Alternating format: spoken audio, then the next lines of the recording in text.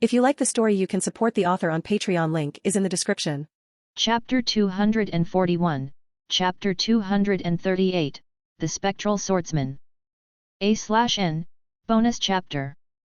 We reached 2,890 Power Stones last week.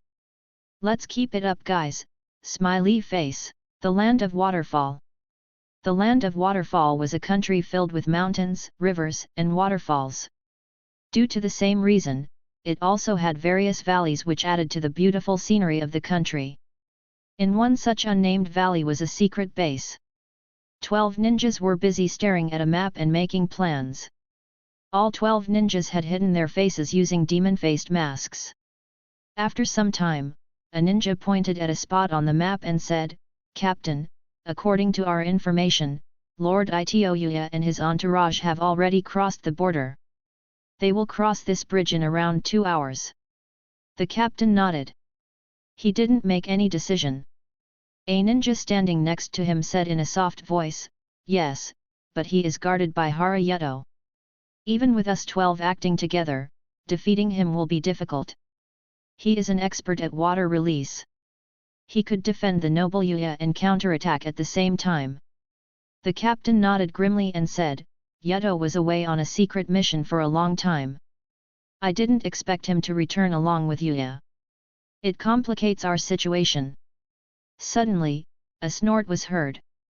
The 12 ninjas looked towards the source of the sound. 2 more masked ninjas were sitting in the cave as well. One was wearing an elephant mask while the other was wearing a red ape mask. The ape-masked ninja scolded, "What are you afraid of with us here? Do your attack as planned. We will sneak attack Haruto and kill him. Even if he is an expert in water release, it is weak against our earth release. The mission will go as planned." The captain looked at him and nodded, "With your assurance, I can rest assured." He looked at his subordinates and said with determination in his voice, "Our Kawaguchi family has been suppressed by the Ito family for far too long. Today, with the aid of our friend from Iwagakure, we will eliminate their successor and their strongest guardian. With this first step, our family will rise up steadily and take control of the northwestern area of our country." His words sent a wave of excitement through his subordinates. They all shouted in excitement, "Yes, Captain." The Anbu from Iwa saw their excitement and sniggered secretly. They thought, "What fools! Getting excited about ruling just one small part of this small rural country." However, they didn't say anything. Their orders were to slowly expand Iwagakure's influence into Kigakure.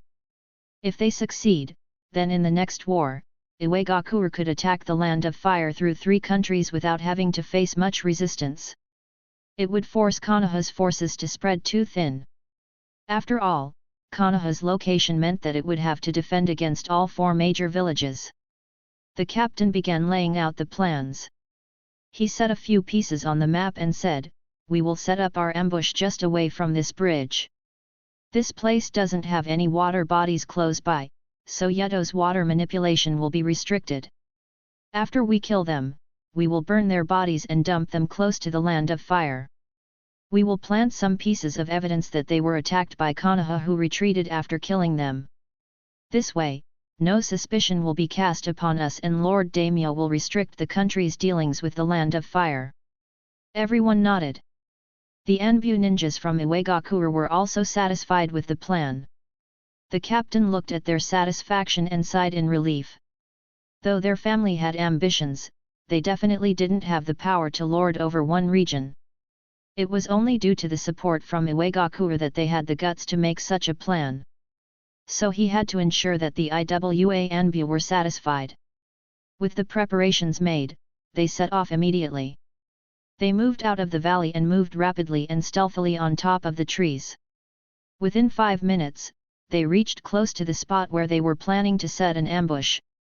Suddenly, one of the Iwagakure Anbu shouted, "Look out!" His shout alerted everyone. However, even before they could raise their guard, they saw air bullets ripping through the trees to their right and coming straight at them. Their eyes widened. The bullets were too close to move away. One ninja was too close to the air bullets. Even before he could see them, an air bullet pierced through his head and he dropped dead. The others watched the air bullets and reacted however they could. Some bent forward for the bullets to pass from above while some gathered chakra in their feet and stamped their legs on the ground to stop themselves and saw the bullets pass in front of their eyes. However, some air bullets still pierced through the limbs of a couple of ninjas. The Iwagakure ninjas frowned. Their plan was perfect. They didn't expect to be ambushed. Immediately, all the remaining 11 Takigakure ninjas and 2 Iwagakure Enbu looked angrily at the spot from where air bullets were fired at them. However, they couldn't sense anyone. Suddenly, the bare-masked Iwa Enbu slammed his hands on the ground. Earth release, Earth Dome Jutsu. An Earth Dome appeared from the ground and began surrounding all of them. The Takigakure ninjas watched with eyes widened as they saw a strong windstorm coming at them from the opposite direction. Luckily, the Earth Dome was formed in time. The strong wind currents hit the dome and caused tremors to pass through the dome. Dust began falling inside the dome due to those tremors. However, the dome didn't collapse. Sweat formed behind the masks of Takigakure ninjas. The captain gulped and said, "Luckily you noticed the attack." However, the Iwagakure Enbu ninjas were still frowning. The ape-masked Enbu said, "Be careful. I can't sense the attacker. He could be very strong." Suddenly, his body moved out of the way instinctively. A hole appeared in the dome and a very strong bullet made of wind pierced into the dome. The bullet hit the side of his jacket and left a cut along the sides of his abdomen. At the same time, 9 more vacuum bullets pierced into the Earth Dome. Unlike the war-hardened Iwagakure Enbu, the ninjas from Takigakure didn't have the same survival instincts. 5 vacuum bullets pierced through the vital organs of the Takigakure ninjas. The remaining bullets could only leave some cuts on the bodies of the remaining ninjas. The Takigakure ninjas were horrified and left tongue-tied. The captain's heart ached as he saw the dead ninjas and thought, "We worked so hard to raise them to Chunin level. The family spent countless resources on them. But in less than a minute, more than half of them are dead." Fear could be seen on his face. The Iwagakure Enbu noticed their emotions and frowned. At the same time, they were on guard due to how brutal and efficient their opponent was. The elephant-masked Iwa Enbu once again slammed his hands on the ground while thinking, "We can't stay hidden here if the dome can't protect us. We will just be sitting ducks." Small spikes began appearing on the surface of the Earth Dome. The spikes were launched in all directions as the Earth Dome collapsed. The spikes buried themselves in the trees but didn't hit their attacker. They watched with frowns on their face as they still couldn't find who attacked them. The ape-masked Enbu instructed, "Keep an eye in all directions. I will find that bastard." He weaved hand signs and slammed his hands on the ground. Earth release, Earth sensing jutsu. A vibration was sent through the ground. Every animal who was in a 1.5 km radius felt the vibration passing under their feet. They quickly began running away from the point of impact. Despite the large scale of vibration, the Enbu still didn't sense anyone. A frown formed on his face. He snorted and put more chakra into the ground. The vibrations intensified. The Takigakure ninjas could feel the ground shaking under their feet. The vibrations were so strong that they even traveled up the tree trunks. On one such tree, the vibrations were felt under the feet of a masked ninja hiding there. A smile formed behind the mask of the ape-masked Enbu as he muttered, "Got him." At the next moment, giant spears formed under the tree and launched at the ninja hiding on it. However, the ninja immediately flickered away. But since the Iwa ninjas had already sensed him, they didn't allow him to disappear from their sight once again. They, along with the Takigakure ninjas, gave chase. The attacker noticed it and sighed, "Looks like I can't sneak attack anymore." He looked towards the ninjas chasing him and launched a couple of dozen air bullets. The Iwa and Taki ninjas saw the attack and dodged it with ease. Due to the distance between them and since they knew the attack was coming, it was much easier to dodge. However, using that short moment of distraction, the ninja disappeared once again. The ape-masked ninja frowned and quickly began feeling the vibrations under his feet. Suddenly, he turned around and shouted, "Behind us!" All the ninjas quickly turned around. To their surprise, the attacker was very close. The tacky ninja who was the farthest in the back watched the attacker swing his sword at him. The scenes of his comrades falling dead ran through his brain. In a rage, he grabbed his kunai and swung it at the attacker's sword and yelled, "Die!" At the same time, the others grabbed their kunai to attack him. They planned to kill him when he was blocked. However, they watched with widened eyes as the sword cut through the kunai as if it was air. The sword beheaded the seventh tacky ninja. The eyes of the remaining 5 tacky ninjas went red in rage. They tried to attack, but the attacker flickered on a branch behind him. The Iwa Anbu finally got a good look at the ninja. The attacker was a well-built young ninja who was wearing a hawk mask. In addition, he had 2 swords hanging on the right side of his waist. And the sword sheaths on both those swords were very exquisite. Swirling designs were etched into its glossy black lacquer. They immediately recognized him and their expressions became grim behind their masks. The tacky ninjas were enraged.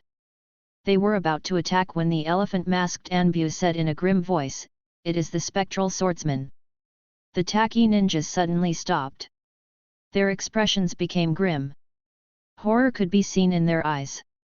They watched their attacker as if he was the Grim Reaper himself.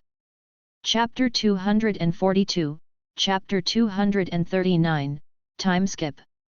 The 5 tacky ninjas stared at the spectral swordsman in front of them and gulped. His information began running through their mind. It was around 6 months ago when murmurs of a swordsman were being heard. It was said that he appeared and disappeared at will. It was said that his victims wouldn't even know when they were dead until they saw their headless bodies with their detached heads. According to the rumors, there were 2 features that were identified with the spectral swordsman. They were the hawk mask he wore and 2 exquisite swords hanging on the right side of his waist. The swordsman was soon called the spectral swordsman. Among the minor villages, he was a menace. There were no records of anyone stopping him. Even against the major villages, his record was very good. He would eliminate his target and escape long before any reinforcements could arrive. He was so efficient, that it took over 6 months for someone to actually see him in action. As soon as he was seen, rumors of his appearance spread quickly throughout the ninja world. The ape-masked Anbu shouted, "Don't be shocked by his reputation. He is just one guy. Stay and fight together. Keep an eye out for his sneak attacks." His words snapped everyone from their shock.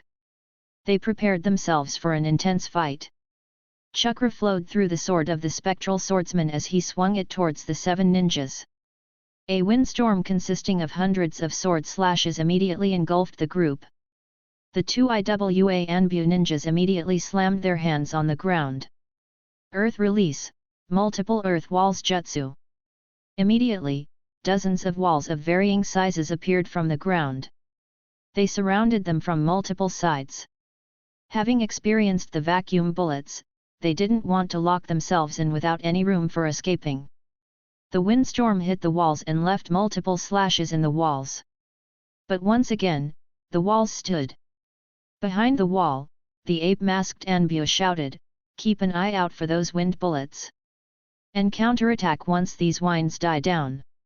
Even without his warning, everyone was as alert as they could be. The spectral swordsman noticed their defense. He opened his mouth and exhaled a horizontal wind wave. However, the core of this wind wave was made of vacuum. The vacuum wave hit the walls and cut through them with ease. The enemy ninjas saw the wave and immediately jumped high up to dodge the wave. The wave safely passed from under them and cut off a bunch of trees before leaving a deep scar on the ground. However, their troubles weren't over. As soon as they jumped to dodge the attack, the swordsman flickered next to them. They watched in horror as he swung his sword once again. The one closest to him had no chance of dodging. His neck was sent flying in the air. Worse, the sword also sent a flying slash towards the rest of them. 3 more Taki ninjas couldn't dodge or use any defensive jutsus and died to the slash. Only the Taki captain and the 2 IWA Anbu were able to move out of the way. The IWA ninjas quickly got back on the ground while weaving hand signs. Elephant-masked Anbu slammed his hands on the ground. Earth release, mud river jutsu. The ground in front of him turned into mud and flowed towards the swordsman at a high speed. At the same time, the ape-masked Anbu completed his jutsu. Fire release, fire dragon jutsu. He spat a fire dragon into the mud river. Both jutsus combined seamlessly and moved towards the swordsman ferociously. However, the swordsman just flickered out of the way and once again moved to their rear and attacked with his sword. The Taki captain saw his actions. He thought, I can't let him swing his sword anymore. Or even I might die here. He weaved signs and spat a water jet at the swordsman to force him back. However, instead of dodging, the swordsman exhaled a vacuum cannon into the water jet. The jutsu overwhelmed the water jet and ripped straight through it at a rapid speed. The Taki captain didn't expect such a response and was caught off guard. He barely managed to move to his right. Unfortunately, the jutsu was too fast and much larger than the earlier bullets. The cannon hit the left side of his chest and tore it from his body entirely. Even his heart was destroyed. He fell to the ground with his eyes wide open and full of terror and shock. The sight sent a shiver down the spines of the IWA Anbu. However, they didn't let it affect them and attacked the swordsman immediately. This time, his position was pelted by hundreds of sharp spikes. However, he still flickered away. The ape-masked Anbu cursed, "Slippery bastard." However, suddenly their eyes widened. Both looked to their left. A blue arrow of lightning was piercing through everything in its path and approaching them at an insane speed. They immediately tried to jump out of the way but tripped and fell down. In a panic, they looked at their feet. They were shocked to see that their feet were stuck in the ground. Shock appeared on their faces as they couldn't believe that they were trapped using the element they were most proficient in.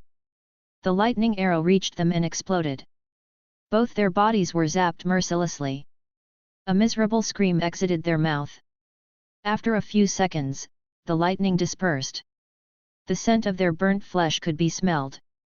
However, they were still alive and barely stood on their feet. The lightning had got rid of the trap under their feet. Unfortunately, the swordsman appeared behind them and beheaded them both with a single swing of his sword. All 14 ninjas were killed. The swordsman looked at the dead ninjas and thought, "It doesn't matter how many times it happens, your intelligence still shocks me, Shikaku." He looked up to see a turtle-masked Anbu appearing from the ground. He was the one who trapped their feet. Turtle sighed and said, "Your speed keeps amazing me, Hawk. It's as if you get faster every day." The victory was overwhelming. And the major reason for such an overwhelming victory was his speed. He dodged every attack and always had the initiative whenever he decided to attack. At times, his enemies didn't even have the time to form a jutsu. Hawk replied, "They were at most chunins. Only these two were better. Still, they weren't strong enough." Turtle muttered to himself, "Do you have to keep saying that every time? Besides, you are also a chunin." Soon after, a bear-masked and a fox-masked Anbu appeared from the direction from where the lightning arrow was shot. Kuma observed the surroundings and said, "Great work as usual, Hawk." Hawk nodded and asked, "I didn't sense anyone else other than these guys. So is this mission over?" Kuma nodded, "We checked the perimeter and didn't find anyone else. There shouldn't be any more danger for Yuya. And if something does happen, he still has Yuto protecting him. In any case, this was the only attack that the commander predicted. It isn't our job to keep protecting them until they reach their home." Hawk nodded. Of course, the commander who Kuma referred to was Konoha's Jounin commander and not the Anbu commander. Shikaku had predicted that a move would be made against Ito Yuya, who had good relations with Konoha. Hence, Kuma's Anbu unit was sent to eliminate the attackers and push the blame on Uegakuer. Kuma approached the dead bodies and instructed, "Turtle, crush them with earth release. Make it look like they were killed by Iwagaku ninjas instead of a sword." Turtle nodded and got to work. In a few minutes, he changed how the wounds on everyone's bodies looked. He stabbed earth spears into the wounds made by the air and vacuum bullets. As for the ones that were beheaded, he crushed their bodies at the spot of the cut so that they wouldn't look like a clean cut. If anyone would see their bodies, it would be very unlikely that they could be traced back to the spectral swordsman. Hawk inspected the bodies and nodded in satisfaction. The truth is that he had done many more killings than he was given credit for. However, most of them were hidden due to Turtle's methods. So he was looked at as more of a fable rather than a bloodthirsty killer. After planting some fake evidence, Turtle buried all the bodies in the ground and they left without speaking another word and began returning to Konoha. They returned back to their quarters in the Anbu. After removing their masks, Tsuyoshi said, "Great work as usual." The mission was completed without a hitch. He looked at Fujin and said with a smile, "Fujin, over the last 20 months, your performance has been brilliant. Lord Hokage has acknowledged your performance and asked you to meet him tomorrow." His praise for Fujin wasn't unjustified. Fujin had fit into the Anbu unit like a glove and seamlessly blended into the Anbu lifestyle. He was efficient, deadly, and didn't seek fame or glory. Despite having a famous title, very few in Konoha knew that it was him.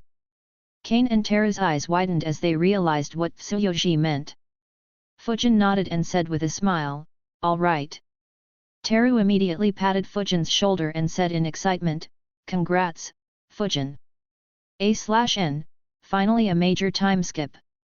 I initially didn't want to keep such a long time skip in the story as the story is supposed to follow Fujin's life and progress. But unfortunately, I was running out of good ideas. I didn't want to keep extending the story by repeating similar missions or training sessions. So I decided to go for a longer time skip to move the story forward to the more important events. I will slowly show everything that Fujin learnt during this period." Chapter 243, Chapter 240, Settling Debt with Interest. A/N, hey guys. This chapter is sponsored by Madison Brown. You can thank him for the double release. Kane also realized why Fujin was called by the Hokage. He smiled and said, "Looks like you won the race for promotion to Anbu captain." He sighed and continued, "Makes sense though considering how many people you have killed.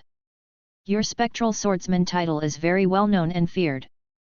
Tsuyoshi shook his head and said, "The Anbu captain title isn't handed so easily. You will be given a promotion mission. The mission is usually very difficult.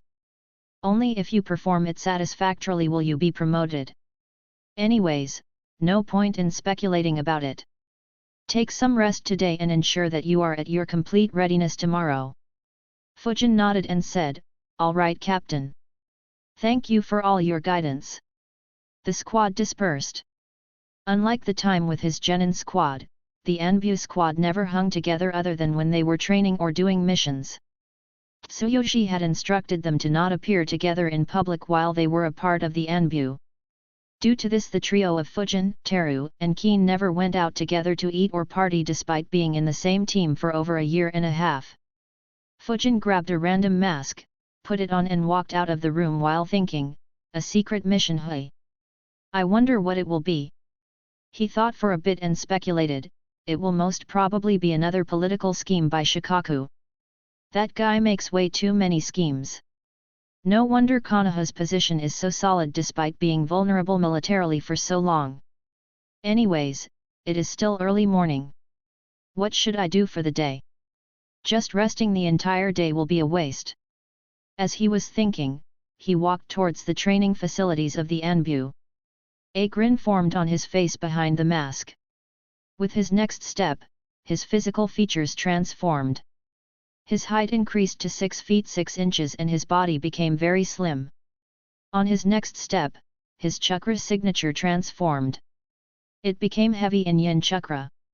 If a sensor were to sense him, it would be very difficult to link him to Fujin.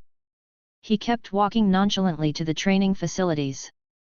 After arriving at the facility, he saw a few other Enbu. Without exchanging words with anyone or attracting any attention, he walked towards the wind training rooms and entered one. His eyes immediately roamed through the room.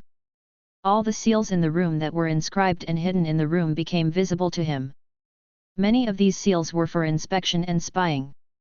He acted as if he didn't notice any of them and sat in the center of the room and began meditating. Just like in the tower in the Forest of Death, these rooms also had elemental crystals.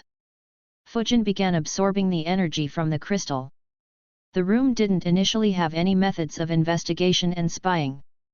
But, shortly after Fujin entered the Anbu, he began using these rooms.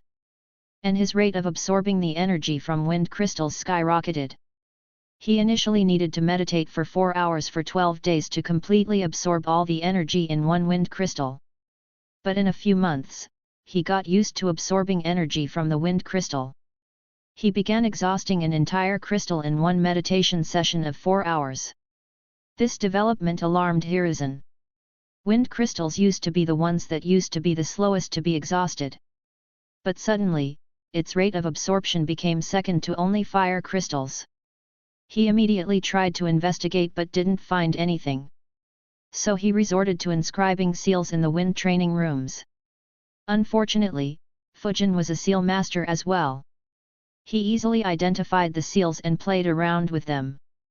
Hiruzen couldn't figure out how the crystal was getting absorbed so quickly. Numerous times, he also sent some Anbu to spy on the meditation rooms.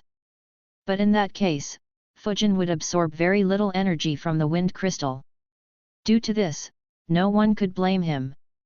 Instead, the Anbu ninjas that were keeping an eye became his perfect alibi. Of course, Hiruzen did suspect him. After all, the number of wind users was very low in Konoha. After failing to find any suspect, he thought very hard. The absorption rate of wind crystals increased suddenly after the new Anbu were inducted. Of those 234, only 5 specialize in wind release. But, I can't disregard others or the older Anbu, as it is possible that they are developing wind as their second or third element. Finally, Hiruzen gave up. Leave it. Even if I find the culprit, I can't punish them or tell them to stop. Otherwise, everyone else will begin questioning the speech I gave to motivate them. Besides, even though the usage is high, we do have a good stock of wind crystals. It is still within an acceptable range. Since he joined the Anbu, Fujin alone used up around 250 wind crystals. He had successfully used up all the money Hiruzen earned by gambling on him and was still collecting interest. The overall consumption of wind crystals during this period was over 400. It barely exceeded earth and water crystals, which were in the range of 350 to 400. Of course, fire crystals were still the ones being used the most. The Anbu training facility used over 1,500 fire crystals every year. Due to the sudden increase in Anbu numbers, Hiruzen ran out of fire crystals a few times. If not for the fact that the Uchiha clan no longer existed and he could divert the fire crystals that used to be allotted to them, he would have been forced to apply restrictions on the fire training rooms. Other than the wind crystals, Fujin also absorbed energy from lightning, fire, and earth crystals. However, his rate of absorption with them was very low. His rate of absorbing wind energy kept increasing rapidly until he hit a limit. But his other elements didn't experience such an increase in the rate of absorption and he reached their limits much sooner. Fujin had expected such a result from fire and earth crystals, but he was disappointed when he couldn't increase the speed of absorption from lightning crystals. Of course, despite the slower rate of absorption, it was still very helpful in improving his affinity with those elements. In around 3.5 hours, Fujin emptied the wind crystal. He got up and went into a lightning training room. These rooms didn't have the same level of investigative seals. The seals in the wind training room didn't detect that the crystal was empty until another Enbu visited to train his wind element and realized that it was empty. Fujin spent most of his day in the training facility and only returned home late at night. He had dinner and went to sleep. The next day, he once again began his morning with an intense morning workout. Unless he was out on a mission, Fujin never missed his morning workout for even a single day. Instead, his morning workout had gotten even more intense. He had managed to use his previous training seal at its 100% capacity. He created a new seal for himself that had a maximum limit 4 times higher than the seal Hiruzen had created for him. Fujin returned home after the workout and freshened up for the meeting with Hiruzen. While getting prepared, he took a look at his bracers and thought, I have been using these bracers since I became a genin. Time to change it. He took off his bracers. A grin formed on his face as he thought, the spectral swordsman identity has become too well known. All the Anbu ninjas from the 4 major villages identify main on sight. Even though they don't know about most of my capabilities, it is annoying when they get on full alert and don't provide any openings. It's time to play that card. He discarded his old bracers and put on new ones. Unlike his previous ones, these were very thin and of the same color as his skin. So from a distance, it was very difficult to spot them. In addition, he had inscribed dozens of small storage seals on each bracer and stored a variety of weapons in it. His chakra metal swords were also stored in the bracers. Of course, despite being very thin, they were much harder than his previous bracers as they used better metals, and Fujin himself worked with the blacksmith to inscribe seals into them to make them as tough as he could. With all preparations made, he placed the seal on his door and flickered towards the Hokage building. Chapter 244, Chapter 241, The Bait. A/N saw a lot of comments asking for Fujin's age. Fujin is 13 years 8 months old right now. Naruto's batch will graduate when Fujin is 16. Fujin knocked and entered the Hokage's office. He noticed that Shikaku was also in the room. However, apart from them, no one else was in the room. Even the 4 Anbu ninjas that usually guarded Hiruzen weren't there. Hiruzen smiled and asked, Fujin, how have you been? He noticed the new bracers Fujin was wearing and immediately noticed the high number of seals inscribed in them. He looked into Fujin's eyes and meaningfully said, good bracers. Fujin ignored the gaze and the implications behind his words. He replied with a smile, thank you, Grandpa. I have been well.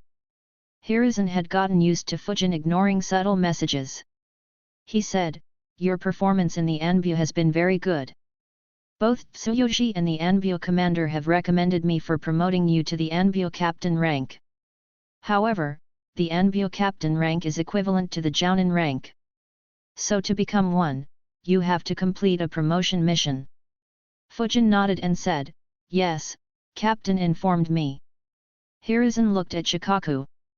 Shikaku stepped forward and handed a scroll to Fujin and said, recently, we have been getting multiple strange reports from the Land of Wind. We suspect that Tsunagakure wants to end the alliance with us while the daimyo of the Land of Wind doesn't. Your mission will be to infiltrate into the Land of Wind and cause discontent for Tsunagakure among their nobles and make them more inclined to assign missions to Konoha.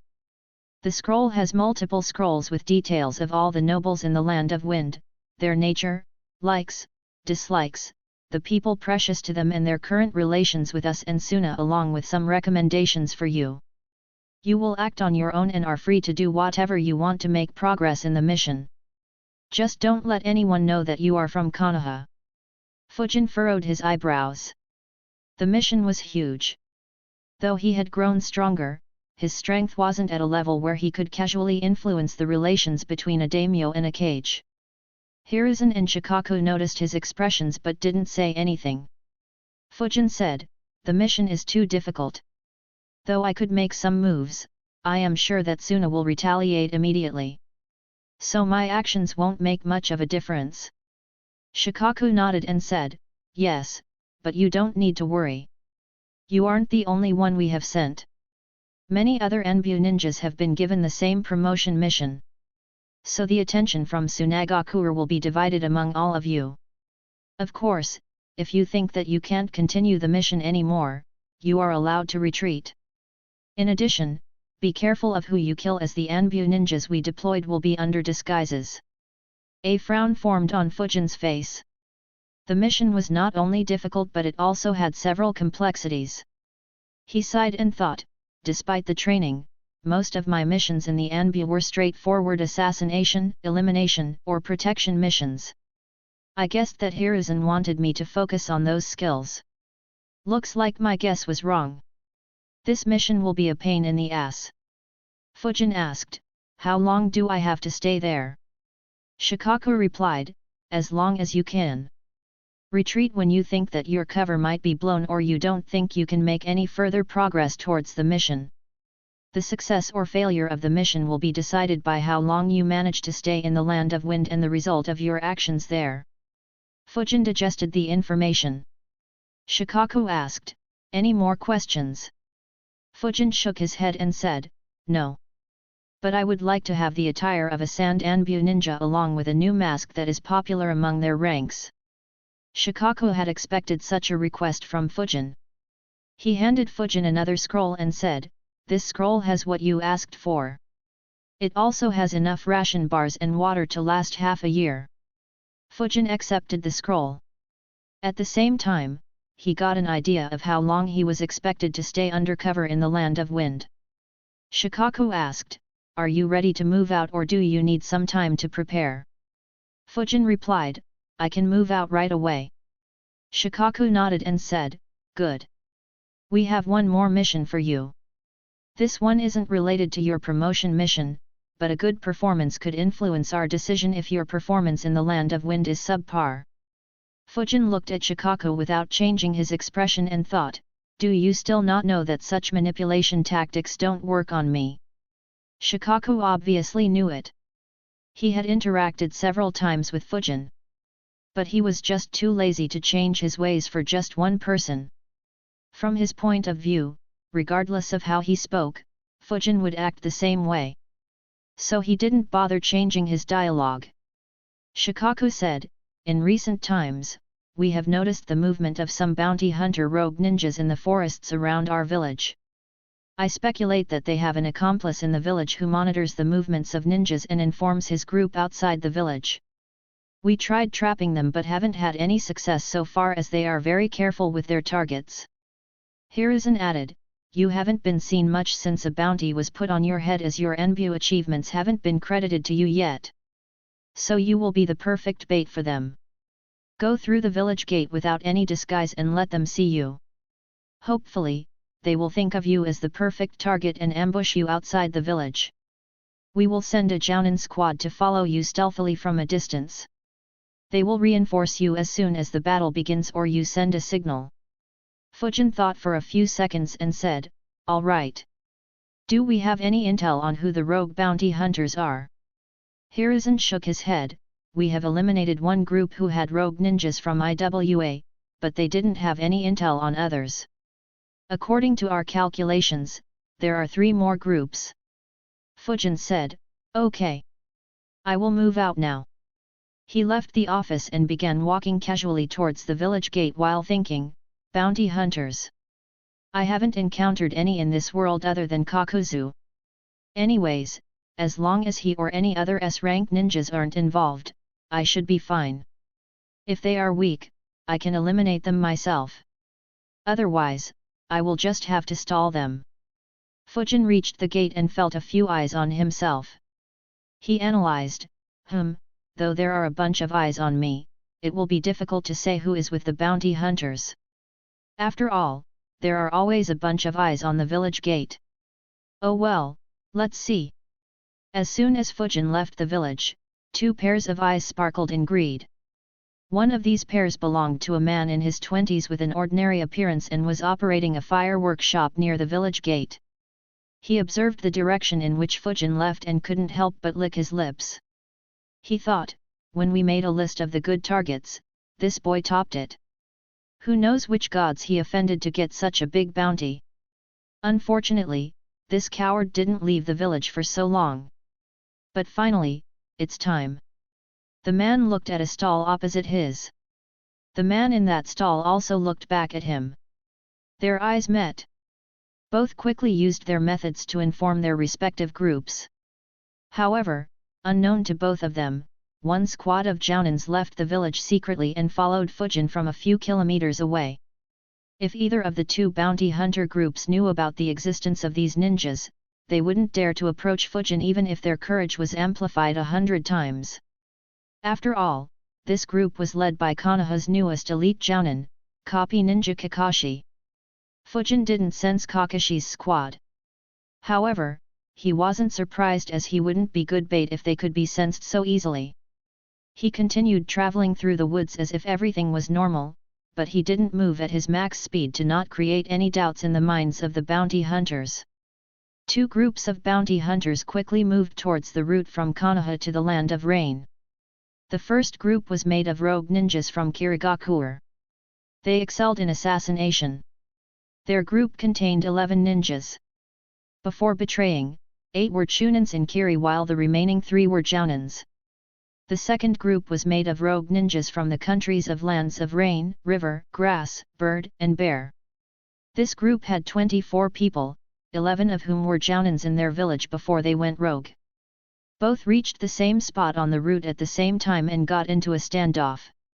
After all, their messengers had also informed them that another group of bounty hunters might also be hunting Fujin and neither wanted the other group to get to Fujin first. Chapter 245, Chapter 242, I don't wanna be a bait anymore. The two groups of bounty hunters stared at each other. Suddenly, Kido Shiro, one of the Kiri rogues, sighed in relief and said loudly, "Thankfully we found them. I was worried that these morons might ambush him closer to Konoha and steal our jackpot." His statement irked the bounty hunters in the other group. One of them sneered and said, "Aren't you being too cocky? We outnumber you by more than 2 to 1. Do you think you have a chance to compete against us?" The leader of the Kiri rogues grinned. His name was Higashi Renzo. He was a large muscular guy with hideous scars all over his body. He was being trained to be the next generation of the 7 swordsmen of the mist. Unfortunately, before he could complete his training, everything went crazy in that country. Renzo said in a hoarse voice, "You may outnumber us, but do you weaklings think you have any chance against us?" A wave of killing intent washed over the other group of bounty hunters. Their expressions became very grim. Though they haven't ever experienced it, Kiri's cruel methods and the craziness of their ninjas were well known throughout the world. Ogawa Shingo, the leader of this group, exerted his chakra to snap his comrades out of the killing intent unleashed by his opponent. The Kiri ninjas were about to attack, but he raised his hand and said, "Stop. If we fight here, we will alert the Konoha ninjas and will be hunted until we are all dead. Even if you are strong, against Konoha, you are nothing but bugs.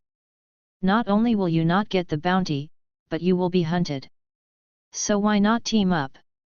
We will ambush the kid together and split the reward on his head. We will each get 10 million ryo and won't have to fight each other to death." Shiro immediately said, "Why would we split the rewards with you? As for Konoha ninjas, we will have long killed you all and that brat and left even before those tree huggers sense something is wrong." He was interrupted by a jounin who said, "Shut up. Renzo, let's cooperate. The Konoha ninjas are already hunting for us. A huge battle could invite all sorts of trouble." Renzo wanted to fight. However, he couldn't disregard the concerns of the jounin who just spoke. After all, he was the only seal master in their group and was his second in command. Without his help, bounty hunting would become much more risky. Renzo looked at Shingo and said, "All right, let's team up." The two groups teamed up and set up an ambush for Fujin. Fujin had a frown on his face. Even after traveling for 6 hours, no one intercepted or attacked him. He thought, did they sense the trap that Chikako laid for them? Or were their accomplices on a break when I left the village? He continued moving through the vast forests of the Land of Fire while occasionally activating and spreading his chakra field. Finally, after half an hour, he sensed something off. His speed slowed down as he maintained his chakra field and analyzed, "I can't sense 4 locations. These guys have a seal master within their ranks. That's annoying. I can't check how strong they are. But, this might not be entirely bad. Since they are separated, I will hunt them one by one. The 4 locations that Fujin's chakra field couldn't sense were small underground rooms constructed using earth release. If it was a normal sensor, he wouldn't feel anything off. But Fujin himself was a seal master, so it couldn't be hidden from him. The 4 locations were all spread properly. 2 were close to the path that Fujin was taking, while the remaining 2 locations covered the left and the right sides. Fujin locked his eyes on the location to the left. He was about to move when he suddenly stopped. His eyes shrunk as his instincts warned him, and he stayed in his location. He thought, why am I having such a bad feeling? It is almost comparable to the feeling I had when we fell into Darui's trap. During his time in Anbu, Fujin had developed an incredible sense of danger. His instincts would warn him every time he was about to fall in grave danger. Though he wasn't completely sure, Fujin speculated that it was a result of him gaining more experience and due to him using his sensing abilities hundreds of thousands of times. The seals in those hidden locations were more advanced than what Fujin had speculated. When his chakra field covered those locations, a few seals began emitting green light. The leader in each of the rooms frowned. They knew that Fujin was a sensor but didn't expect him to spread his chakra field deep in the forest. However, they didn't make a move as they knew that a sensor wouldn't be able to sense them. They expected Fujin to continue forward into their trap. However, their frowns deepened when Fujin didn't move forward and the seals kept emitting the green light. Renzo asked, "Did he discover us?" The seal master answered, "That is unlikely. Unless he is a seal master himself or works closely with one." Renzo quickly analyzed the situation and said, "It doesn't matter. He is just one Chunin brat. Let's go out and hunt him." He quickly broke the seal on the underground room and appeared outside. At the same time, the other 3 hideouts also received the message and soon they broke out as well. Fujin immediately sensed everyone and began sweating. He almost cursed, "What the fuck? 35 fucking bounty hunters? And 7 of them have Jounin levels of chakra." The bounty hunters ran towards Fujin at full speed. Fortunately, Fujin was over a mile away from their location. He quickly ran backwards and made a few shadow clones while thinking, "This is the last time I'm being the bait. The smartest man and the most experienced man, my ass. If I didn't know them any better, I'd think that this is a scheme to kill me." 4 chakra fields extended towards Fujin and his clones and began sensing him. Fujin was left speechless once again. He cursed, "Seriously, what the hell? Seal masters, sensors, such huge numbers. Don't tell me a cage is also hiding within their ranks." Fujin didn't know that 2 groups of bounty hunters were hunting him together. He'd have been confident of taking one group on by himself. But with the 2 groups working together, he didn't want to take much risk. Hiruzen and Shikaku also didn't predict that Fujin would lure 2 groups of bounty hunters. Otherwise, they would have sent more ninjas along with him. At the same time, Pakun said, "Kakashi, 35 new scents have suddenly appeared." Kakashi's eyes widened as he exclaimed, 35. Pakun replied, "Yes. Fujin is running back in our direction but enemies are faster than him. They will reach him before us." Kakashi said, "Everyone, we will move at our fastest speed." Guy grinned and said loudly, 35 bounty hunters on your first mission as an elite jounin. I'd expect nothing less from my eternal rival." Despite talking, he was the only one in the squad who was able to keep up with Kakashi's speed. Kakashi didn't pay attention to Guy's words as he was confused. Didn't Shikaku say that Fujin was incredibly fast on his feet? How are they faster than him? Among the bounty hunters, one of the sensors informed, his chakra has split into 4. According to the intel, he knows the shadow clone jutsu. I can't identify who is the real one. Renzo commanded, "Keep track of all 4 of them. If they split, we will also split and chase one each." Fujin's clones didn't split up. The bounty hunters moved incredibly fast and quickly caught up with Fujin. They still maintained the 4 groups. Two were trying to chase Fujin from the right and left while the remaining two were on his rear. The ones in the rear were led by Renzo and Shingo respectively. Fujin looked back at them and thought, all right, they are close enough. Fujin and his clones split into pairs of two and dispersed in opposite directions. This forced the two groups in his rear to split up and move towards the groups on their respective sides.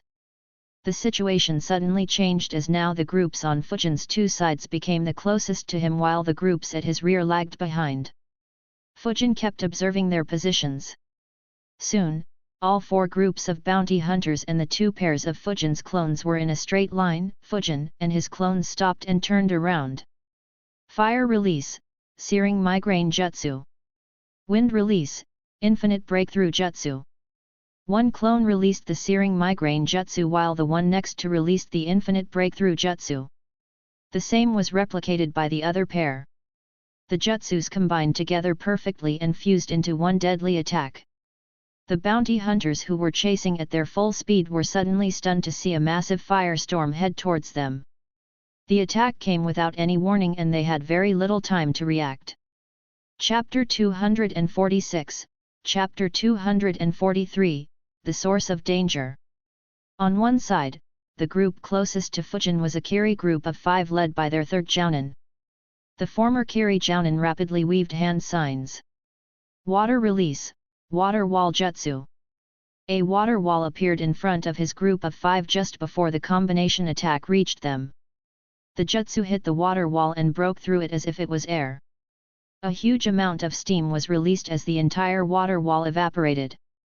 Renzo saw with wide eyes as 5 of his men were being engulfed by the firestorm. He could hear their screams. He quickly completed hand signs and shouted, "Quickly flood this place!" Water release, exploding water shock wave. The other 5 in his group also used the same jutsu. A huge amount of water was released which formed giant waves and moved towards the incoming attack and their allies. On the other side, a couple of Jounins slammed their hands on the ground. Earth release, earth wall jutsu. 2 walls appeared in front of them. However, the range of the combination attack was too much. It easily engulfed the walls and hit the group regardless. Unlike the battle-hardened Kiri rogues, this group didn't have the same expertise. For the first time in their lives, they began experiencing the unique feeling of being cooked alive. A few quickly escaped into the ground while the others screamed miserably within the firestorm. The group behind them saw the terror in front of them. Shingo quickly slammed his hands on the ground. Earth release, earth dome. Seeing the mistake made by the group in front of him, he chose a jutsu that would protect them from all sides. The fire-wind combination jutsu engulfed the dome, but the people inside were safe. Water and fire clashed on the other side of the battlefield. The combined efforts of 6 ninjas overpowered the combination jutsu and water waves engulfed their allies. The water doused the fire on them and provided them with some relief. 4 Kiri rogues were burnt badly. Only the Jounin was in better shape as he had a thin layer of water armor surrounding him. A look of relief appeared on the faces of the 6 ninjas when suddenly they began feeling the heat. They looked behind themselves and saw in horror as another jutsu of the same scale approached them. Since the second bandit group didn't stop the attack and just protected themselves, the Kiri rogue ninjas had to face an attack from both sides. This situation was a result of Fujin's clever manipulation of the battlefield. Since he split into 2 groups, the bounty hunters assumed that he wanted to run away. They didn't even notice that they were all in a straight line. All their attention was entirely on the pair in front of them. Renzo once again weaved hand signs. In the nick of time, he completed his jutsu and spat out massive amounts of water. His jutsu was overwhelmed, but the water brought them enough time for others to repeat that jutsu. A water pool was formed which engulfed the 11 Kiri rogue ninjas and kept them protected from the fire. However, the water itself was heating up and evaporating at a rapid speed. Everyone could feel the heat, especially the 4 people from the first group who were very badly burnt. Renzo looked at the firestorm with a frown on his face. He cursed, "Horrible! The intel was way off. It didn't mention large-scale wind jutsus. It didn't even say that he knew any fire jutsus. All it said was to be careful of his vacuum jutsus and swordplay. Suddenly, his eyes widened as he realized, vacuum jutsus. Fuck. Despite being underwater, he shouted, be careful. It was a no-brainer that Fujin's ability with the fire release was completely a surprise to them. After all, he had developed it entirely during his time with the Anbu. While he didn't intend to keep it a secret like his lightning release, he hadn't been on any mission without his mask. So very few were aware of it. Fujin's details in the bingo book were almost 2 years old. Since he was never seen leaving the village after getting the bounty hunters assumed that he had given up on his ninja career. Fujin's clones observed the bounty hunters. In the group that used earth walls, 3 had escaped underground while the remaining 6 were burning. Behind them, 15 people were hiding in an earth dome. A smirk formed on both their faces. A dozen vacuum bullets formed in both their mouths. They launched them all simultaneously. The group of 15 bounty hunters were feeling safe inside the dome. Suddenly, bullets rained into the dome. They were all caught off guard and couldn't even move. 12 ninjas had their hearts, brains, or throats pierced. They collapsed on the spot. The remaining 3 were also injured but could still move around. They quickly escaped underground in terror and moved towards the Kiri group. On the other side, Fujin's clones observed the Kiri ninjas being protected by water and guessed, this group looks to be exclusively from Kiri. Whereas that squad is only using earth release. Does this bounty hunter group have factions within them? Oh well, they'll all be dead anyways. Wind release, vacuum serial wave jutsu. Sharp vacuum blades were launched at the water pool protecting them. The vacuum blades moved through the fire and into the water right when Renzo shouted. The 4 ninjas that were badly burnt didn't even see the attack coming and were cut into 2. The Jounin who was injured tried to dodge as well. He barely moved his body and head out of the way. But one vacuum blade hit below his right knee and cut his leg off. The remaining 6 managed to dodge the attack. Renzo's heart ached. 4 Chunins were dead while 1 Jounin would no longer be able to fight. That was a huge loss for his group. He felt a great hatred for Fujin and the messenger. At the same time, he felt regret for choosing Fujin as the target. However, his expression soon became vicious. He decided, since you have caused us so much loss, I will claim your bounty no matter what. I cannot disappoint Lord Mizukage any further. The effects of the fire-wind combination jutsu had finally begun dissipating. Renzo looked at his subordinates that were still fine. They noticed his gaze and nodded. Soon, 6 bounty hunters from the other group came out of the ground next to the Kiri survivors. They looked at the situation around them in shock. Of the 35 attackers, only 6 were still uninjured. As many as 23 had died or were critically injured. And it had barely been over a couple of minutes since they began chasing after Fujin. Swords appeared in the hands of Fujin and his clones. They flickered towards the bounty hunters. The combination of searing migraine and infinite breakthrough jutsus was one of his strongest methods. Since this group managed to survive, using the same jutsu once again on them wouldn't be very effective. After all, he no longer had the element of surprise. Renzo noticed his movements and said, "They are coming, prepare yourself." Everyone readied themselves. Fujin's attacks had eliminated most of the weaker ones from their ranks. Of the remaining people, half had Jounin ranks before going rogue. Fujin's clone appeared to one side of the group and swung his sword from 5 meters away. A sword wave was launched at them.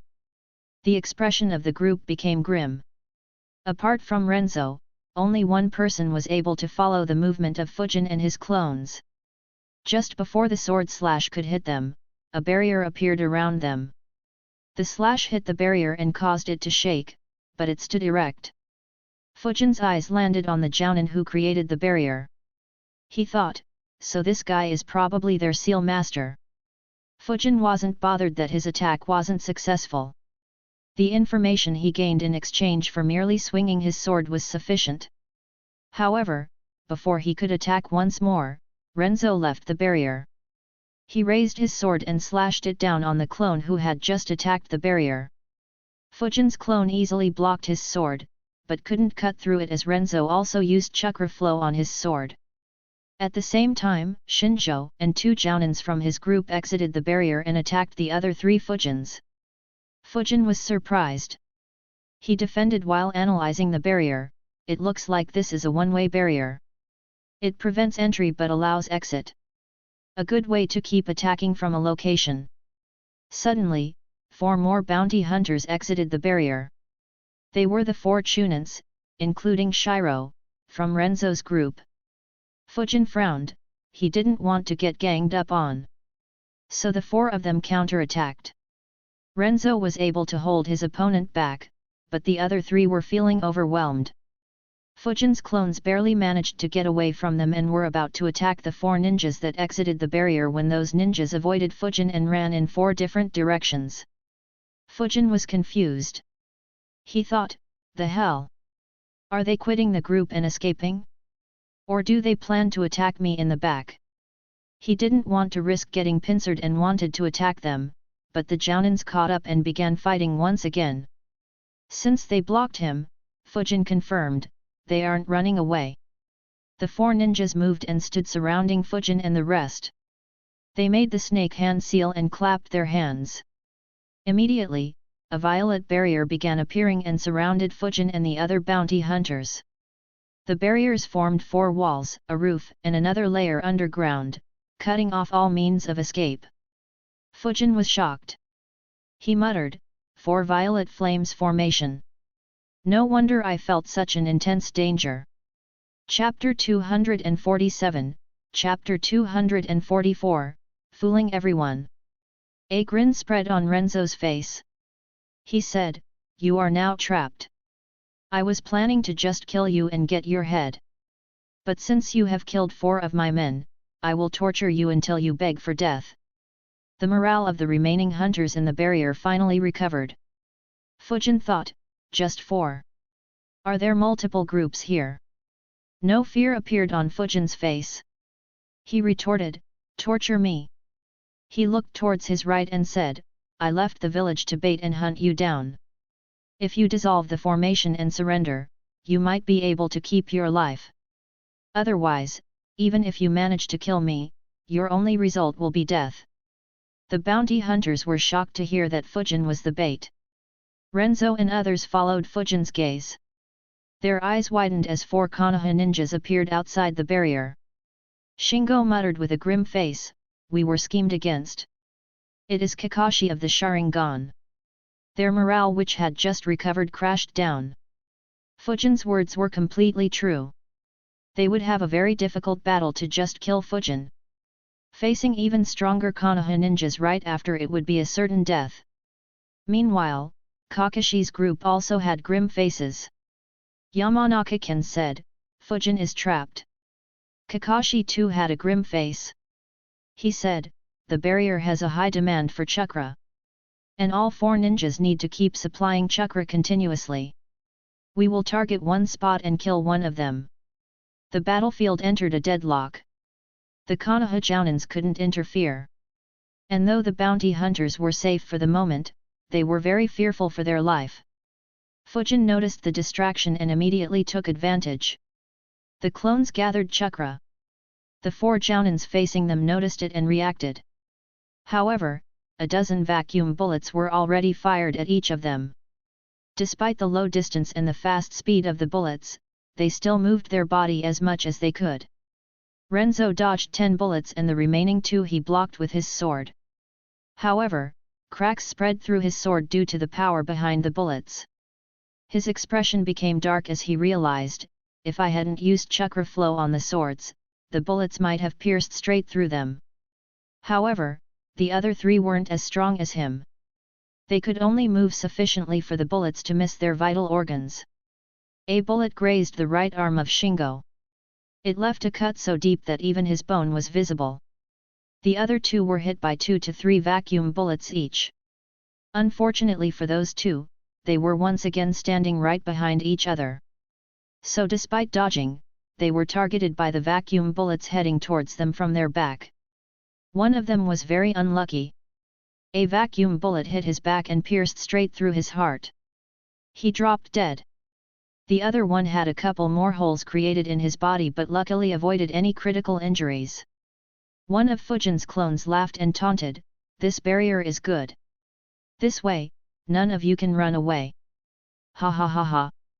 Not wanting to lose any more morale, Renzo immediately attacked the clone closest to him and shouted, "Everyone! Attack him! Attack and kill all 4 of him! Only after he is dead we can plan on how to escape the once outside the barrier." There was still another barrier created inside the 4 violet flames formation. It still had 5 people. One was the injured Jounin from Renzo's group. Another was the Seal Master while 3 were from the other group. Other than the injured Jounin, the others exited the barrier and attacked Fujin's clones. The Seal Master said, "His chakra has become very low. He won't be able to continue for much longer." Fujin's clones were all low on chakra. They had spent a lot of their chakra on the fire-wind combination jutsu. And after using vacuum jutsus repeatedly, they didn't have much chakra. Outside the barrier, the Konoha ninjas were getting worried. They were bombarding the barrier with ninjutsu at the spot where Shiro was. The barrier shook but still stood erect. However, the 4 ninjas, especially Shiro, were under a lot of pressure. Their chakra was being drained rapidly. Suddenly, Pakun noticed something and looked to his left. After observing properly, he said, "Kakashi, focus on your smell in that direction." Kakashi was surprised by Pakun's request. He quickly gathered chakra in his nose and enhanced his sense of smell. Suddenly his expression became very peculiar. Guy noticed and asked, "What did you smell?" Kakashi shook his head and said, "Nothing. Keep an eye on the barrier. We won't attack any more as we might run out of chakra before the barrier breaks. If that happens, we will be in a tougher spot." Guy and the 2 special Jounins from the Yamanaka clan realized that Kakashi was hiding something. They didn't question him and began paying attention to fighting inside the barrier. Without their attacks, the 4 ninjas maintaining the formation sighed in relief. They quickly consumed a soldier pill to recover their chakra rapidly. Yamanaka-ken said, "Though maintaining the barrier needs a lot of chakra, they could rest until they have recovered if they keep using soldier pills. Should we call in reinforcements to prevent that?" Kakashi shook his head and replied, "No need. There are only 12 left and 2 are severely injured. Regardless of the pills, the 4 maintaining the barrier will be exhausted. We can take them out without much issue." Yamanaka-ken nodded. Inside the barrier, Fujin and his clones fought intensely for 5 minutes. However, the remaining ninjas were all very careful. Fujin took deep breaths while analyzing, "They are too careful. In the last 5 minutes, I only managed to kill that guy with 5 to 6 holes in his body. Though I injured the rest to varying degrees, I haven't been able to injure them critically." He looked towards his other clones. At the same time, they too looked into his eyes and nodded. Suddenly, 3 clones flickered away and appeared next to Shiro. Renzo had a bad feeling. He and the rest ran towards them, but the 3 clones touched the barrier and at the next moment exploded. The force of the explosions was felt throughout the barrier. Shiro fell to his knees and began vomiting blood.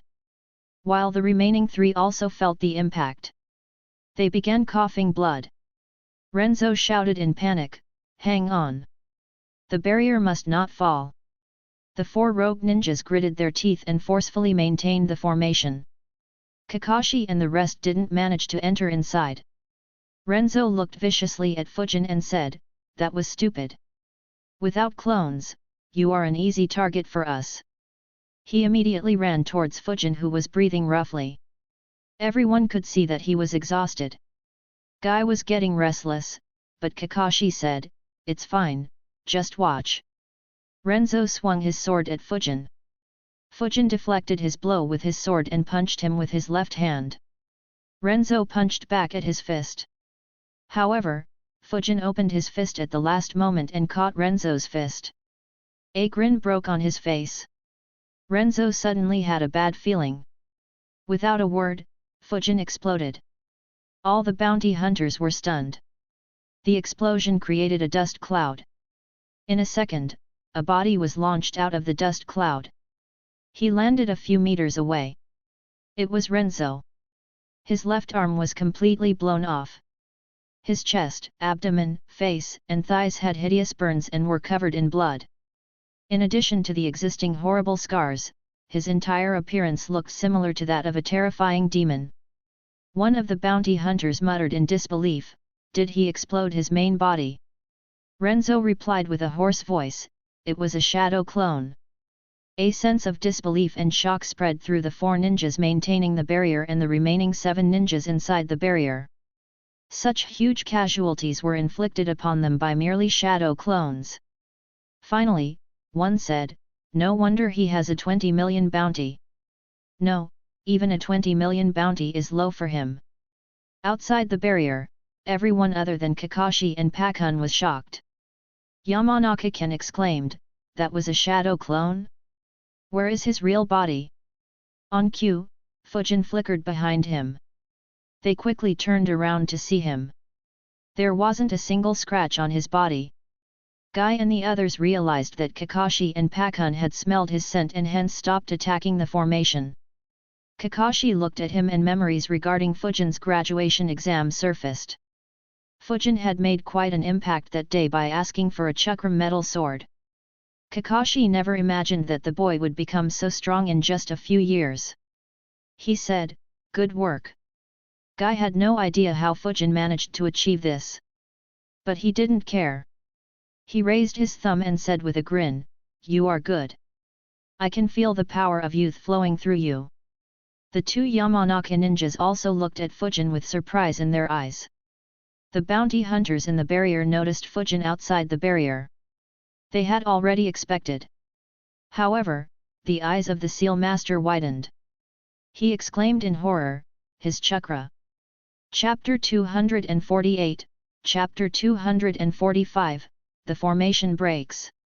A/N, bonus chapter for reaching 2000 power stones last week. Renzo ignored his missing arm and all his injuries and tried to analyze when Fujin switched with a clone. He realized, according to the intel, he moves very fast. That is why we set up the trap and prepared the formation in the first place. However, when he escaped, his speed didn't match the intel. But our minds were too occupied with claiming his bounty and we didn't notice the anomaly. He probably switched himself with a clone even before we exited the hidden bases while his clones moved slowly to catch us off guard with that combination jutsu.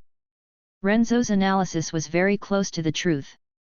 Fujin created a shadow clone with 20% of his chakra and escaped right after sensing that he was facing 35 enemies. He hid his chakra signature and scent and moved without making any sounds or leaving any trail, due to which the sensors among the bounty hunters never sensed his main body. Later on, when he saw the 4 violet flames formation, Fujin realized why he was feeling a sense of danger. After realizing that his backup was Kakashi, he stopped hiding his scent so that Kakashi could smell his scent and stop worrying. While it could expose a flaw to the bounty hunters, Fujin didn't care as the bounty hunters were already in deep trouble. Inside the barrier, everyone looked at the seal master, who was also a censor, as he exclaimed loudly, "His chakra!" Renzo looked at him and asked, "What about his chakra?" The seal master gulped and said, "It's massive. It's almost twice your maximum chakra, Renzo." He likely only used around 20 to 25% of his chakra on those 4 shadow clones. The eyes of the ninjas inside the barrier widened in horror as they took a look at Fujin once again. Though Fujin had improved a lot during his time in the Anbu, his biggest improvement was the increase in his chakra reserves. As Ryu had speculated, the growth in Fujin's chakra reserves had begun slowing down. But thanks to the fact that his chakra reserves were already comparable to a Jounin and the aid provided by the elemental crystals, his growth was still massive. His chakra reserves had grown by 3 times in the last 20 months. In another 6 months, his chakra reserves would reach the same level as Renjiro's. However, Fujin did sense that his growth was slowing down rapidly. So he wasn't sure about reaching Hiruzen's level of chakra at his current rate. Kakashi looked at the spot where Fujin's 3 clones had exploded and said, "Focus your jutsus on that ninja again." The Konoha ninjas were about to attack when Fujin said, "Wait, I'll give them a few more explosions." He created 6 shadow clones, each with 5% of his chakra. 3 flickered close to Shiro while the other 3 flickered close to the other 3 ninjas maintaining the formation. Kakashi nodded and weaved a few hand signs as well. Lightning release, shadow clone jutsu. A shadow clone infused with lightning appeared and followed Fujin's clones. Fujin's clones once again touched the barrier and exploded. Shiro was prepared this time and poured more chakra into the barrier. However, the explosions were much stronger as the clones were full of chakra. The impact of the explosion was once again sent through the barrier. As the person closest to the explosion, once again the majority of the impact was borne by Shiro. He collapsed on the ground and almost lost consciousness. However, he gritted his teeth and forced himself to stay awake. He said to himself, "No. I have to stay awake. Otherwise, all of us will be dead." Through sheer will, he forced himself to stay awake. Unfortunately, Kakashi's lightning shadow clone appeared and transformed into lightning and hit the barrier on one single point. The barrier could no longer hold on and a small hole appeared in it as the lightning broke through. It hit Shiro and electrocuted him. Shiro was already on his last legs. He didn't even have the energy to scream as his body was electrocuted to death. With his death, the entire formation collapsed. Immediately, all 5 Konoha ninjas flickered towards the opponents. The bounty hunters were on guard as well. As soon as the formation collapsed, they began running away in different directions. However, compared to the fresh Konoha ninjas, the bounty hunters were extremely tired. Fujin's clones immediately attacked the other 3 ninjas who were maintaining the formation. They were already exhausted and low on chakra. None among them could put up a fight and were beheaded with ease. Fujin's clones immediately flickered towards the ones who were escaping. Kakashi flickered behind Renzo. Despite being gravely injured, Renzo stopped running and swung his sword at Kakashi. However, lightning appeared in Kakashi's hand and hit the blade. Despite the chakra around Renzo's sword, lightning still conducted through his sword and into his body. Kakashi said, "Higashi Renzo, you are a long way from home." Renzo's sword shattered and Kakashi's hand pierced into his chest. At the same time, Guy appeared behind Shingo. Shingo began weaving hand signs. However, Guy grinned, "Too slow." Before Shingo could complete his hand signs, Guy had already reached his position. His eyes widened as he saw a kick coming at him from the top. He immediately moved to his right.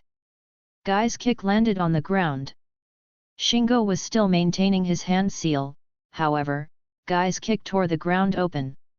Hundreds of small stones were launched in all directions. Shingo was hit by dozens of small stones at rapid speed. He was still unharmed, however, he couldn't continue weaving hand signs. Guy quickly attacked him once again.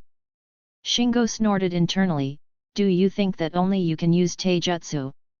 Shingo's physique was much larger and more muscular than Guy's. He formed his fist and punched back at Guy. Their fists collided. Shingo's expression immediately changed. An intense pain coursed through his entire arm. He cursed, "What the fuck is his body made of?" Unfortunately, he didn't have any time to actually ask that question. Guy's second punch was coming straight at him. Unwillingly, he had to punch back with his other arm. An intense pain coursed through that arm as well. However, it was much worse due to the injury caused by Fujin earlier. He cursed, "Fuck. It feels like my arm will break into 2. Guy immediately noticed that his opponent was in a lot of pain. He didn't miss the opportunity and bombarded Shingo with punches and kicks. Shingo, who dared to match Guy in taijutsu despite his injuries, was overwhelmed. He was beaten to a bloody pulp. Guy knocked him unconscious and tied him up while thinking, Lord Hokage wanted some prisoners to check their memories.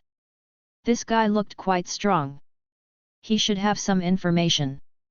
Some distance away from where Guy and Shingo were fighting, Fujin flickered behind one of the 3 remaining subordinates of Shingo. The bounty hunter noticed Fujin and turned around to fight. However, he was already very exhausted. There were dozens of small cuts on his body from the earlier fights. He had seen Fujin's clones cut through kunais with ease. So he began weaving hand signs. However, Fujin opened his mouth and shot 8 vacuum bullets. One bullet was aimed at his forehead and another was aimed at his heart. The remaining 6 were to cut off his escape route. The bounty hunter moved his head out of the way and tried to twist his body. However, the vacuum bullets were too fast. One grazed past his face and tore his right cheek and ear off. His bloody teeth could be seen. Another bullet hit his rib cage and pierced through his chest. It avoided his heart, but he was on his last legs. With a swing of Fujin's sword, he was beheaded. Fujin spread his chakra field to observe the other battles. He noticed, so Kakashi has already killed their leader. My clones and that guy have killed their opponents as well. Guy should win soon too. So just that Seal Master and the one-legged bounty hunter are alive. Fujin sensed that Kakashi was moving towards the one-legged guy. So he moved towards the Seal Master. Fujin's clones followed him as well. Yamanaka-ken had confronted the Seal Master. Both entered in a fight and were evenly matched. The only bounty hunter who wasn't attacked so far was the one-legged Jounin from Kiri. Despite having just one leg, he was moving quite fast through the forest. Unfortunately, Kakashi killed Renzo too quickly. He immediately gave chase and caught up. The Jounin noticed Kakashi and immediately turned around and weaved hand signs. Kakashi noticed his hand signs and weaved hand signs as well.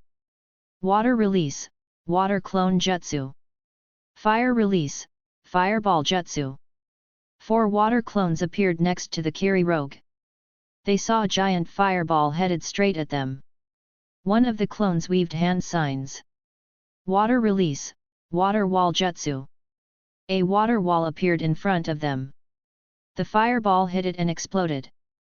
A lot of water was turned into smoke and covered the area while the rest was splashed back at the ninja and his clones. They were about to attack once again when a sound of lightning was heard. Lightning traveled through the water that was splashed on them and electrocuted them all.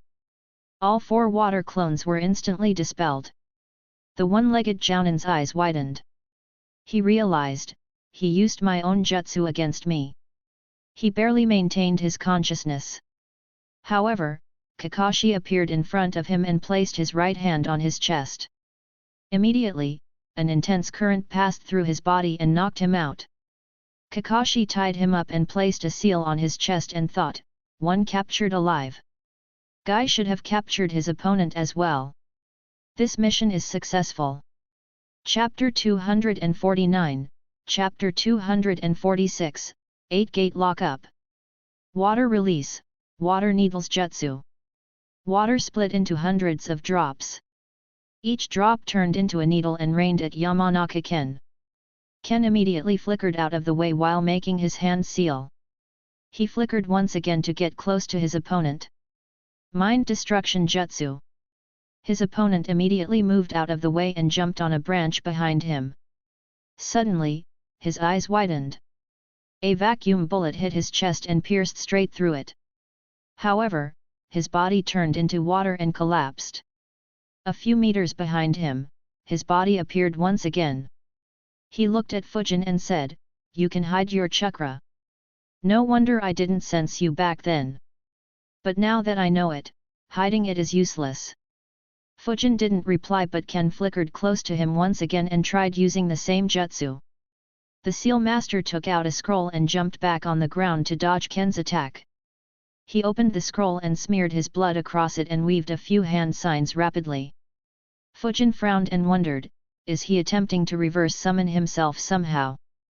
Chakra gathered in his mouth as he shot a few vacuum bullets at him.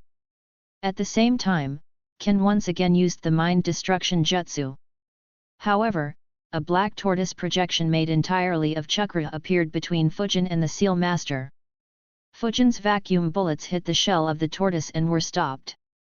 At the same time, an azure dragon projection appeared between Ken and him. The jutsu hit the dragon but had no impact on him. Fujin frowned as he analyzed, a barrier. At the same time, projections of a vermilion bird and a white tiger were also formed around him.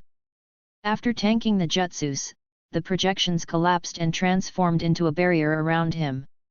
The walls of the barrier had the image of those four mythical beasts. A smile formed on his face. Fujin gathered a large amount of chakra while changing his location. Wind release, vacuum cannon jutsu. Fujin shot the powerful vacuum cannon at the wall which had the vermilion bird image. The entire barrier shook, but not a single crack appeared on it. The ninja inside the barrier also looked completely fine. He taunted, "This is my strongest barrier. You can keep attacking for days, it won't fall. Your mind control jutsus will also not work against my barrier." Fujin was surprised. He analyzed, this barrier is smaller, but it is even more sturdy than the four violet flames formation. Worse, it doesn't look like it is using his chakra. I won't be able to crack it using shadow clone explosions. Fujin immediately snorted, "You are deep within the land of fire. Let me see how long you will keep hiding here." He dispelled his clones and got some chakra back. He sat at some distance from the barrier in case the barrier had any more peculiar means. His eyes began glowing as he started observing the barrier properly. Ken also replicated Fujin's actions and stood in the opposite direction. After some time, the other Yamanaka ninja arrived. He went to Ken to ask him for an update. A few seconds later, Guy and Kakashi arrived. Both were carrying the ones they captured. Guy looked at the barrier and said, "I haven't seen such a barrier yet." "What is it?" Kakashi observed the barrier and replied, "Barrier Defense Seal Jutsu, 8-Gate Lockup. It's a wide-range barrier jutsu created by the Uzumaki clan to create a barrier around an entire village. Looks like he has a modified version of it to protect just himself." The Seal Master's expression became grim after seeing the three Konoha ninjas arrive. It implied that every other bounty hunter was killed. He replied, as expected of the copy ninja Kakashi, "Since you know about the barrier, you know that you wouldn't be able to break it like the four violet flames formation." Kakashi replied, "Every barrier could be broken. Regardless, this is the land of fire.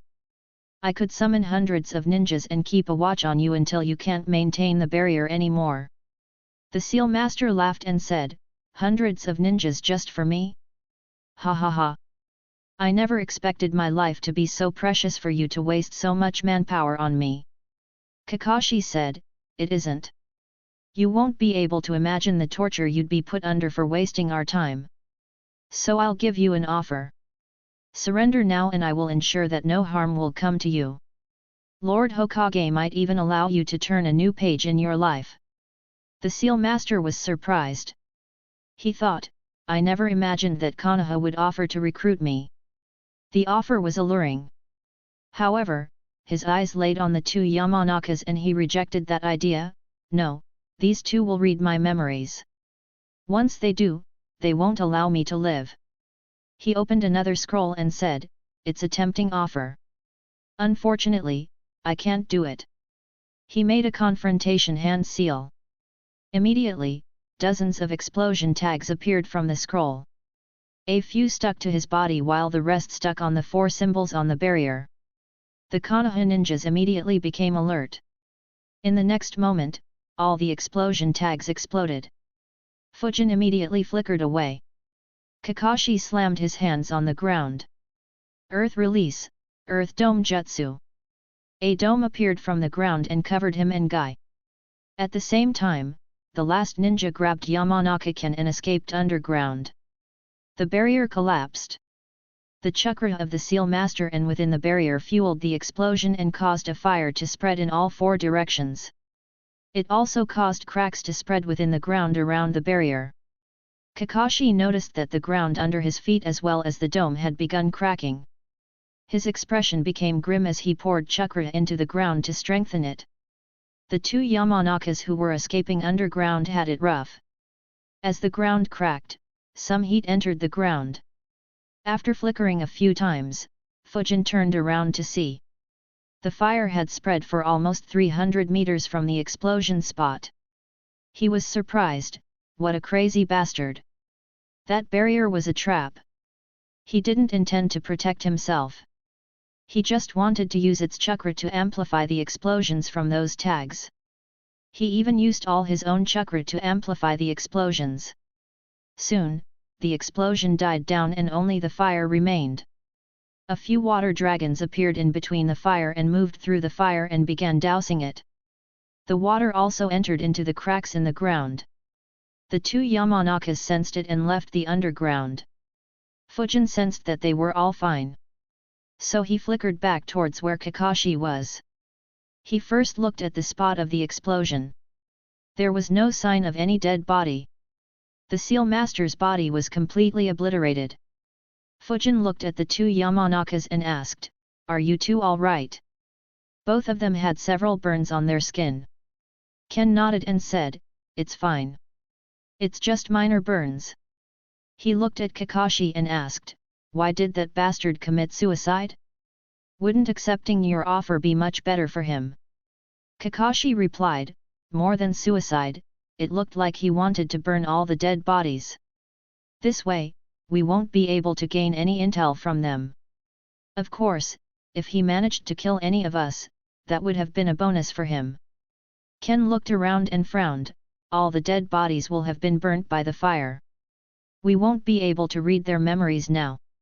It looks like he wanted to hide something crucial." He looked at the two ninjas that Kakashi and Guy had captured and added, "Information that these two wouldn't have." Kakashi nodded and said, "Yes. I guess he didn't know about this." He took out a scroll and opened it. He made a hand seal and Renzo's body popped out. He said, "I had stored his body as he was likely their leader. Read his memories." Yamanaka Ken nodded and immediately got to work. He placed his palm on the forehead of the dead body and inserted his chakra into his head to inspect his memories. Fujin's eyes were glued to him. The Yamanaka clan's ability to read memories of dead bodies was something he had wanted for some time. Unfortunately, he didn't get to visit the TNI department frequently. During his time in the Anbu, he had only seen it being done thrice. Fujin analyzed, just like before, the chakra that invades the brain of the dead body is pure yin chakra. It is almost entirely the opposite of medical ninjutsu. But, how exactly does this work? Despite observing it for the fourth time, he didn't have any idea about the internal workings of the jutsu. Though he had killed hundreds of people, his Anbu squad would always be close by. He never got to experiment on the dead bodies. And he had no intention of experimenting on the only dead body still in his possession. Chapter 250, Chapter 247, My shamelessness is not enough. Ken continued reading his memories for a few minutes. Sweat appeared on Ken's body. It was apparent that reading memories from a dead body was very taxing on him. Finally, he let him go. His expression was grim. Kakashi asked, "Did you get any information from him?"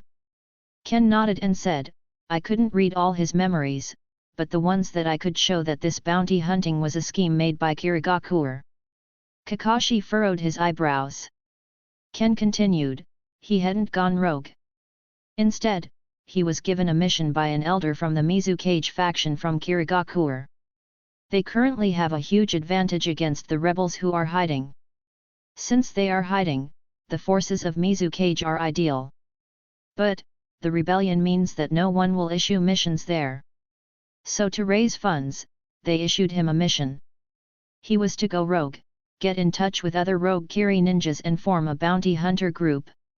After collecting the bounties, they would secretly send the majority of the bounty to Kirigakure.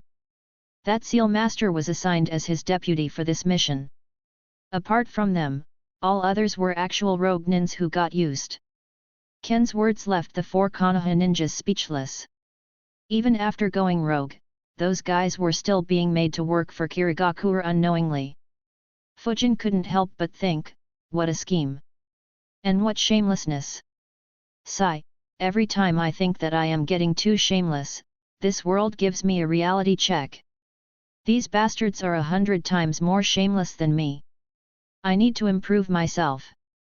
Back in Konoha, a chill passed through the spine of Hiruzen. He immediately got alert and observed his surroundings. He didn't notice anything weird and wondered, why did it suddenly feel like someone wanted to take everything from me? Are any of my former students or teammates scheming something? It has been a while since I have paid attention to their movements. Back in the vast forests in the land of fire, Kakashi said, it is a great scheme. The high number of ninjas going rogue should weaken them. But now, they have managed to make use of them instead. I guess that they have also sent guys like him to other villages. He looked at the other Yamanaka ninja and said, you inspect his memories as well. The ninja nodded and got to work. Kakashi looked at Fujin and said, according to our intel, the bounty hunters group shouldn't have been so big. I guess 2 different groups allied together. We should be able to confirm it after checking their memories. Fujin nodded. He had the same analysis after Renzo threatened him. Kakashi continued, this mission is done, will you be coming back with us? Fujin shook his head and answered, no, I have another mission. I will take my leave. Kakashi nodded. Fujin flickered away.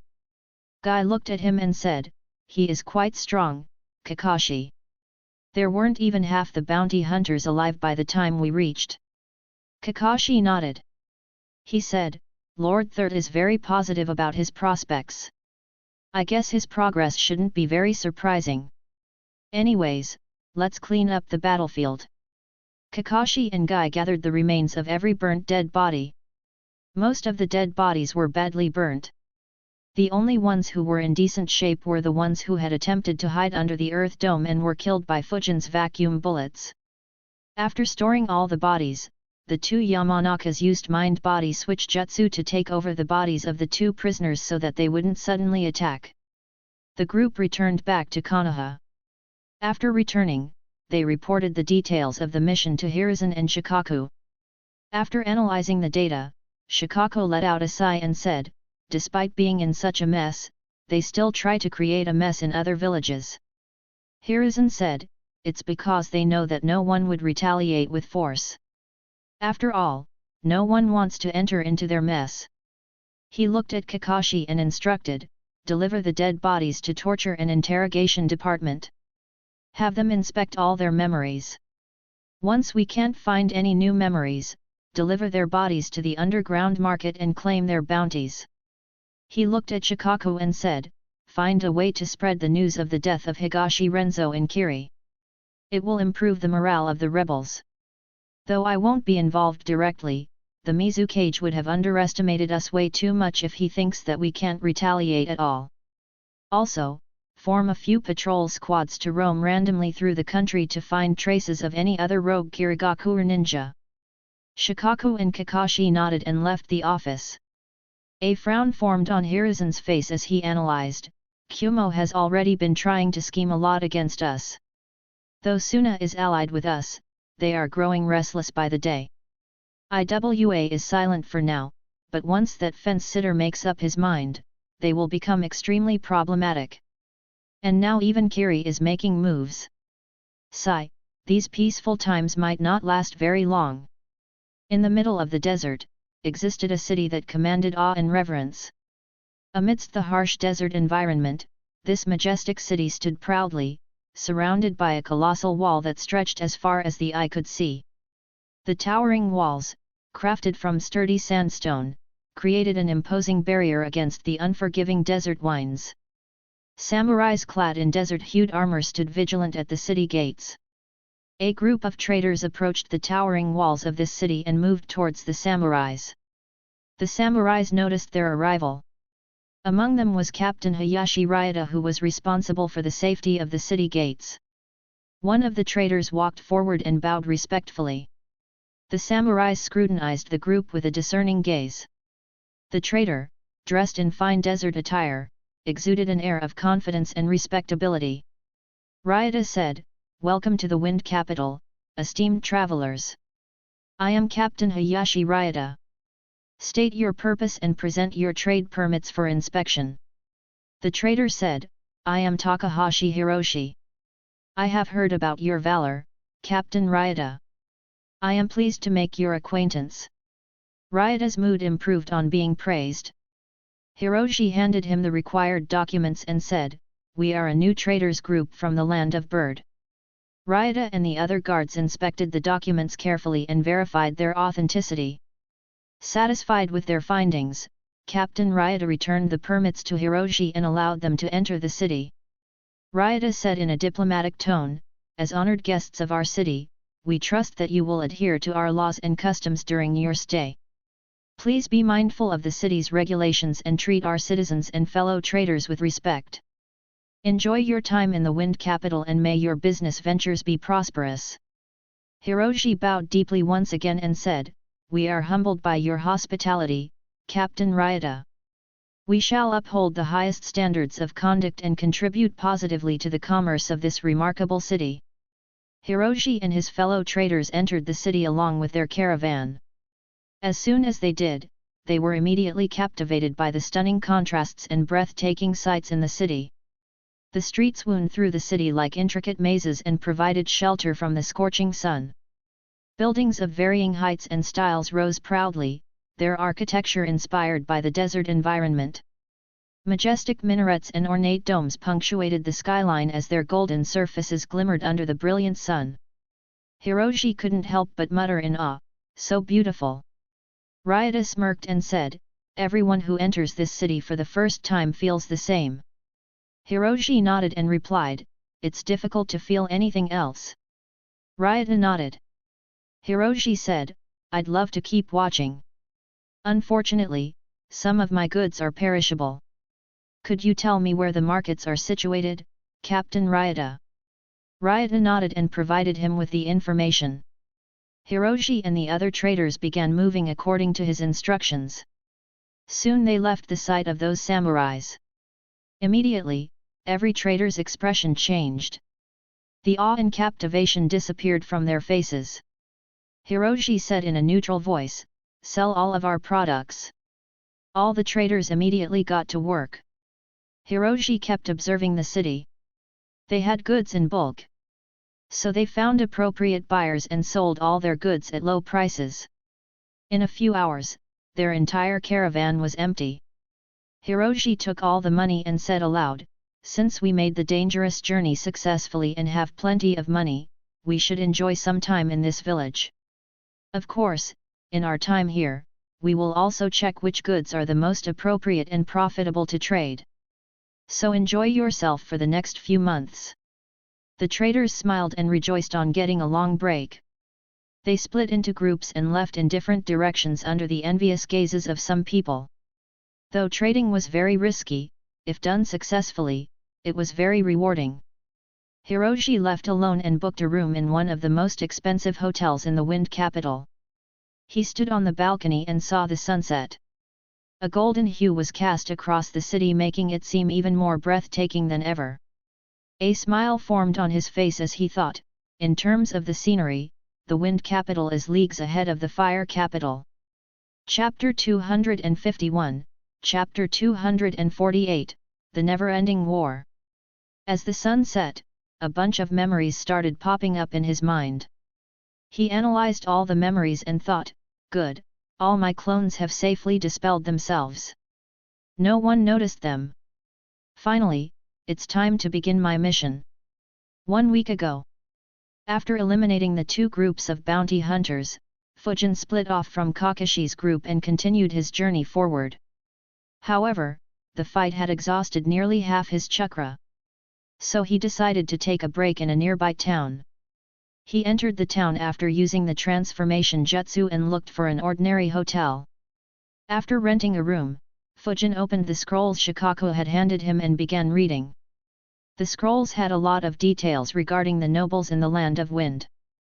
It contained a detailed list of all nobles, their families, friends, and their political standings. After a few hours, Fujin let out a sigh. He muttered in his mind, I used to think that the number of ninjas is quite high. But, until I joined the Anbu, I never ever imagined that the number of nobles would be this high. Every major country has at least a couple of thousand people related to the daimyo. Do they spend all their time breeding? And Shikaku's reports have over 500 nobles who he wants to be targeted. Sigh, when we talk about wars, everyone only thinks about the 3 great wars that have happened. Meanwhile, everyone is worried about when the 4th Great Ninja War will happen. But, in reality, the 5 major villages are at war with each other constantly with no breaks. It's just that these wars don't have a battlefield. Instead, they are fought by the special forces of each village. Instead of clashing openly, the war is about sabotaging others while increasing your own influence. In the last 12 months, I have basically been targeting nobles in the nearby smaller countries who are against Konoha. Like in the previous mission, we killed the forces of that noble from the Land of Waterfall who sided with IWA. The end result of such clashes is to make these nobles favor your village and hate the enemy's villages. And in this competition, Konoha has a huge advantage. Other than the Land of Rain, every neighboring country favors Konoha more than its other neighbors. The superiority of Hiruzen and Shikaku's scheming abilities can be seen through this. Of course, there is another big reason. Konoha has no ambition to claim the lands of other countries. But other countries want Konoha's lands. However, the smaller countries act as a buffer between them. If some country successfully manages to capture territory within the Land of Fire, the smaller countries acting as a buffer will also have to be conquered by them, or at least some parts of the country would have to be annexed. And if Konoha couldn't resist them, there's no way any smaller country could resist them. Fujin let out a sigh and thought, when I first read Naruto, I was disgusted by the fact that Kumo tried to kidnap a little girl. If kidnapped, her fate would have been terrible. Just the thought of it was revolting. But, now it doesn't seem very extreme. The chances of kidnapping someone from the Hyuga compounds should be close to 0. Perhaps the goal of that kidnapping attempt wasn't to kidnap Hinata but rather to have the kidnapper die in the Hyuga compounds. Perhaps, even if Hayashi didn't kill the kidnapper, as long as he was caught, he'd have committed suicide and died in the Hyuga clan compounds. This way, they would be able to exchange the life of a normal ninja with a strong clan leader. Even though Hayashi preserved his life, Konoha and the Hyuga clan lost an elite jounin. In peacetime, that is a great loss. I guess they also wanted to sow discord between the village leadership and the Hyuga clan. After all, by then, the Uchiha clan were already made to live on the outskirts of Konoha. If the 2 strongest clans were unsatisfied with the Konoha leadership, the village would become quite unstable. Even if nothing bad happened, as long as the process of recovery is slowed down, Konoha would be in trouble when the next Great War starts. Fujin let out another sigh, the more I get involved, the more I realize how deep the schemes run in this world. And, for some reason, I have a feeling that soon it will be my turn to play these schemes. If I can't, then I won't be able to achieve much in this life either. Fujin rested the night in that hotel before continuing his journey the next day. He crossed the border and entered the Land of Rivers under a random disguise. He found an unoccupied cave and entered it. He inscribed a few seals in the cave to provide some protection and to stop and misdirect any attempts of scouting that place. He quickly changed into the attire of Suna Anbu and thought, for the next few months, this will be my disguise while doing shady work. He left the cave and journeyed towards the Land of Wind. The border of the Land of Wind was as massive as that of the Land of Fire. However, unlike Konoha, they were suffering from a massive budget crunch. In addition, the desert conditions in the Land of Wind were many times rougher than the green forests in the Land of Fire. So very few patrolling teams used to patrol the borders. Fujin had no trouble infiltrating the land of wind. He continued moving rapidly across the vast deserts while thinking, though the rough environment makes patrolling difficult, the vast open desert makes hiding very difficult. After traveling a few hundred kilometers into the desert, Fujin took a break and began making a plan. He analyzed, most of my targets are in the wind capital. I will have to begin from there. But, how should I infiltrate it? Should I just sneak in? Fujin calculated his chances of sneaking in successfully. After some time, he rejected that idea. No. I have been to the fire capital a few times. Though the security wasn't as good as Konoha, it was still very tight. Samurais patrolled the walls and the walls themselves had numerous seals carved in them. Though I could still infiltrate without alarming any seal, it will be incredibly difficult. So, I guess my only option is to enter through the city gates. Suddenly, Fujin changed his direction. Instead of traveling towards the wind capital, Fujin began traveling towards the north. After traveling for another day, Fujin stopped and opened a map. He concluded, this should be the route where trading caravans pass through while trading between the land of wind and the land of earth. I'll just wait until I can catch a ride. He carved a seal on the sand and made a hand seal. The seal began sinking into the sand. He repeated the same process at distances of 25 meters dozens of times. Finally, he weaved another hand sign and placed his hand on the ground. Earth release, underground camp jutsu. He poured his chakra into the ground as the rocks and sand began moving. In a few minutes, one small underground room was formed. Fujin inscribed a seal on the wall of this room and thought, good. Now if anyone passes through this route, the seals will detect the vibrations in the ground and cause this seal to light up. I will wait here for up to a week. If no one shows up, then I will try to actively find a group of travelers instead of just sitting here. Fujin carved some seals to ensure that the room can't be sensed. He entered it and rested while waiting patiently. In the next 2 days, the seal lit up thrice. Fujin exited the room to observe each time. Unfortunately, all 3 groups were ninja squads from Suna. Luckily, none of them was sensing when Fujin exited the room. So his location stayed hidden. Finally, on the 3rd day, the seal lit up once again. Fujin sighed and muttered, if it is another group of ninjas, I will kill and impersonate them instead of traders or merchants. He exited the room. Chakra gathered in his eyes as he began observing the chakra signature while staying under the sand. A smile appeared on his face as he thought, finally. A group of 16 people. 12 have civilian levels of chakra while 4 have chunin levels of chakra. He made a hand seal and his figure disappeared from under the sand. Suddenly, one of the 4 ninjas turned and looked at where Fujin was. The ninja next to him asked, did you notice something, Captain? The captain replied, it felt like a breeze suddenly passed through that area. Leave it, I might be imagining it. They continued on their journey. After traveling for around 2 kilometers, one of the ninjas said, Captain, there is someone ahead. The ninjas got alert. The captain said loudly, be careful everyone. It might be another bandit group. However, the ninja shook his head and said, no captain. It is only one person and his chakra is very low. So he isn't a ninja. The group traveled forward carefully. After a couple of 100 meters, they saw the person. He was a man in terrible shape. His clothes were torn in multiple places and dyed in blood. He had multiple injuries on his body. He turned his head towards them and hope appeared in his eyes. Chapter 252, Chapter 249, Test Subjects. The man immediately got up and walked towards the caravan. However, he was limping. The group noticed a deep cut just above his left knee. The man walked to them with tears running down his face and hurriedly begged, please help me. I am a trader just like you, but my caravan was attacked by desert bandits. All of us were captured. I luckily managed to escape, but they are still hunting for me.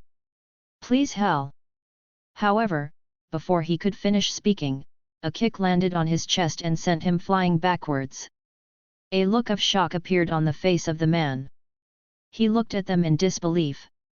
The 4 ninjas were wearing headbands that didn't belong to any ninja village.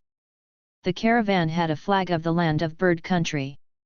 The man still begged, "Please help us and save my friends. If not, at least take me with you. I don't want to die here." One of the ninjas looked at him and asked, "What do we do with him, Captain?" The captain shook his head and said, "It's better to kill him. If he is planted by a bandit group, then we might get in trouble." Behind him, the leader of the traders, Hiroshi, said, "Just kill him and get moving. I don't want to delay my first trade." The injured man heard the words carefully. Fear showed on his face. One of the ninjas grinned and walked forward. "You heard him. You can say goodbye to your pathetic life." He grabbed a kunai and walked towards the man. The man looked at him with terror in his eyes. He raised the kunai and was about to attack when his head was sent flying into the air. The traders and the ninjas, who were looking at the spectacle with ridicule in their eyes, were suddenly shocked. Before they could even react, the heads of the remaining 3 ninjas were also sent flying. Terror flooded into the minds of each of the 12 traders as they saw the injured man behead the ninjas they hired for their safety. The injured man said in a cold tone, "You'd have died either way, but your actions avoid any feeling of guilt that I might have felt." He suddenly disappeared. Hiroshi saw as every trader began falling down to the ground one by one. Only he was left standing. The injured man, who was now a Shinigami in his eyes, stood in front of him and looked into his eyes. He couldn't move as the man's hand squeezed his neck. Suddenly, the entire world became pitch black. He couldn't even see the arm that was holding his neck. He heard Fujin speaking, "If you want to live, tell me every detail about yourself and your trading caravan." Hiroshi was completely terrified. He screamed, "I will speak. Please don't kill me." Hiroshi immediately gave him all the details that he wanted. He also took all the documents from Hiroshi. An electric current passed through Hiroshi's body and knocked him out. Fujin walked towards one of the knocked-out traders and lifted him. A current passed through his body and woke him up. Fujin interrogated him to cross-check the information. He repeated the process with all 12 traders.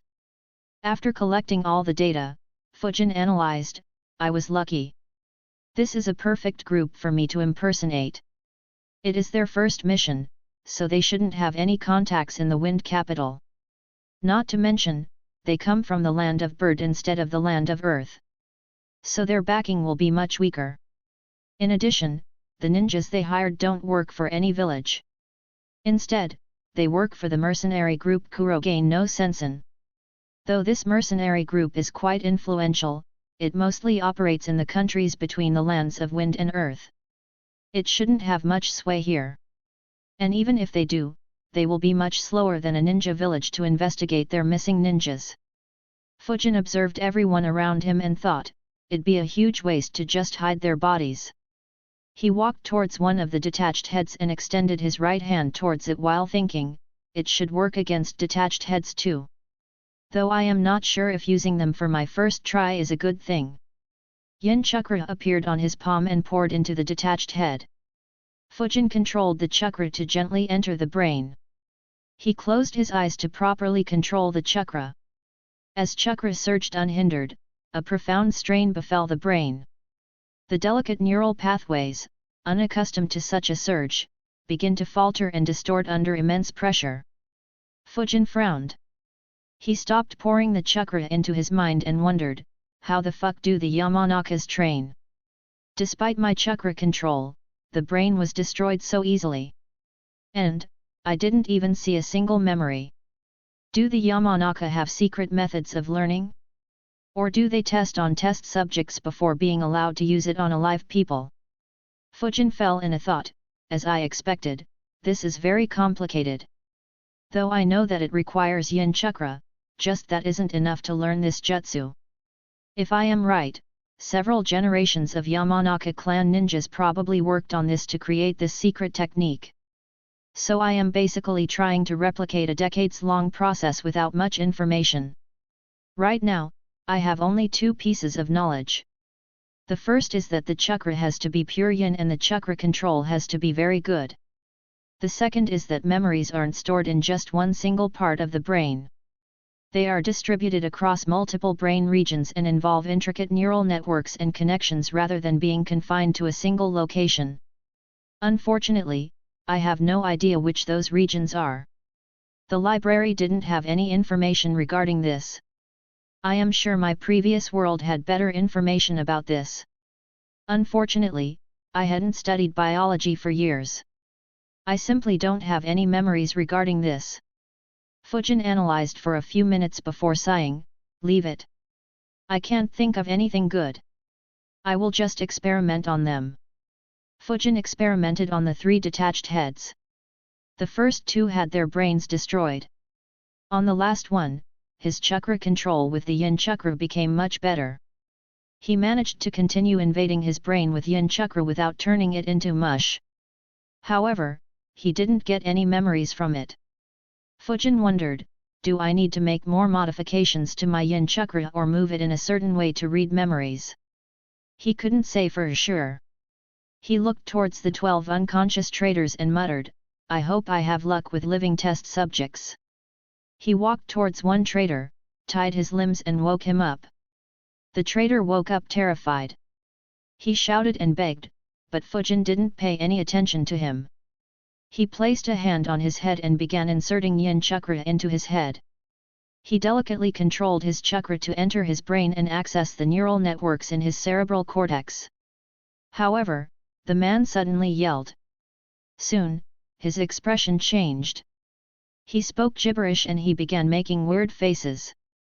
Fujin looked at him with a solemn expression. He has become intellectually impaired. Another reason why I should never let anyone try to read my memories. If they wish to harm me, I won't even be able to resist.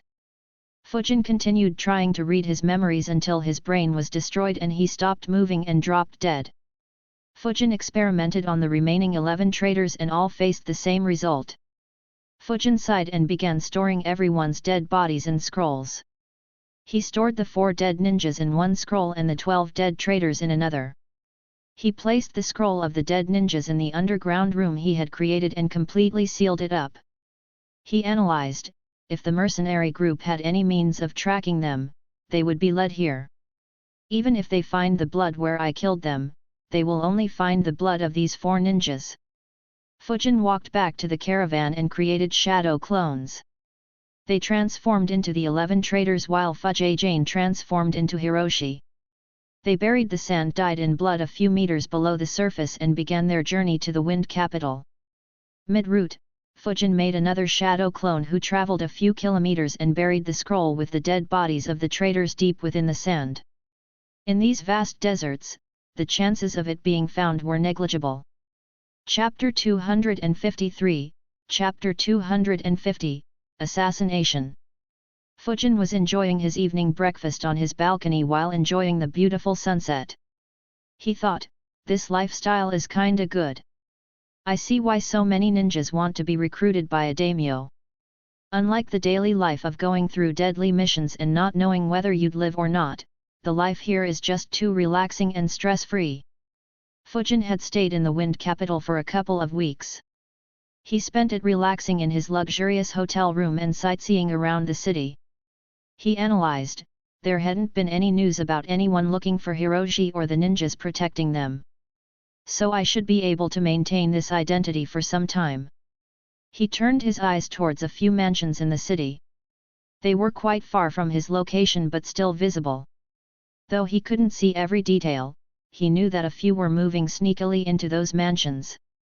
Just like Fujin, one noble was enjoying his life in one of the mansions Fujin eyed.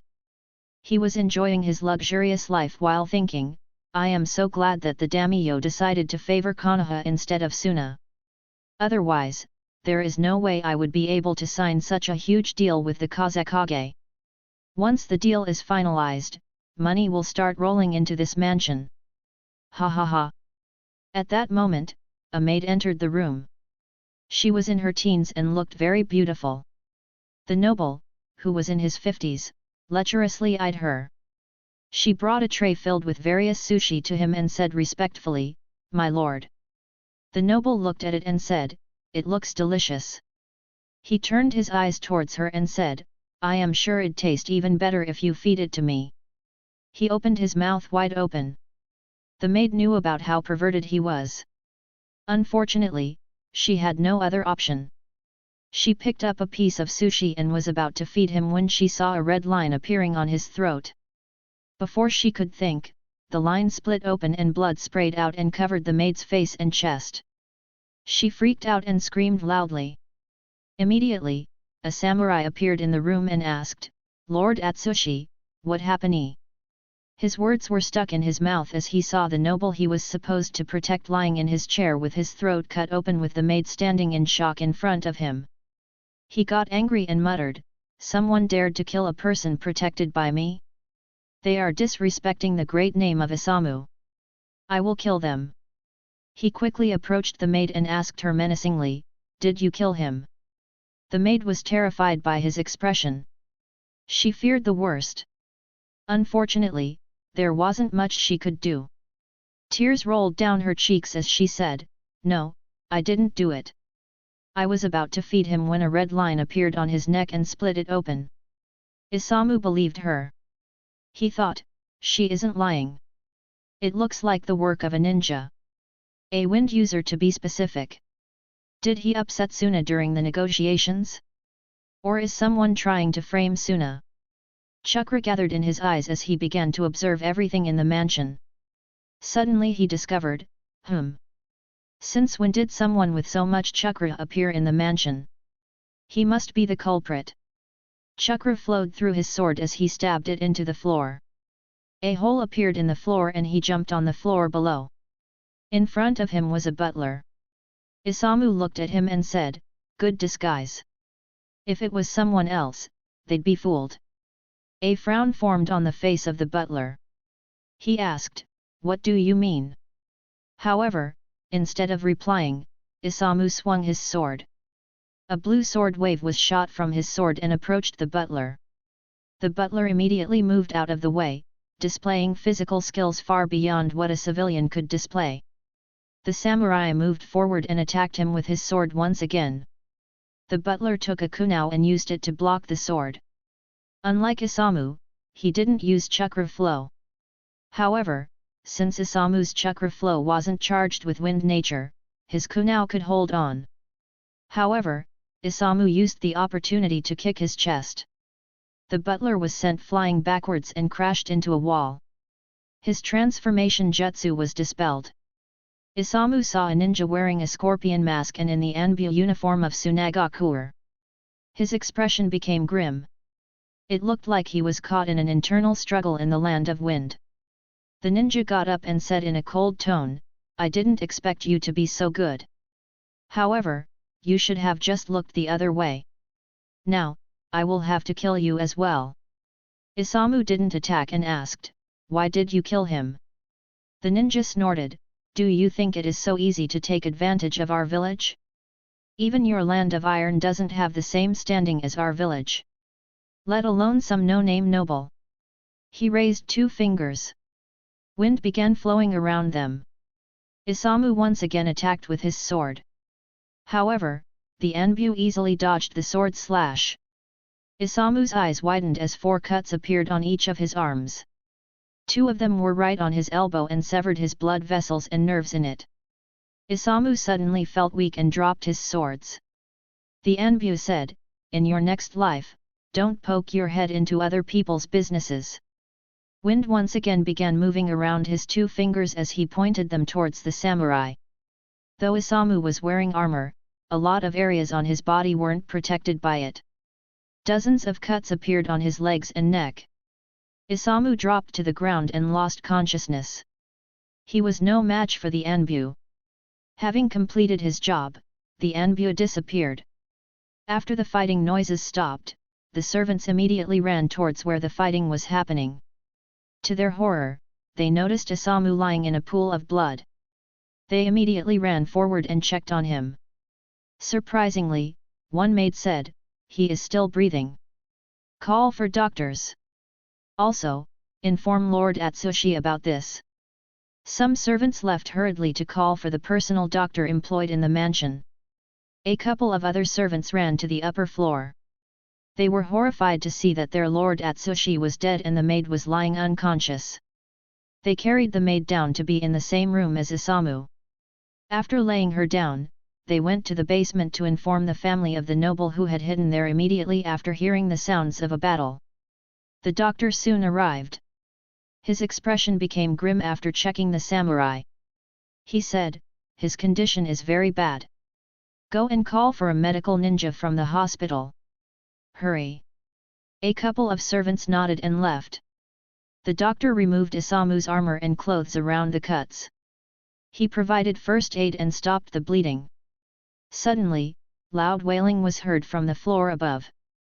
The family members of the noble were crying due to his loss. After a couple of minutes, his son walked down and saw the doctor treating Isamu while his father was completely ignored. He shouted, "How dare you treat others when my father has died?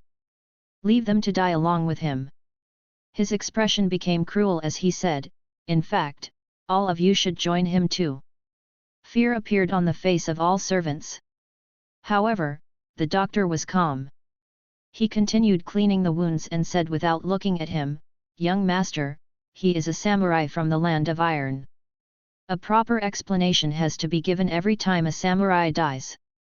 If the land of iron finds out that a samurai died because you didn't allow him to be treated, you and your whole family might have to join your father.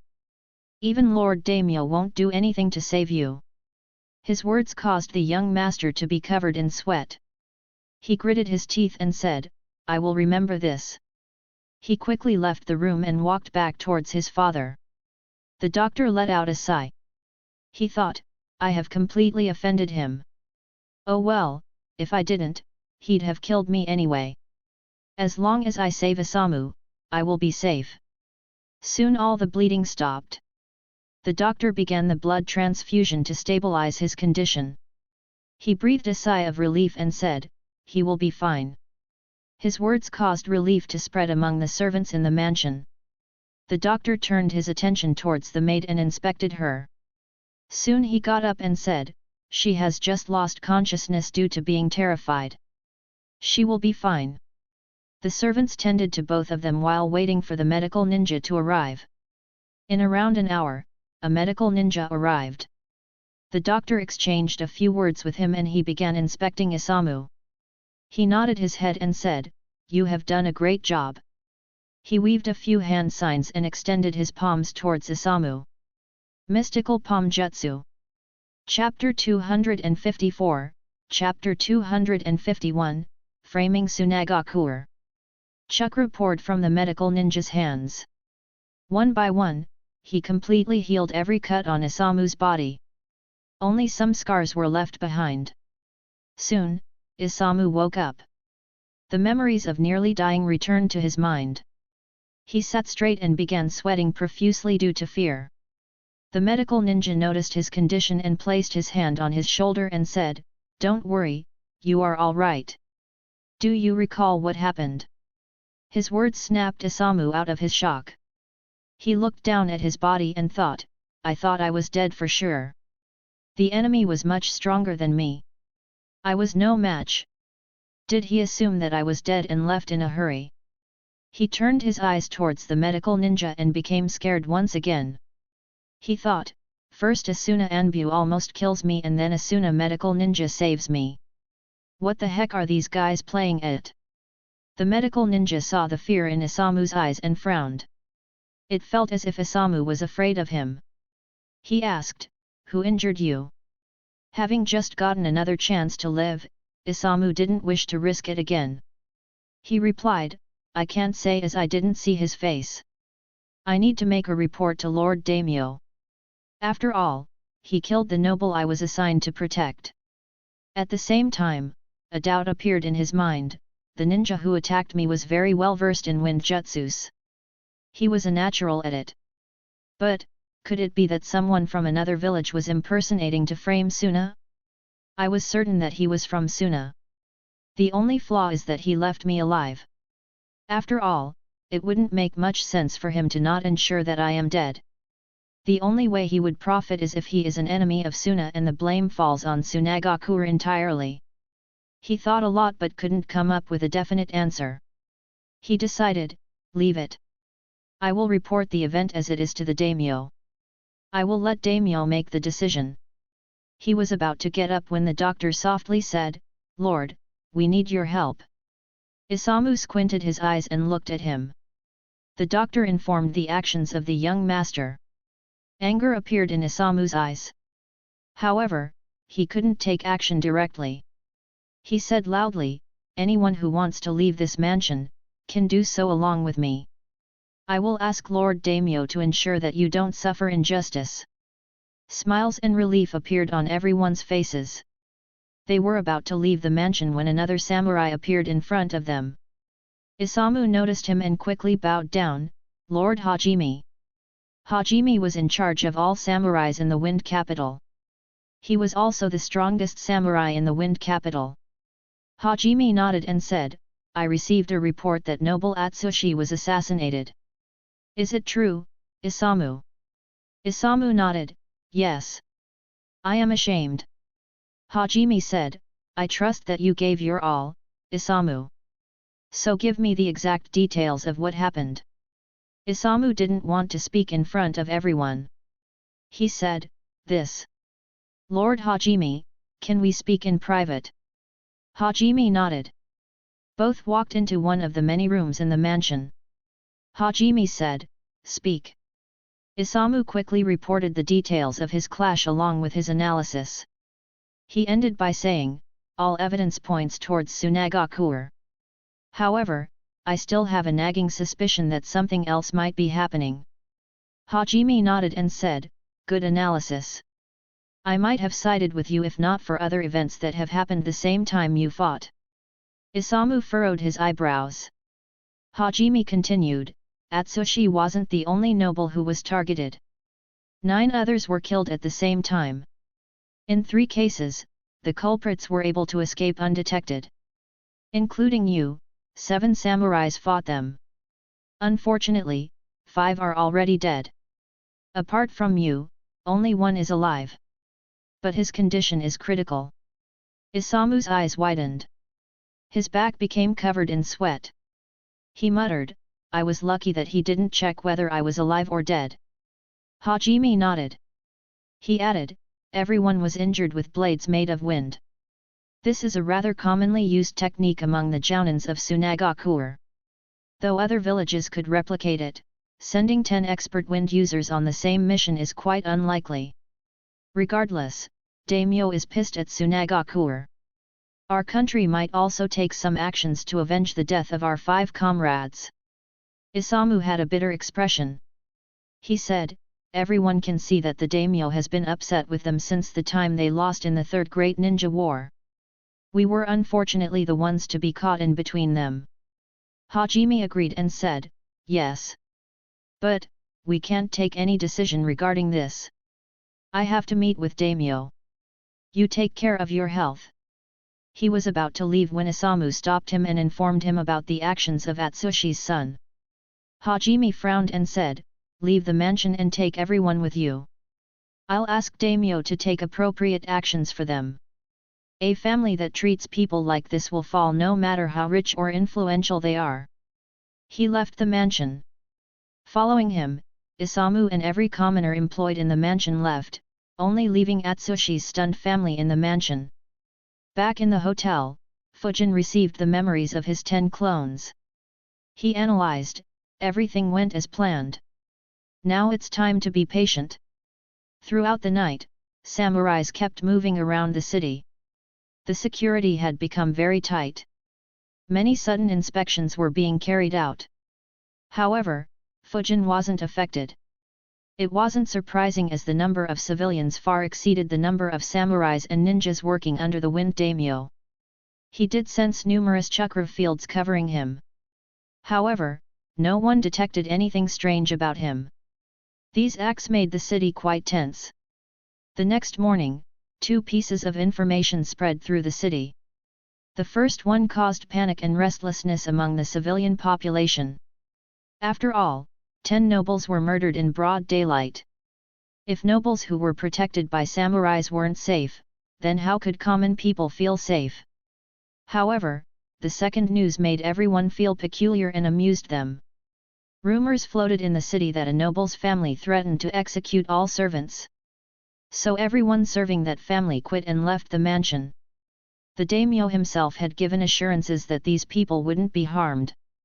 In addition, no new workers signed up to serve that family due to the bad reputation it gained, making them a joke in the Wind Capital. As the culprit behind the assassinations, Fujin was sitting relaxed in his room.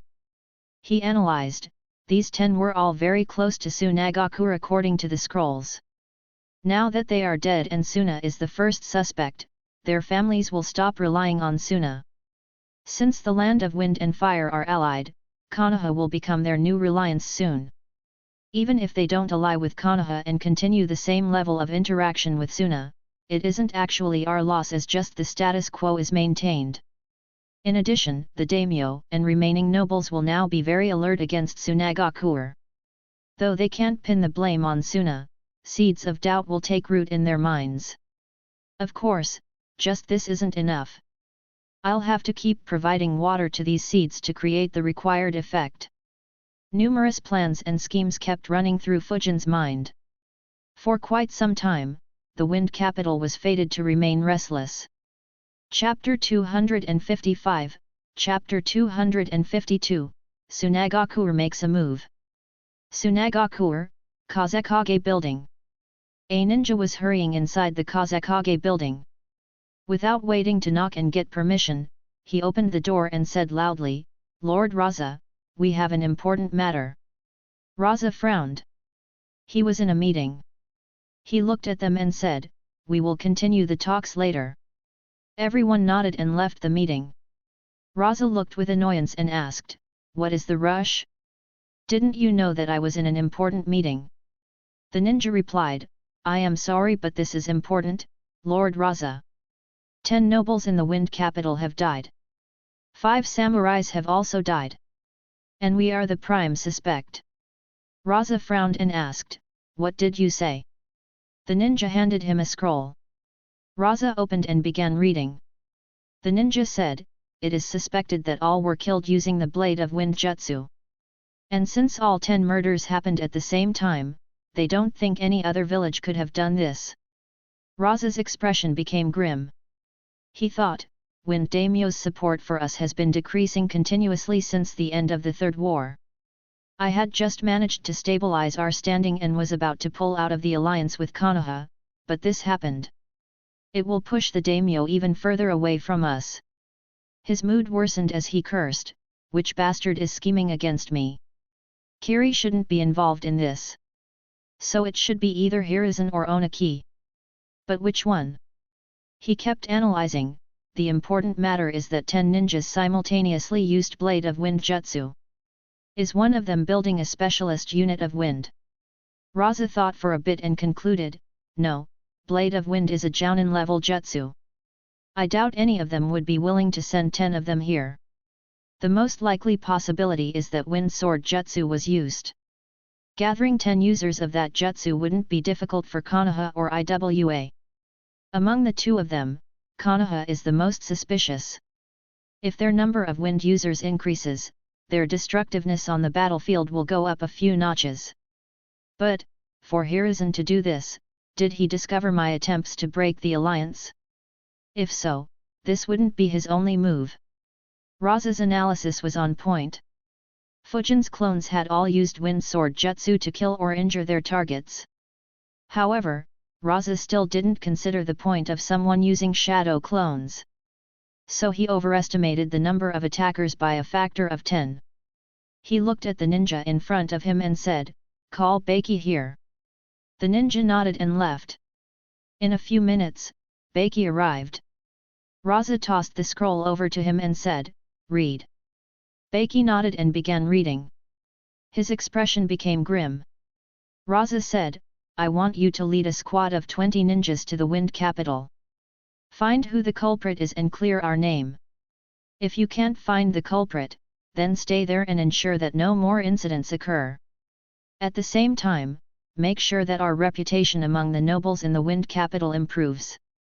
I suspect that Konoha is behind this incident, but we can't rule out Uegakure either. They may want us to suspect Konoha and break our alliance. So be on guard against both of them. Beiki nodded, yes, Lord Kazekage. He immediately left and began preparations to leave.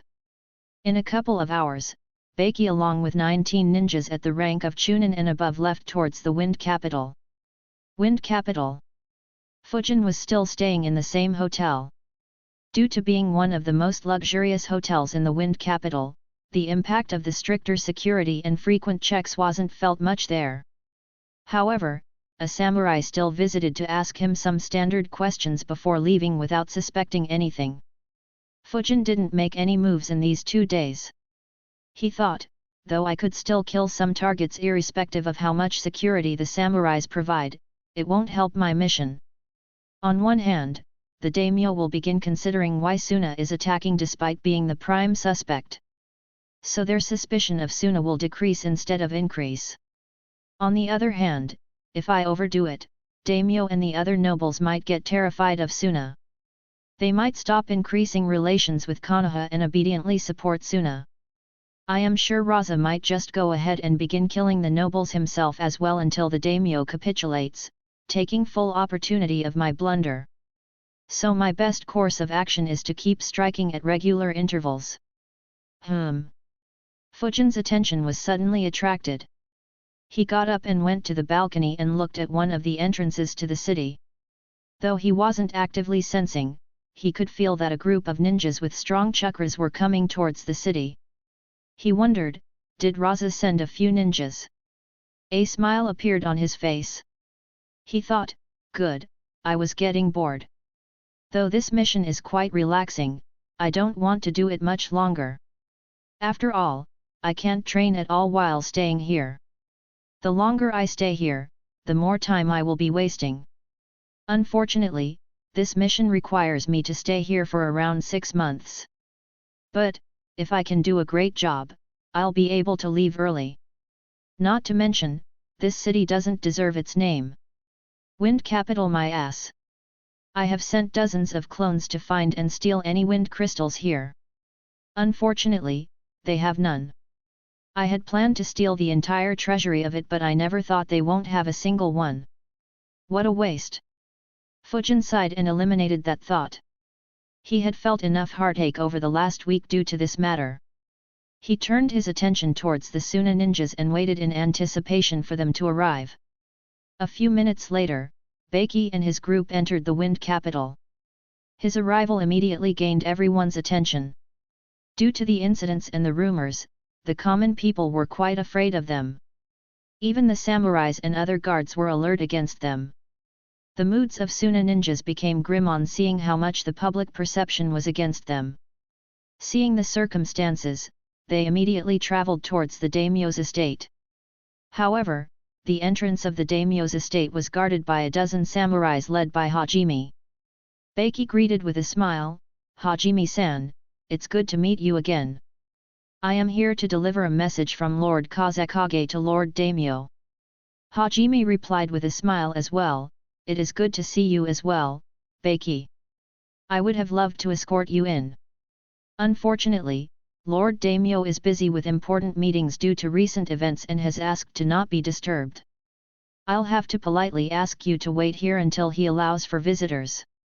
Beiki and the Suna ninjas frowned. The daimyo was trying to humiliate them. Beiki said, "All right, I will wait here until Lord Daimyo sends a message." The Suna ninjas following Beiki knew of the circumstances. So none spoke anything despite the blatant disrespect. Beiki analyzed, "A power play. The daimyo intends to show his displeasure by making us wait here. The longer we are made to wait, the more he is displeased. Still, he is also disrespecting our Kazekage." Beiki looked at the ninjas behind him. They had run non-stop from Sunagakure to Wind Capital. He said, "You guys can leave and have some rest. I will meet up after meeting Lord Daimyo. The ninjas nodded and left. Hajime was surprised. He analyzed, letting the ninjas leave signifies that he isn't here to fight. However, on the other hand, it also could be seen as an insult to the daimyo as he isn't making his subordinates wait patiently for the daimyo. Oh well, it is none of my business whether he worships or disrespects the daimyo as long as he doesn't attack. Baki and the rest had arrived in the wind capital in the morning. However, despite the sun being right on top of their heads, the daimyo still hadn't called Baki in. He kept waiting outside daimyo's estate until the sun began setting. Finally, when the sun was about to set, a messenger came out of the estate and whispered a message to Hajime.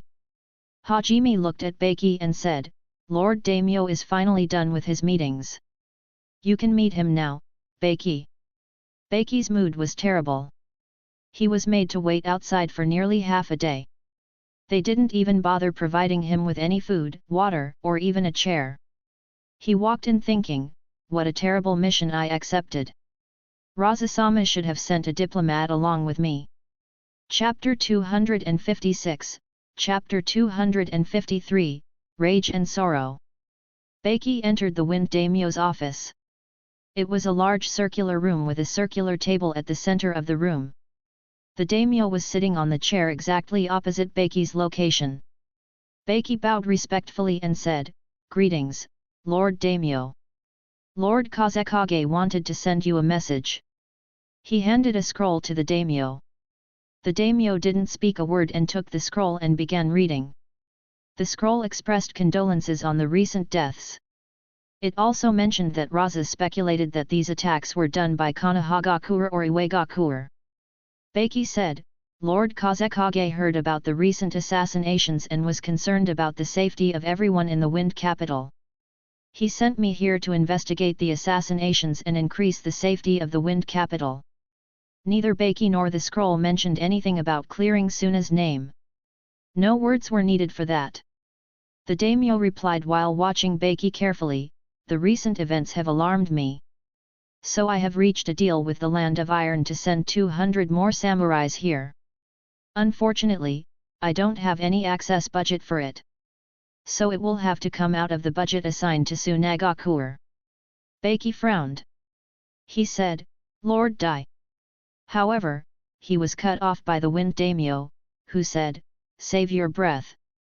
My meetings today were all about this matter. All my advisors and ministers have agreed upon it. I will send an official letter to Raza soon. Baki knew that speaking any more would be pointless. He turned around and said, All right. I will start investigating the assassinations. He left without bidding any farewells. The daimyo saw him leave and let out a sigh while thinking, these warmongers keep getting more and more power hungry. I had advised them against starting the Third Great Ninja War. But they completely ignored me and started it without my knowledge or permission. In the end, they lost so badly that they were forced into an alliance with Konoha. Even then, they still haven't learnt their lessons. The daimyo snorted and decided, if they want to continue being arrogant, so be it. He looked at Hajime and said, Send that letter to Mifune. Hajime nodded and left the room. After leaving, Baki's mood was terrible. He could see that the daimyo was intent on making Suna pay for the recent assassinations. He muttered, at this rate, Lord Raza might decide to kill him instead of trying to come to terms with him. He met with the other 19 ninjas. Soon they began investigating the deaths. After inspecting all the dead bodies, Baki concluded numerous clues. He analyzed, all 15 bodies have very similar injuries. It's as if the same person has killed them. Or at the very least, all of them were probably trained by the same master. The wounds are definitely from wind blades. But the same effect could also be achieved by the wind sword jutsu. So it is likely that 10 Chunins had attacked instead of the speculated 10 Jounins. This alone should be enough to get rid of most of the suspicions from us. But Baki frowned as he recalled his conversation with the Wind Daimyo and Hajime's attitude. He thought, unfortunately, the daimyo seems to be intent on making us pay. He won't pay any attention to this matter unless he has no other choice. In fact, even if we catch the culprits, he might still think that it is us framing someone else. Suddenly, Beiki had an idea. He realized, the only way to completely remove all suspicions would be to catch the culprits in this city and fight them openly. As long as they use wind jutsus, no one will be able to blame Suna. The only issue here is that the fighting in the city could cause a lot of damage to the city. Beiki's expression hardened as he decided, but, seeing how the daimyo treated us, I don't need to be concerned about such damages. As long as the culprits are from Iwa or Konoha, the daimyo will have no choice but to readjust the budgets and closely align himself back with us. Now, I just hope that those cowards haven't run away. The cowards, who Beiki had referred to, was sitting in one of the restaurants where he could occasionally notice the Tsunagakure ninjas. Numerous thoughts were running through his mind and numerous plans were being created. Fujin heard all the talks happening in the restaurant and outside. He thought, so 20 people were sent here just for me, hey? Looks like they didn't suspect shadow clones. And their leader is Beiki. A smirk formed on Fujin's face. Still, this is making it so easier for me. I have already seen 6 faces other than Beiki. The next time, I will transform into them, ha ha ha. I wonder what Raza's thoughts would be if he received a message that the very ninjas he sent to investigate were being accused of murder. For the next couple of weeks, Beiki and his squad searched the entire Wind Capital to find the culprits. Unfortunately, they didn't find anyone. In these 2 weeks, no new incident occurred. The Wind Daimyo and Hajime became more and more certain that the assassinations were carried out by the Tsunagakure. Hajime wondered, couldn't Suna come up with a better scheme? First they kill nobles and samurais here and then they put up a charade of trying to desperately look for the culprit. Next, they will say that they haven't found any culprit and hence will station some troops here permanently for protection. Even a child could see through this scheme. As Hajime predicted, after 2 weeks of desperately looking for the culprits, Beiki stopped. He and his unit decided to stay there to stop the next wave of attacks. Another week and a half passed by peacefully. Most of the common citizens had begun forgetting about the incident earlier and moved on with their lives.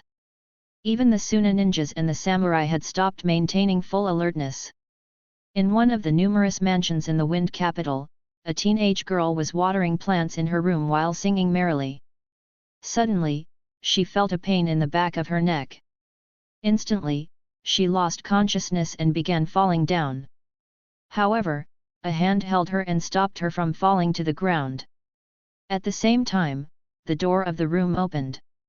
A middle-aged man walked in saying, "Kohei, how many times should I te?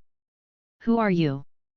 The man suddenly became stunned to see his daughter lying unconscious in the arms of an unknown Suna ninja. Memories of the 10 assassinations surfaced in his mind. He was about to yell when the Suna ninja suddenly appeared in front of him and grabbed his mouth and said, "Scream and both you and your daughter will die." The man felt an intense bloodlust from the ninja. Without letting the man speak, the ninja said, "Did you think that you could double-cross us by forming a secret deal with Omegakure?" The man's eyes widened. The ninja was amused as well. He thought, "I just made up a lie. To think that it would be true." The man wanted to scream that his deal with Omegakure wasn't harmful to Tsunagakure in any way. On the contrary, it might benefit Tsunagakure in the long term. However, he could not speak. The ninja was still grabbing his mouth so tightly that his cheeks had begun bleeding.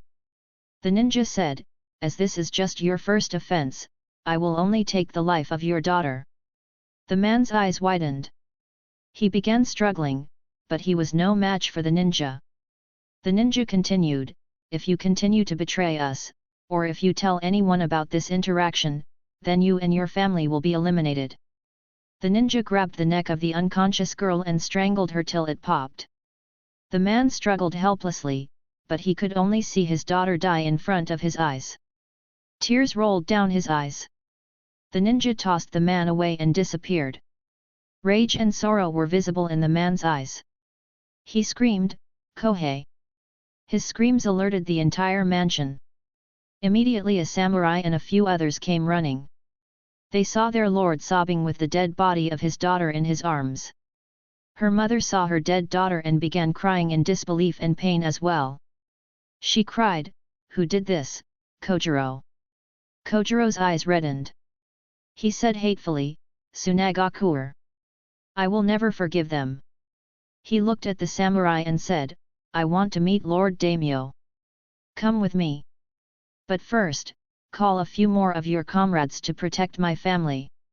The samurai nodded and immediately got to work. After ensuring sufficient protection, Kojiro along with a samurai began moving towards the daimyo's estate. However, he wasn't alone. 11 more nobles were also walking towards the daimyo's estate in rage and sorrow. Chapter 257, Chapter 254, Proving their innocence.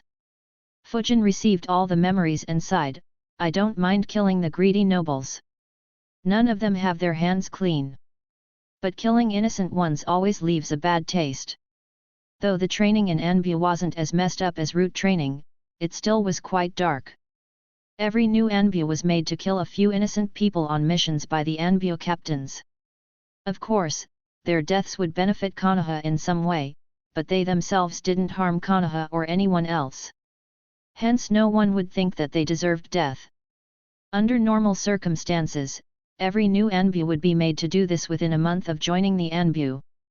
However, since Fujin's group was much younger with ages of just 12 and 13, they were asked to do this on a mission around 6 months after joining and after they had already completed a few missions. Despite not liking it, all three did it. After the first time, the Anbu commander would ensure that every once in a while, the Anbu ninjas would receive a mission that would include killing innocent civilians. It would be asked of them in a very subtle manner. The method was the complete opposite of the route. Eventually, after years of serving in the Anbu ninjas would begin considering this as normal. Fujin, despite his intelligence and knowledge about the Naruto world, didn't notice this subtle scheme. But, to be fair, he wasn't the only one. Every Anbu ninja, including the likes of Kakashi and Itachi, was subtly influenced over the years.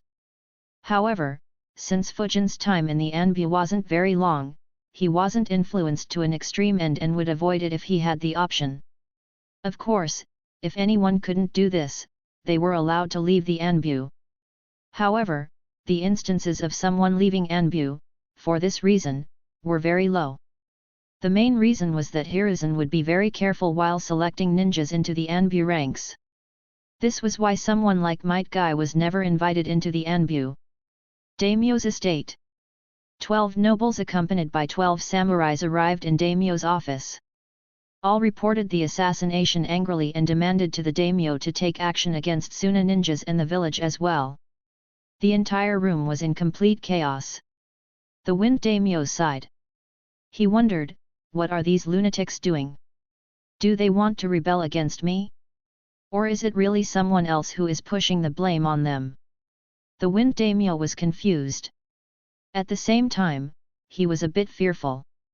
After all, even though he held the authority, in terms of power, he was no match for the Kazekage. If the Kazekage decided to kill him, it wouldn't matter how many samurais he hired to protect himself. However, he shook his head and concluded, no, if Raza attacks me, then he will have to face retaliation from the other daimyos. Though their cages don't have to listen to them, they will as they could all plunder Tsunagakuer together and divide the benefits among themselves. The only fear is if 3 or more kage decided to revolt against their daimyo.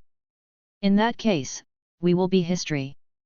However, the other cages haven't shown any such indications yet. So Raza would not dare to make a move against me yet. Though he didn't want to take action, he couldn't let the grievances of the 12 nobles go unanswered. He instructed, call Baki and the other Tsunagakuer ninjas. Hajime, increase the defenses of the estate. Hajime nodded and said, it will be done, Lord Daimyo. He immediately got to work. Soon, over 50 samurais arrived at the daimyo's mansion and took positions. Hajime stayed by the wind daimyo's side. Beiki received the message. He frowned and wondered, what now? Does the daimyo have any problems with us staying here? He gathered all his subordinates and went towards the daimyo's estate. Fujin was sitting in a restaurant near daimyo's estate using Hiroshi's appearance. He noticed the 20 Suna ninjas running towards the estate. He wondered, will they be imprisoned? Or will Beiki manage to convince the daimyo? Sigh, I want to watch their meeting. It'll be fun for sure. Beiki and the rest entered the estate. A frown formed on Beiki's face. The remaining Suna ninjas also became alert. They could see that the number of samurais in the mansion had increased a lot. They walked to daimyo's office. As soon as they did, the eyes of the nobles widened. Kojiro pointed at one ninja and screamed, it was him. This bastard killed my daughter. I want him dead. The other 11 nobles also screamed at the same time while pointing towards other ninjas. The room became complete chaos once again and was drowned in their screams. The Tsunagakuer ninjas were dumbfounded at the accusations. Beiki had a bad feeling. The daimyo commanded, quiet down. Soon, the entire room became quiet. However, the nobles kept looking at the Tsunagakuer ninjas with hateful gazes. If looks could have killed, then all Tsunagakuer ninjas would have already been dead. Daimyo said, how would you explain this, Beiki? Beiki replied, I have no idea what you or they are talking about, Lord Daimyo. The daimyo frowned. He analyzed, from his expression, it looks like he really doesn't know anything. The faces of others are clueless as well. But, do they really not know anything or are just acting? He said, do you really not know? 12 of your subordinates assassinated family members of these nobles. And you say you have no idea. Has the Kazekage decided to break all ties with me? Beiki's bad feelings increased. He quickly replied, that's impossible. Why will we kill them? He looked at the nobles and identified a few. He added, some of them have a good relationship with our village. We have no reason to destroy our ties with them. Kojiro screamed, you found out about my trade deals with Omegakure. You killed my daughter to make me stop doing that despite that trade deal having no adverse impact on Tsunagakuer. Another noble screamed, bastard, I don't even have any trade deals with any other country.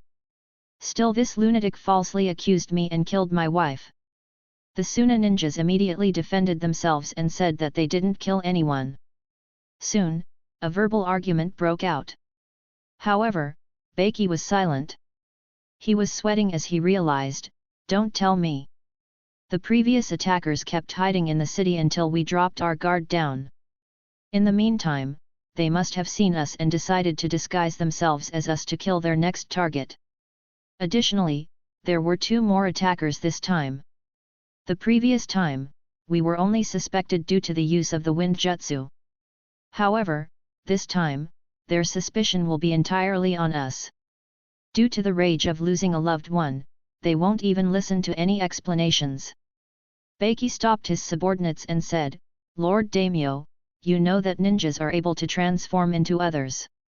I believe that the culprits of the previous assassinations disguised as us so that our relations will deteriorate further. Kojiro snorted, sure they can transform. But can they replicate their voice as well? Even if they can, how can they replicate his voice so perfectly? Even if someone transformed, it will have to be someone from your group. Beiki was stunned. He muttered to himself, don't tell me that we interrogated all the culprits and still didn't notice them. How else could they replicate our voice? However, Beiki shook his head and said, we have been very active in the Wind Capital recently. It isn't surprising that they could have overheard us. Kojiro's anger kept soaring. He said, good. So what you mean to say is that you are so incompetent that not only could you find the previous culprits, but instead you allowed them to completely disguise themselves as you. And you call yourself a ninja. This insult angered many of the Tsunagakuer ninjas. They immediately argued back and said how competent and capable they were. Kojiro replied while pointing at a ninja, if that's the case, then my daughter was murdered by none other than him. The Tsunagakuer ninjas were left speechless. Though they were much stronger in strength, when it came to debating, they were no match for the nobles who spent all their time scheming for benefits. After all, not every ninja could scheme or argue as well as a Kage could. Beiki stepped in once again and said loudly, "This is a pointless argument. I can assure you that none of my ninjas were involved." He looked at the nobles and said, "One by one, point out the ninjas you saw in your mansions and at what time. I will ask them where they were at that time and we will verify. That will prove that my men are innocent." Before the nobles could say anything, the daimyo nodded, "All right, let's do that." The nobles complained, but the daimyo said, "We will first have to know the truth.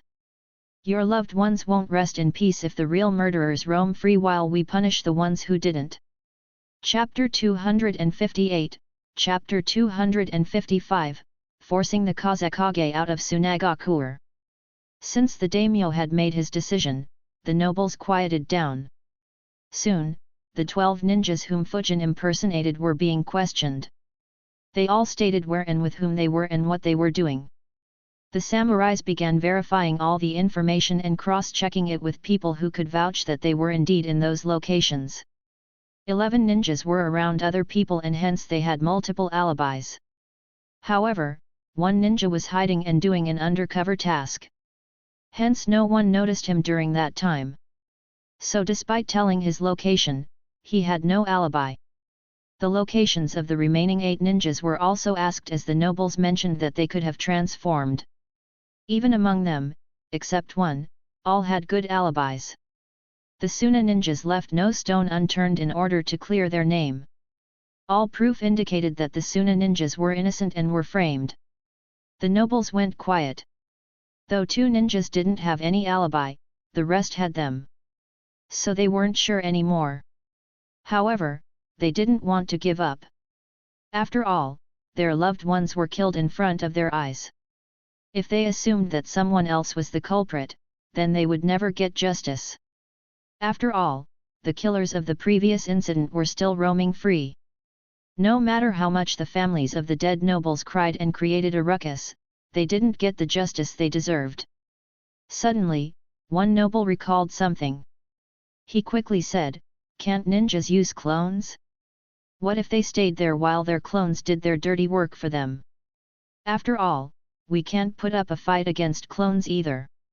Beiki and the Suna ninjas were put under pressure once again. Beiki said, "According to what you described, the ninjas who attacked you had solid bodies. We use wind clones who don't have solid bodies and are easy to be dispelled. If your killers were clones, then they would be shadow clones of Konohagakure or rock clones of Iwagakure. None of us know how to do those clones." Hajime raised his eyebrows. He could counter Beiki's point, but he didn't, as he recalled the scroll he received. "Lord Mifune asked me not to take sides in this matter as long as no one is fighting. Though I don't like how Suna is behaving, I should let it go as it isn't my business."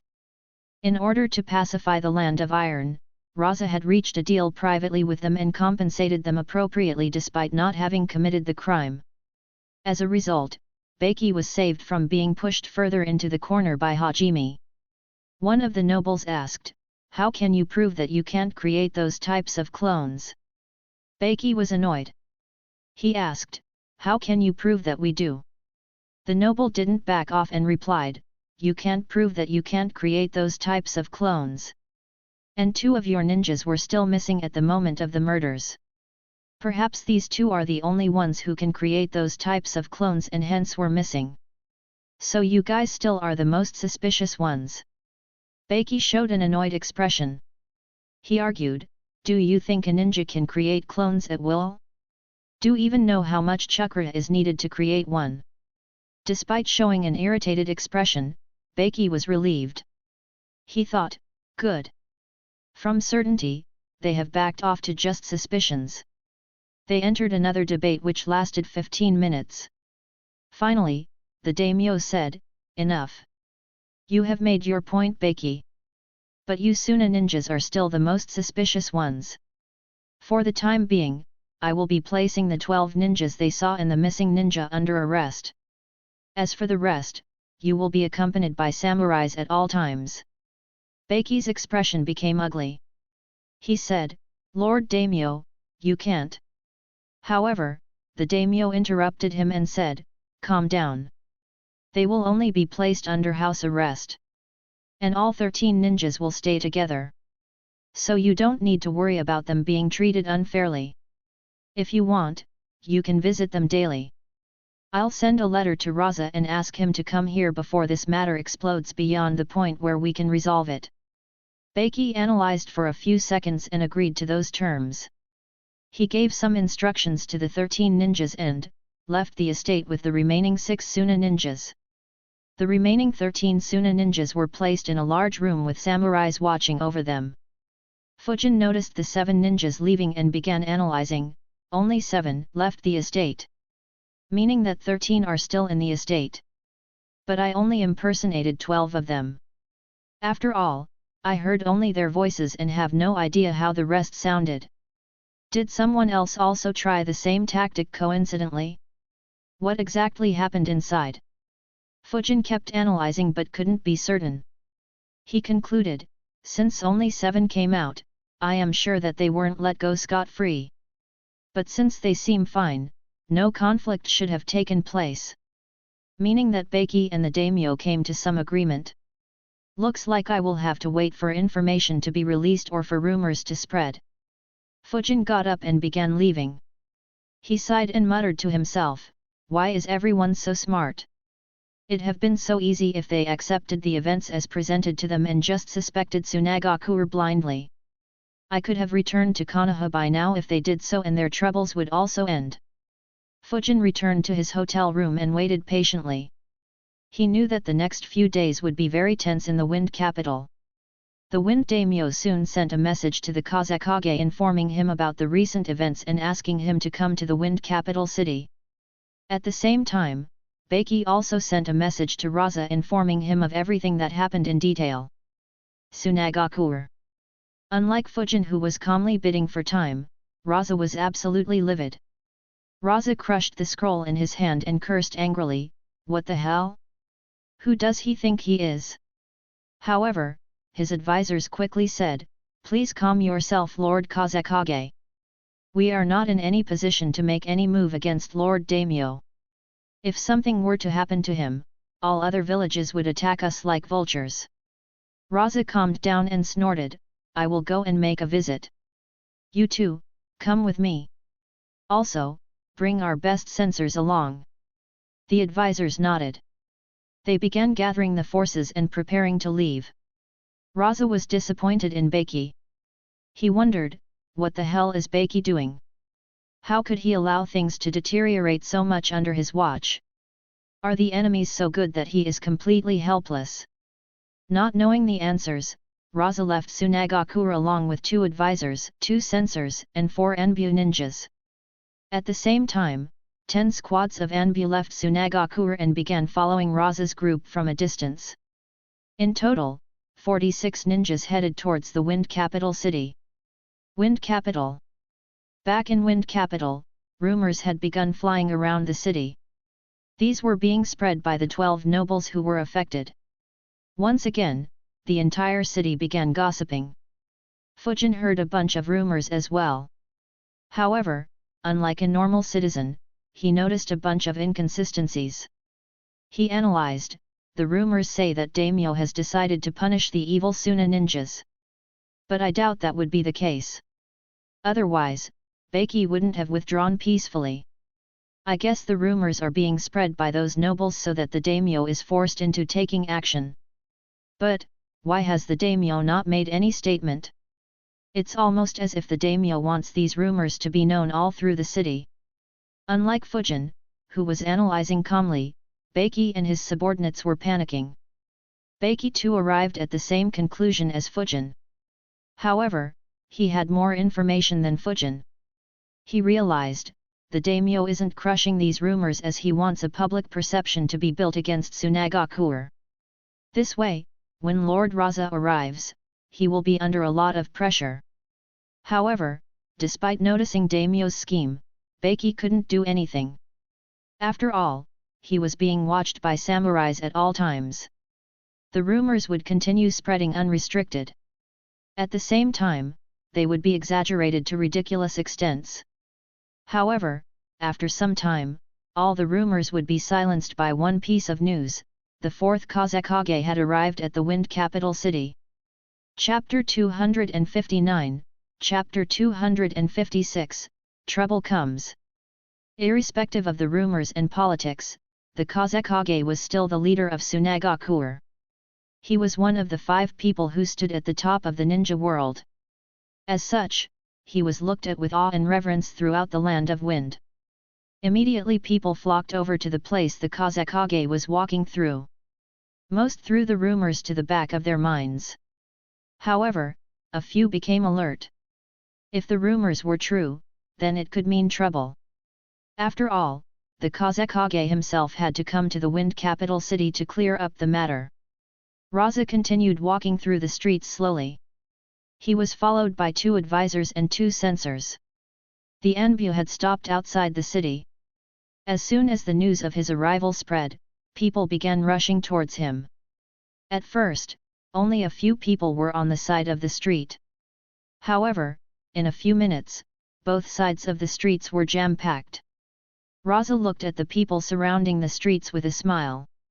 He could have hurried through to the daimyo's estate. However, he didn't, as this was a good opportunity to show that he had public support and make the daimyo think twice about alienating him any further. Among the numerous people watching him was Fujin. Unlike his previously relaxed state of mind, he was very tense. He thought, shit. Why the fuck did he show up? Granted, I created a mess, but that shouldn't have been enough to call a cage here, right? Fujin wasn't concerned when Beiki arrived, as he was confident of escaping even if Beiki somehow discovered him. However, if Raza was to find him, Fujin didn't have much confidence in his ability to run away. The resultant fight was sure to give away his identity as well. However, despite being tense, Fujin wasn't panicking, as he knew, he won't go around looking for the culprits. That would be unbecoming of a cage. I just have to avoid making any moves while he is in the city. His expression hardened as he decided, of course. Once he leaves, I will create a mess and leave this city for good. In the Wind Capital, Fujin wasn't the only one who was on alert. There were 4 more people whose expressions were ugly. One of them cursed, "Which bastard is acting so brazenly? How can I do my promotion mission when the Kazekage is in the city? Shit! I should have left when the samurais and the Suna ninjas had calmed down." A few Konoha Anbu were in this city as well for the promotion mission. However, they all had to stop acting after Fujin killed 10 nobles. Most of them had escaped the city in the week before Fujin made his second move. Only 4 had decided to continue their mission in this city. However, Fujin's actions endangered all of them. Just like Fujin, they decided to maintain a low profile as well. Along with Konoha Anbu, there were dozens of other spies and undercover ninjas operating in the Land of Wind from every other village. They too cursed the bastard who operated in such a high-profile manner. Raza continued his journey towards the daimyo's estate. Beiki had met up with him mid-route and informed him about the rumors. Raza maintained a smile on his face, however, his mood was gloomy. He was extremely upset with the daimyo. Under everyone's gaze, he entered the daimyo's estate. Fujin sighed, "I really need an inside man. How am I supposed to act when I have no idea what deal is taking place between them?" Of course, Fujin could try to have his clones infiltrate the estate, but it would be very risky. If alerted, the daimyo would know that someone other than Raza is active in the Wind Capital City. That would be counterproductive for Fujin and would cause his previous efforts to go to waste. Fujin entered a restaurant and waited for Raza to leave the estate. However, he didn't expect to gain much, though he is younger and probably much more foolish. He is still a cage like that old fox. I doubt I'd see anything from his expression. But, since there are so many people here, one additional guy staring at him shouldn't alarm him. I might as well wait and see. Inside Daimyo's office, Raza and the Wind Daimyo entered an intense debate. Raza was upset at how the Daimyo had consistently cut his budget and placed his ninjas under house arrest. Meanwhile, the Daimyo was upset at the blatant killings of his nobles. After a couple of hours of intense discussion, both finally reached a consensus. The Daimyo said, "All right. For the next 12 months, I won't lower your budget any further. However, you will have to ensure the safety of the nobles in the Wind Capital." Raza noticed an opportunity and immediately said, "All right, you can issue missions for protection in Sunagakure. I will reserve up to 1,000 ninjas who will be ready to move out on notice." Unlike Konoha, which was suffering from a shortage of manpower, Suna had plenty of spare manpower. Though their total number of ninjas was far lesser than Konoha, the number of missions they received was very less compared to Konoha. So many ninjas didn't have any work to do. Raza wanted to use this opportunity to alleviate some of that problem. However, the Daimyo shook his head and said, "No. That won't work. You will have to deploy the ninjas by yourself to ensure their safety. You won't receive any payments for this." Raza frowned. He said, "How can that work? How will I even be able to afford that?" The Daimyo replied, "Your budget has sufficient funds to be diverted here. Besides, most people in this city think that Sunagakure was behind the recent wave of murders. The nobles all think that you were behind the murders as well.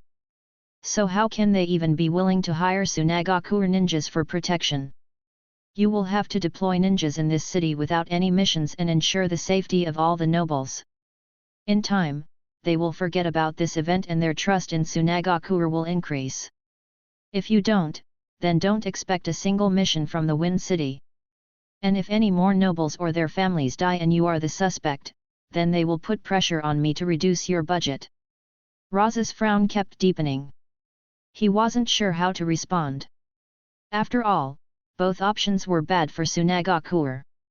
One of the old advisors sitting next to him said, "Lord Daimyo, just like you, we also have to answer to public pressure. I understand your point of view, but please also understand our troubles. How about we find a common ground and you pay us an annual fee to deploy our ninjas in the Wind City permanently?" The Daimyo thought for a bit and nodded. After haggling for a bit, the old advisor managed to get 1.5 million ryo per month from the Daimyo. However, Raza wasn't happy. The amount was in no way even comparable to the amount of money that Sunagakure would have received if the nobles had issued missions. Unfortunately, he had no other choice. He nodded and said, "All right. However, I have another condition. If there are no more incidents, then I want you to increase this amount next year by a huge amount." The Daimyo nodded and said, "That is fair. We will renegotiate the terms next year." The two talked for a bit before leaving. The 13 ninjas that were kept under house arrest were allowed to leave with the Kazekage. However, instead of returning to Suna, Raza stayed in the city. He looked at 2 sensors and commanded, "Roam around the city in disguises. Check if there are any spies or troublemakers and eliminate them." They nodded and left. The news that the Kazekage has decided to stay in the city spread like wildfire.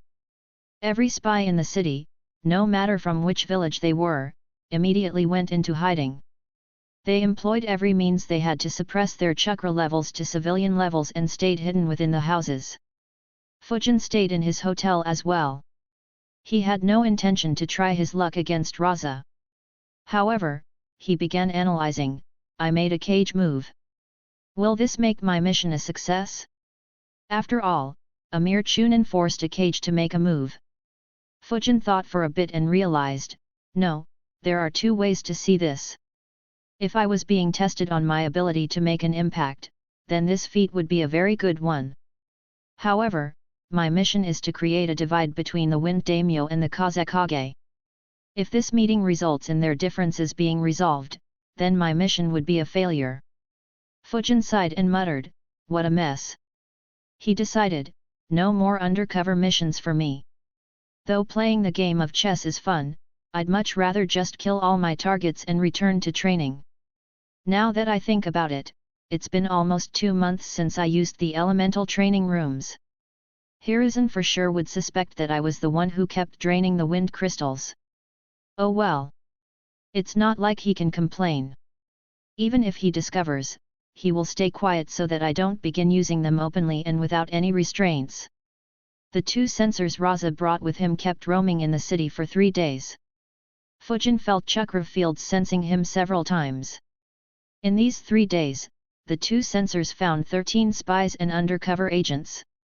However, they were all from smaller villages. No one from the other major villages was caught by them. The Tsunagakuer ninjas quickly made a move on them and neutralized them one by one. Their fights caused some property damage to the city. Unfortunately, none of them were wind users. So Tsunagakuer couldn't pin the blame on them. After 3 days, the 2 censors met Raza and said, "Apologies, Lord Kazekage. We couldn't sense the culprits who did the assassinations." Raza replied, "It's fine. If they didn't have the confidence to hide, they wouldn't have done something so outrageous in the first place. Anyways, begin preparations to leave. You and Baki will stay back here. I'll send some Anbu to coordinate with you in secret." At that instant, a group of 12 ninjas approached the city. The samurais guarding the city were already on full alert due to the recent events. They immediately noticed them. The group wasn't aware of the recent events in the city and approached the guards. Hayashi Ryota put one hand on the hilt of his sword and said loudly, "Halt! State your name and purpose." The ninjas immediately stopped. One of them said, "I am Oda Seiji. I come from Kurogain no Sensen mercenary group. Around a couple of months ago, a squad of our mercenaries was hired to escort a trading group to this city. But since then, we haven't heard anything from them. So we came here to investigate." Chapter 260, Chapter 257, Raza's Gaze. The mercenary group from which the real Hiroshi had hired protection had arrived in the Wind capital city to investigate the reason why their comrades didn't return for almost 2 months. Ryota had handled several such cases in the past. In the majority of cases, this was a result of those squads being killed in action. He replied, "I see. Can you tell me the names of the ninjas and the traitors?" Seiji nodded and informed him of the names of his ninjas. He added, they were tasked to guard a mercenary group led by Takahashi Hiroshi. Ryota nodded and passed the details to a few civilians who used to sit with them. After a while, one person said, "Ryota-sama. The ninja names they mentioned haven't arrived here." Seiji heard it and let out a sigh. He had expected this result. Suddenly, another person said, "Takahashi Hiroshi and his traitor group had arrived in this city 51 days ago. You were the one who accepted them, Ryota-sama." The mercenary group were surprised to hear this information. Ryota took the document and read it. He said, "Yeah, I have some memories." This group was very polite. Seiji squinted his eyes and asked, "But if our members are missing, how can they have arrived here unharmed?" Ryota shrugged and replied, "How would I know?" Seiji said, "We want to meet with Hiroshi and question him." However, Ryota shook his head and said, "Unfortunately, I can't allow that. Once a trader or a merchant arrives in the city, he is our guest. We cannot allow him to be harassed." Seiji frowned. He withdrew a bag and handed it to Ryota secretly and asked, "Can we meet up with him now?" Ryota took a quick look inside the bag. It had around 100,000 ryo. He smiled and said, "Sure. How can I deny our esteemed guests?" The mercenaries maintained their smile but scoffed internally at his morals. Meanwhile, the other samurais and civilians guarding the gate were joyous. After all, they too would receive a share. Ryota sent a samurai to find and bring Hiroshi to the gate. An hour later, a samurai knocked on the door. Fujin was surprised. He wondered, are they still finding the culprits? He opened the door and politely greeted, "Hello. How may I help you?" The samurai looked at him and said, "Hayashi Ryota, the samurai who you met while entering the city wants to meet you. Please come with me." Fujin frowned. He didn't understand what it was about. He asked, "Why? And why didn't he come here?" The samurai said, "He is busy and can't leave the city gates. That's why he sent me. As for the reason, you will have to ask him." He began walking. Fujin followed while thinking, what the hell is this about? Did they figure out that I was the culprit? No, that doesn't make sense. A lot more people would show up if they did. Hell, Raza might come himself. Fortunately, the samurai wasn't walking in the direction of where Raza was staying. Though suspicious, Fujin followed thinking, it doesn't matter what he is planning. As long as Raza isn't involved, I'll be able to get away. They arrived at the city gates. Ryota looked at Hiroshi and warmly said, "We meet again, Hiroshi. Did you enjoy the city?" Fujin nodded and said, "Yes. I have fallen in love with the city. I can't seem to want to leave it." "Haha. But, why did you call me?" Ryota pointed at a group of ninjas who were walking towards them and said, "These are from the mercenary group Kurogen no Sensen. They want to ask you about the ninjas who took the mission of protecting you." Ryota looked at Fujin meaningfully. After all, there were no ninjas protecting his group. And he hadn't mentioned them when they arrived. Fujin was surprised. He thought, "I see. They have finally come to investigate. Sign, such bad timing. If they had arrived after Raza left, I would have had so many more options. Looks like this identity can't be used anymore. Though it is probably not a bad thing to leave this city now. Raza and Daimyo should have come to some sort of a deal. So if I make a move now, the Daimyo will lean more towards believing that someone is setting him up." Seiji approached Fujin and said sternly, "Hiroshi, I am Oda Seiji from Kurogen no Sensen. Can tell me why your group arrived in the city without the squad assigned to protect you?" Unlike Ryota, Seiji was much more aggressive. Fujin walked back a couple of steps and showed a fearful expression. Ryota took a step in between them to remind Seiji that this was the Wind Capital City. Seiji stopped but still stared at Fujin. Fujin answered with a hint of fear in his voice, "On our route, we encountered an injured man.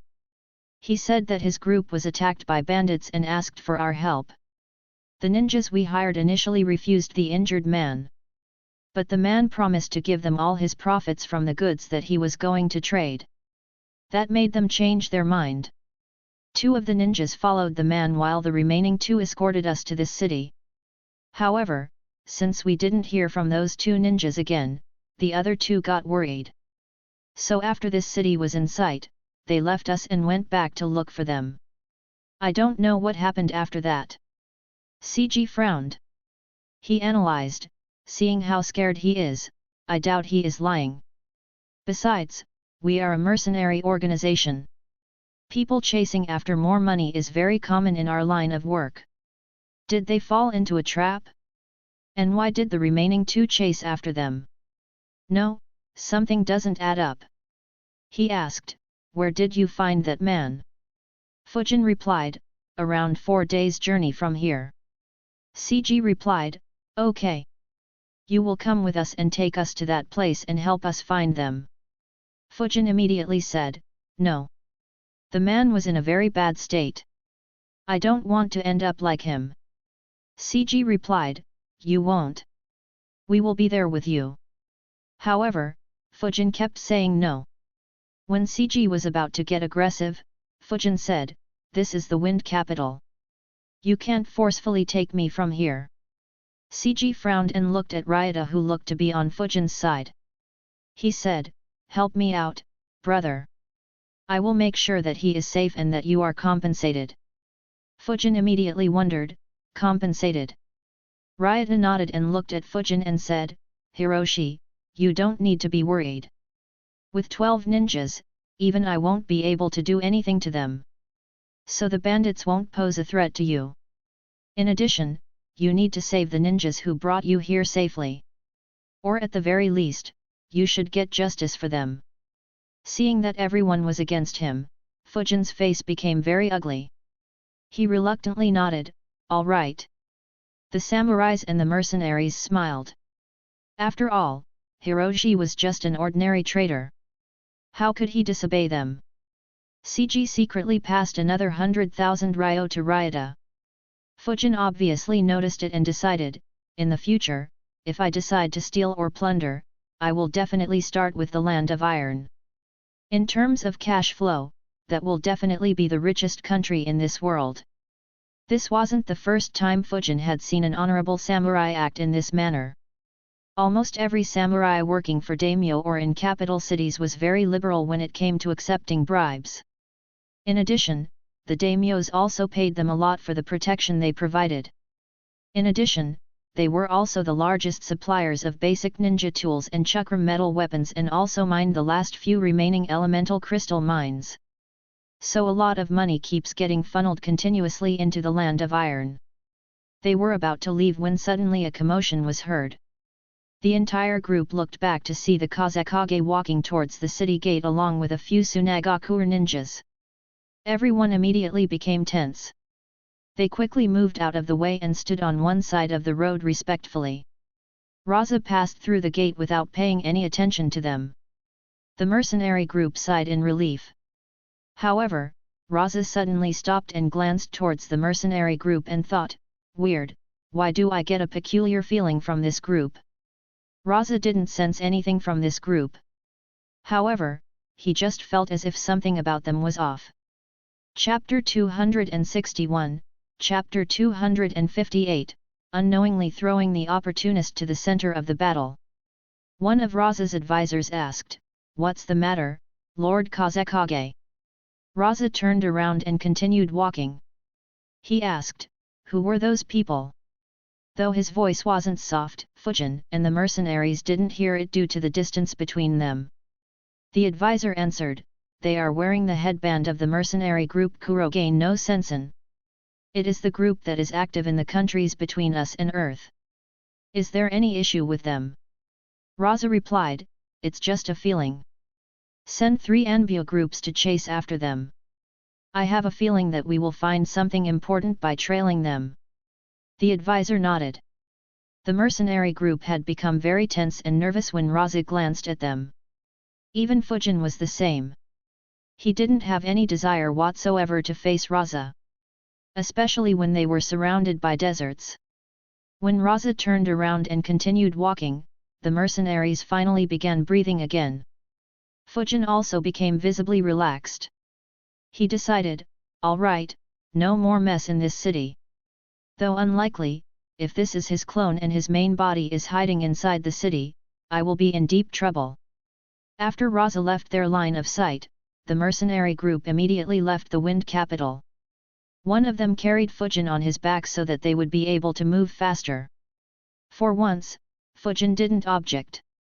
After Raza's group moved a sufficient distance from the city, 40 Anbu ninjas appeared in front of them. Raza immediately assigned tasks to them. 3 squads of Anbu chased after the Kuroge no Sensen mercenaries. 4 squads were tasked to sneak into the Wind Capital and keep an eye on the city from the shadows. They would coordinate with Baki to catch all undercover enemy ninjas in the city. The last 3 squads would keep an eye on the surroundings of the Wind Capital and keep track of the people traveling in and out of the city. Raza and the advisors immediately began traveling back to Tsunagakuer. The mercenary group continued without knowing that they were being followed. Since Fujin couldn't activate his chakra field, even he was unaware. Fujin acted like he was helpless and obediently guided them towards the location. After traveling for nearly half a day, the group arrived at the spot where Fujin had killed their members. Fujin said, "This is the spot where we met that man. He was sitting here and was covered in blood." CG looked at Fujin. Fujin looked very tired and sleepy. The mercenaries didn't find it odd as it was late at night and they had traveled for 12 hours straight. CG asked, "Are you completely sure?" Fujin looked nervous and said, "I am confident. However, this is a never-ending desert. Everything looks the same. So I can't be 100% sure. CG looked sinisterly and said, you better hope that we find them. Otherwise, you will have hell to pay. Even your family won't be spared. Fujin's face became nervous and said, I am sure that we met that man around here. CG looked around and said, everyone, investigate the nearby area. See if you can find any tracks. Everyone nodded and began looking. The group had a couple of sensors. They spread their chakra fields and began investigating. For a couple of minutes, they didn't find anything. Fujin observed them. The nervousness on his face faded away. He decided, it's time. He was about to flicker when the eyes of one of the sensors widened. He shouted at the top of his lungs, everyone, gather together. Fujin hadn't used his chakra yet. He was surprised and stopped his plans. Immediately, all 12 ninjas gathered next to each other. CG asked, what did you sense? The sensor said loudly, we have been led into an ambush. CG and others looked at Fujin and stared at him. Fujin was dumbfounded. He thought, the one who is supposed to ambush you is me. Who else is here? Did those 4 I killed become zombies? CG grabbed Fujin's collar and cursed, Hiroshi, you dare lead us into an ambush. Fujin became alert. He could have killed CG, but he was on guard against who their sensor had sensed. He said, I have no idea about any ambush. At the same time, he raised his guard to the max. If CG or anyone else would have any thoughts of killing him, he would retaliate. Before CG could retort or take action, 12 Anbu ninjas of Tsunagakura appeared in front of them. One of them said, I wonder what Kurogen no Sensen ninjas are searching for in the land of wind. He took a look at Fujin and added, that too with a civilian leading you. CG replied, our squad that was assigned to protect them went missing. We are investigating them. The Anbu ninja said, nice story. I will have to ask you to surrender without a struggle. Otherwise, it won't end well for you. A glint appeared in Fujin's eyes. He thought, good. These two can fight each other. No one will waste their time on a civilian. Once one of them wins, I will kill the survivors. However, suddenly his eyes widened. CG grabbed Fujin with more force and said, interrogate this civilian. You can verify our story from him. He lifted Fujin and threw him at the Suna Anbu ninjas. Fujin shouted in panic, wait, don't do this. Bastard, you promised my safety. However, he was still sent flying towards the Anbu. He cursed, shit, I wanted to take advantage of their fight and kill them all. But he pushed me to the center of it.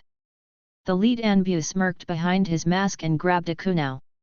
He swiped it at Fujin while keeping his eyes on the mercenaries and saying, do you think that you can get away by using a civilian as a distra? Suddenly, one of the Anbu ninjas shouted, be careful. Fujin was just 1 meter away from the Anbu who was swinging a kunai at him when he opened his mouth and exhaled extremely sharp whines on the unsuspecting Suna ninjas. The attention of the Suna ninjas was on the mercenaries. The attack caught them off guard. The lead Anbu ninja was hit head-on. The whines slashed through his neck and beheaded him. Both his detached head and body had several deep cuts from which blood sprayed out like fountains. 9 more ninjas suffered a similar fate. They fell with their eyes wide open, not expecting to die so suddenly on a simple mission. Only the Anbu who shouted and the Anbu next to him jumped backwards in time to dodge the attack. Fujin noticed them in the air and flickered, appearing behind them in the blink of an eye. Both grabbed their kunai and turned around to face him. The mercenary group was dumbfounded. They had examined Fujin before leaving and hadn't found anything suspicious about him. They saw Fujin open his mouth and shot multiple air bullets. The last 2 Suna Anbu had their bodies riddled with holes. Both fell down dead like the rest of their comrades. Having killed all the Suna ninjas, Fujin turned his gaze towards the mercenaries. In an instant, everyone grabbed their weapons and watched Fujin with grim expressions. The Suna group who they were afraid of was slaughtered with ease by the traitor they forcefully brought along with them. CG asked, "Who are you? And why did you hire one of our squads if you are so strong?" CG obviously realized that the person in front of him was in disguise. However, he wasn't if he had disguised as Hiroji all along or if he had replaced Hiroji later. He decided to act oblivious to leave an escape for himself. Fujin realized it and thought, "Good attitude. Unfortunately, you shouldn't have taken the initiative to bring me out of the city." Without a word, Fujin disappeared. Their censor immediately shouted, "On our right!" Everyone turned their heads, only to see a gigantic wind dragon heading towards them. They immediately dispersed. The dragon tackled the spot they were standing at and exploded, causing winds to spread through the area. The winds immediately sent the sand flying in the air. Not only did it lower the visibility in the area, the sand would enter the eyes of anyone who would keep them open. Unlike Fujin, who could sense, their group had just one sensor. Without the ability to see and knowing how strong and treacherous their enemy was immediately caused panic to spread. In the dust cover, Fujin flickered behind the mercenary who had shouted his position. The mercenary turned around and shouted, "He is here." He immediately jumped backwards while keeping a kunao in front of him defensively. However, Fujin just took a step forward and swung his sword at the mercenary. The mercenary tried defending, but the sword cut straight through his kunao and split him into two. Without the sensor, the remaining mercenaries were left blind in the desert. Fujin killed them all with extreme ease in just a couple of minutes. Chapter 262, Chapter 259, Solving a Mystery. The winds died down and the sand settled back in the desert slowly. The blood was automatically buried under the sand. Fujin had already stored all 24 dead bodies in scrolls. He also collected the scroll containing the dead bodies of the 4 ninjas who were protecting Hiroji's trading group. He analyzed, with 12 mercenaries and the same number of Suna Anbu missing, the deserts will soon become very chaotic. Returning to Wind Capital will be pointless and very risky. I should eliminate a few targets who are outside the city quickly and return to Konoha. Having made his decision, Fujin began moving towards his targets. 10 minutes after Fujin left, a squad of Tsunagakure ninjas arrived where the fighting had taken place. One of the Chunins said, "It doesn't look like anyone was here, Captain Yura." Yura frowned and said, "It looked like there was a huge battle here. It should have just ended. Inspect the area. We may find some clues." Since Yura was the team leader, everyone obediently followed his instructions. For half an hour, they didn't find anything. Suddenly, one of the ninjas shouted, "Everyone, come here." Immediately, everyone approached him. He had dug the sand a few meters and was standing in a hole. As soon as they reached him, everyone's face became solemn. The sand was dyed red in blood. And it wasn't just a little bit either. One of the ninjas commented, "So much blood-soaked sand. How many people were killed here?" The spot they were standing on was where Fujin had killed 10 of the 12 Anbu ninjas from Suna. Though he had collected their bodies, the blood had seeped into the desert. Fujin didn't bother getting rid of it as it would require a lot of effort and time without providing him with any benefits. Yura said, "It looks like someone killed a bunch of people here." They didn't bother cleaning up all the evidence thinking that no one would find it there. Unfortunately, they didn't think that we would sense their battle and come investigate so quickly. Unknown to the Suna ninjas, it was their good luck that the killer didn't waste time clearing all the evidence. Otherwise, they would have run into Fujin and joined their comrades on the trip to the afterlife. One of Yura's teammates countered, "But who would be so brazen in our country? I think it might be the work of someone from our village. That is why they weren't concerned about others finding out." Yura nodded and said, "Could be. Regardless, collect as much of this blood-soaked sand as you can. Others will keep scouting this area. If it was an intense battle, then everyone wouldn't die in the same place. We will carry the blood samples to Suna. If it was done by someone else, then it will help the village a lot. His team immediately got to work. They spent over half a day searching the entire area and managed to collect blood samples of all 24 ninjas who were killed. Of course, they didn't know that and kept searching for hours despite finding all the blood samples. Finally, at noon the next day, they stopped searching and continued their journey to Sunagakure. At the same time, Fujin was running across the desert. He let out a sigh and muttered, "This country is too damn big." Though the Land of Wind didn't have many resources, in terms of land area, it was the largest country in the ninja world. The deserts went on for thousands of kilometers to the west. Due to this, the country was incredibly difficult to be invaded. It was one of the factors why Konoha didn't push into the Land of Wind despite inflicting grave damage on Suna in every major war. The large size of the country meant that there were some cities in the west that were very far from the Land of Fire. Due to their geographical location, they had no choice but to be completely subservient to Sunagakure. Konoha and the other villages had zero influence in this area. So Shikaku wanted to weaken Suna's influence by targeting cities and towns in this area. Yura's squad traveled a few hours through the desert towards Sunagakure when they encountered another squad. Yura noticed them and immediately stopped and greeted respectfully, "Elder Manabu." Elder Manabu was in his 50s and a member of the Sunagakure Council. He had an illustrious career and made many contributions during the Second and Third Great Ninja Wars. So Yura was very respectful.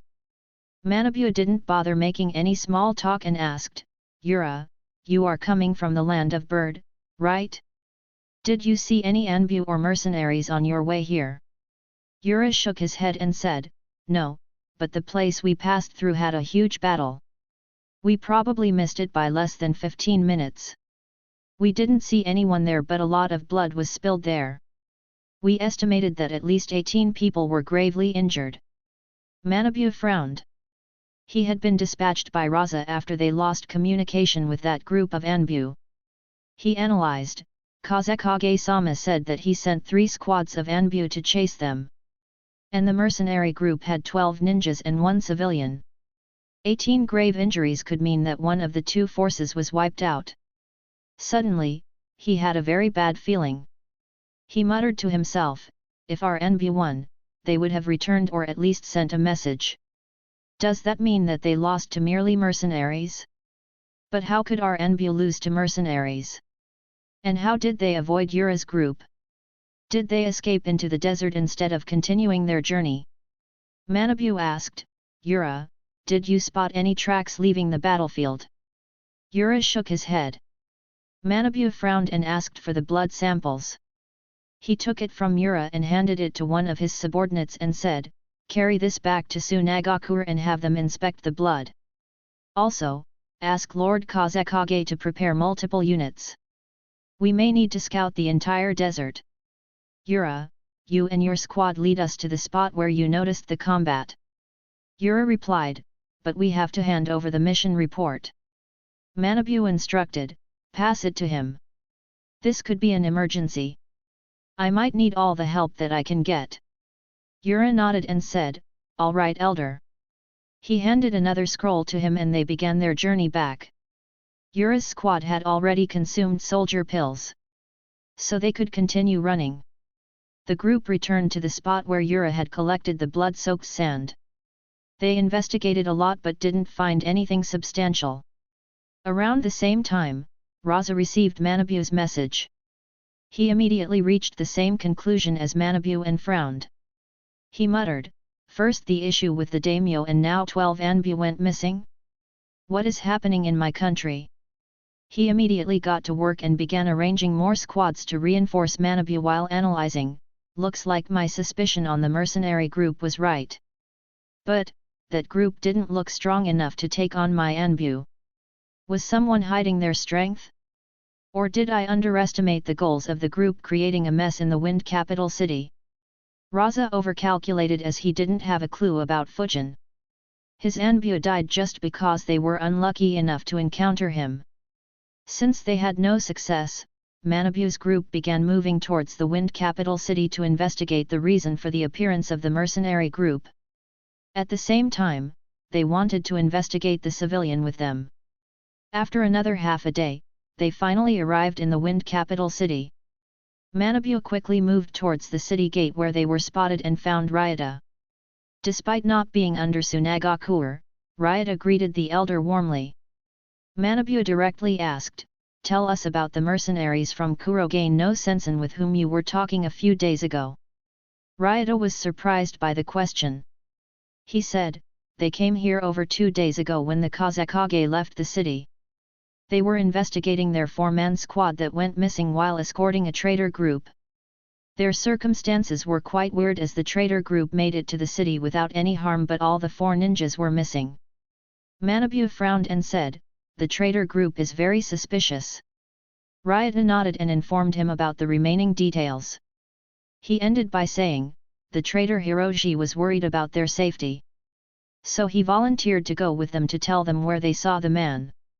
Ryota lied with a straight face. Instead of saying that he was forced, he said that Hiroji volunteered. However, this lie helped Manabu as he became even more suspicious of Hiroshi. He said, "Give me the details of where Hiroshi stayed. Also, gather the remaining 11 traitors and have them meet me." Ryota was about to say no as Manabu had no right to order him around. However, Manabu added, "I have a suspicion that this group might have something to do with the recent murders in the city." Ryota became serious and immediately nodded. He asked his subordinates and informed them about the hotel where Hiroshi stayed. As for others, he would need some time. Manabu nodded and began moving towards the hotel. He muttered, 12 traitors, 12 assassins, 12 mercenaries. I think we are finally getting some clues.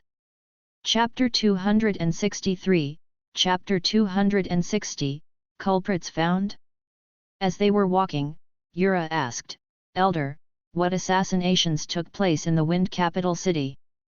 Yura and his groups weren't in the land of wind when Fujin was creating a mess. So they were unaware. Manabu's subordinates filled them up. Yura and his subordinates began sweating having realized how much trouble their village was in. After hearing the circumstances, they couldn't help but suspect that their own village was behind the assassinations. They understood how others would have felt. The group reached the hotel where Fujin had stayed and entered his room. The room was impeccably clean. They began investigating the room. After half an hour, every single one had an ugly face. One of Yura's subordinates said, "There is nothing here that could point us to him at all. It's as if no one has lived here for months."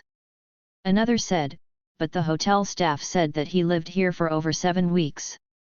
A third ninja commented, "Maybe the hotel does such a good job cleaning that all evidence is wiped out." However, one of Manabu's subordinates shook his head and said, "No. No matter how well they clean, their scent gets left behind. But there is no scent in these rooms. This guy is not a civilian for sure. He should be a well-trained Anbu ninja from some country." Everyone agreed with his analysis. Yura added, "If he is, then the other traitors should be as well. And they didn't leave the city. We can catch them and clear our village's name." Manabu nodded and said, "Baki is leading our ninjas in this city. Let's meet up with him.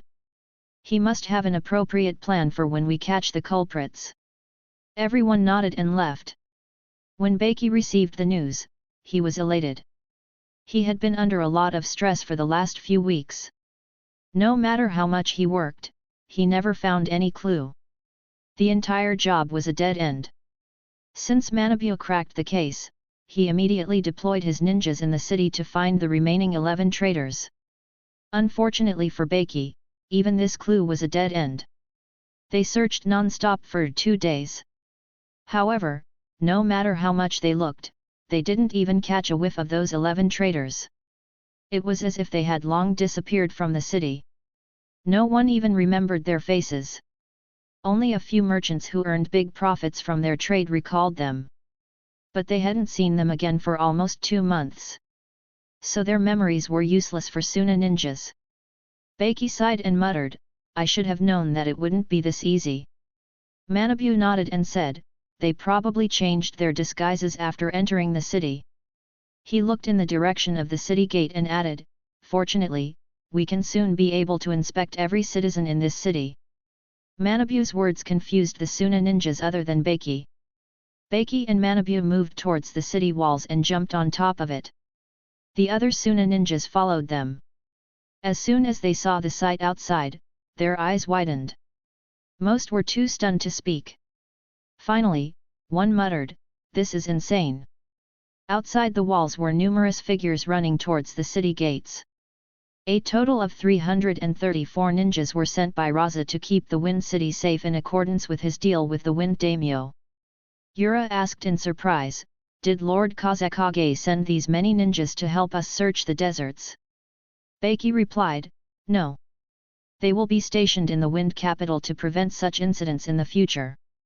It was a deal between Lord Kazekage and the Daimyo to settle our differences." Seeing that these were their reinforcements, the Suna ninjas were elated. Excitement coursed through their bodies. With such numbers, finding spies would become extremely easy. Sunagakuer ninjas received a warm welcome. Baki immediately made arrangements for everyone. After settling them, Baki immediately began acting on his plan. He cooperated with the city guards to get records of every citizen officially living in the city. He informed the ninjas of their task. He planned to inspect each and every person in the city. He wanted to find any person living in the city who was unregistered. That could help him find the 11 traitors who were under different disguises.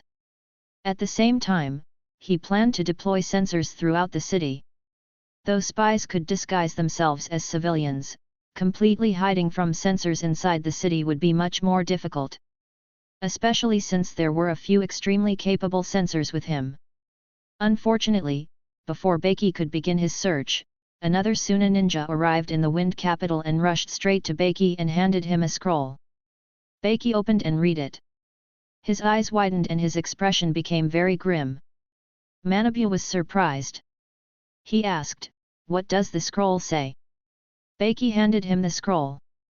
Manabu read it and immediately became angry. He cursed loudly, "Which heinous bastard did this?" The Suna ninjas became curious. However, the messenger said, "Elder Manabu, Lord Kazekage has asked you to travel to Sabakitsu. Yura will assist you. In addition, 5 squads of Anbu and 30 squads of varying strengths have moved out of our village and are currently heading towards Sabakitsu." Manabu nodded. He and Yura along with their squads left immediately. Another scroll with a similar message reached the hands of the daimyo. He too became solemn. Soon, the news spread throughout the city causing panic to spread. Daimyo did his best to quell the panic. His assurances calmed the citizens of the Wind City and brought stability back to the city. 12 hours ago, Fujin traveled for over 3 days through the desert to finally reach the city called Sabakitsu. He let out a sigh and muttered, "The distance between this city and Sunagakuer is larger than the distance between Konoha and Sunagakuer." Though Fujin took a few breaks, he wasn't a fan of traveling for so long through non-stop desert. He couldn't help but wonder, in these 3 days, I encountered 2 sandstorms. They didn't affect me due to my expertise in wind release, but I can't help but wonder how civilians even trade across these huge and treacherous deserts. Fujin began inspecting the defenses of the city from the outside while recalling the information about the city mentioned in the scrolls provided by Shikaku. Sabakitsu was a mid-sized city in the far west of the Land of the Wind. Though it wasn't the largest city, it was one of the most important cities for one critical reason. The city was surrounded by numerous oases and received a decent amount of rainfall every year. Due to this, it had the highest agricultural production in the entire Land of Wind. Overall, around 60% of the total agricultural production in the Land of Wind would be obtained from this city. Due to this, it provided food to all the cities and villages in this region, thus saving the Land of Wind a lot of trouble to transport food across the vast desert. In addition, it also sent some food supplies to the Wind Capital and Sunagakuer and helped them reduce dependence on other countries for food. For this reason, Sunagakuer permanently deployed 8 squads to protect this city. In addition, 1 elite jounin would always be deployed in the city. Fujin observed the defenses and analyzed, though the city is important, the defenses aren't very high. The reason for this is that Tsunagakure doesn't expect anyone to hit them so far away. In addition, the samurais won't protect this place because of how far into the desert it is. Still, the city does have an elite jounin. Killing him would be troublesome. Especially if there are jounins to reinforce him. Unless I can take him by surprise like those Anbu. Fujin analyzed and shook his head. No, that would be difficult. If I fight him and fail to kill him, then he will gain a lot of my information. It would be troublesome if they get enough information to calculate later on that it was me. I shouldn't use my summons or vacuum techniques in my fight unless I am sure that I can kill all who see me use them. The same for my famous swords. Probably best if I avoid using my swords completely. The city had 2 entrances and was surrounded by huge walls. Each entrance had 2 ninjas watching over it. The walls did have seals inscribed in them, but they weren't as complicated as the Wind Capital City walls. Fujin planned, I could enter the city through the gates by using disguises of one of the people who leave the city to work in the fields. However, if they follow a certain routine, then entering at odd times will raise suspicions. Fujin thought for a bit and decided, leave it, it's late at night. They won't leave the city for hours. I'll try to infiltrate directly. If I fail or am detected, I'll just escape and replace one of the citizens working outside. Fujin began working on the seals. He was a bit excited as he had never yet attempted to dismantle the seals of an entire city. The most fun he had with seals was messing with Hiruzen in the wind training rooms in the Anbu training facilities. Chapter 264, Chapter 261, Salvaging the Food Supplies. Fujin spent a few hours studying the seals on one section of the wall. Due to hiding his chakra and the massive length of the wall, he wasn't detected or seen by anyone. Finally, the sun rose. And at the same time, a smile appeared on Fujin's face. He muttered, it's cracked. He summarized, these seals are inscribed by a Grand Master. However, the wall is huge. Whoever inscribed it wasn't very dedicated and did the bare minimum to ensure the safety of the city. However, even if he had been serious, I would have managed to break through. Though I would have needed a lot more time. Maybe while I return, I should swing by the Wind Capital and leave a few clones to try to break through the seals there. It would be a good test. Fujin entered the city and transformed into one of the people he saw in Wind Capital. Fujin didn't waste much time and directly began visiting the important locations. He thought to himself, 4 ninjas were at the gates. There should be 28 more ninjas in the city. I wonder if they are also deployed or are resting in the city. Fujin's guess was accurate. The ninjas in the city were divided into 3 groups.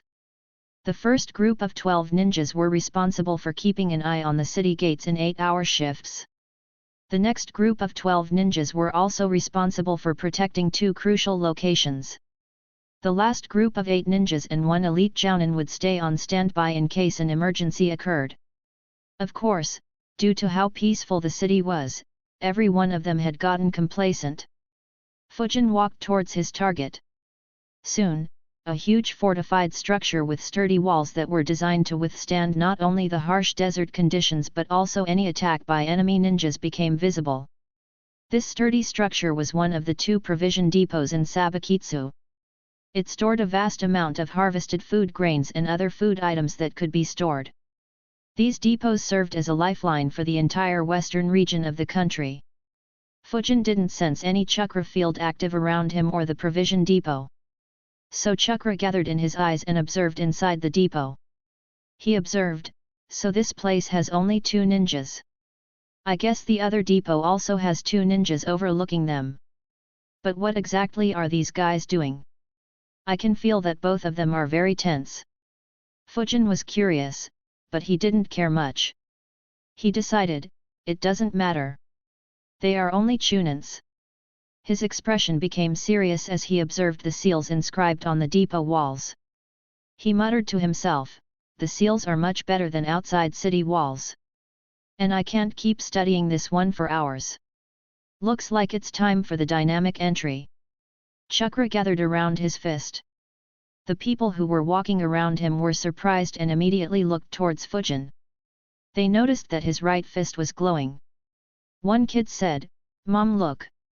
His hand is glowing." Another kid asked, "How can I do that, Mom?" The people were just normal civilians. They hadn't seen ninjas in action.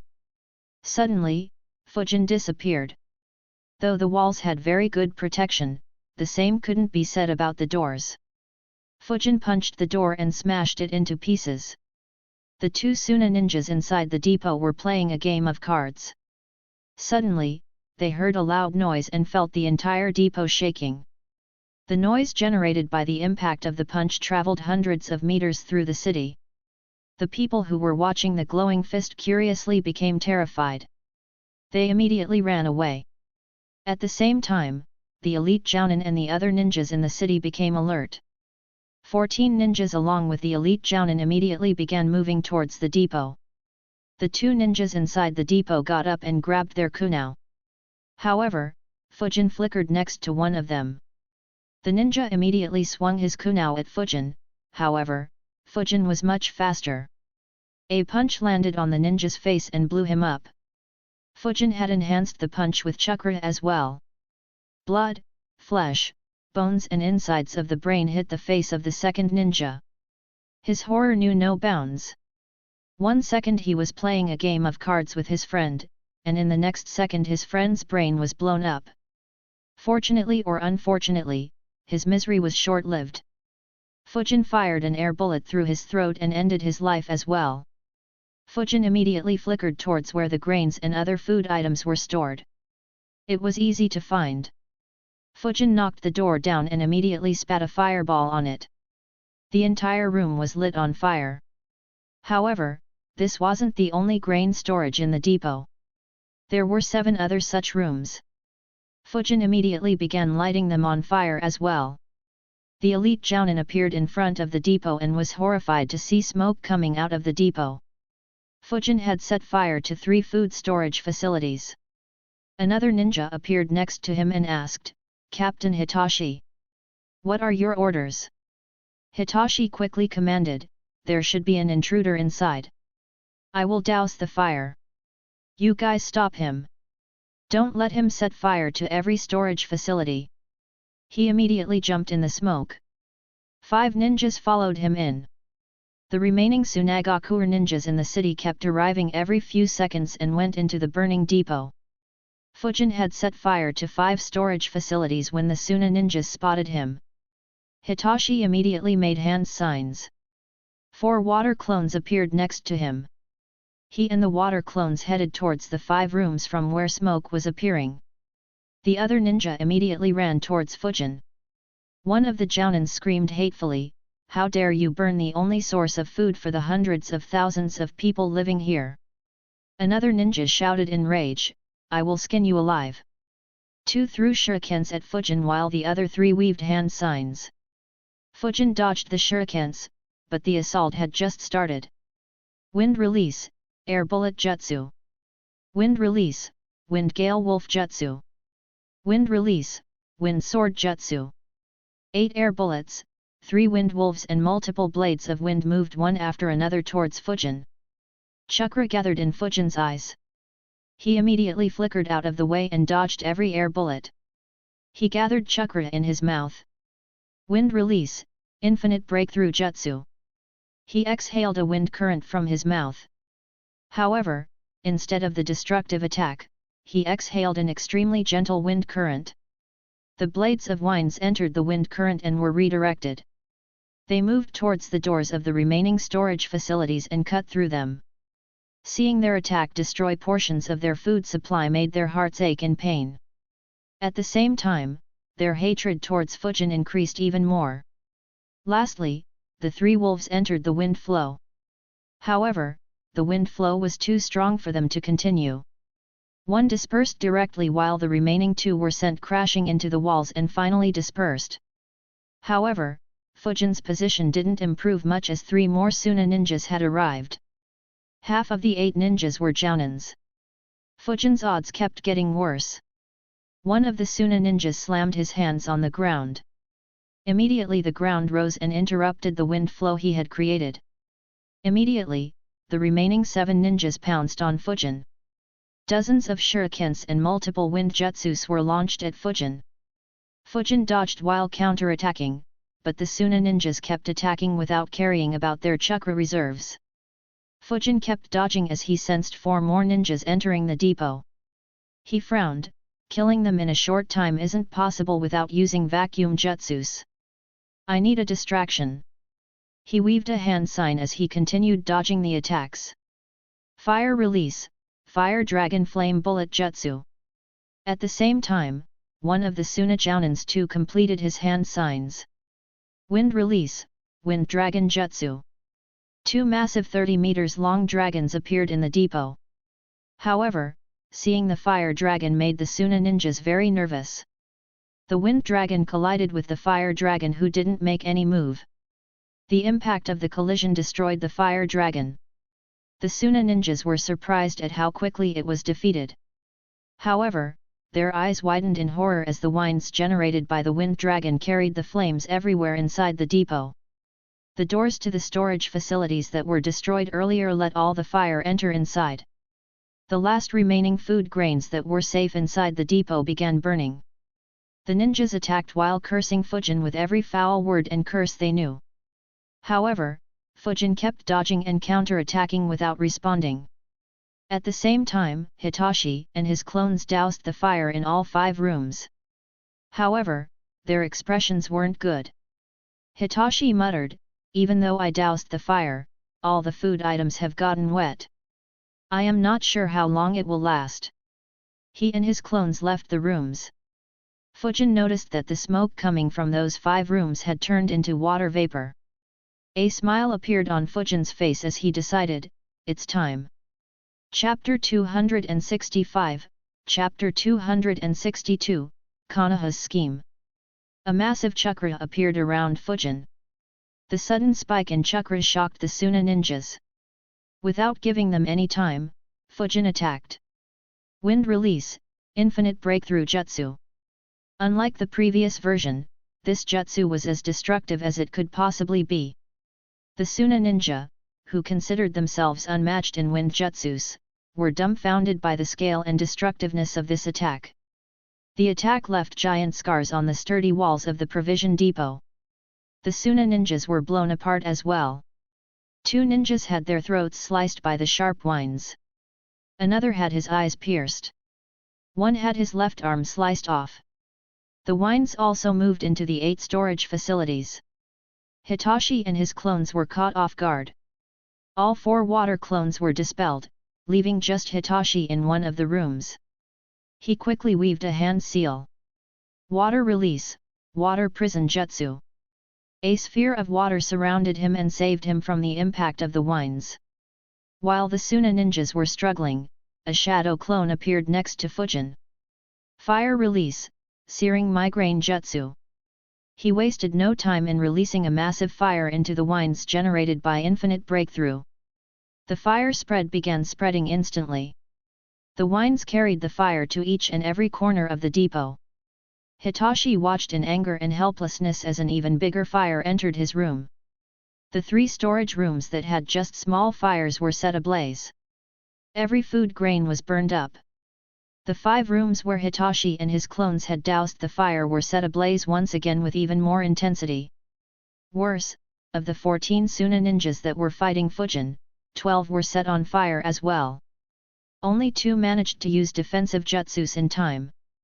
Fujin noticed the destruction and decided, that should be sufficient. He immediately flickered out of the depot. 2 Suna ninjas were rushing towards the depot when Fujin suddenly appeared in front of them. Both grabbed the weapons and asked, "Who are you?" Fujin looked at them without replying and began building up his chakra. The 2 Suna ninjas prepared themselves for a fight. However, Fujin suddenly disappeared. He used wind instantaneous body jutsu to flicker directly to the city walls and left the city. One of the ninjas shouted, "Where did he go?" He couldn't even follow Fujin's movement. He was about to look for Fujin when the ninja next to him shouted, "Leave him! First, help douse this fire!" The ninja stopped and focused back on the fire. However, before they could do anything, Hitachi completed weaving hand signs. He poured over 80% of his remaining chakra into the jutsu. Water release, Great Waterfall Jutsu. He released a massive amount of water. The water first flooded the room he was in. A massive amount of water was converted into water vapor, but the fire was doused. The water flowed out towards the remaining depot from the door. The Suna ninjas who were on fire immediately ran towards the water and dived in. In a minute, the water entered all the storage rooms in the depot. The ninjas that were outside the depot immediately jumped out of the way as hot water rushed out like a flood. Hitachi walked out of his room. His expression was ugly. He noticed the burns on his subordinates. He realized, he was a censor. If he had done this attack when I was dousing the fire, I could have stopped it. But he timed it perfectly when I lowered my guard slightly after dousing the fires. He looked at the two ninjas standing outside and asked, "Did you see anyone leave?" The ninja nodded, "Yes, Captain. We saw a man flicker away in a hurry. We wanted to give chase, but decided that saving the depot was more important." Hitachi sighed and said, "It's fine. Even if you gave chase, you have probably been killed. Arrange the two medical ninjas to heal the injured. I'll watch over the other depot. This one is ruined." He flickered away towards the other depot while being worried, "I hope he doesn't attack the second depot as well. But if he does, I'll abandon the grains and focus on killing him. However, my chakra is very low right now. It will be a very difficult battle." In a few seconds, he arrived at the second provision depot. No attack had taken place there. The two ninjas stationed were on high alert. Hitachi sighed in relief. He analyzed, since he didn't show up here, he should be very low on chakra after using the combination jutsu by himself. He frowned and asked himself, should I have abandoned the provision depot and attacked him instead? I would have had a good chance of killing him. He thought for a bit and shook his head, no. If I had done that, all my subordinates would have died in the fire. And I would have no guarantee of killing him. Besides, if he has any allies, he could have lured me into a trap. Hitachi cleared up his thoughts and began passing instructions. The security of the second provision depot was increased many-fold. 10 ninjas were deployed to defend it. At the same time, medical ninjas began treating the injured ninjas. Hitachi tallied his losses and sighed. 4 ninjas were killed in the fight. 2 of them were jounins. All the food stored in that provision depot was destroyed. So in a few minutes, they lost half of their food supply. It was certain to put an immense strain on the land of wind. Hitachi wrote reports and sent messages to the Kazekage and the Wind Daimyo. Meanwhile, Fujin had long left the vicinity of the city. After leaving the city, he kept using wind instantaneous body jutsu continuously to escape over 10 kilometers away. Finally, he took a break and thought, that was rough. Bastards came at me with everything they had. Fortunately, the elite jounin was more focused on salvaging the grains. He let out a sigh and thought, no wonder Tsunagakure attacked Konoha a few years from now. Shikaku and Hiruzen are 2 crazy bastards. In order to increase the dependence of the land of wind on the land of fire, they decided to burn half the food supply in the western parts of this country. Now the land of wind will have no option but to import massive amounts of food from the land of fire. The sudden rise in demand would also raise the cost of food items. And it will hence result in restricting the budget of Tsunagakure. At the very least, Suna shouldn't expect any budget increases anytime soon. Especially if Shikaku keeps up these tactics. In fact, they will have to spend their own budget to buy food. If Raza were to figure out that these incidents were done by Konoha, he would definitely want to attack Konoha even if he didn't have any solid proof. Only the disruption caused by a war will allow him to reset the ties between the land of wind and fire and force the Wind Daimyo to cooperate entirely with him. Still, Shikaku wasn't too heartless. The scrolls clearly indicate to just destroy one depot and to not destroy any more if one had already been destroyed. If he had planned to destroy the second depot as well, then these people would have been very hopeless. It would have been a tragedy. Thousands of people would have died due to food shortages. The daimyo's position might have become unstable if people died in large numbers due to food shortages. But now, the food they have will be sufficient for them to survive until sufficient food is imported. In the end, not only will this region not experience any tragedy, but the people here will be grateful to Konoha and the Wind Daimyo for helping them so quickly. On the other hand, Raza and Tsunagakure would be hated as their ninjas were too incompetent to protect their food supply. In fact, Raza will be forced to increase the number of ninjas protecting this city by at least 2 times. A good scheme indeed. Despite not telling him, Fujin was able to discover Shikaku's real intentions through his instructions. Fujin smirked and muttered, "Raza will be in a real mess soon. He. If I didn't have to maintain my disguise, I'd have loved to lure him here and fight a few rounds with him after securing my retreat. Though I won't stand a chance, the opportunities to fight against S-ranked ninjas are just too rare." As Fujin expected, Raza had a terrible headache. The bad news kept arriving one after another in his office. He had just sent a considerable force towards the west when 2 more reports arrived at his table. He read them both multiple times and his expression got uglier every time. The first report came from the hospital in Suna. The doctors had checked the blood samples Yura sent back and stated that it was blood samples of 24 different people. The second was sent by Baki. He informed Raza about Manabu's investigation and about Hiroshi and the 11 traders that came to Wind Capital along with him. Chapter 266, Chapter 263, Raza's helplessness. Raza studied the 2 reports as he calculated, 24 different blood samples. The group had 25 different people. Meaning that except one, everyone got injured. But who stayed uninjured? After calculating more, Raza concluded, it isn't someone from my Anbu. Since they didn't contact me again, it is safe that all 12 of them were killed. This implies that the mercenaries had someone very strong hidden in their ranks who could eliminate all 12 Anbu without allowing anyone to escape. His eyes fell on the second report as he analyzed further, that person could very well be this Hiroshi fellow. Either he was with the mercenaries and lured the Anbu into a trap. Or the more fearsome scenario, that guy killed all Anbu and mercenaries by himself. But, how strong would he need to be to kill 24 ninjas who were at least at the Chunin level by himself? Raza shook his head and corrected his line of thinking, no, he could have caught them off guard by using his disguise. However, even in that case, this person needs to be at the elite Jounin level. The 11 traders who came along with him were nowhere to be found. Though Baki hasn't completed his search yet, it should be a hopeless search. Because, if this Hiroshi is at the elite Jounin level, then the remaining traders could have been his clones.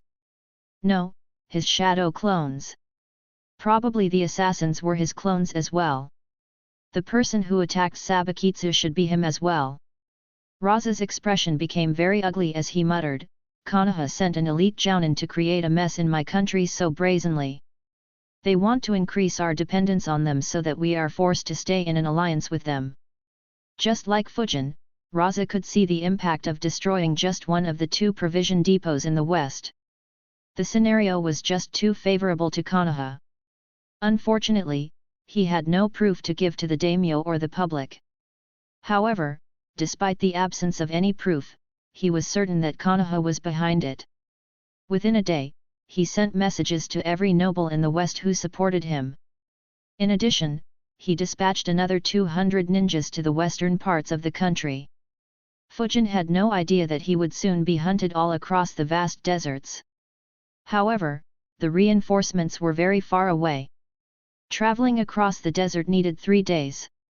During this time, Fujin had eliminated another noble who supported Raza completely. Raza's mood worsened even further after receiving the news. In a rage, he shouted, does Konoha want to go to war? He looked at his assistant and commanded, call every council member in the village for an emergency meeting. The assistant nodded and got to work. Within half an hour, most of the council members arrived. Raza informed them about the situation and his calculations. Every council member agreed with his calculations. Raza stated, Konoha seems to be hell-bent on making life difficult for us. We have to retaliate. However, his words caused a wave of silence to spread through the room. After half a minute of silence, one council member commented, we have no way to retaliate. Since the Uchiha massacre, Konoha has increased their defenses multiple times. The number of their ninjas moving in the Land of Fire has increased multiple times. We will have to send either elite jounin or a squad of jounins to be able to achieve something significant. And once they succeed, Konoha will hunt them until they are killed. In addition, they have the Yamanaka clan. Not only will our ninjas be killed, but their memories will also be read. And if Konoha uses that information to convince the Wind Daimyo, then our budget will be restricted even further. The other council members agreed with him. Raza also frowned. He had a very low number of elite jounins. He didn't want to send them to their deaths.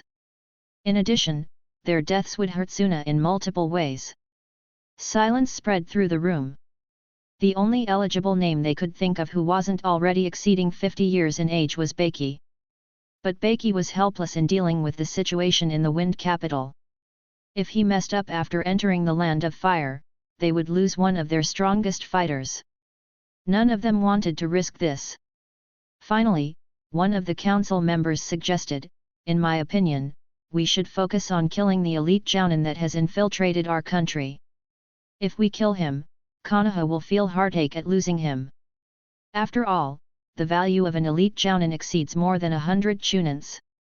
Especially considering that he is a very good user of wind jutsus. No country needs wind affinity ninjas more than Konoha. Everyone immediately agreed with him.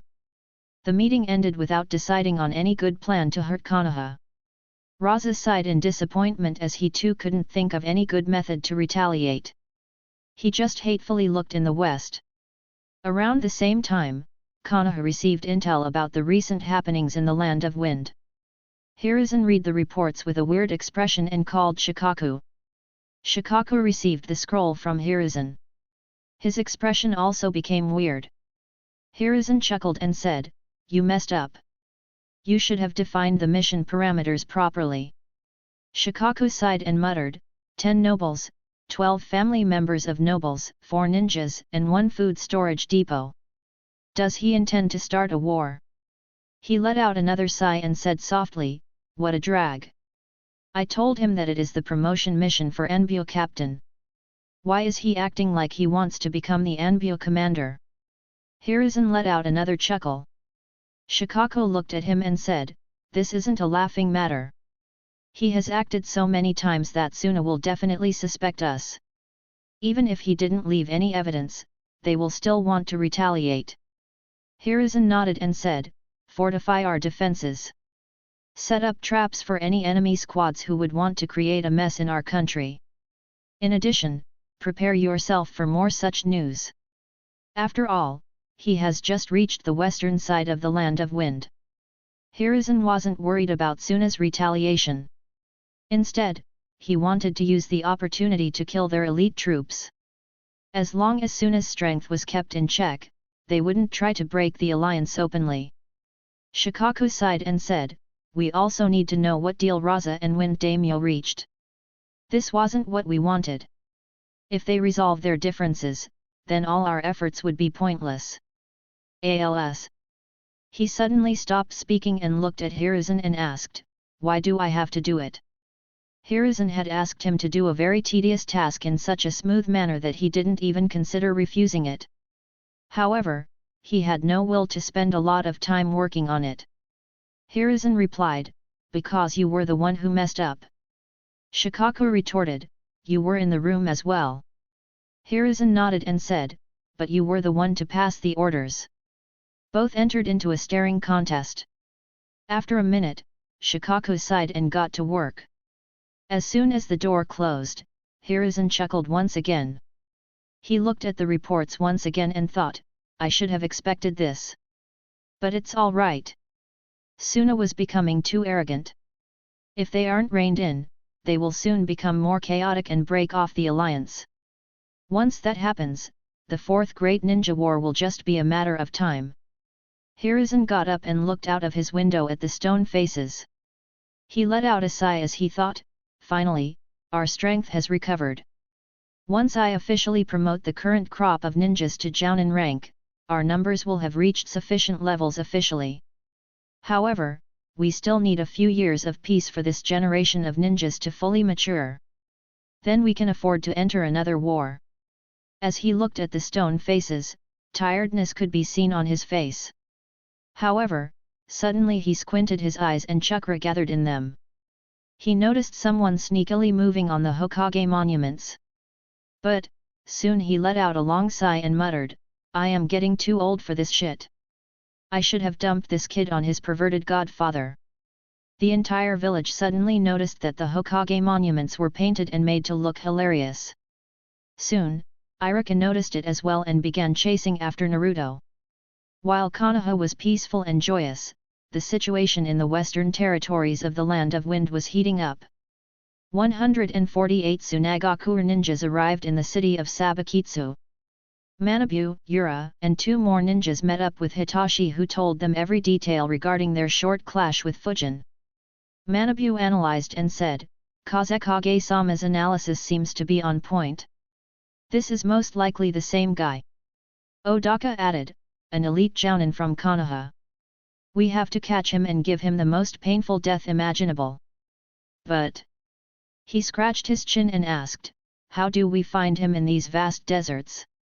Yura looked at Odaka and replied, he seems to be targeting the nobles that favor our village. We just have to study his movements and discover his next target. Then we can set up an ambush for him.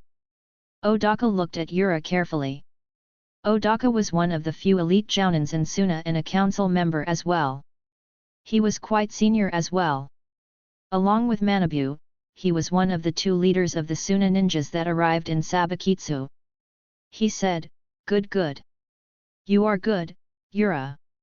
It's good to see promising ninjas in the next generation.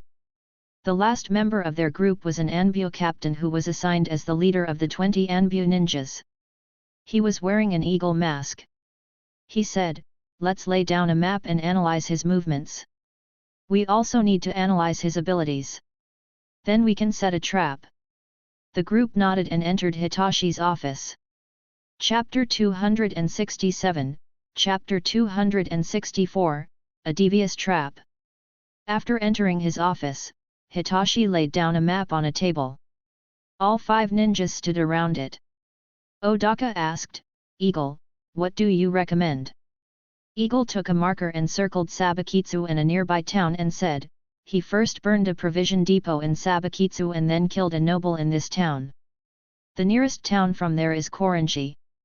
But that town doesn't have any noble. So according to my estimations, his target could either be the city of Shunkyuto or the town of Kiganjima. But, it is difficult to say which one.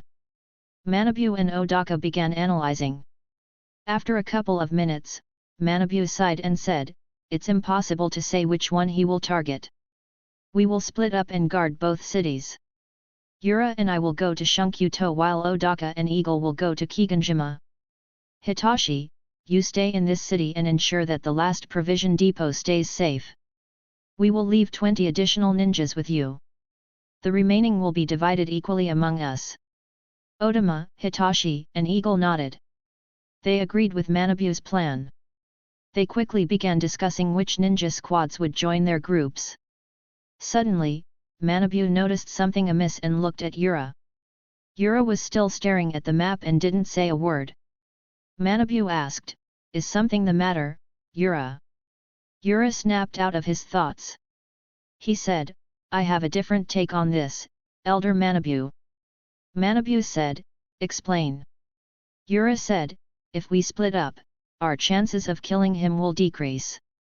And, if we move to those cities, then he might notice our movements and avoid hitting them altogether. In that case, our deployment will be a waste and he might annoy us further by randomly targeting other nobles, forcing us to split into smaller groups. In addition, he should already have a good lead on us. If he kills that noble before we even reach, then we won't be able to do anything and might get exposed for nothing. His words made others frown. They had considered these points but not in this detail, as they didn't see any other option. Manabu asked, "What do you suggest?" Yura said, "Let's abandon these two nobles." The eyes of the four ninjas widened at how casually Yura asked to sacrifice the two nobles. Yura pointed at a city on the map and said, "After he kills the nobles in Shunkyuto and Kiganjima, he will target the noble living in Mizunashi City. While he is busy killing those two nobles, we can move around this territory and set up a giant trap in Mizunashi before he reaches there. We will hide inside and around the city using Fuinjutsu. When he attacks, we can all surround and kill him." Yura's plan surprised them.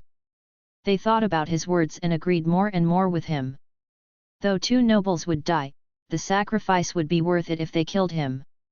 It was an exchange they were more than willing to make. Odaka looked at Yura in a new light.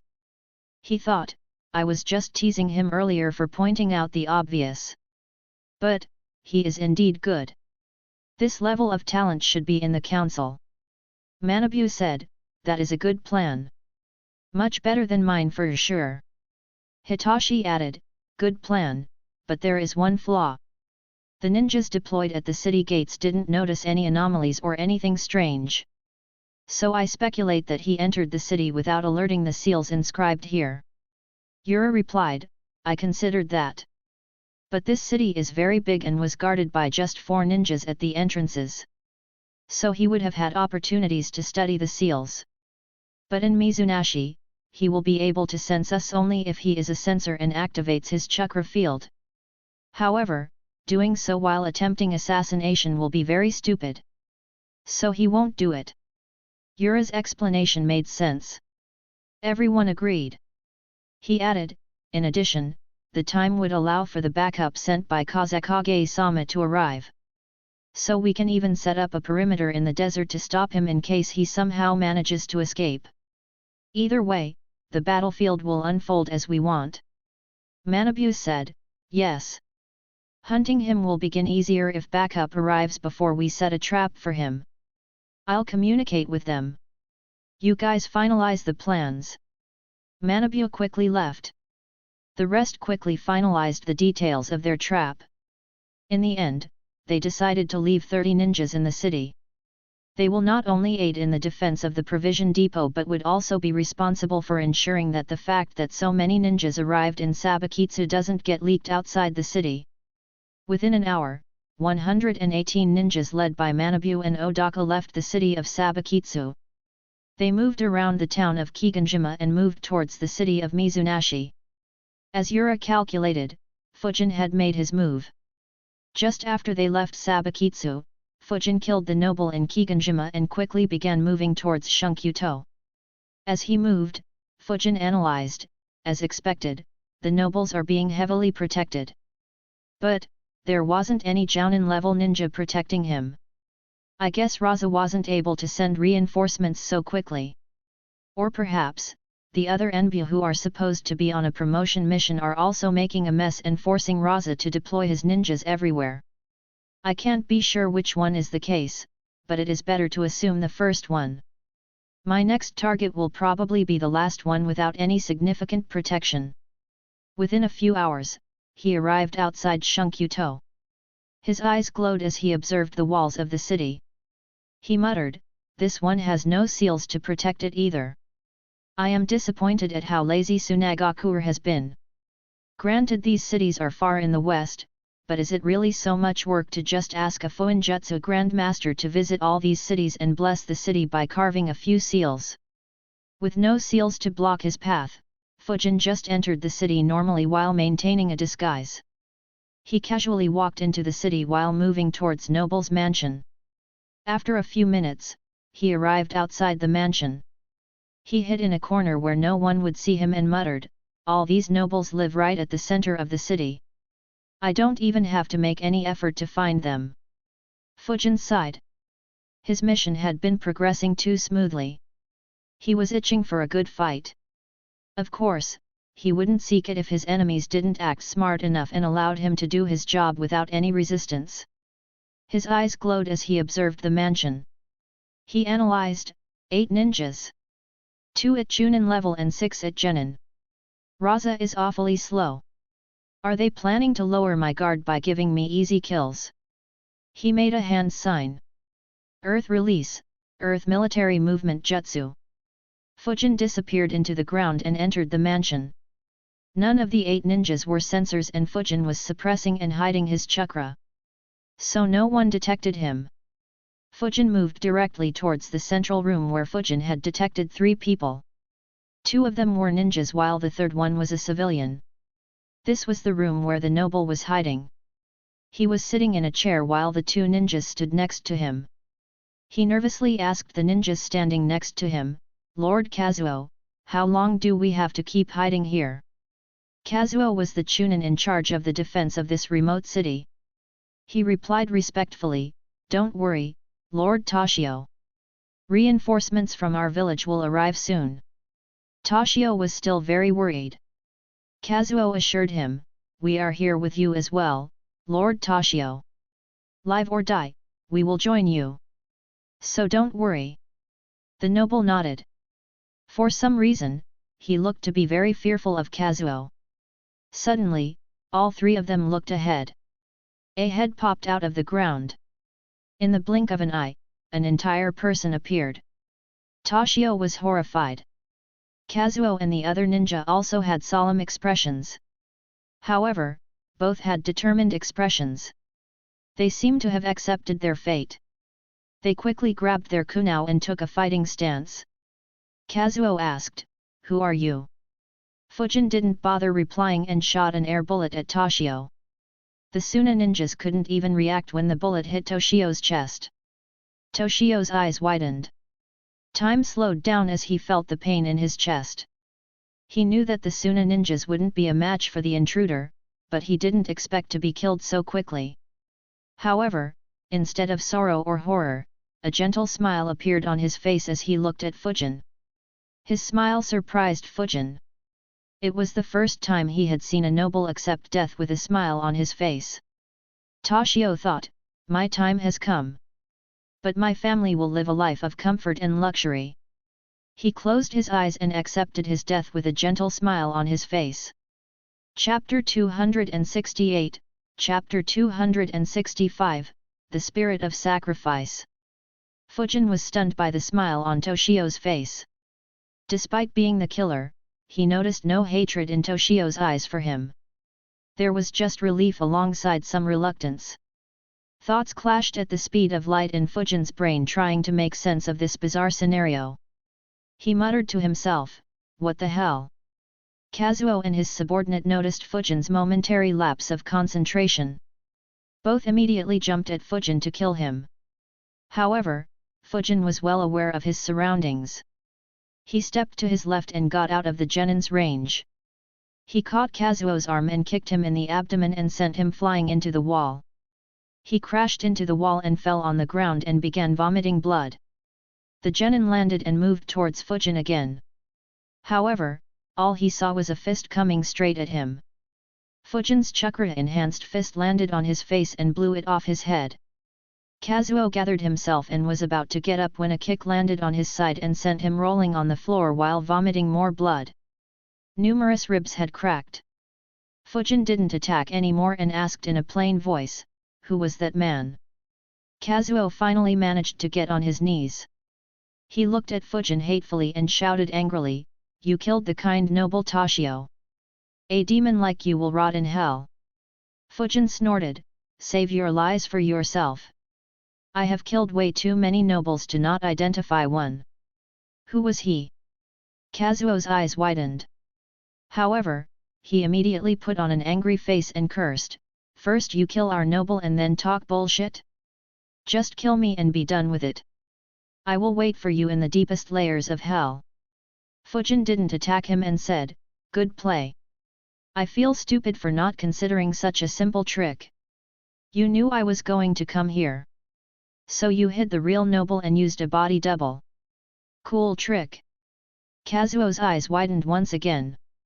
Thoughts ran through his mind trying to find the optimal reply. He wanted to convince Fujin that he killed the real noble. However, he realized that he wouldn't be able to do so. The more he lied, the more Fujin would be convinced. A grin broke on Kazuo's face.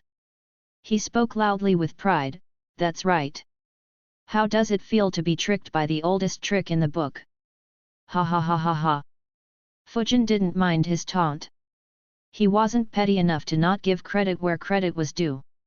It was a fact that he was fooled.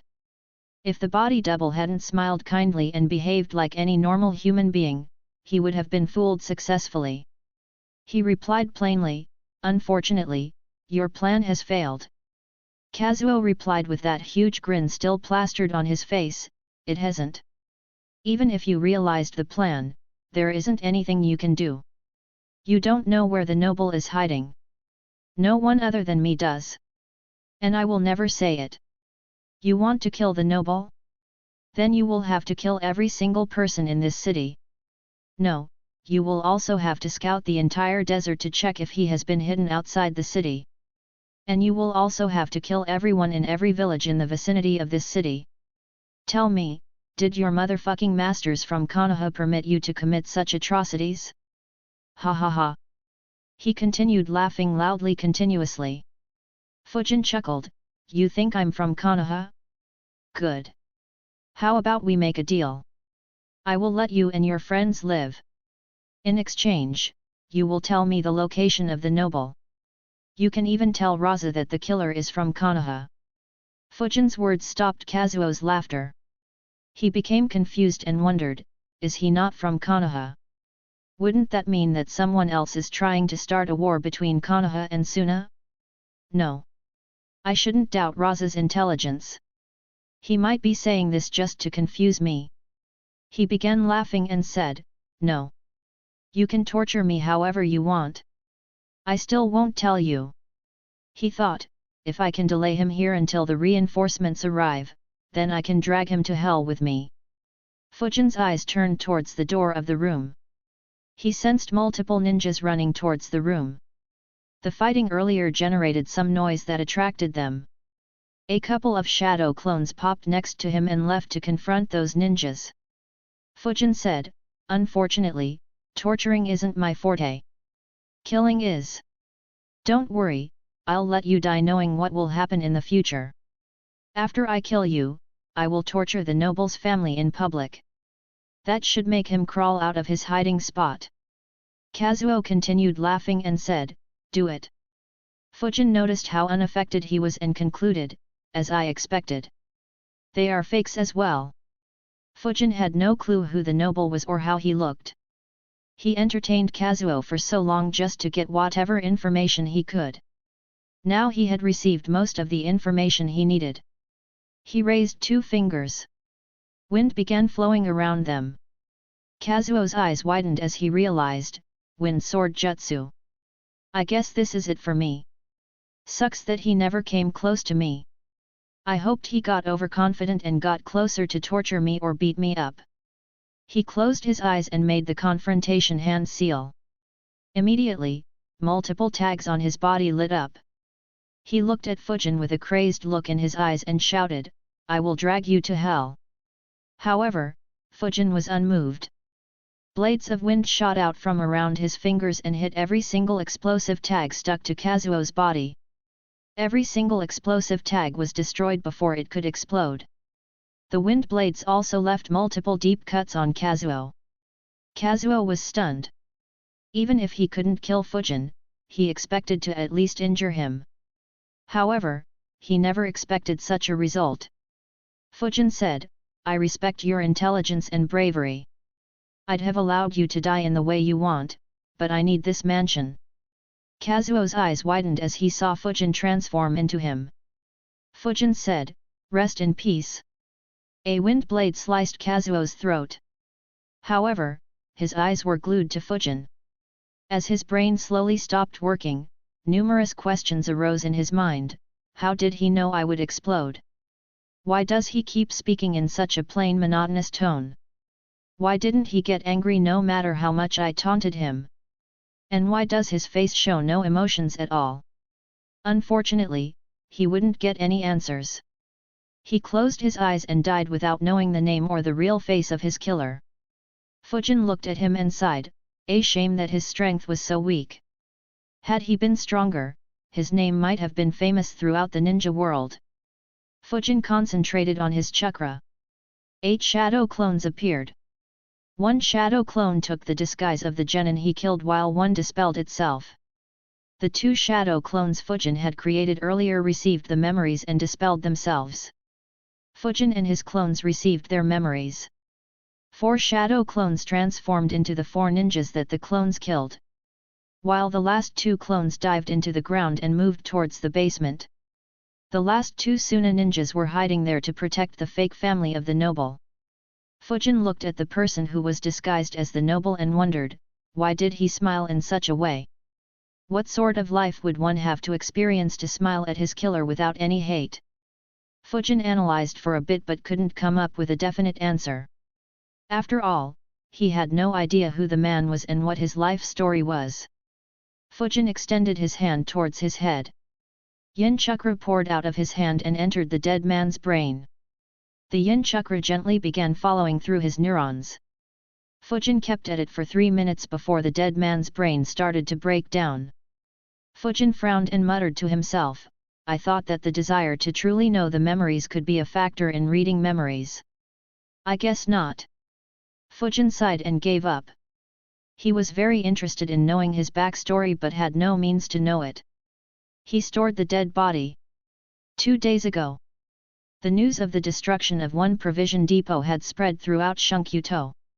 The people were very worried. Meanwhile, Toshio was concerned for his life. He thought, if this is done by the same organization that killed nobles and their families in Wind Capital, then I could be on their hit list. No, my family is in danger as well. He immediately began thinking of a plan to ensure his survival but couldn't come up with any plan. Meanwhile, Kazuo received a message from Tsunagakure. He read the scroll and sighed thinking, Raza has lost a lot of influence due to these recent murders. Whoever is doing this must be crazy strong.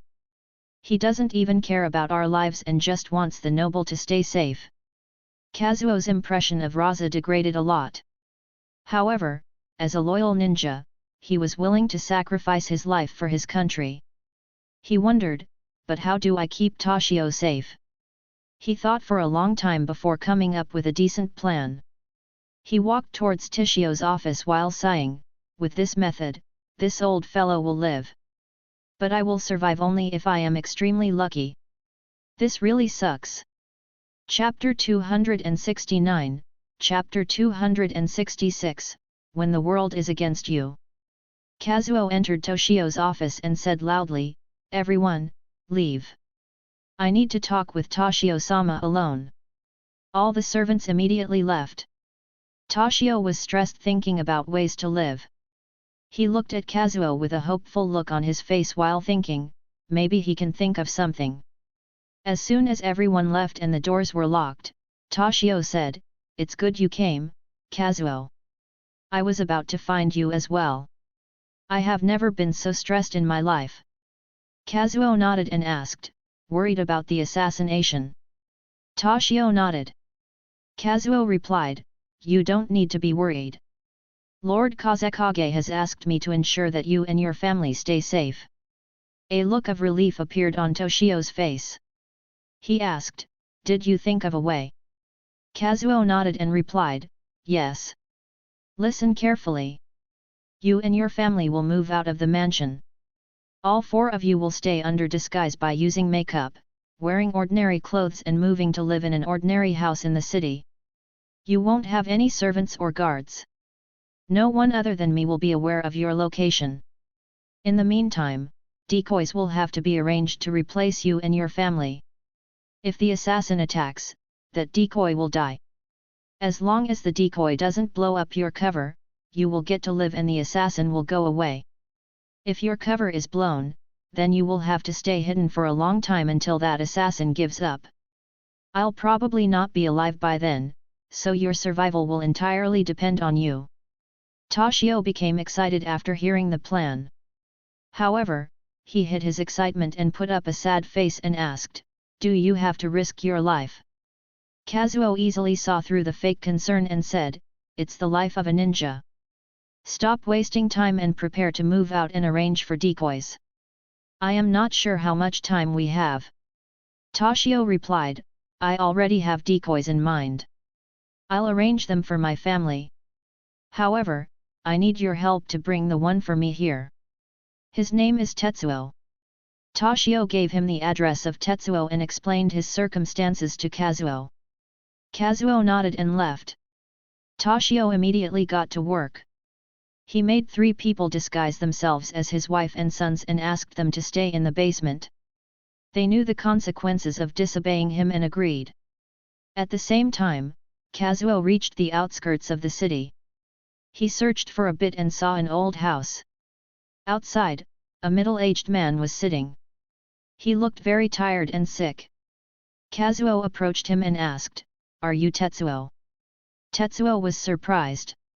He looked at Kazuo and immediately recognized him.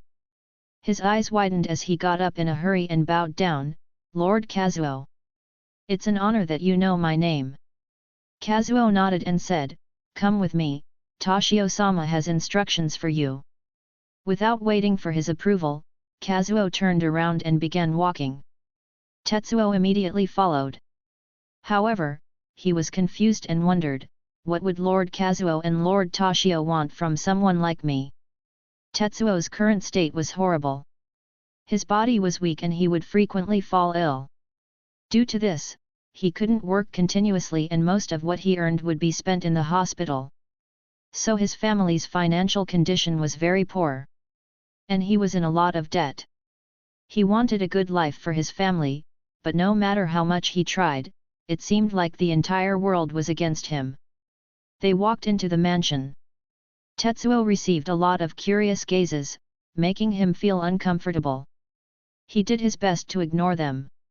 He followed Kazuo into Toshio's office and immediately paid respects to Toshio. Toshio put up a kind smile and said, "Get up." Tetsuo got up and asked, "I wonder why you called me here, Lord." Toshio got up and walked past Tetsuo. He looked through the window and asked, "Are you aware of the recent wave of assassinations, Tetsuo?" Tetsuo nodded.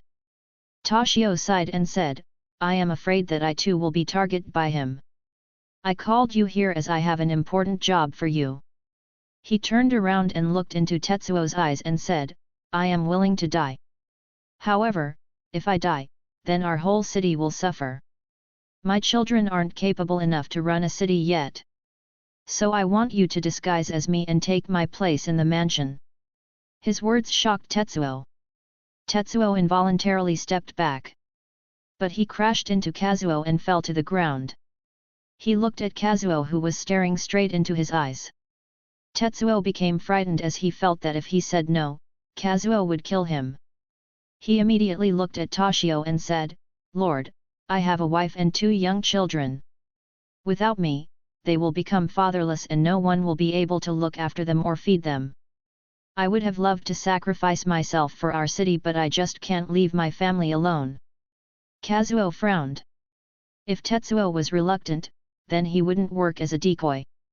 Toshio looked at Kazuo and said, "It's fine Kazuo. Not everyone can give their lives for the city." He painted Kazuo as the bad guy in Tetsuo's mind while showing himself to be a very just ruler. He looked back at Tetsuo and said, "Tetsuo, I am aware of your family conditions as well as your medical health. If you say no, I won't force you, but hear me out first." Tetsuo nodded.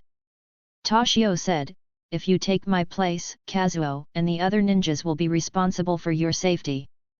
You won't die until they are alive. Irrespective of whether we get attacked or not, as long as you live, I'll reward you abundantly. I will clear all your debt, give you a stable job in the mansion and get the best doctors for you to improve your health." He let out a sigh and said, but if our luck is bad and you die, I will take care of your family. I will clear their debt and give them so much money that even your next 9 generations won't be able to spend it."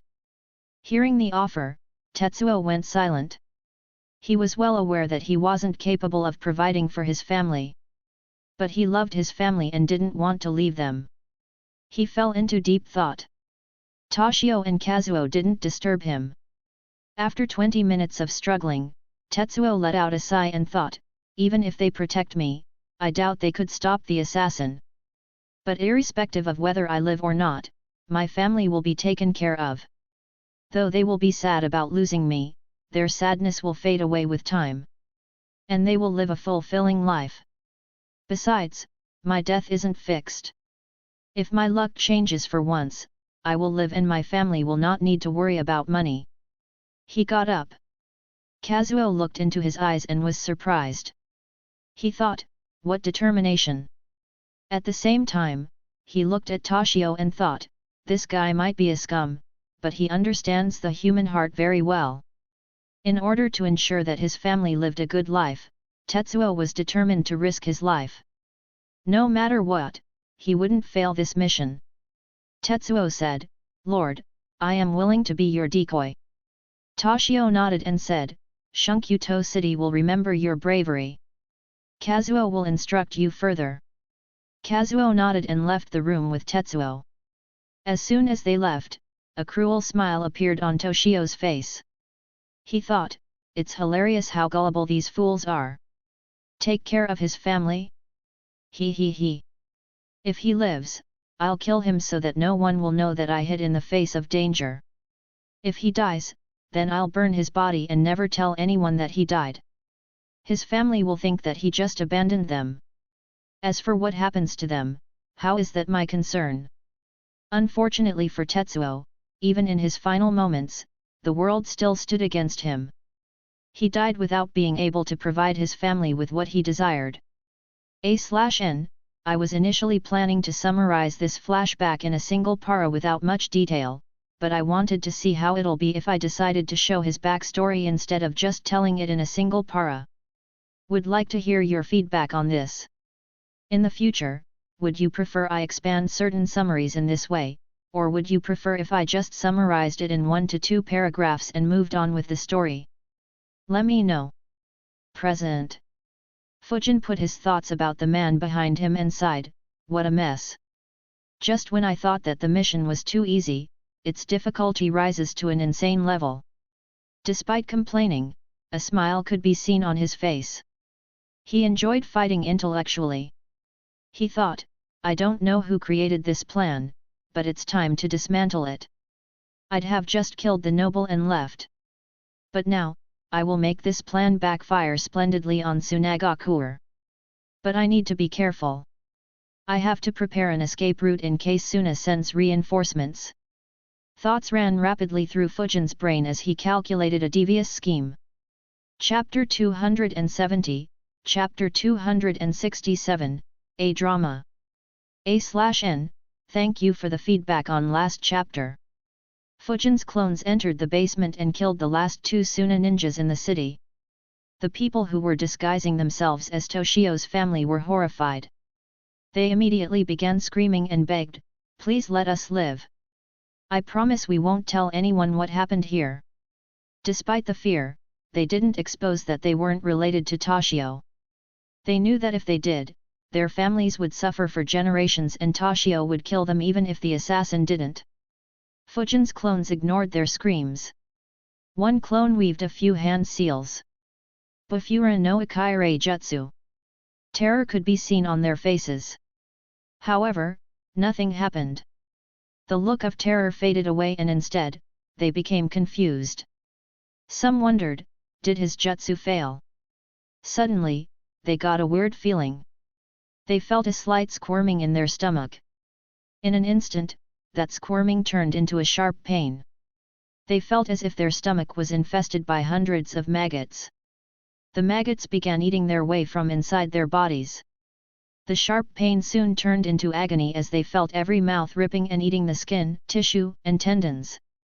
Everyone held their stomach while screaming in pain and horror as the 2 clones watched. One person couldn't take it anymore and yelled at the top of his lungs. The people around him looked at him. Their eyes widened in horror as his stomach was torn open and hundreds of maggots spilled out and began writhing on the ground. Soon, they too faced similar fates. Fujin's clones watched as every one of them fell unconscious. However, there were no maggots on the ground, no blood, and no torn stomachs. The attack was just a genjutsu. Bafura no Akaire Jutsu was one of the genjutsus Fujin learnt during his time in the Anbu. It was a very disgusting jutsu. However, against a ninja, its usage was limited. Any experienced ninja would know that they are in a genjutsu and disrupt their chakra. So its main usage was to disturb the enemy by causing a weird feeling and pain in their stomachs and use that disruption to attack them. Of course, there was one exception.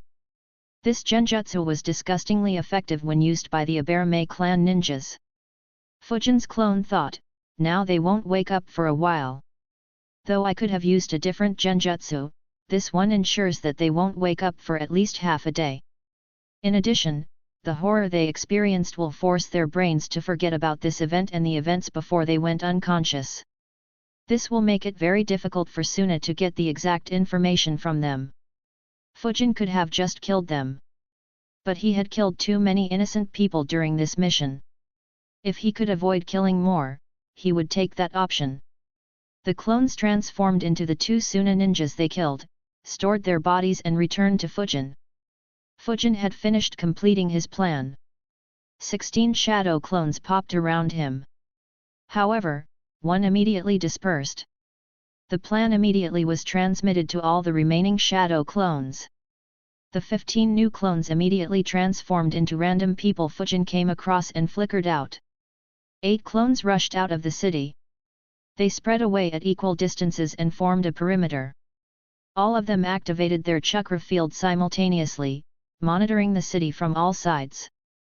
If reinforcements from Suna arrive, they would send the message back to Fujin, who would withdraw immediately.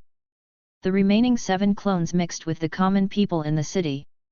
Inside the mansion, Fujin and his clones, disguised as Suna ninjas, left the room. The servants in the mansion were all hiding in fear after the sounds of the fighting spread throughout the mansion. Though the sounds had stopped, they weren't sure who won. Seeing the Suna ninjas walk around the mansion relieved them. Fujin's clones looked at them and said, "The assassin is killed. You can relax." The servants all smiled. One said loudly, "I knew that any assassin couldn't kill Sunagakure ninjas. We are the strongest ninja village." Fujin's clone chuckled and asked, "Is that so? Then why were you hiding?" The servant immediately became nervous. He thought, "Shit, I was just trying to get in their good books. Why is he making it difficult for me?" The servants around him also stared at him. They were quite sick of his boot-licking ability. The servant said while stuttering, I was." Fujin's clone chuckled again and said, "It's fine. I have a job for you guys. Leave the mansion and spread the message. The assassin who kept killing the nobles is dead. There will be a huge announcement made. So everyone, who can, should arrive around the mansion." The servant immediately said, "I will immediately inform everybody." The others also nodded. Fujin's clone added, "If you find others hiding, inform them as well." They agreed and left. Fujin's clones found the others who were hiding and gave them the same job. Meanwhile, Fujin began going through items in the mansion. After searching for a bit, he found a photo album. Looking at he muttered, "So this is how this noble called Toshio looks. And this is his family." Though, trying to look for him actively will be pointless as he should be wearing a disguise to hide from civilians. Fujin created another shadow clone and dispelled it. The memories transferred to all his clones. The 7 clones that had mixed among the civilians began to keep an eye out in case they saw someone who looked familiar. The news spread through the city quickly. The news that an assassin was killing the nobles was already well known. To know that the assassin was killed in their city was a matter of joy and pride. Within minutes, thousands of people crowded around the mansion. Fujin watched it and wondered, will this be sufficient to make the noble crawl out of his hiding spot? Fujin and his clones scanned the crowd for 2 minutes. Unfortunately, they couldn't spot him. Fujin, who had transformed into Kazuo, stepped forward. He said in a loud voice, "Quiet down." Kazuo was well known in the city. The crowd went silent. Fujin continued saying, "An hour ago, Toshio-sama was attacked by that scum assassin. Unfortunately, he encountered me." The crowd listened in anticipation as Fujin looked at them. He shouted, "I killed that coward." The crowd instantly erupted in joy. The entire mansion was drowned in roars. The cheers were heard throughout the city. The ones who couldn't make it regretted not being there. However, they were cheerful as well. Fujin waited for the noise to lower and said loudly, "Tonight, the entire city will celebrate. So come to the mansion in the evening. We will have the largest buffet ever. When the fireworks go off, drop everything you are doing and come here to celebrate." The crowd cheered even louder. "Long life Toshio-sama! Kazuo-sama is mighty!" Such slogans were shouted continuously. Fujin looked around with a smile on his face and slowly retreated into the mansion. The crowd lingered for a while before leaving. The news of a buffet spread through the city. Everyone was happy, except one person. Toshio was sitting in a restaurant. A lot of makeup was applied to his face. The people in the restaurant couldn't recognize him. A frown formed on his face as he cursed, "Why is Kazuo spending my money?" His face became ugly at the thought of his money being wasted on commoners. He wondered, should I return to the mansion? That bastard has already killed the assassin. So why didn't he call me back? He thought for a bit and decided, no. I have cooperated with Kazuo for a long time. I'll give him the benefit of the doubt for now. As for the money, I can earn it back in no time. He got up and began leaving the restaurant. As soon as he did, he heard 2 people speaking. One guy said, "Hey, did you hear? Toshio-sama hid in the city while a decoy took his place. I didn't expect Toshio-sama to be so cowardly." His friend replied, "Yes. I was very disappointed. I had higher expectations from Toshio-sama." The first guy said, "Yeah, everyone is disappointed. I heard that Lord Daimyo is upset with Toshio-sama. And a new noble would be elected." His friend nodded and said, "Yes. I hope Kazuo-sama becomes our new noble. Under him, we might become the strongest city in the West." The first guy chuckled and said, "I say the decoy should become the new noble. After all, he has the guts and the will to sacrifice himself for us. That's how a noble should be." The 2 continued talking while moving away. Toshio's face became very ugly. He almost lashed out at the 2 but controlled himself. He thought in rage, "I should have known. That bastard tricked me. He is using this opportunity to usurp my power." Chapter 271, Chapter 268, Pouring Oil on Fire. A/N, hey guys. This chapter is sponsored by Zero1995. You can thank him for the double release. Toshio began walking towards where his family was hiding. En route, he heard similar words being spoken by everyone around him. They talked about how cowardly he was or how gallant Kazuo was or both. He became angrier and angrier. He took a good look at each and every face that talked bad about him and memorized their faces. Right after announcing a buffet, the 7 shadow clones of Fujin that had mixed among the citizens began spreading rumors. They spread like wildfire. Since Toshio wasn't present during the announcements, people began believing that it was true. In addition, a few knew Toshio's real face and how greedy and selfish he was. They helped fan the rumors. Within a couple of hours, nearly everyone had heard those rumors and were discussing them. That is why Toshio heard them so easily. Toshio entered an ordinary-looking house. As soon as he did, 2 teenage boys and a middle-aged lady looked at him. They immediately noticed his foul mood. One of his sons asked, "Did something happen, father? We heard that Kazuo won and the assassin is dead, so why are you upset?" Toshio cursed, "That bastard Kazuo has double-crossed me. He is using this to increase his own reputation while ruining mine. He has sights on my position. I'll be going to the mansion right now and put a stop to his plans. You three stay here until I return to get you." Toshio's wife said, "Be careful, dear. I am feeling very uneasy." Toshio nodded and said confidently, "Don't worry. He may be a ninja, but he can't do anything to me. Otherwise, the Lord Daimyo will ask for his head." His wife and sons nodded and prayed for his health. Toshio began walking towards the mansion while still wearing his disguise. He planned, "As long as I enter the mansion under disguise, no one will be able to confirm these rumors. I'll dismiss these rumors as foul propaganda and blame it on the ones I saw shit-talking about me. Kazuo, you might be stronger than me, but you are a child compared to me when it comes to scheming." He reached the mansion and became enraged once again.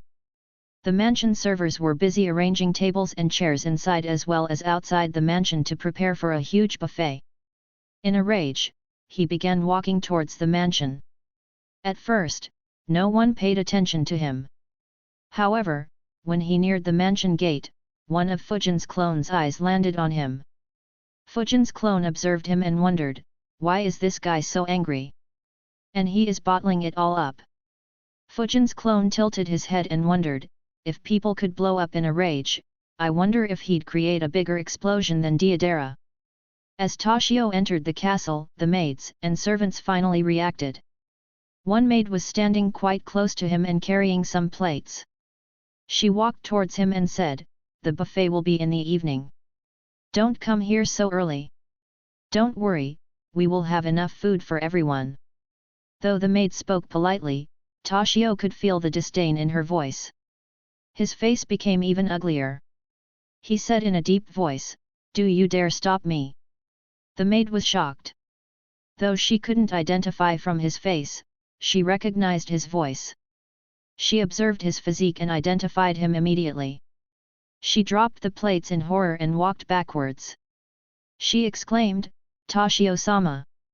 Her words were heard clearly by everyone. They had the same thought, the rumors were true. Toshio knew that he would get exposed, but since everyone here worked under him, he knew how to ensure that they stayed quiet. He looked around everywhere and said in a grim voice, "If a word of this is leaked out, you will have to face the consequences. I don't need to tell you the consequences, do I?" Not a single person spoke. They were all scared. However, suddenly a voice was heard, "Toshio-sama, why are you angry? Come in." Toshio turned his head in the direction of the voice and saw Kazuo inside the mansion. He snorted and went in. Fujin led him into his office. Toshio followed him but was confused. He thought, something feels off about Kazuo. It's like he isn't being himself. Toshio analyzed but didn't understand why Kazuo was acting this way. Fujin knew that his disguise as Kazuo wouldn't be perfect. After all, he had only seen him for a small time.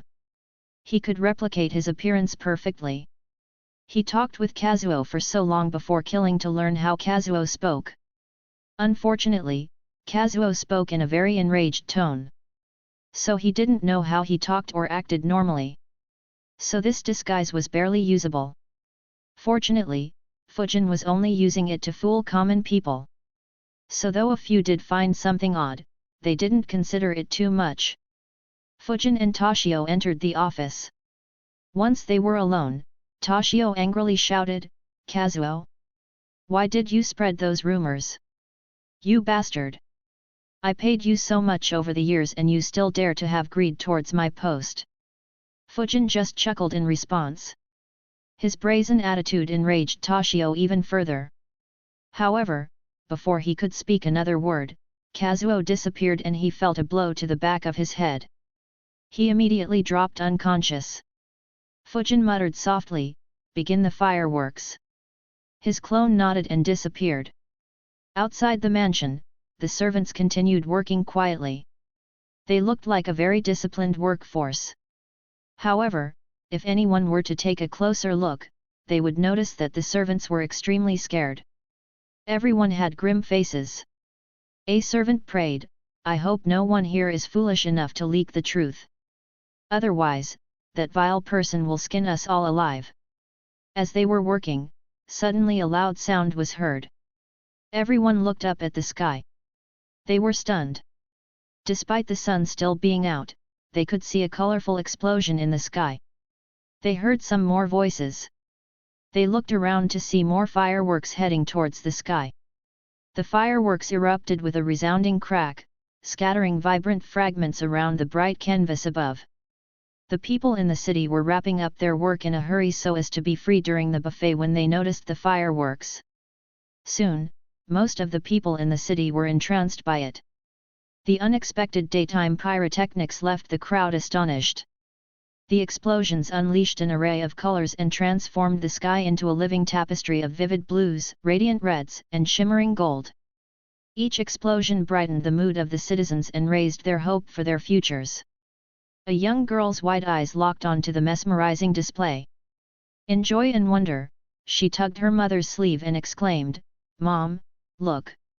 It is so beautiful!" Most kids had similar reactions. They all wanted to go there. However, the adults were puzzled. They wondered, didn't Kazuo-sama say that the buffet will be in the evening? Why is he calling us now? However, the crowd also had some simpletons and foodies. They thought, it is the royal buffet. I guess they are inviting us for the royal starters. With watery mouths, they immediately began rushing towards the mansion, unaware of the tragedy awaiting them. Within minutes, the mansion was surrounded by people once again. The numbers instantly reached hundreds and soon crossed 1,000. They noticed that the servants working in the mansion were arranging tables and chairs, but couldn't see any food nearby. However, they waited patiently and eagerly. Fujin waited for a few minutes for the crowd to become substantially larger. Finally, he stepped out of the mansion. He had a plain expression on his face. He walked towards the mansion gate and slammed his hands on the ground. Earth release, earth wall jutsu. Instead of a vast wall, a small pillar of 1 meter length and breadth but with a height of 10 meters rose from the ground. Fujin jumped on it. The crowd was still noisy. He looked around and squinted his eyes. Immediately, a thick bloodlust emanated from Fujin. It spread towards the people. The bloodlust terrified them. Immediately, everyone looked at him in terror. The crowd went silent. They looked at Fujin with fear and wondered, why is Kazuo-sama doing this? Isn't he supposed to be our hero? Fujin observed the crowds and was satisfied with the reaction. The bloodlust terrified the civilians without harming them. He said loudly, Lord Kazekage has investigated the assassin who killed the nobles and Tsunagakure's ninjas. He discovered that he was aided by some traitors. As soon as he said it, one of Fujin's clones flickered next to him and handed him Toshio's unconscious body. The people's eyes widened as they realized what was going on. Fujin said, Toshio was that traitor. He provided the assassin with critical and classified information. Hence, Lord Kazekage has decided that he is to be executed. Chapter 272, Chapter 269, A Dying City. Everyone's eyes widened. A few who were well learned and were close to Toshio wondered, wait, Lord Kazekage has no authority to punish nobles. Only Lord Daimyo has. What is going on? They wanted to voice their opinion. But the bloodlust made them terrified to even open their mouths. A sword appeared in Fujin's hands. His clone held Toshio properly and offered Fujin his neck. Fujin swung his sword. With one swing of his blade, Toshio was beheaded. The crowd watched with complex expressions. They didn't know what to feel. On one hand, they were happy that a traitor had been killed. Perhaps if they weren't suppressed by the bloodlust, they would have even cheered. On the other hand, though Toshio wasn't a good person, he had properly propagated himself to be one. So the number of people aware of his real face was very low. Only the recent rumors tarnished his reputation considerably. They stayed silent and hoped that this nightmare would be over. However, Fujin's next words destroyed all their hopes. Fujin said, Lord Kazekage is very upset over how the noble of Shunkyuto has caused the deaths of tens of Tsunagakuer ninjas. As a punishment, all the ninjas deployed to protect the city will be withdrawn. From this moment onwards, this city won't have any protection from us. The civilians were terrified. Their city was deep in the desert. The climate here was very harsh. So they didn't suffer from any bandit attacks as no bandit group would operate here. However, the city frequently had to face deadly sandstorms. The help of ninjas during this time was indispensable. Without their aid to activate the seals and warn everyone in time, many people would die. The ninjas would also aid a lot after the storm had passed the city in order to restore the city and ensure that it functioned properly. Fujin withdrew his bloodlust and said with a sigh, though I don't want to leave here by yourself, I can't disobey my leader. I wish you well. The people shouted, no. Please don't leave us However, their words were stuck in their mouths as Fujin and his clone disappeared. Only Toshio's headless body was left on the stone platform. They looked around and the remaining Suna ninjas had disappeared as well.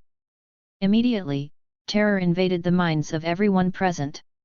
Chaos spread as everyone discussed what to do without any proper plan. Many began talking about leaving the city. A few rushed into the mansion and began stealing expensive items and money, while the rest rushed to their families.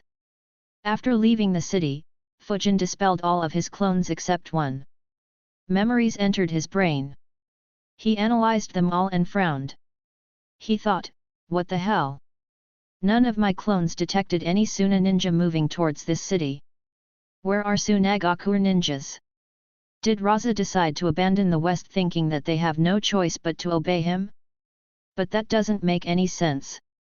He should have been sending ninjas here desperately. Fujin looked towards the east and wondered, did Shikaku or some other village stir up huge trouble? Only that would explain such a reaction. But what sort of trouble would they have to stir to make Raza incapable of sending ninjas here? Fujin began analyzing. However, he couldn't come up with any explanation other than war. He wondered, is there a war happening? But I don't recall any major wars happening at this time other than the civil war in Kiri. Should I withdraw and check out the circumstances there? Fujin analyzed more before deciding, no. I'll head over to the next city. If there is no one protecting it, I'll withdraw and check out the circumstances around Suna and Wind Capital. Else I'll decide after seeing what sort of arrangements Raza has made for the West. Fujin rested for some time to recover his chakra and moved towards the city of Mizunashi.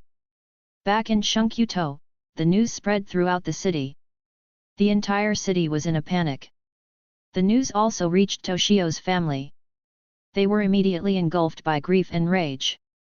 His wife cursed loudly, Kazuo, Raza.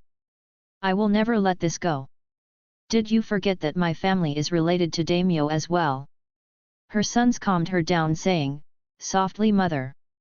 It will be troublesome if someone hears us. They might take out the hate of father on us. She controlled herself.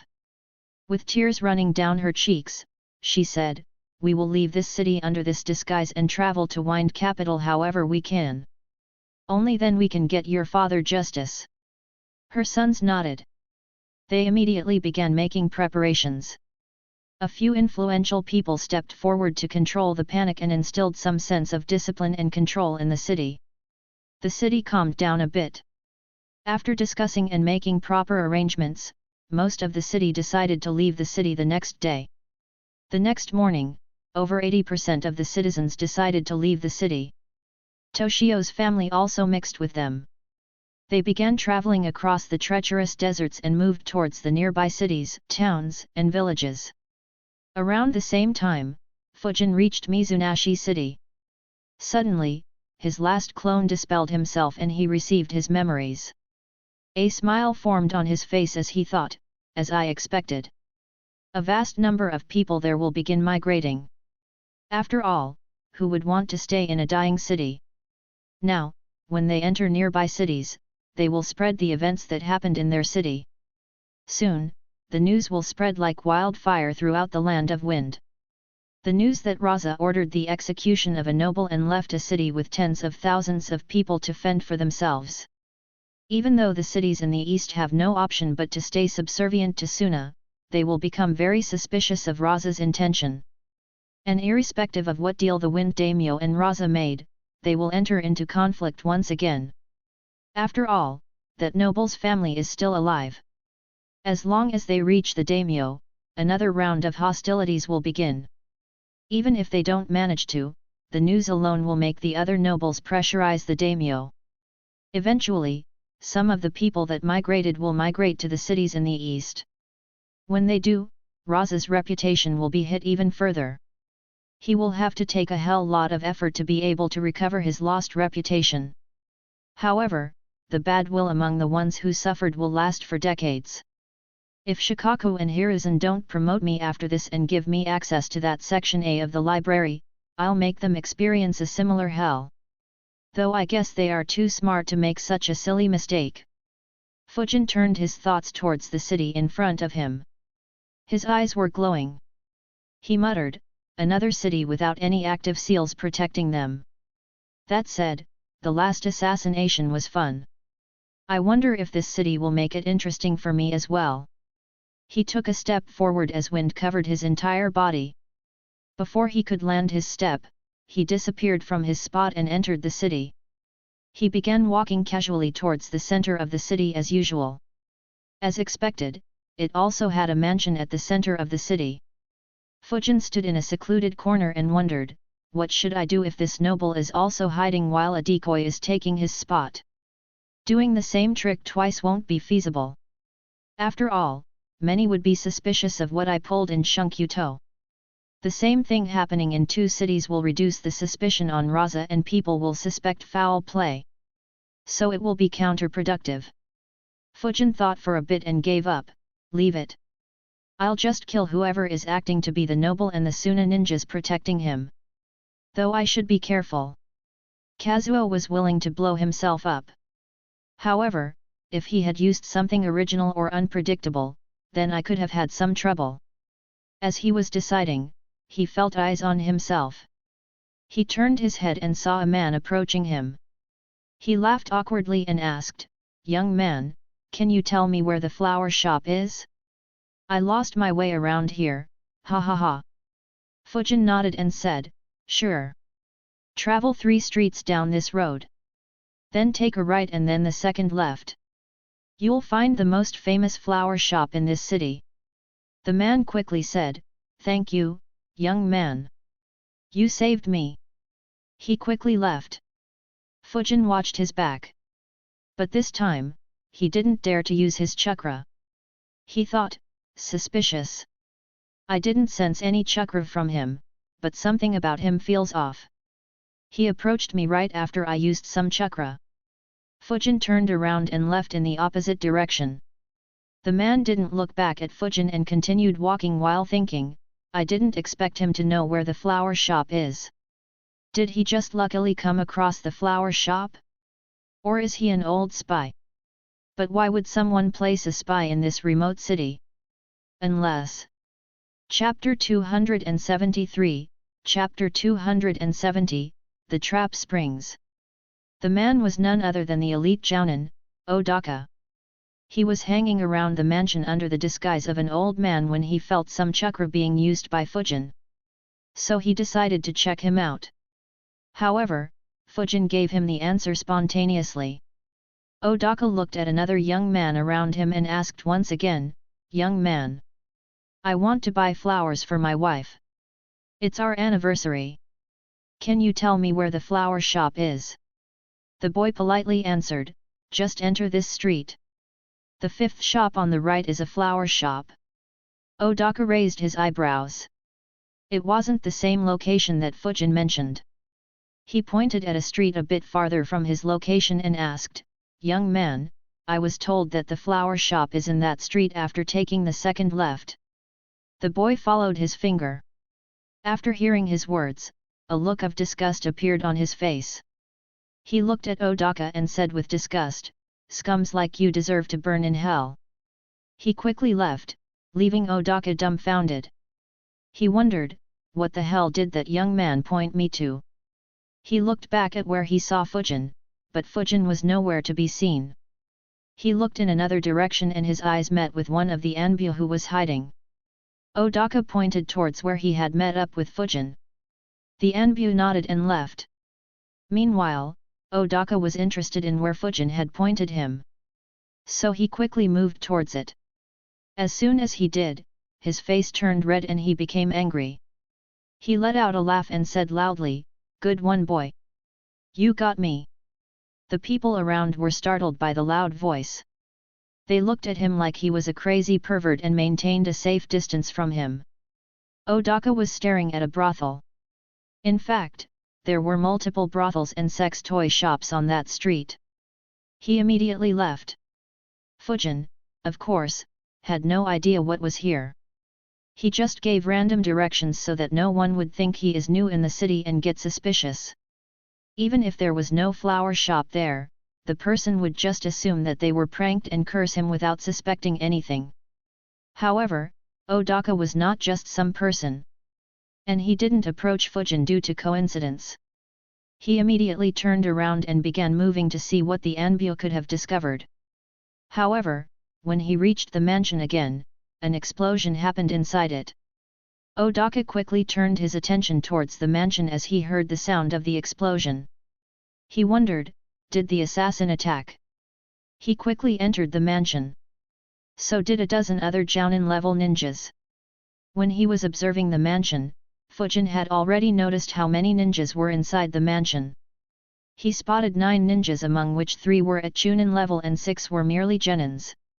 Just like in the previous city, the noble was hiding in one room with 2 ninjas protecting him while his family was hiding underground. He decided to take the same approach. In the central room in the mansion, the decoy was sitting dressed as the noble. 2 Chunins stood next to him facing opposite directions in case there was a sneak attack. This room had a lot of artifacts. Large animals made of wood were placed in the room. The decoy was very nervous. He didn't have the same conviction as Tetsuo. Even the ninjas were very nervous. They were already informed that an attack was just a matter of time. They had heard about the invincible record of the assassin and didn't want to end up dead too. So they resolutely followed all the instructions given by Yura. As they were waiting, a head popped out from the ground. The decoy was spooked and immediately shouted in terror, "He's here! He's here!" The other ninja turned around while the one facing Fujin immediately threw the kunai he was holding at Fujin and jumped back. So did the other ninja. Fujin's entire body left the ground. He observed the kunai closely as it had an explosion tag attached to it. He immediately shot an air bullet at it. However, before the air bullet could hit the kunai, the explosion tag exploded. Fujin instantly jumped back and refined his chakra into wind while wondering, what the hell? Why did it explode so far away from me? Wind release, infinite breakthrough jutsu. The amount of chakra used for performing the jutsu was very low as he didn't want to blow up the mansion. The winds generated by the jutsu instantly blew away the smoke. In addition, a few wind blades were also fired. They hit the decoy and killed him on the spot. However, the 2 Suna ninjas had moved sufficiently away to dodge the wind blades. As the smoke cleared, Fujin noticed that the Suna ninjas had backed to the wall while the noble was dead. A frown formed on his face as he saw the 2 Suna Chunins. They were both wearing a gas mask to cover their nose and mouth. Fujin frowned and asked, "The explosion tag contained poison." The Suna ninjas began laughing. One said, "That's right. Did you think that no one could stop you?" The other said, "This is a newly created poison. Your antidotes won't help you. Ha ha ha. If you want to live, surrender now." Fujin frowned. His eyes widened as he suddenly sensed 13 strong chakras approaching the room. He looked at the Suna Chunins and said, "Good trap." He immediately disappeared from their line of sight. The Suna ninjas were surprised. One exclaimed, "Where did H?"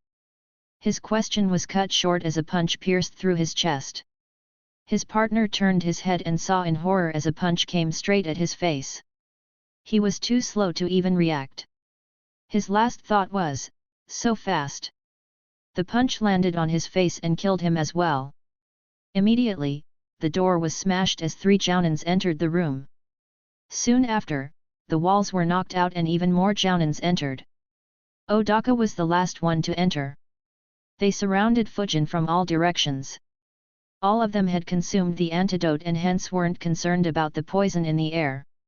However, their expressions became ugly on seeing the dead Chunins. Fujin observed them and thought, 13 Jounins. No, 12 Jounins and an elite Jounin. Now that's a good trap. A smile formed on his face. The Suna ninjas were surprised by his smile. It was as if he had caught them in a trap instead of what the actual situation was. Odaka stepped forward and said, "I never expected that you would smile in this situation.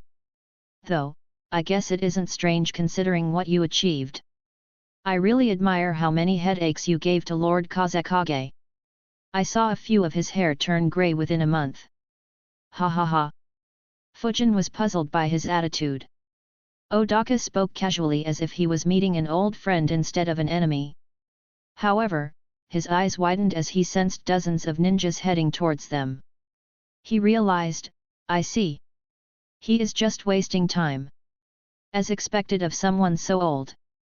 Odaka chuckled and said, "You sensed them, huh? It doesn't matter.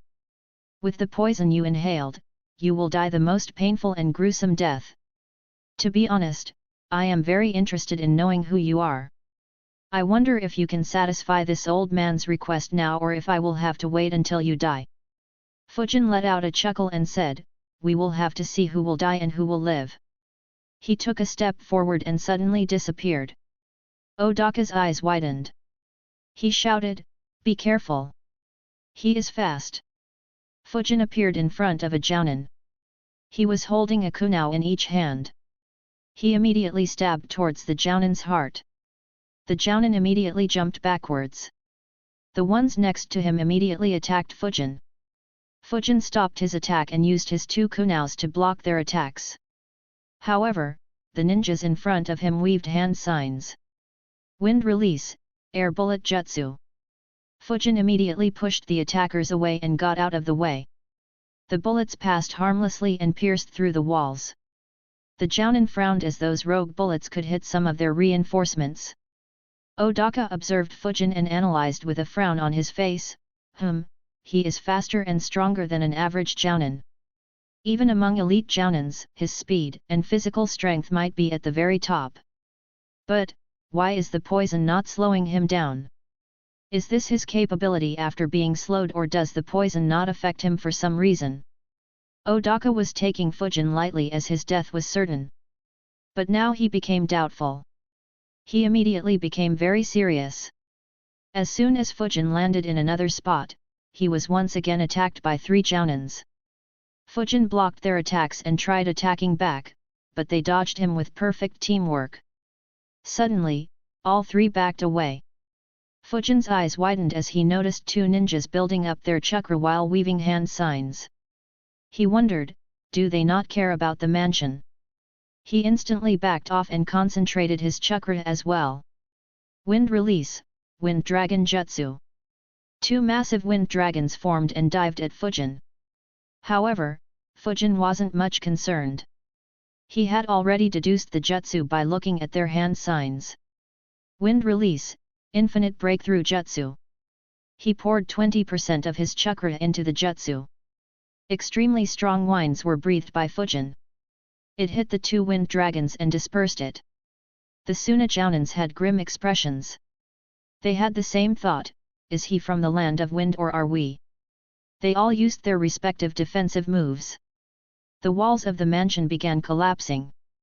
Fujin was about to pour even more chakra into the jutsu and cause maximum damage to the Suna ninjas by dismantling their defensive jutsus when he suddenly jumped towards his right and looked behind. His eyes widened as he saw the wooden horse behind him open its mouth wide and shoot hundreds of needles at him. Fujin continued blowing the infinite breakthrough, but this time, he used it towards his left so that his body would be pushed to his right. However, it was too late. A few needles grazed his left hand and 2 needles pierced his left arm and stayed stuck in it. Fujin cursed, "Shit!" Chapter 274, Chapter 271, Racing in the Desert. A/N, bonus chapter for reaching 2k power stones last week. Chakra gathered in Fujin's eyes as he noticed the chakra threads controlling the wooden horse. He traced them back and his eyes landed on Odaka. He thought, "A puppet master. I guess these needles are poisoned as well. I don't have much time." Seeing Fujin get hit improved the morale of the Suna Jounins who were getting overwhelmed. Odaka also sighed in relief. However, Fujin's eyes quickly scanned through the Suna Jounins and finally settled on one guy. He decided, this one.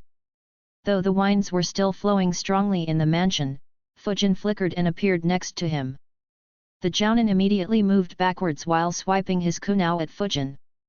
Fujin dropped the kunao in his hand and stopped his opponent by grabbing his wrist. At the same time, the ninjas nearby threw shurikens at Fujin from close range. A sigh escaped Fujin's mouth as he thought, "Sucks that they didn't come close." In the very next moment, he exploded. The eyes of the Jounin whose arm was being grabbed widened in horror. He couldn't use any jutsu to defend himself nor could he get away. His left arm was blown up.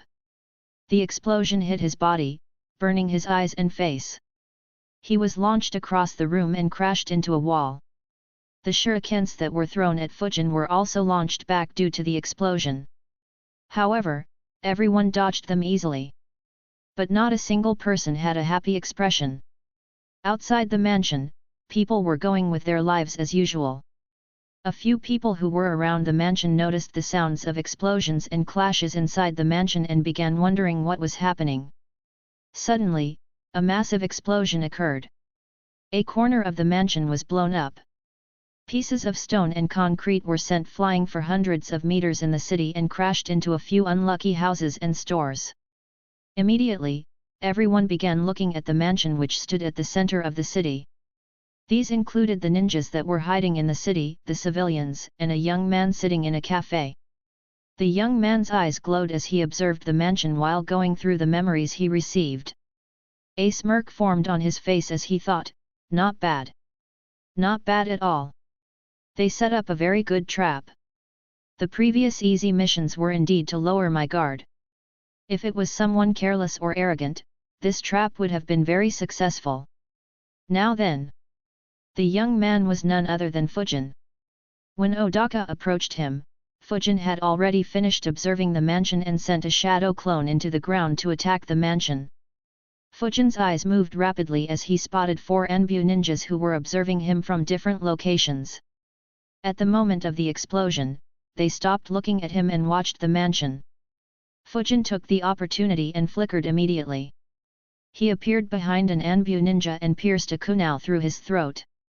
Before the Anbu could realize that someone killed him, he flickered behind the next Anbu ninja and repeated the same. The Anbu were located quite far away from each other, so they didn't notice their comrades falling. However, they had a job to spy on Fujin.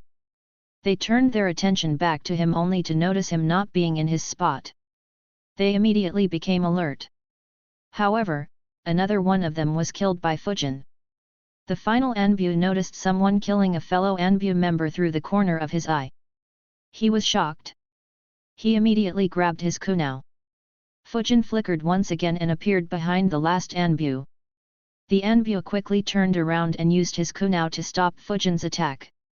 The 2 kunao clashed, creating a loud sound. Inside the mansion, one Jounin asked, "Did he die?" As the dust began settling, Odaka walked ahead and said with a grim expression, "I guess not. He was a shadow clone. No wonder the poison had no effect on him." The Jounins immediately went silent. Finally, one asked, "Did we get toyed with by a mere clone?" Everyone knew the answer, but everyone was silent. Suddenly, their silence was broken by the loud sound of two kunai clashing. Everyone looked out of the hole the explosion had created and noticed an Anbu ninja fighting with someone. Fujin was surprised by the loudness of the sound. He wondered, is his kunai made of something that creates a loud noise? But what's the use of such a loud kunai? The Suna Anbu sighed in relief. He thought, I'm glad I kept this kunai with me for emergencies. Now everyone will know that he is here. However, his relief was short-lived. Fujin shot an air bullet at his forehead at point blank. The Anbu had no time to dodge. A hole was left in his forehead as he dropped dead. However, the loud sound had done its job. Over 100 ninjas were staring at Fujin. The Jounins led by Odaka immediately flickered towards Fujin. Yura and his subordinates were close to Fujin as well. They quickly moved towards him as well. Fujin watched them as his body was enveloped in wind. Odaka's eyes widened. Dozens of poisoned needles appeared in his hands and he threw them all at Fujin. However, before they could reach him, Fujin had already disappeared. The Jounins all landed where Fujin was standing. Immediately wind enveloped them as well as they weaved hand seals and cursed, "Do you think only you know the wind instantaneous body jutsu?" Immediately, all the Jounins used the same jutsu and began their chase. Apart from these 12, the others in the city who could use that jutsu began the chase as well. Fujin turned around and noticed a few dozen ninjas chasing after him. He thought, the area around the city is a complete desert. There is nothing that can hide me. If this was the land of fire, they wouldn't even know where to chase me. Still, it's fine. The chase depends on the expertise in this jutsu and stamina. I'll just keep running until they can't keep up anymore. Fujin looked ahead and continued running. Apart from this, he had another choice. That was to use shadow clones and split in different directions. It would force the Suna ninjas to split up as well. He could then hunt them one by one. Fujin did think of this idea, but he dismissed it immediately. He thought, though I could kill a good number of them, it's too risky. My shadow clones can't be poisoned, but I can be. I'd prefer to not get poisoned in this desert. After all, poison is Suna's speciality. Though it wasn't a match for Tsunade, I'm no Tsunade. Avoiding getting poisoned is the only method for me.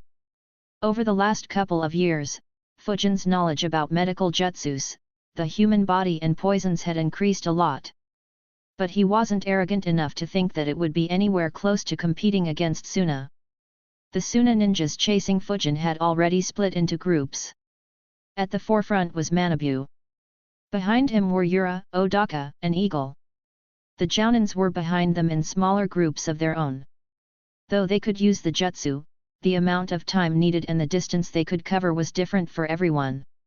Every Suna ninja had a grim face as they noticed Fujin getting further and further away at every second. One of the Jounins cursed, "What the hell?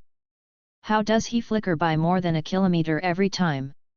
And why does his jutsu activate instantly?" The one next to him muttered, "It's almost as if the wind gods have all blessed him."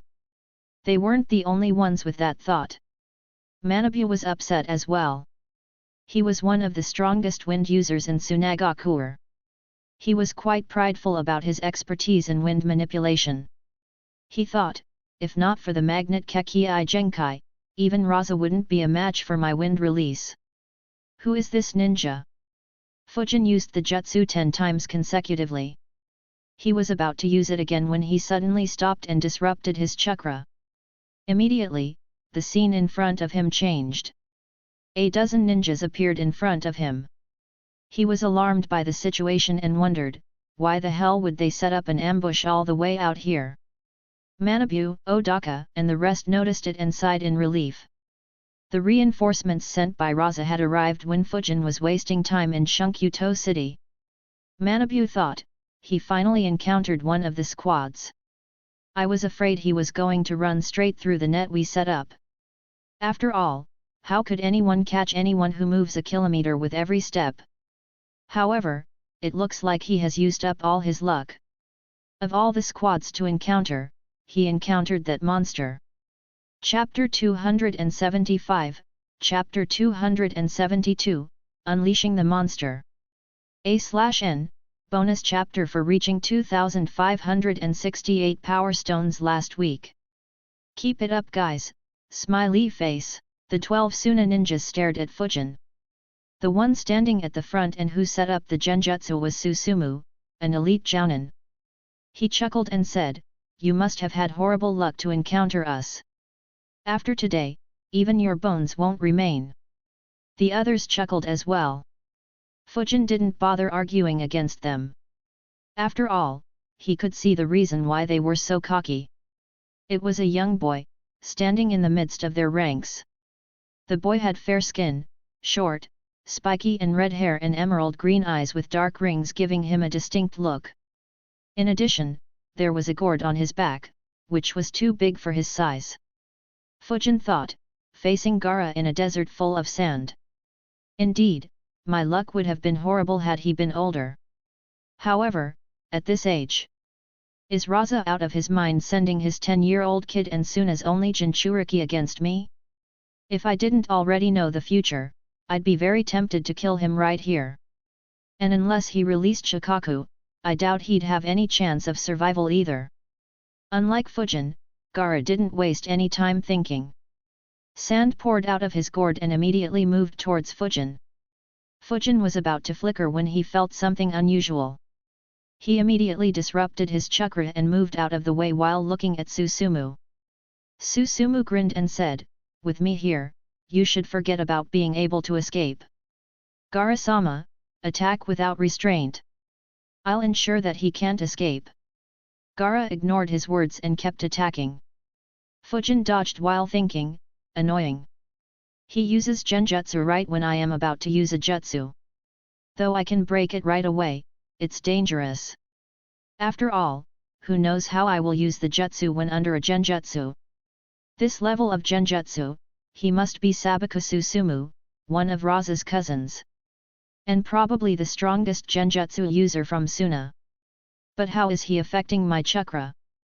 Susumu was very confident about trapping Fujin. However, his smile disappeared as he noticed that Fujin kept avoiding Gaara's sand every time. Even though Fujin couldn't use any jutsu, he wasn't very concerned. His normal speed far exceeded the speed of Gaara's sand. Not a single attack came close to hurting him. However, as Fujin was dodging the sand, Manabu finally caught up.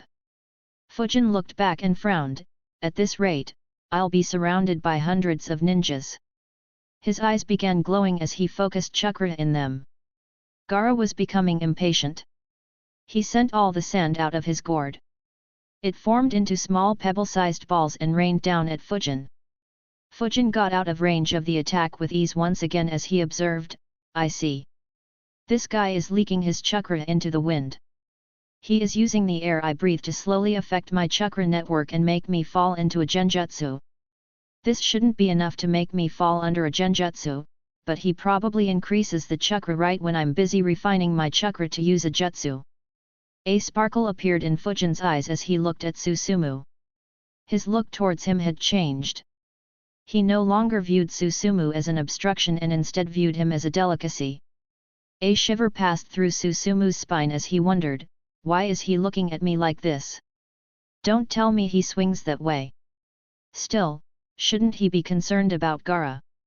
Wind release, air bullet jutsu. Manabu noticed that Fujin was focusing on Gaara and Susumu. He had no intention of getting in Gaara's way. So he maintained distance and fired 15 air bullets at Fujin. Fujin noticed the attack and dodged once again. However, Gaara was annoyed. Normally, everyone would be terrified of him and his sand. However, not only was Fujin not afraid, he didn't even give Gaara a second glance. It was as if Fujin didn't consider him a threat at all. Gaara exerted more chakra. Hundreds of sandballs rained at Fujin, who nimbly dodged while emitting his own chakra into the air to neutralize Susumu's threat. Susumu immediately sensed Fujin's chakra and was shocked. However, before he could do anything, Gaara shouted, "Desert coffin!" While Fujin was dodging the sand shower, Gaara led him towards where his sand was. Fujin was surrounded on all sides. For the second time, Fujin looked into Gaara's eyes. A frown formed on Gaara's face as he muttered, "Why isn't he afraid of me, mother?" In anger, the sand began moving much faster. However, Fujin, who was maintaining eye contact, suddenly disappeared. He reappeared far outside the little trap Gaara had created. Susumu shouted, "Impossible! How did you use a jutsu?" He wondered, even if he has seen through my technique, he hasn't broken it yet. So how did he flicker? Manabu flickered behind Fujin with a grim expression and attacked Fujin with a kunao. Fujin grabbed his kunao and hit Manabu's kunao and jumped backwards immediately. Manabu did the same as Gaara's sand appeared between the two of them. Manabu said, "He didn't use a jutsu. That is his raw speed." Susumu was shocked. He looked at Fujin again and wondered, that's his normal speed. No wonder he has been so successful in his assassinations. We have to kill him here. Otherwise, he will become a huge headache for Suna. As they were wondering how to deal with Fujin, Odaka and Eagle arrived and joined Manabu. Yura too arrived but stayed back and began coordinating the ninjas and establishing new perimeters to ensure that Fujin couldn't escape. However, unlike the level-headed Jounins, one person had no patience. He was incredibly annoyed by how dismissive Fujin was of him. Gaara shouted, "Sand tsunami!" Immediately, the sand in the desert began moving. It formed into a wave of tsunami and headed towards Fujin. However, instead of terror, there was a smile on Fujin's face as he thought, finally, he messed up. I was worried after seeing the puppet master. The Suna Jounins noticed the tsunami and had grim expressions. The jutsu covered a wide area. All of them were targeted as well. They immediately moved away. The remaining 10 ninjas from the ambush squad were standing behind Gaara and hence were safe from the tsunami. However, they began sweating in fear due to the scale of the attack. Fujin looked at Susumu and decided, I was planning to leave and never return here. But since you decided to keep me here, I might as well have some fun. Fujin disrupted his chakra once again and exerted a huge amount of chakra. Susumu noticed the chakra build up and immediately cursed, "Shit! He will run away." Even before he could complete his statement, Fujin disappeared. The Suna ninjas wanted to stop him, but the sand tsunami severely restricted their movement. The Suna ninjas who were still rushing towards Fujin stopped and dispersed out of the attack's way. Odaka expanded his chakra field and tried to sense Fujin. However, he could no longer sense him. Odaka frowned and said, "He is gone. I can't sense him anymore." It was a mistake to include Gaara in such an important mission. He doesn't have the tactical know-how yet to fight at this level. The others silently agreed. Eagle said, "Luckily Yura began establishing a new perimeter. We can still catch up with him if he gets stalled." However, Manabu, Odaka and Susumu didn't share the same opinion. They had all engaged with Fujin. His speed was too fast for anyone under the elite Jounin level to handle. Excluding them, there were only 2 more elite Jounins around the city. And neither were stationed in that direction. Though they were upset that Fujin had gotten away, they had another matter to take care of. The sand tsunami was approaching them rapidly. They immediately flickered out of the way. Gaara, who created this mess, grinned and said, "That's it. Run away from me." As soon as he said it, the sand around him moved quickly and formed a sand wall on his left side. Gaara was shocked and turned his head to the left. His eyes widened as he saw 6 holes in the sand wall. 6 air bullets pierced through the thin layer of sand and grazed Gaara's arms and chest. Gaara's eyes widened in horror as a red line appeared across his chest. His arms also began bleeding. He muttered, "What is this? Is this blood? My Immediately he shouted as loudly as he could, "Blood, my blood!" The Sunajounins who were still dodging the sand tsunami were shocked as they felt a thick bloodlust and heard Gaara's screams. Susumu asked in terror, "Gaara is injured? How?" The others were horrified too. The sand tsunami was just a minor inconvenience. If they didn't have to chase after Fujin, this jutsu wouldn't have any effect on them. However, they began sweating in fear at the thought of Gaara losing control. The ones who had it worst were the 10 Suna ninjas who were behind Gaara. Their legs began shivering in terror. A few fell on the ground. The ones who could stand began running away. A/N, bonus chapter on next Sunday if the FIC gets 1000 power stones. Bonus chapter on next week's Saturday if the FIC gets 2000 power stones. A/N, if you can, then please support me on Patreon. Link, www.patreon.com/devilhex. No space. Can read up to 50 chapters ahead on Patreon. Thank you Josiah and Zymus for supporting me on Patreon. Comment. 18 comments. Vote. Chapter 276, Chapter 273, A Complex Battle. Unlike what Odaka had thought, Fujin hadn't run away. Instead, he just hid his chakra signature. And thanks to the cover provided by the sand tsunami, no one could see, hear, or smell him. He immediately attacked Gaara with the intention of making him bleed. However, he was surprised as he thought, the air bullets breaking through is reasonable. After all, the sand that defended him was too little. But why did he get injured so much? Doesn't he have the sand armor? Fujin observed him properly and realized, I see. I guess he hasn't created that technique yet. He turned his attention towards the Suna ninjas on the other side of the tsunami and muttered, "Well, sucks to be you guys." Odaka activated his chakra field once again. His eyes widened as he shouted, "That assassin is still here. Bastard hid his chakra signature." Fujin detected the chakra field and immediately used wind instantaneous body jutsu. Odaka sensed Fujin getting farther away and said, "He escaped." Manabu asked, "Are you sure that he didn't hide his chakra again? It'll be annoying if he interferes when we are stopping Gaara." Odaka replied, "Yes. Last time his chakra signature just disappeared.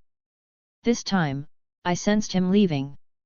Besides, I doubt he would want to stay when Gaara is losing control." They could still hear Gaara's screams as his body began transforming. The sand tsunami had lost its power and was settling down. But other than Eagle and the 3 elite Jounins, the rest stayed away in fear. Susumu moved towards Gaara while weaving hand signs. Manabu shouted, "Don't let him fall asleep." Susumu already knew it. He reached as close to Gaara as he could and completed his hand signs. Demise of the rebirth. Despite being partially transformed, the genjutsu hit Gaara. As the genjutsu took hold, a serene sensation washed over him, like a gentle breeze on summer's eve. In an instant, his tumultuous emotions were caressed and quelled. It was as if the weight of anger, hatred, pain, and panic were lifted. The world around him transformed into a dreamland adorned by sakura blossoms. As Gaara watched the sakura petals floating with the wind, he felt a soothing sensation. The illusion cocooned him in a realm of tranquility, offering respite from the burdens of reality. For a fleeting moment, he found solace in the beauty of this ephemeral sanctuary. Unfortunately, he couldn't stay in this world forever. A wave of anger burned in his heart as Shikaku transferred his chakra into Gaara's body to break the illusion and further transform the boy. Susumu and the rest knew that the genjutsu wouldn't hold a Jinchuriki down for long. When Gaara opened his eyes, he saw 4 puppets surrounding him. His body was tied with metal strings held by the puppets, restricting his mobility. Gaara roared in rage as he began struggling. Odaka gritted his teeth and increased his control on his puppets to ensure that they wouldn't be sent flying. Fortunately, he wasn't alone. Manabu jumped high in the sky and blew an intense wind on Gaara. Gaara's knees bent. He felt an intense pressure falling down on him continuously. The Suna ninjas sighed in relief on seeing Gaara being pinned down. However, Gaara opened his eyes and stared at Manabu. Manabu immediately had a bad feeling. The sand under Gaara's feet began moving. It instantly reached Manabu. Fortunately, Manabu was prepared and flickered out of the way. Gaara's eyes moved and landed on Odaka. Odaka immediately jumped as he felt the sand under his feet move. As soon as he jumped, multiple tentacles made of sand appeared and moved towards Odaka. Realizing the danger, Odaka opened a scroll and made a hand seal. Immediately, a huge turtle made of wood and metal appeared between him and the sand. The sand hit the belly of the turtle while Odaka landed on its back and immediately jumped towards Manabu. The sand tentacles were stopped. However, more sand moved and completely engulfed the turtle. Odaka's remaining 4 puppets were also engulfed and crushed by sand. He sighed and muttered, "This is going to be a painful fight." Manabu nodded. The cost of building high-quality puppets was quite high. He said, "Fortunately, we bought enough time." Odaka nodded as he saw that Susumu had returned with 2 ninjas behind him. Susumu looked at the situation and instructed, "We will hold him down. As soon as we do, use your techniques to seal him temporarily." The 2 ninjas nodded nervously. They were sent along with Susumu and Gaara in case such a scenario happened. However, despite being trained, they had very little experience in sealing a Jinchuriki. After all, if something went wrong in Suna, Raza would take care of it. They would have no reason to act. Odaka, Manabu, and Susumu began fighting Gaara again. Meanwhile, Eagle stood next to the 2 sealing ninjas to ensure that Gaara wouldn't harm them. After 5 minutes of intense battle, they finally managed to pin Gaara down once again. Susumu shouted, "Now!" Immediately, the 2 sealing ninjas summoned and opened a giant roll of cloth. Cloth binding technique. The cloth moved towards Gaara and began wrapping itself around it. Gaara struggled, but he couldn't get out of it. In a few seconds, he was completely covered by the cloth. The Suna ninjas finally sighed in relief. Gaara was stopped. They and the city close to them were safe. Susumu grabbed a sealing tag and walked towards Gaara in order to ensure that he couldn't break free. However, his eyes widened. He looked down at his chest in fear and disbelief. A kunai that was dyed in blood had pierced through his heart. The Suna ninjas were shocked as well. A second ago they were happy that Gaara was sealed. Now, they watched in disbelief as the strongest genjutsu specialist in Suna closed his eyes and passed away. However, Fujin had no expression on his face. He didn't waste any time celebrating and instead looked at Manabu and Odaka. Wind release, infinite breakthrough jutsu. A massive windstorm was shot out towards them. Odaka hurriedly summoned a defensive puppet and the 2 hid behind it. However, both had grim expressions. Manabu asked, "Didn't you say that he ran away?" Odaka answered, "I definitely sensed him running away. Unless he kept hiding and sent a shadow clone away to fool me. Or maybe he ran away and returned while hiding his chakra. After all, we were busy stopping Gaara." Manabu didn't question any further. After all, it was pointless. He said, "This scum is very cunning. We were on guard while fighting Gaara. If he had attacked then, Susumu would have dodged or blocked him.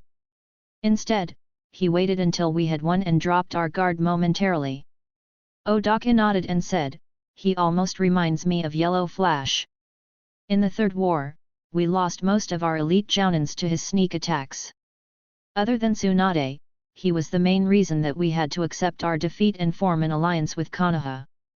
Manabu and Odaka's expressions became even uglier. They had speculated that the assassin was from Konoha. Both thought, if Konoha has gained such a strong fighter who is willing to go to such an extreme during peacetime, then a war with them would prove extremely costly. While Manabu and Odaka were hiding from the storm, Eagle took the opportunity to flicker behind Fujin and attacked him with his kunai. However, Fujin withdrew the kunao from Susumu's heart and blocked the attack. Wind release, air bullet jutsu. Eagle's eyes widened as he noticed the attack. He immediately jumped out of the way. Fujin let him go and instead spat out a fire on the cloth that had sealed Gaara. The two sealing ninjas shouted in horror, "No! Don't!" Unfortunately, Fujin had no intention to listen to them. Eagle's eyes widened as well. He immediately began weaving hand signs and building up his chakra. However, before he could complete his hand signs, he was forced to jump backwards.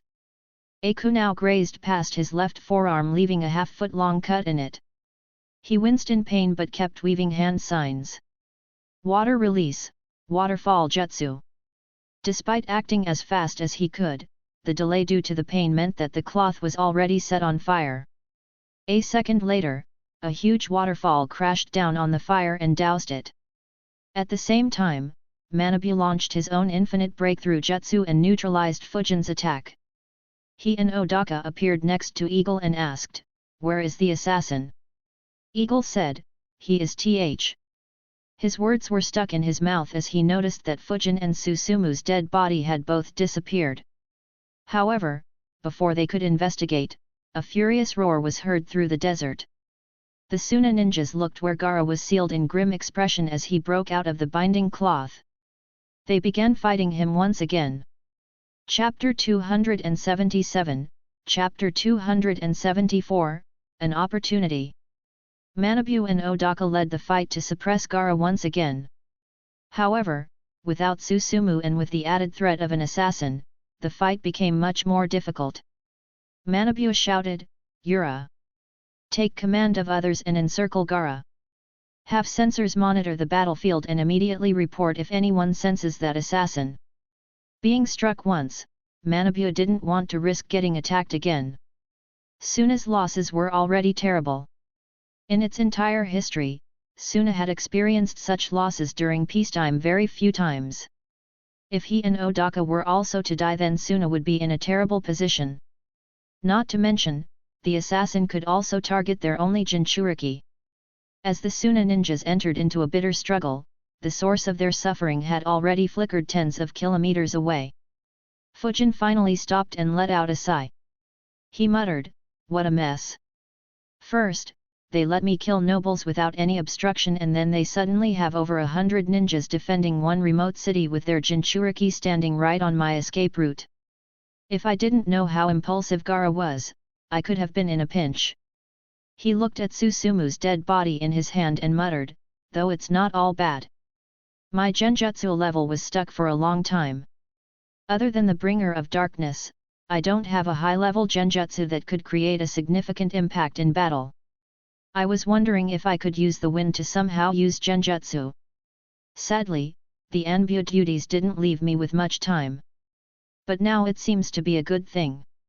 With his jutsus as the base, I would easily master high-level genjutsu in no time." Fujin carefully stored Susumu's body. He had no intention of trying to read his memories by himself. He looked back towards where the sand shinobi were fighting and analyzed, "In this battle, I only used wind and fire jutsus. Apart from it, I also exposed my high speed, strength, and expertise in chakra control, flickering and assassination. Sigh, it's a little more than what I planned to expose. But I did manage to keep my earth jutsus, vacuum jutsus, sword skills and chakra flow a secret. Even if they investigate, they wouldn't analyze that this was me anytime soon. Though once I begin gaining fame, it won't be that difficult for their suspicions to fall on me." Fujin sighed. He could have never imagined that such a distant city would have an ambush made of one Jinchuriki, 3 elite jounins, dozens of jounins and hundreds of ninjas. He thought, "I should have quit after burning the food storage." Fujin weaved a few hand signs and slammed his hand on the ground. Summoning jutsu. Smoke appeared in front of Fujin. It slowly dispersed, exposing a large saber tooth holding the bloody leg of some wild animal in his mouth. He looked around and saw Fujin. Fujin said with a smile, "Kaito, it's good to see you again." Kaito continued eating as he asked, "Fujin, why did you call me? Fujin replied, I am deep in enemy territory and have no idea how many are hiding around in ambush. Give me a lift. Kaido continued eating the leg and said, sure, give me a minute. He swallowed the entire leg and then spat out the bones and said, get on. Fujin disappeared and appeared on his back. Kaido jumped high and spread his wings wide. He flapped it a few times and quickly rose above the clouds. He looked below towards where Gaara was and said, your enemy seems quite strong. I can feel his chakra and bloodlust all the way up here. Unlike Kaido, Fujin couldn't feel anything. He said, it's a Jinchuriki. A human who hosts a tailed beast. That said, he is a child and has lost control. If he didn't, I'd be in deep trouble. Kaido nodded. Just based on the chakra fluctuations, he had no will to confront that being. He immediately began flying away toward the east. Fujin lay down on his back while enjoying the fresh air and gentle breeze. The last few weeks had been too tedious. He was on guard at all times due to being in enemy territory. Fujin closed his eyes and began meditating. Despite not having any seals, Fujin had noticed long back that meditating while flying above the clouds was much more effective than meditating in his meditation room. In addition, it had a soothing effect on his mind. In a world with ceaseless conflict and incessant schemes, he cherished this feeling. Unlike Fujin's calm mind, the deserts he flew over were in turmoil. After a long struggle, Manabu and Odaka managed to stop Gaara's rampage and returned him to his normal state. Unfortunately, the lives of 4 Chunins and 1 Jounin were lost in the process. Around them, hundreds of Suna ninjas were establishing a new perimeter. Dozens of sensors moved continuously in the desert to find where the assassin was hiding. Messenger birds were constantly being sent to keep everyone informed about the situation. A bit further from them, tens of thousands of people were migrating across the desert from Shunkyuto to nearby towns and villages that had the protection of the Suna ninjas. Hiding among them was the family of the dead noble Toshio. However, Fujin would have nothing to do with it. He had already left the entire matter behind him. Raza and the Tsunagakure Council would have to handle the aftermath of Fujin's actions. If they decide to retaliate, then Shikaku and Hiruzen would have to face the consequences of not properly defining Fujin's mission parameters. Fujin flew on Kaido's back for half a day. They left the land of wind behind and entered the land of rivers undetected. Kaido found an abandoned hill and finally landed. He asked, "Don't you want a lift all the way back home?" Fujin shook his head and thought, very few people know I have a summon. And even fewer know what my summon is or what their abilities are. Though I don't intend to hide them like my lightning jutsus, it's good to have another good trump card. Fujin replied, "No need, I can make the remaining journey myself as there shouldn't be any enemies here." Kaido replied, "All right." He disappeared in a cloud of smoke and returned to his home. Meanwhile, Fujin stretched for a bit and was about to move towards the land of fire when he heard a loud explosion. He turned his head to the left and squinted his eyes.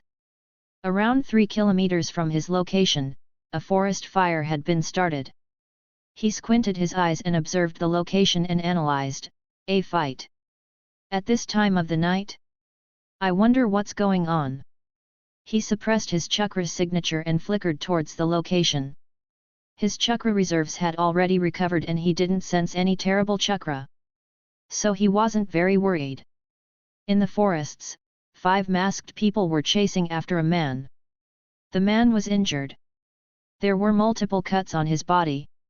In addition, his left hand had a huge burn mark due to an explosion. One of the masked men shouted, "Shigeki! Stop running and face consequences for your actions." Shigeki didn't say anything and continued running. His condition wasn't good. The masked men weren't angry. Instead, they looked at Shigeki with ridicule. They could have killed him long back. However, they were just having fun. Shigeki was aware of it. However, he continued running while praying, "Please give me one chance. Please. As long as I survive, I'll return stronger than ever. I'll avenge my family and kill that bastard. Fortunately or unfortunately, the direction he was running in was where Fujin had landed. Fujin reached the location quickly and observed from a distance. None of the 6 ninjas sensed his arrival. Fujin analyzed, these 5 masked ninjas are from the special forces of Tanagakure. And is that Kasai Shigeki? Why are they chasing their own jounin? Fujin had interacted with Shigeki a couple of times during his Anbu missions. He had a good impression of him. The man was decently strong for someone who wasn't from any major village and didn't have any strong bloodline. In addition, he was smart, loyal to his village and capable of leading large squads. Fujin followed them stealthily. Within a couple of minutes, he wondered, did he do something that irked the leaders of Tanagakure or the Land of River? The more he chased, the more sure Fujin became of his speculation. Especially after he observed Shigeki's facial expressions. A smile appeared on his face as he thought, this is a good opportunity. I was hoping to find someone who was capable and in a desperate situation. However, his smile faded away and was replaced with a frown as he thought, but this is too soon. I am not ready. I haven't finalized my plans or even have any concrete goals as of now. Chapter 278, Chapter 275, Shiden. The masked men continued chasing Shigeki while occasionally throwing shurikens and explosion tags at him. Fujin followed them patiently for 45 minutes. He had changed his attire and got himself a new mask. Finally, one of the masked men stopped laughing and said, he is reaching close to a cliff. He might try to jump off. Enough fun, let's kill him now.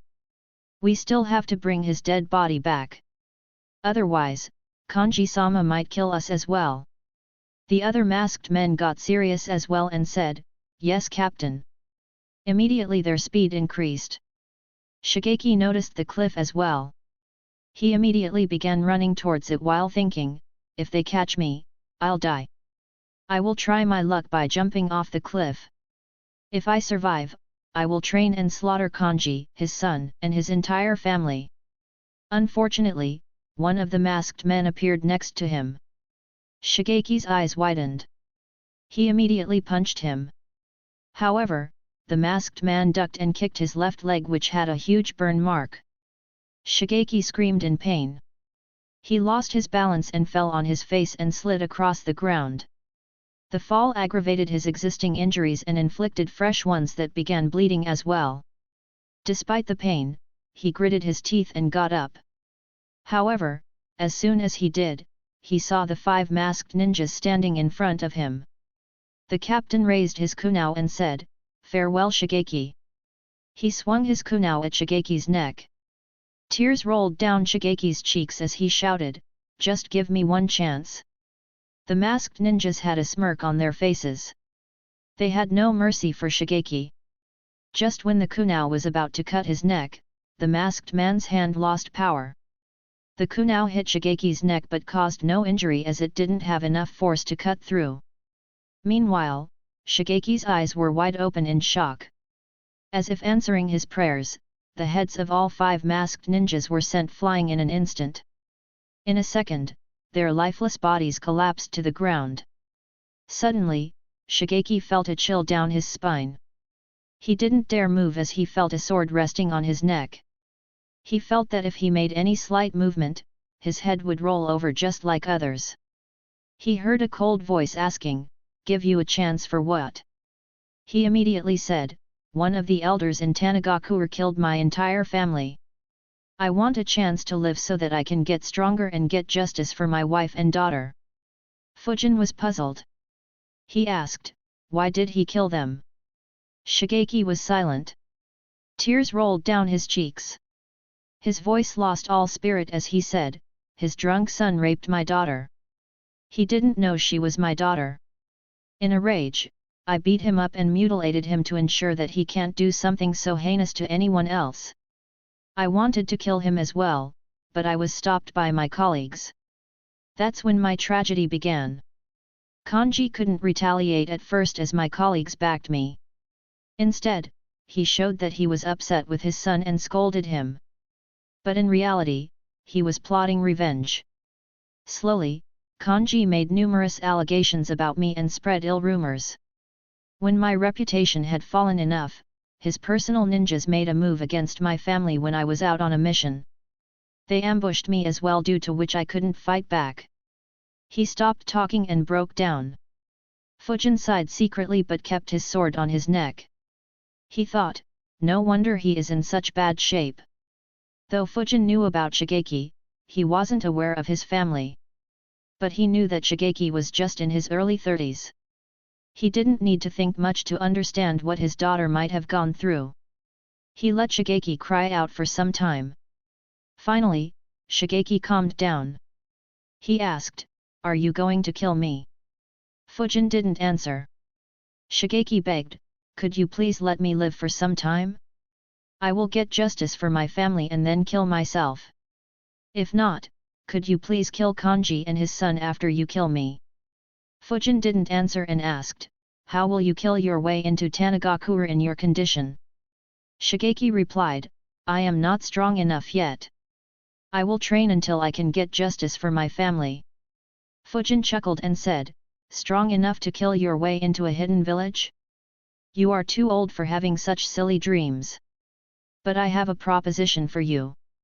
I was looking for a capable man to recruit to help me run my organization. You might be suitable for that job. As long as you do a good job, I'll help you get your justice. Either by yourself if you get sufficiently strong enough, or through my hands. What do you say?" Shigeki was surprised. He was expecting to die like the masked ninjas. Instead, their killer was trying to recruit him. He asked, "What organization do you want to create?" Fujin asked, "Does it matter as long as you get your justice?" Shigeki went silent. However, after a couple of minutes, he shook his head and said, "No. I won't join any organization that would make others suffer as I and my family did." Fujin withdrew his sword and replied, "Oh, it won't be that sort of an organization. No need to be bothered about that." Shigeki thought for a bit more. Fujin didn't disturb him. Finally, he got up with much struggle and bowed to Fujin and said, "Thank you for saving my life, Lord. I, Kasai Shigeki, am willing to work for your organization as long as you help me get justice for my family." Fujin nodded and extended his palm towards Shigeki. Chakra appeared on his palm and began healing Shigeki. Shigeki's eyes widened. He thought, "I never thought that someone who could kill without a second thought would be a medical ninja." The wounds on Shigeki were all external wounds. Fujin healed all his wounds in a few minutes. He said, "Follow me." Fujin began running. Shigeki, who was now fully healed but low on chakra, followed Fujin. The two ran through forests for over a couple of hours and arrived at a cave. Shigeki was puzzled. The cave was quite small and there was no one there. Fujin entered the cave. This was the same cave where he had stopped while heading to the Land of Wind. He inscribed a few more seals and created a few hiding rooms in the cave. He said, "Shigeki, I have inscribed numerous seals in this cave. Unless someone accidentally enters the cave, no one will detect you. Even if someone does, you can hide in the 2 rooms I created. You will stay safe there." Shigeki asked in a puzzled voice, "Lord, are there any other members from the organization here?" Fujin replied, "You can call me Shiden. No need for any honorifics. And no. Currently, only you will be stationed here. Though I have recruited a few others, they are in different locations in other countries. You don't need to concern yourself with them for now." Shigeki nodded and asked, "All right, but what am I supposed to do?" Fujin replied, "Train of course. Don't you want to get justice? You are free to train however you want. My plans for you will need a few years to implement. So stay around this place. When I am ready, I will come here to look for you." Shigeki was surprised. He thought, a few years. He recalled his family and thought, "It's fine. I am not strong enough yet. I don't know what Shiden's intentions are, but he saved my life and gave me a safe environment to live in and train. Besides, he seems to be a leader of a huge organization. With such a big organization, getting revenge will be very easy. He bowed down and said, "Thank you for saving my life and giving me a safe place, Shiden. I will wait here for you." Fujin nodded and said, "Good. I'll take my leave. Train hard and get stronger." Shigeki replied with determination, "I will." Fujin nodded once again before turning and flickering away. Shigeki raised his head only to see that Fujin was nowhere to be seen. He thought, he is even faster than I imagined him to be. He left the cave and looked at the stars in the sky. His eyes became watery as he muttered, "Wait a few years for me. I will fight for your justice and come to be with you." He wiped his tears and a determined expression appeared on his face. He wasted no time and began training. A few kilometers away, Fujin stopped moving. He quietly changed his clothes and for the first time in a couple of months changed back to his real appearance. However, he had a weird expression on his face and his cheeks had a hint of redness. He muttered, "Since when did my ability to bullshit reach this level?" Chapter 279, Chapter 276, The Difficulties in Creating an Organization. Fujin was shocked at how much he had lied to Shigeki. What other members of the organization? He was the only member. Heck, there wasn't any organization in the first place. The only place where it existed was Fujin's head. Fujin thought, "I was so embarrassed by his questions and so embarrassed to say that he is the first member, that I couldn't help but lie. This way, he will just think that I am opening a new branch and not that I am starting the organization." Luckily, Fujin was wearing a mask while talking with him. Otherwise, no transformation jutsu could have hidden how embarrassed he felt while answering those questions. Fortunately, he was shameless enough to maintain a straight voice. Fujin sighed and muttered, "It doesn't feel good to fool a man who is in so much sorrow. Leave it, I'll help him get his revenge. That should be enough to clear whatever is still left of my conscience. Besides, the target is just an elder from a small village. I can assassinate him even now." Fujin began walking towards the land of fire while thinking, "I haven't thought of any details when it comes to my organization. My original motivation for creating an organization was very simple. If something unexpected happens, especially if that something isn't aligned with what I remember from the original series, and I need a safe place to escape to, then the organization should be my second home." The situation after fighting Darui was a perfect example of where an organization could have helped me a lot. It would have provided me with a third alternative which would be much safer than the other two. In addition, the organization could help me collect information.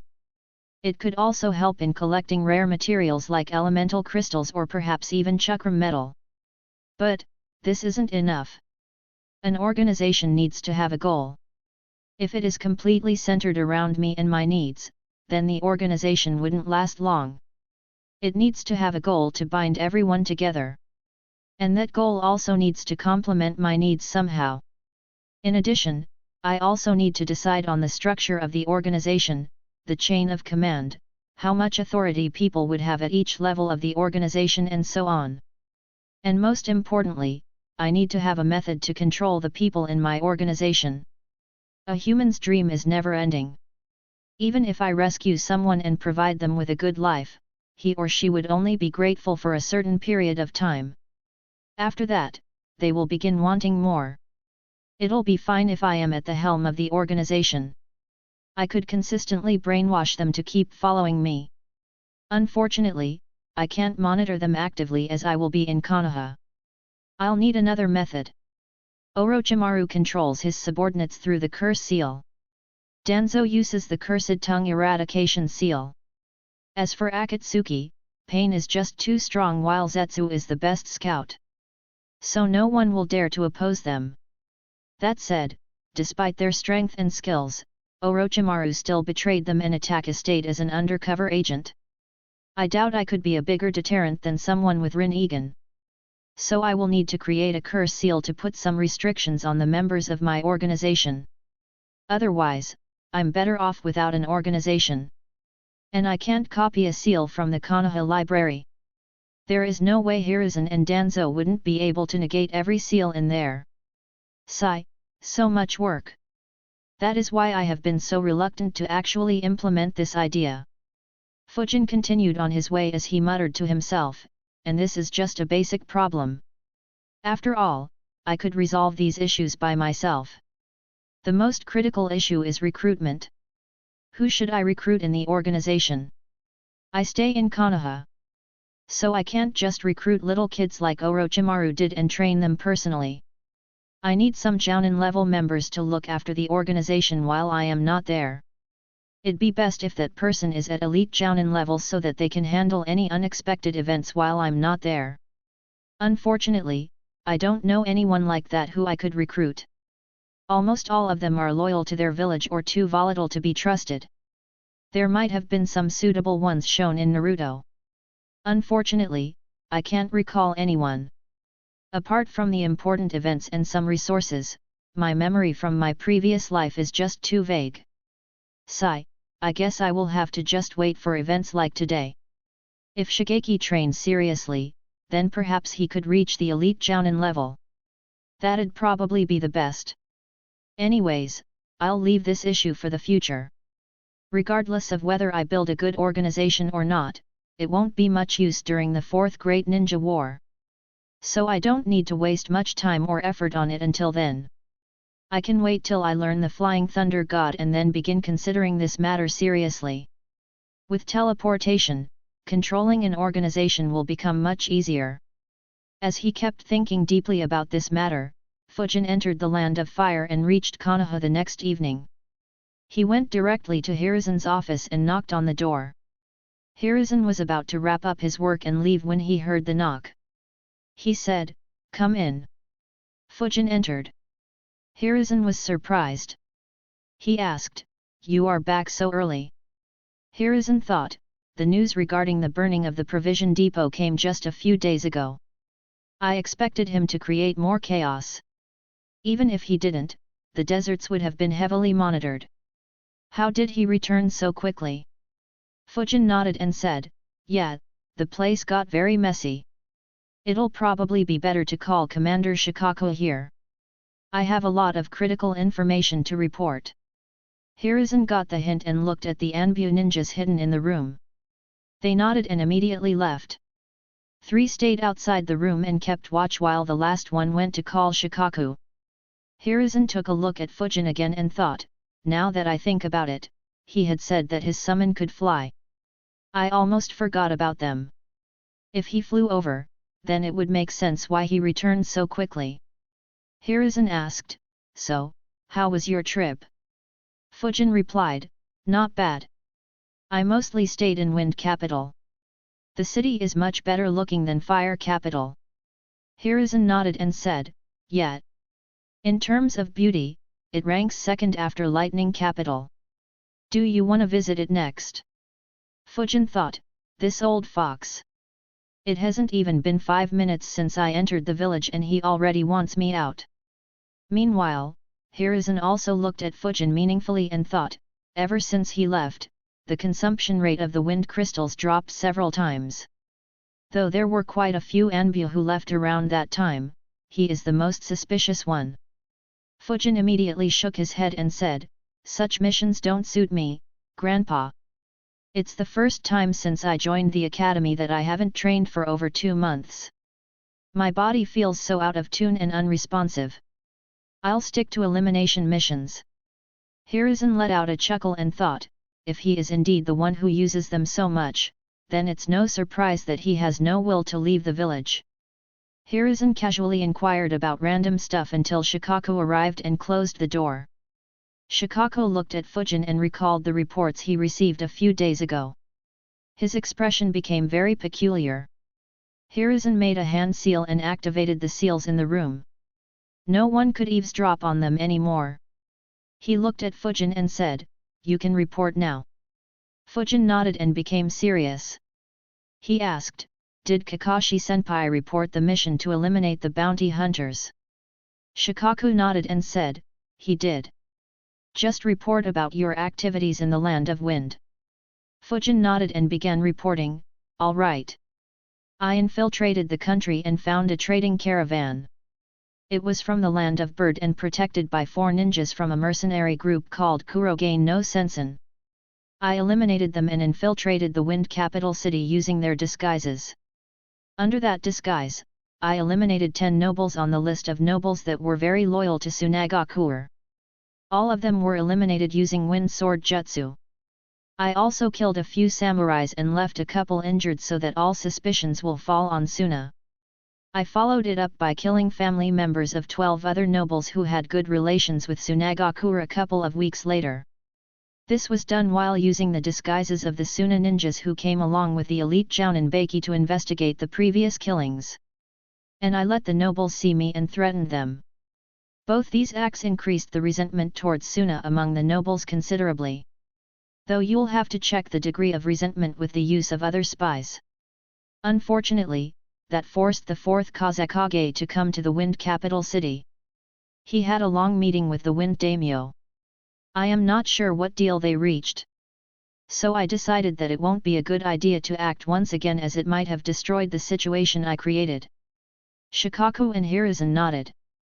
They were aware of these developments. Though they didn't know the exact information, they had guessed Fujin's actions quite accurately. Unfortunately, they didn't have much clue about other events apart from the incident about provision depots. Neither was prepared for what Fujin was about to report.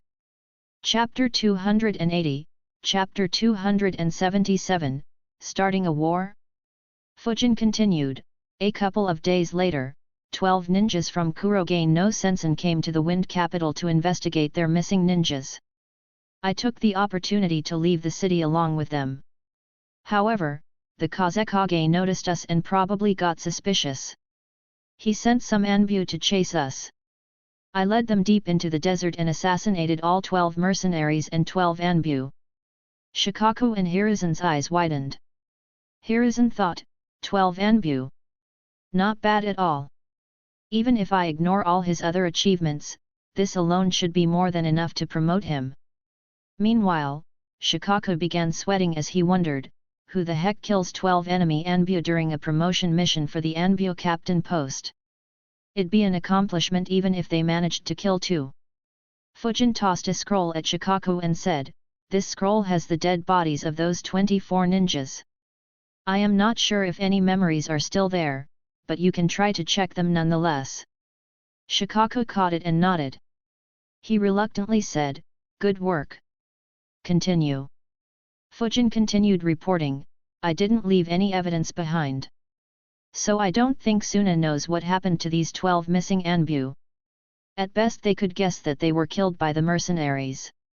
Anyways, after killing them, I traveled to the western side of the Land of Wind. I first traveled to Sabakitsu. As per the instructions, I burnt one of the 2 provision depots entirely. I don't think any food was left behind. And I ended up killing at least 2 ninjas there. I am not sure if any more died after I left. I followed it up by killing 2 more nobles in the west who were listed and traveled to Shunkyuto city to kill the 3rd. However, the leading ninja there was quite smart. He set up a decoy and hid the noble. I killed the decoy and tried getting intel from the leading Chunin, but that guy was quite determined. He blew himself up. In order to find the real noble, I did a scheme. I disguised myself and my clones as Suna ninjas and announced that the assassin was dead. Then I spread rumors across the city that the noble was a coward who hid behind decoys and doesn't deserve to be a noble. In anger, the noble returned to the mansion. So I held a public execution for him and announced that he had cooperated with the assassin. In addition, I also announced that the Kazekage was upset with the city and decided to remove the protection provided by the Suna ninjas. And I immediately withdrew from the city. Shikaku and Hiruzen's eyes widened in shock as they immediately understood the impact of such an action. Shikaku almost cursed out, but Fujin continued speaking and said, the next day, around 80% of the people living in that city left and began migrating towards nearby villages and towns. They should be beginning to reach by now. So the news will soon spread and the Kazekage and the Wind Daimyo will soon begin receiving messages. At the same time, the resentment against Suna and Kazekage will spread among the cities in the west. So feel free to take advantage. Shikaku finally couldn't endure anymore and cut him off. He asked loudly, "You did what?" His face had a look of disbelief. Hiruzen's expression was serious as well. He was finding the situation quite amusing until then. However, Fujin's actions were outrageous. Fujin tilted his head and asked, "Is that an issue? I thought you wanted to create chaos in the land of wind and ruin Tsunagakure's reputation in the eyes of the daimyo, nobles, and citizens." Shikaku replied, "Yes, I wanted you to do that. But from your actions, do you want to split the land of wind into two countries?" Shikaku's words made Fujin fall into thought. However, he soon shook his head and said, "That's not feasible. That place is crawling with Suna ninjas right now.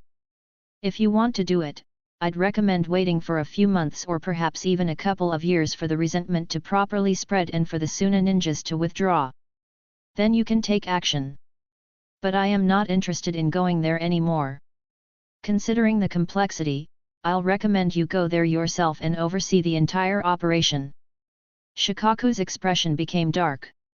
He cursed internally, "This brat." I was asking him sarcastically. Does he not get sarcasm or is he messing with my head? He created such a huge mess and still wants me to create more? Who knows how those crazy bastards will react after suffering such a huge loss in peacetime? I'll have to plan the defense properly and actively monitor the situation for weeks or perhaps even months now. Of course, Fujin was messing with him. Though his expressions didn't change, he thought, I managed to break Hiruzen's poker face numerous times. This is a first for Shikaku to lose his calm and stop acting lazy in front of me. He, looks like I overdid my mission. Oh well, I guess he will take some effort to describe mission parameters from now on instead of just being a lazy ass. Shikaku couldn't see beyond Fujin's poker face. However, if he could hear Fujin's thoughts, he would have lost control on the spot. The mission parameters were left vague to make the Anbu ninjas push themselves to achieve their best. It wasn't so that someone could start a war. Hiruzen was also looking at Shikaku's expression. He thought, if the situation wasn't so serious, I would have found his expressions hilarious. He looked at Fujin and asked, "Did you return after this?" Fujin shook his head and said, "No." Despite the difficulty, that city didn't receive any reinforcements. I was confused as to why Suna hadn't sent reinforcements. So I decided to test out the next city as well. Unfortunately, that was a trap. I was attacked by 12 jounins and the puppeteer elite jounin, Odaka. The city itself had over 100 ninjas waiting for me. Shikaku and Hiruzen were shocked once again. Fujin continued, I killed 1 jounin, 2 chunins and 4 Anbu ninjas before running away from the city. Unfortunately, many of them also knew wind instantaneous body jutsu and the desert offered no cover. So they began chasing me. Though I was faster, there was an ambush squad waiting for me. The ambush squad was led by the elite jounin Sabaku Susumu. His genjutsu prevented me from using my jutsus. In addition, his squad also had a jinchuriki. They stalled me, allowing a few Suna ninjas to catch up with me. Just when Hiruzen and Shikaku thought that they couldn't be surprised anymore, they were. Shikaku dumbfoundedly muttered, "The jinchuriki." Hiruzen asked, "The Kazekage's son?" Fujin nodded. Shikaku had a very bad feeling. He thought, I can feel it. Whatever he will say next will be very troublesome. Why didn't I give him proper mission parameters? Unfortunately, there was no way for Shikaku to correct his error. Fujin continued, fortunately, the jinchuriki lost control over his emotions and did a stupid wide-range attack. I used the opportunity to injure him. That made him lose control over his tailed beast and began transforming. I used the distraction to kill Susumu and retreated from there. This time, neither Shikaku nor Hiruzen had any words to say. Both were left speechless by Fujin's achievements during the mission. Fujin enjoyed the expressions on their faces. It was a treat to watch. He tossed Shikaku another scroll and said, "This scroll has Susumu's body. I have preserved it properly. He could use genjutsu by emitting chakra into the wind. I want that jutsu." Shikaku looked at the scroll and looked back at Fujin as he thought, not only did he kill an elite jounin, he also brought his body back. Does he want to be the Anbu captain or the Hokage? Still, this is good. Susumu's genjutsu methods were quite unique.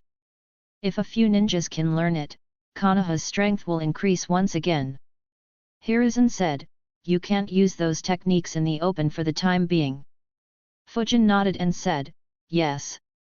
I'll ensure that there are no witnesses." Hiruzen nodded and asked, "Anything else?" His question alerted Shikaku once again. Fortunately, Fujin shook his head and answered, "No. I wanted to create more mess and kill a few more jounins in the desert. But the number of ninjas was too high and I wasn't sure how much destruction the Jinchuriki could cause. So I withdrew." Shikaku finally let out a sigh of relief.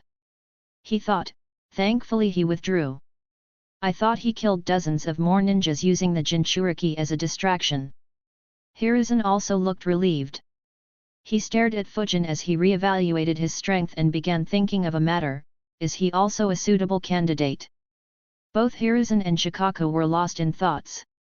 After a minute, Fujin looked at them with a deadpan expression and wondered, did they forget about me? He asked, Will I be promoted? Both Shikaku and Hiruzen looked at him immediately.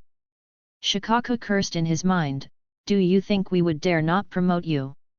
If we give you another promotion mission, won't you directly start a war between the two countries? Chapter 281, Chapter 278, The Fifth Hokage?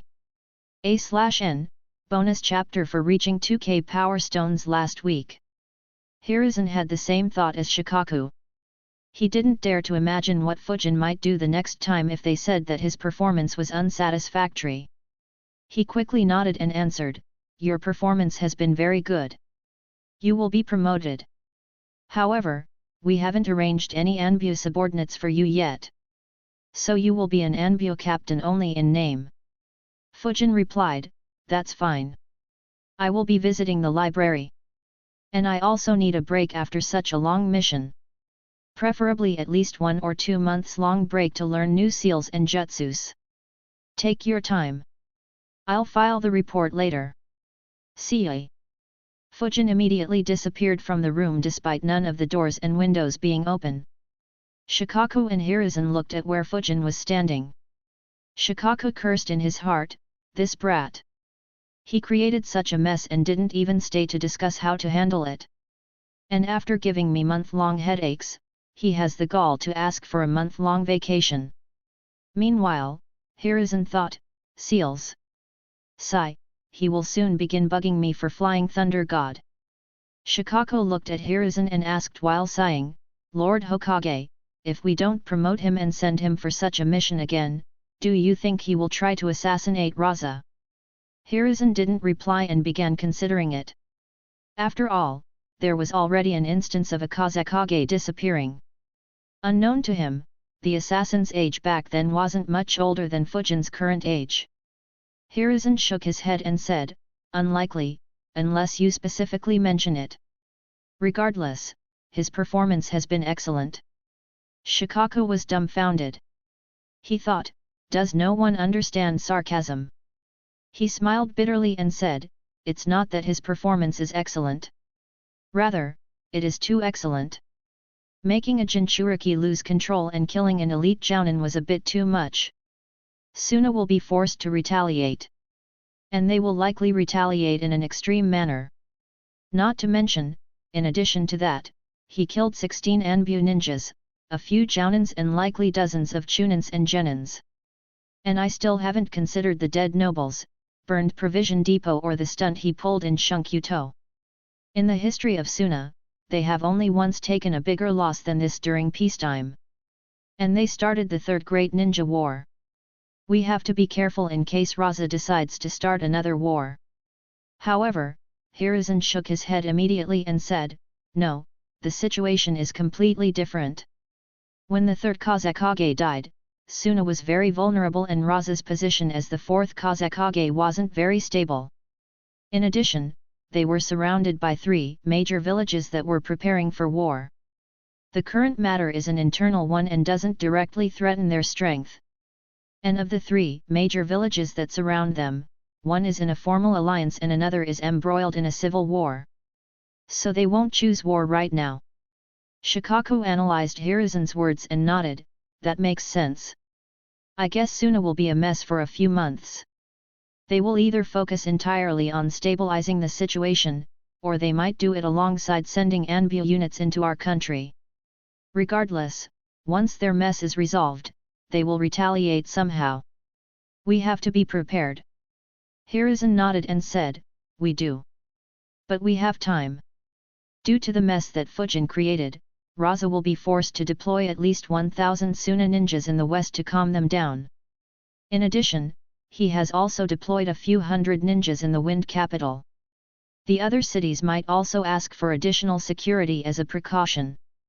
And they will also have to scour the desert to look for the culprit. This will ensure that he can't make a big move for the time being. So you just need to prepare for the moves they make in the dark. No need to create any more trouble in the land of wind for now. Hopefully, their anger will fade away by the time these issues are sorted. However, the schemes they come up with have to be crushed. It's best if all Suna ninjas who infiltrate the land of fire are killed. Fujin's actions, though provocative, are a good deterrent. If we stop their schemes, then they will be even more afraid of breaking the alliance." Shikaku sighed. He will have to work a lot and won't be able to laze around for the next few months. He said, "All right." He began walking out. Hiruzen instructed, "Have a Yamanaka Jounin read Susumu's memories. And create a scroll describing his genjutsu jutsus and hand it to me. We won't be placing it in the library.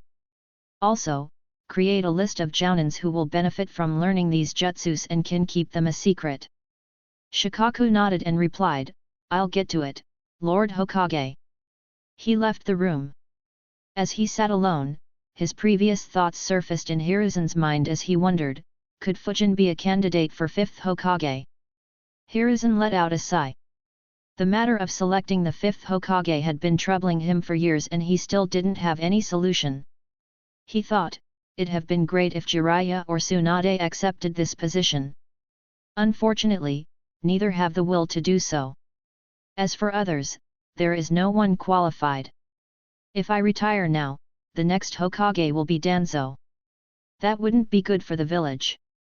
Though he is loyal to the village and his ambitions would benefit Konoha, he doesn't have the strength needed to fulfill his ambitions despite those Sharingans and Lord First's cells. I was hoping Kakashi would rise to the challenge and reach my level. Seeing his potential, I and Danzo worked in the background to increase his reputation and give him sufficient fame. Unfortunately, despite being looked at as the leader by the younger generation, he is still too weak." A frown formed on Hiruzen's face as he thought about Kakashi. In terms of talent, Kakashi doesn't lose out to even Minato. His growth trajectory was very fast, even exceeding my student's strength at his age. Unfortunately, ever since the Third Great Ninja War ended, his growth has stagnated. He hasn't trained enough and spends most of his time in front of the Memorial Stone or doing missions. Not to mention, according to the Intel Attack Ascent, I doubt Kakashi could win against any of the Akatsuki members. At the current rate, I guess Kakashi will need around 5 to 7 years to reach my level. Unless something makes him feel like his strength isn't enough and he pushes himself once again. As for Fujin, I never considered him until now.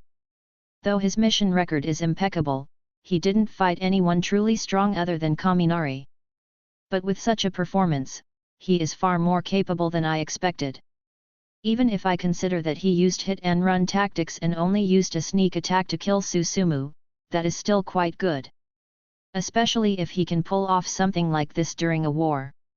It could force Tsunagakure to withdraw half their troops from the front lines. His crystal ball lit up and showed the scene inside Section A of the library. Hiruzen thought, as I expected. He has already started looking at the seals. Once he masters the seals in this section, he will come asking for Flying Thunder God.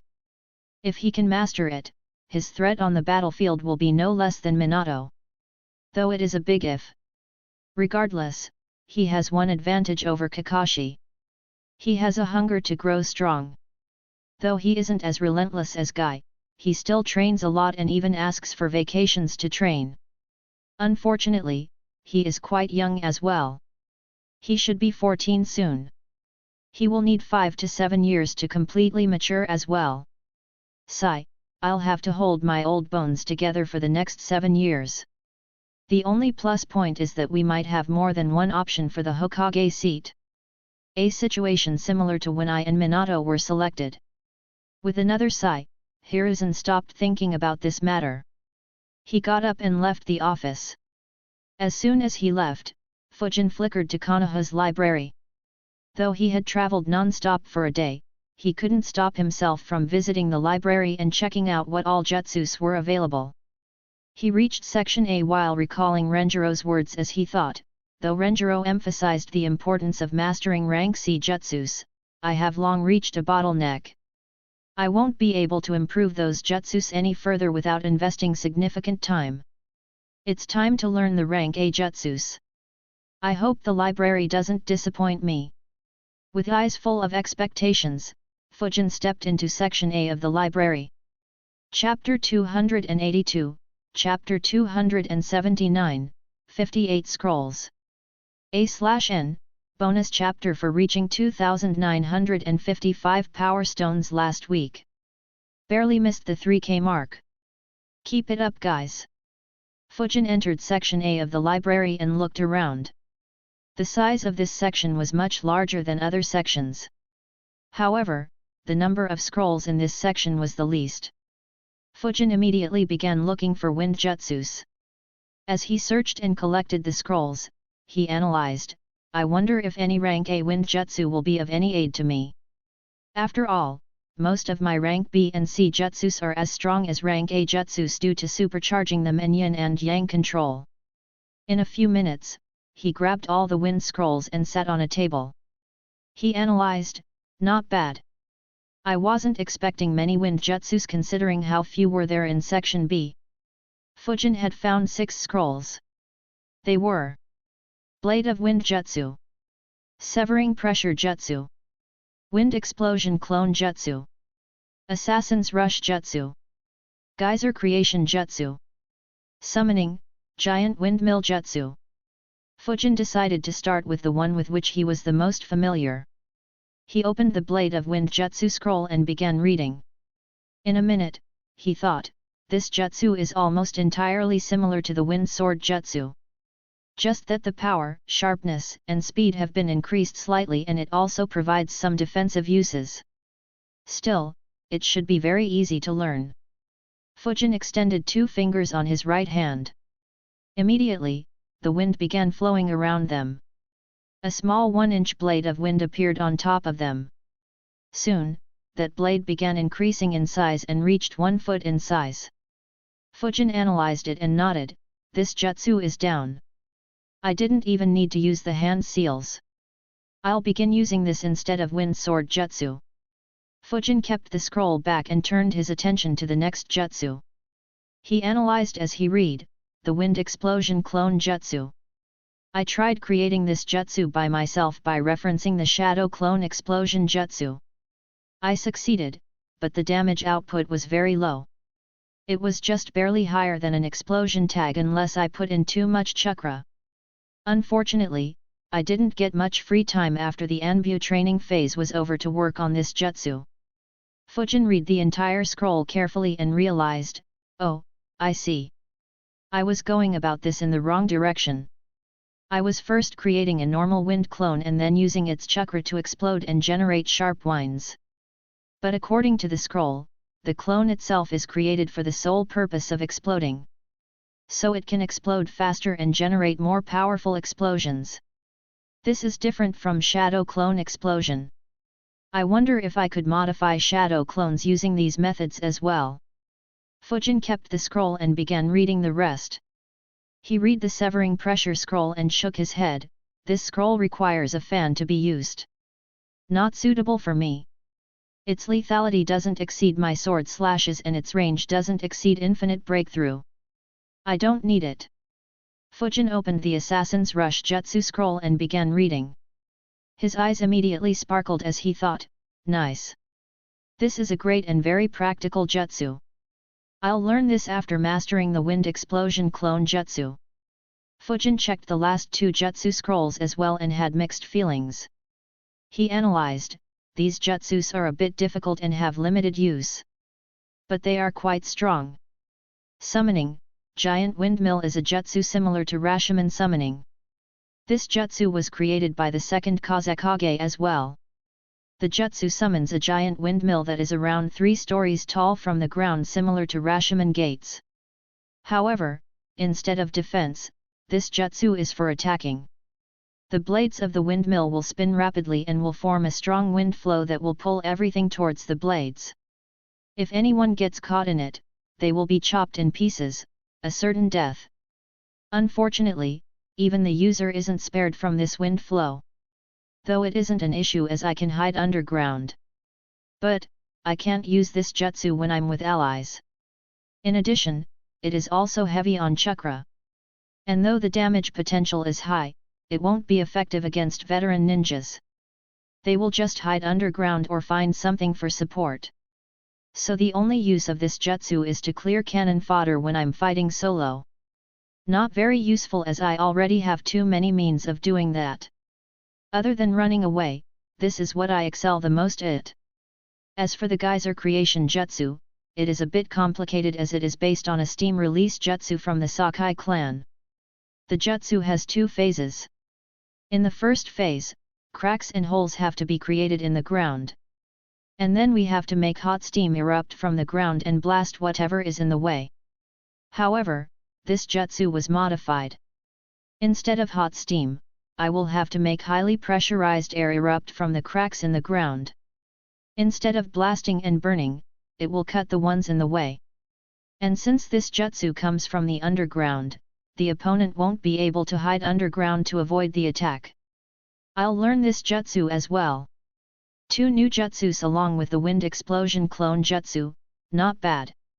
Unfortunately, it looks like Konoha's stock of wind jutsus isn't very high. Or perhaps, the number of rank A wind jutsus itself is quite low. Would make sense if even something as lethal as the wind vacuum technique is only rank B. Fujin kept the wind scrolls back and began collecting the scrolls related to Fuin jutsu. There was a hint of excitement in his eyes. Even more so than when he checked the wind jutsus. The reason for this was simple.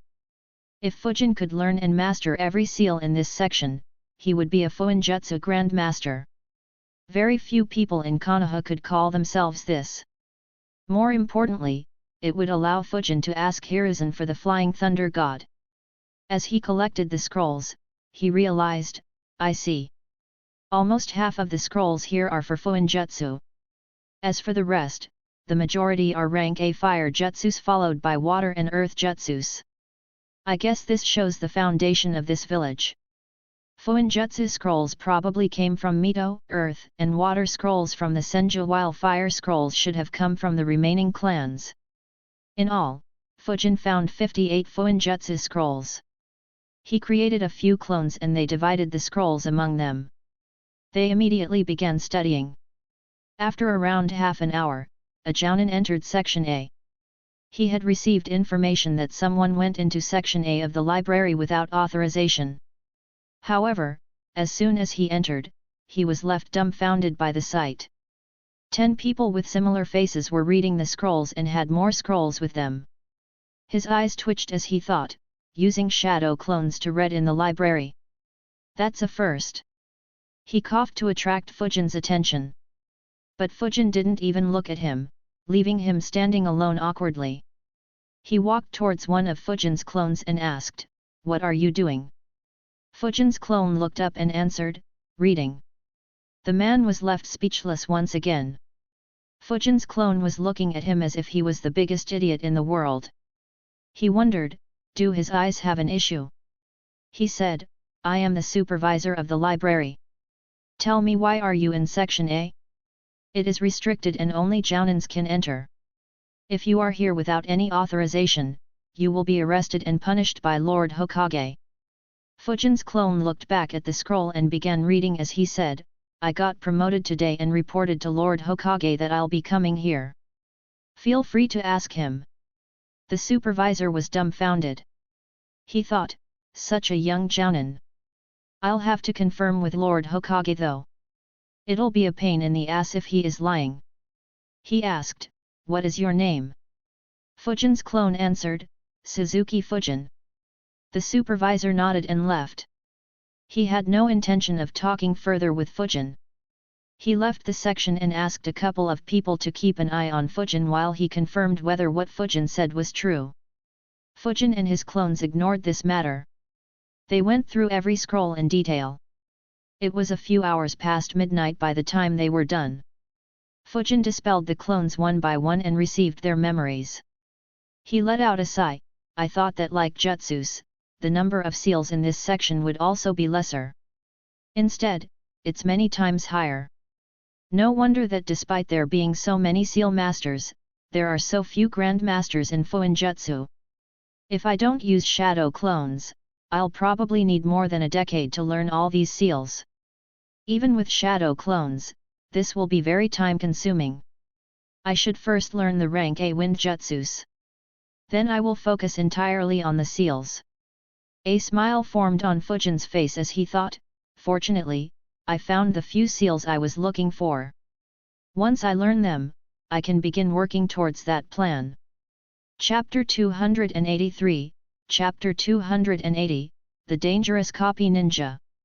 In the last few hours, Fujin had found numerous seals and formations. Among them, the most important seals were, the 4 Symbols Seal, 5 Elements Seal, 5 Elements Unseal, Evil Sealing Method and Iron Armor Seal. In addition, there were many Juinjutsu seals as well as barriers. Fujin analyzed, the quantity and quality of the seals is good. Especially the 4 Symbol Seal. I was worried that it would be in the Forbidden Scroll.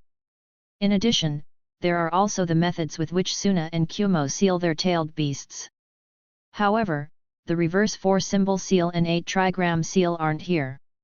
I guess I could learn the 8 Trigram Seal through experimentation. It could provide me with valuable experience in creating new seals based on what I know. Unfortunately, I have no idea about the reverse 4 Symbols Seal. It could have been a good trump card to use in the organization. That said, fortunately, I also found a lot of Juinjutsu seals. After I learn them, I can take steps towards creating a seal for my organization members. Until I succeed, I won't work towards finding new members. Fujin finally got up and left.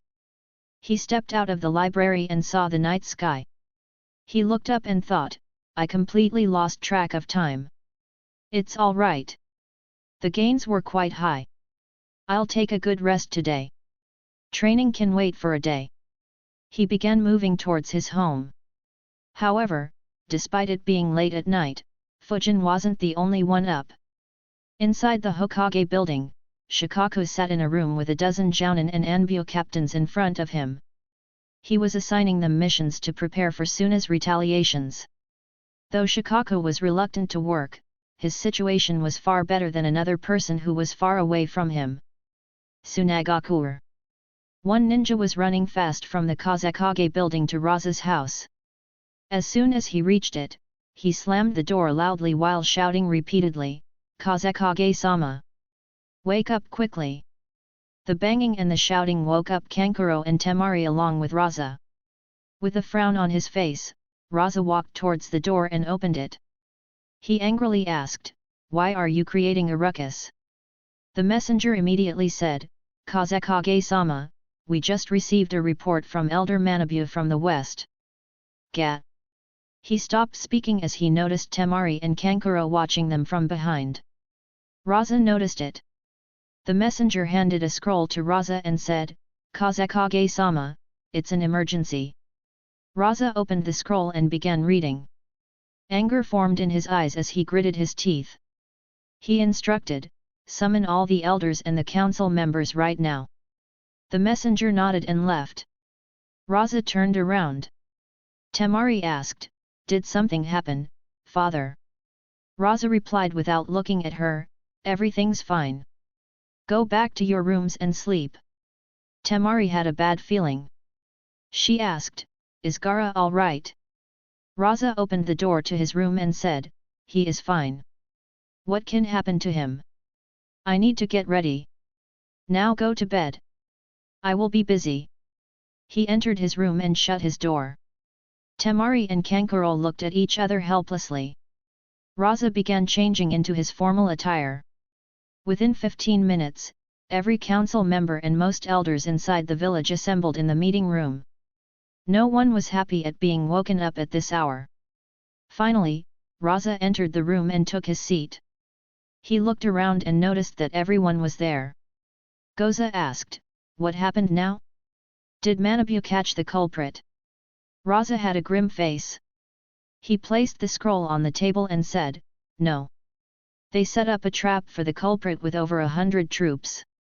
However, they still couldn't stop him. He caused Gara to lose control and killed Susumu before running away. They have lost track once again. The eyes of the council members widened.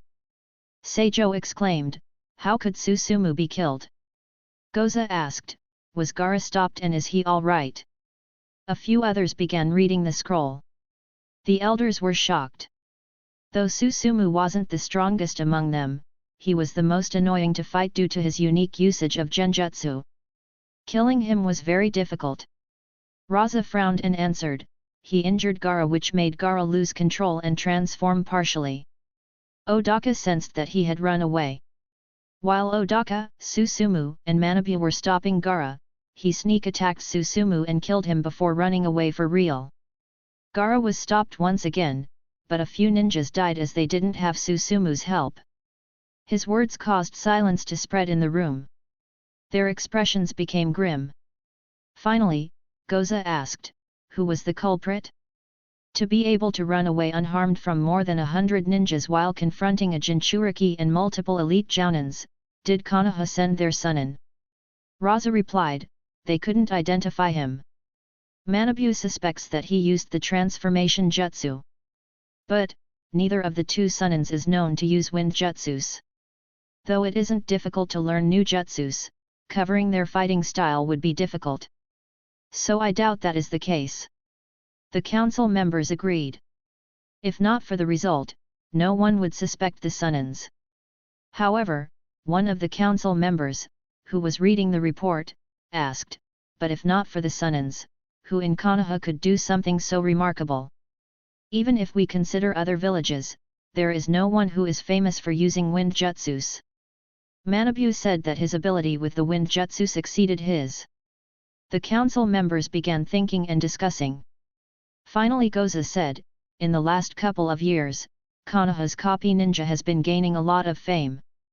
Could it be done by him? After all, they say that he has copied 1,000 jutsus. In addition, he was taught by that cursed yellow flash. They debated among themselves a lot and finally agreed. Josuke said, I thought Konoha was just pushing his reputation to deter other countries. I didn't think that he could actually live up to his reputation. Regardless, we have to retaliate. He was cut off by Seijo, who said, but we first need to secure the west. And set better traps for him. If he is in the west, then he can make more attacks. Even if he doesn't, the journey from there to the border with the land of rivers will take 4 days at the very least. We need to intercept him inside our country and kill him. Once he is dead, we can create ambush squads led by elite jounins to infiltrate the land of fire and target their nobles. Everyone agreed with his words. However, Ryasa asked, but who can stop him? He was able to run away from a combined attack by Manabu, Odaka, and Susumu. We don't have anyone to stop him. His words caused another wave of silence to spread in the room. None of them wanted to fight the copy ninja. However, Raza suddenly said, "You don't need to be worried about it. I will make a move myself and bury him in the desert permanently. After I leave, you guys decide which nobles to target and create foolproof plans for the same. For the time being, begin arranging ninjas to scour the desert. As soon as he is discovered, I will make a move." Raza's words caused mixed feelings to spread among the council members. On one hand, they were proud and relieved that their Kage was making a move himself. Though Kakashi was strong, none of them believed that he would stand a chance against Raza. However, on the other hand, they were ashamed that there was no one other than Raza who could act in this situation. After all, their opponent wasn't even in the top 3 in terms of strength inside Konoha. They nodded and immediately got to work. By noon, they had prepared more than 500 ninjas to move out. Raza himself was ready to move out. Unfortunately, before he could leave, Raza received another message. Raza opened the scroll. A chill passed through his spine as he read about the events that took place in Shunkyu-to. Cities and towns around Shunkyu-to had finally started receiving the migrants. They sent a message to Tsunagakure as soon as they heard about the events the migrants described. The news about the events spread through those cities in no time. A fear about Tsunagakure and disgust for Raza spread in those cities as well. Raza held the scroll tightly. He was shaking in rage as he thought, did Konoha deploy this man to split our country into 2? But, how can that happen? Unless Konoha also plans to invade us at the same time. But, has Konoha's military recovered to this extent? Are they not afraid of Kumo and Iwa taking advantage? He looked at the messenger and instructed, "Call all the council members. Even call those 2 elders. We will be having another meeting." The messenger's eyes widened as he wondered, what message did the scroll contain for his expression to become so grim and for him to contact those 2? He nodded and quickly left. Chapter 284, Chapter 281, One man makes the entire world move. Within 15 minutes, every council member and elder except 2 were in the meeting room once again. They noticed Raza's grim expression and asked while sighing, "What happened now, Kazekage-sama?" Their sigh wasn't an act. All of them were sick of the recent events. It was just one thing after another continuously with no respite. Raza didn't say anything and just handed them the scroll. Their eyes widened and arms shivered in rage and horror as they read the report. Josuke shouted, "This is outrageous! We are in an alliance. Do they want to launch a full-fledged war?" All of them were experienced. They reached the same conclusion as Raza. Raza said, "I received these reports from the cities and towns around Shunkyu-to a few minutes before I called the meeting. Wait for some time. There are still more people to come." Josuke looked around and asked, "Who else is remaining?" As if to answer his question, the door opened and 2 very old ninjas walked in. The council members and elders were surprised. They were Ebizo and his sister Cho. Behind them, the messenger finally sighed in relief. Bringing these 2 here was a huge headache. He thought, "I know she is just fooling around, but one of these days she might really end up dead." Cho and Ebizo immediately noticed the tense expressions in the room. Cho asked, "Why are your expressions so grim? I haven't even played possum yet." Raza handed them a scroll and said, "This isn't the time to be fooling around. Please read." The siblings began reading. Unlike the time when Gaara was kidnapped, Raza was still alive. Though he was junior to them, they couldn't dismiss him casually like Baki. In addition, their health was much better as compared to what it would be 6 years later. Their eyes widened as they completed reading the report. Cho chuckled and said, "That's why I told you to not form any alliances. They will stab you in the back the very first chance they get." However, her brother said, "True, but we were the ones to make a move first. They didn't act against us until we took steps towards breaking the alliance. Ebizo's words reminded the council members and other elders that it was Suna's choice that led to Konoha's retaliation. Goza gritted his teeth and said, "But their actions are outrageous. There were numerous ways to counter our moves. There was no need to do something so drastic. I'm afraid that they intend to launch a war." Raza nodded and said, "I'm of the same opinion. I plan on deploying 2,000 ninjas along the border with the Land of Rivers to deter Konoha. What are your opinions?" The council members were surprised. They realized that Raza already had a plan.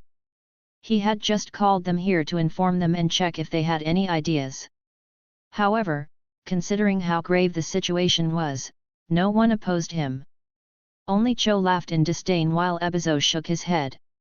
He said, "If you do that, then it will give Konoha an excuse to mobilize as well. And if Konoha indeed wants a war, then they will be prepared. Such a frontal confrontation is what they would want to see. In addition, the culprit who made this mess will also receive more opportunities to keep creating a mess in the West and worsen the situation even further." His words caused everyone to frown. They thought for a bit and realized that it made complete sense. Goza asked, "Then what would you recommend, Elder Ebizo?" Ebizo said, "Instead of deploying an army on the front lines, divide them in small squads and discreetly deploy them in the deserts between here and the Land of Rivers.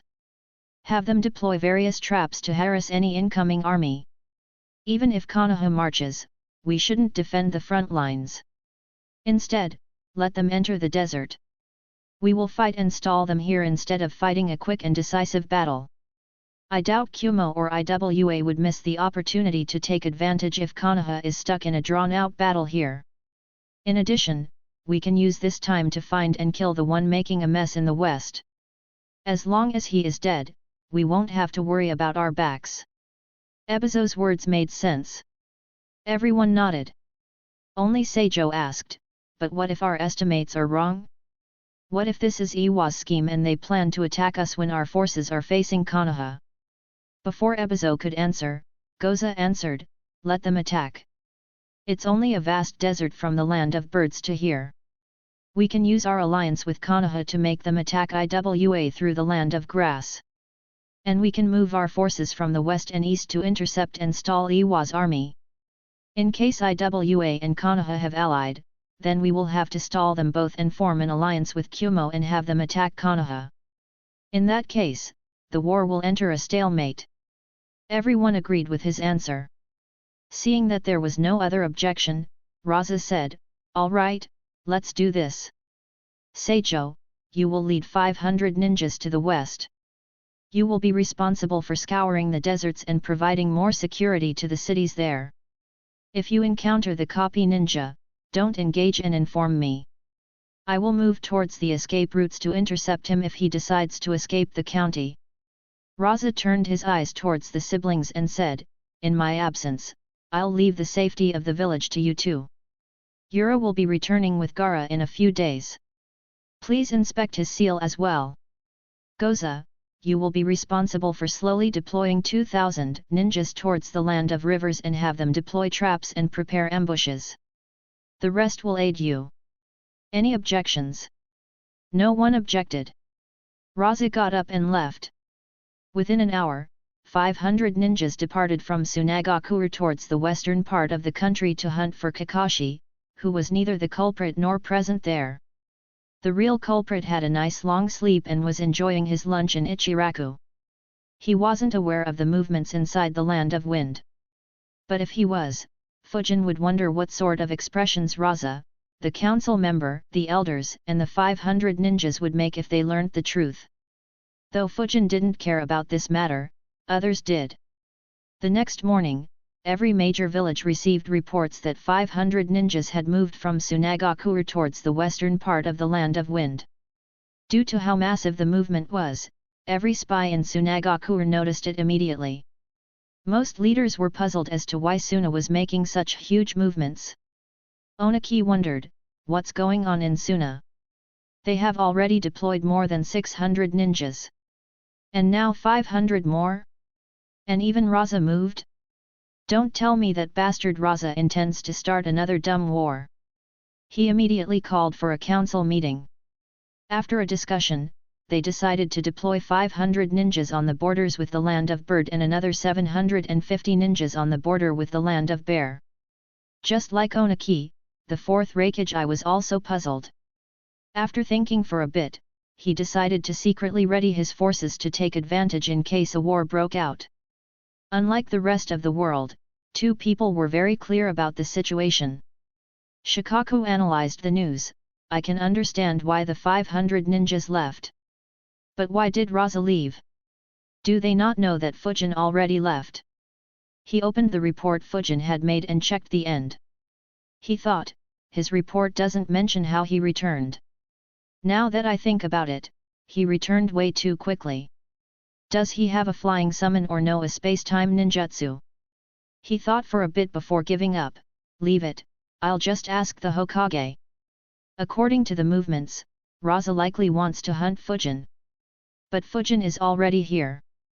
A smirk formed on his face as he thought, looks like you will have a nice wild goose chase for quite some time. His smirk faded away as he let out a sigh. Unfortunately, once they give up, there is a high likelihood of them moving those troops towards our border. And thanks to the vast deserts, we won't even know where that army is.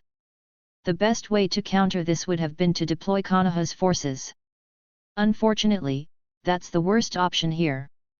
I'll have to deploy many Anbu and spies in the land of River to warn us if the Suna army enters it. In addition, I will have to have Konoha's forces prepared for war. Sigh, so much work. Fujin's face appeared in his mind as he decided, no more long-term missions for this guy. Fortunately, I sent him to Suna. If this was Kumo, the fourth great ninja war might have already started. Fujin was blissfully unaware of all these developments. He was back in his training ground doing his morning physical workout after a long time. Chapter 285, Chapter 282, Ambition. Fujin stretched his body casually as he wondered, should I increase the intensity of the training seal? Though I didn't train my body for almost 3 months, I did eat healthy and ran a lot. Alright, I'll increase it from 40 to 45%. Fujin had long reached the maximum limit on the training seal that Hiruzen had created for him during his academy days. During his time in the Anbu, he had replaced it with a new training seal that he created. This one could apply 4 times the max pressure and resistance as the previous seal. Forgetting about all the turmoil he created a few days ago, he began training with maximum intensity once again and continued for 4 hours straight before going to Ichiraku for breakfast. As he ate the ramen, a smile could be seen on his face. He thought, now this is a good life. Sleep long, train hard, eat delicious food and don't worry about anything else. If I can't break through the limits to reach the top and events progress just as they did in the original story, then perhaps I'll retire after the Fourth War and recreate all the famous fast food chains from my previous world here. Ayam noticed Fujin's good mood and asked, what's the good news, Fujin? Fujin shook his head and replied, no good news. Just missed the ramen for the past few months. Toka smiled and said, it's good to have you back again, Fujin. Fujin nodded. He lifted the bowl and drank the soup and said, thank you for the meal.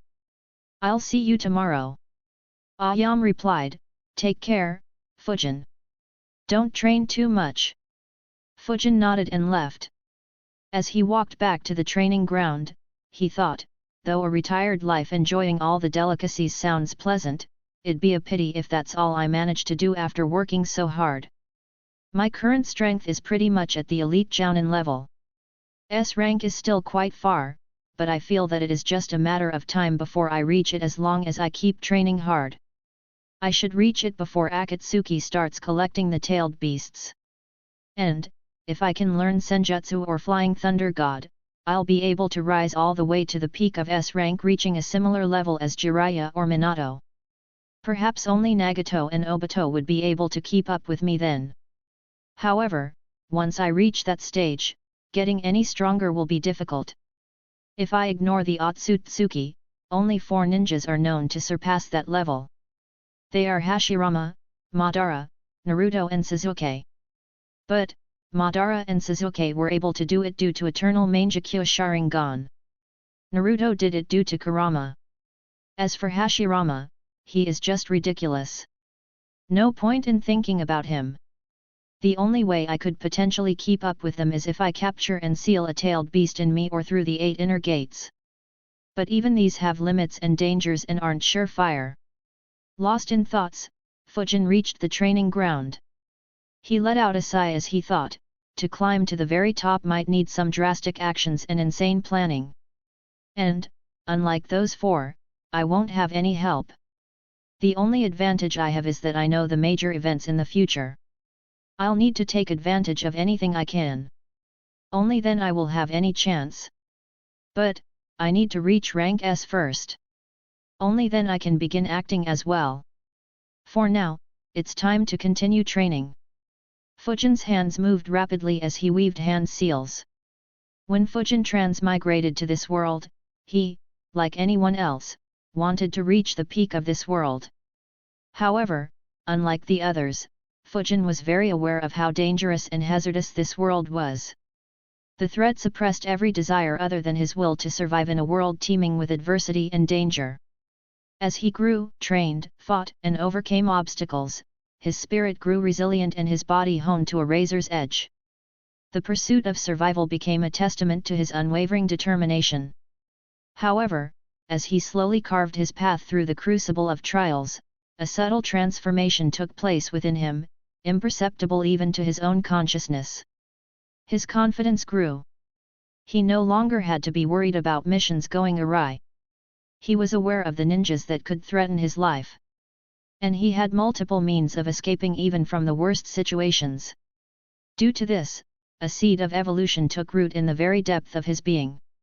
Every step he took forward, every victory he experienced and every improvement in his strength nourished this seed. The path to survival had ignited a desire to reach the very top of this world and leave an indelible mark upon its tapestry. Driven by this newfound desire, Fujin set his eyes on the pinnacle and began his training. Wind Release, Wind Explosion Clone Jutsu. Fujin closed his eyes as he sensed the movement of chakra through his body. Soon, a wind clone was formed in front of him. Fujin looked at the clone as he observed, I see. The normal wind clone has yin and yang chakra in equal quantities. However, this clone didn't have the same balance. Instead, it was mainly made of yang chakra. The wind clone nodded at Fujin and looked in the opposite direction. He instantly disappeared and appeared on a boulder around 50 meters away. He placed his palm on the boulder and exploded. Fujin observed the explosion and nodded in satisfaction as he observed, good. The explosion is almost 3 times as strong as what my normal wind clones could do. But, with such an imbalance in yang and yin, this clone should have some limitations. I need to test it. Fujin weaved the hand signs once again and created another wind explosion clone. He followed it up by creating a wind clone and flickered away. The 2 clones looked at each other. There was no need for any words to be exchanged. Both jumped away from each other. 2 spheres of wind appeared in the hands of the wind clone. He launched both wind explosion spheres at the other clone. The wind explosion clone immediately got out of the way.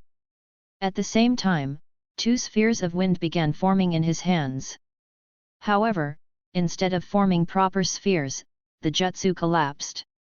The wind explosion clone was surprised and looked at his hand while thinking, what the hell? I can't use a simple D-rank jutsu. The wind clone immediately took advantage of the opening and built up his chakra. Wind Release, Infinite Breakthrough Jutsu. The wind explosion clone immediately noticed the incoming attack and flickered out of range. He tried making wind explosion spheres again but failed. Fujin observed the fight and realized, I see. Since the balance is so off, the wind explosion clone can't use normal jutsus. More likely, it can only use jutsus that require more yang chakra. I guess the only way to use this clone is to flicker and explode. But, despite this, distinguishing between this and a normal wind clone is quite tough. Once I am able to make this clone without any hand signs, I can confuse my opponents with ease. So the effect would be quite similar to if the clone could use jutsus. As Fujin analyzed, the wind explosion clone couldn't form any jutsu at all. So he gave up and flickered towards the wind clone to self-destruct and make the fight a draw. However, the wind clone immediately flickered away and the two began a game of tag. Fujin watched with a deadpan expression as he thought, I created you two to test out the differences. Why the hell are you two playing tag? He immediately dispelled both the clones and analyzed, making this clone without seals shouldn't be difficult. But I'll leave it for later after I become used to using it. It'll save time. Fujin began weaving hand seals again. Anticipation could be seen in his eyes. Of the jutsus he found, he was the most excited about this jutsu. Wind Release, Assassin's Rush Jutsu. Immediately, a high amount of chakra began flowing around Fujin. The chakra was rapidly converted into wind and in an instant, a vast amount of wind was forced behind him. The wind blasted multiple trees behind him and uprooted them. At the same time, Fujin disappeared and traveled in a straight line at a speed far exceeding the speed of wind instantaneous body jutsu. In the blink of an eye, Fujin appeared in front of a boulder. Chakra concentrated in his fist as he punched the boulder. The boulder was instantly blown apart. And a wide grin could be seen on Fujin's face. He analyzed, great speed. Though it uses a lot more chakra than flickering, it will be very domineering in a battle. With practice, I'll be able to sustain the wind longer and even change my direction freely. Combined with my swordplay or Senju Taijutsu style, it will be extremely lethal. Not to mention, it also prevents any attacks on my back. Alright, I'll master this jutsu right away. Chapter 286, Chapter 283, What makes a jutsu rank A? For 1 hour straight, Fujin continuously trained the Assassin's Rush Jutsu. His breathing became heavy as he thought, damn, it's been such a long time since my chakra reserves hit so low. Rank A jutsus are very taxing on chakra. But, it isn't as bad as I thought it'd be. A thoughtful expression appeared on Fujin's face as he thought, I used to think that the more destructive or complicated a jutsu is, the higher ranked it'd be. However, now that doesn't seem to be the case. After all, in terms of pure destructiveness, none of the rank A jutsus I read is anywhere near as destructive as Infinite Breakthrough Jutsu. Instead, it seems like the jutsu is ranked depending on how efficiently it can utilize the yin and yang aspects of the chakra. Though I learned this jutsu just an hour ago, I have tried it dozens of times.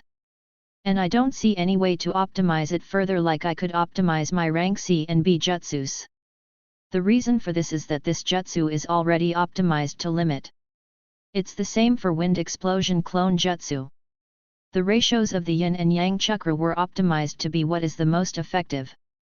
So looking at it from another perspective, when I optimized my jutsus using yin and yang chakra earlier, I was actually increasing their ranks. Or at least bringing them closer to rank A. This is why I directly managed to learn Blade of Wind Jutsu. After all, I had already modified Wind Sword Jutsu enough to replicate the same results as the Blade of Wind Jutsu. I guess the experienced ninjas like Hiruzen and Orochimaru have already completed this process for all or most of their jutsus. It's probably why they don't use a lot of higher ranked jutsus, as their rank B and C jutsus are basically as strong as a rank A jutsu. I guess Renjiro was implying this back then. I thought he was just referring to supercharging jutsus. Fujin concluded, in essence, a rank A jutsu is a pinnacle jutsu that can't be improved any further.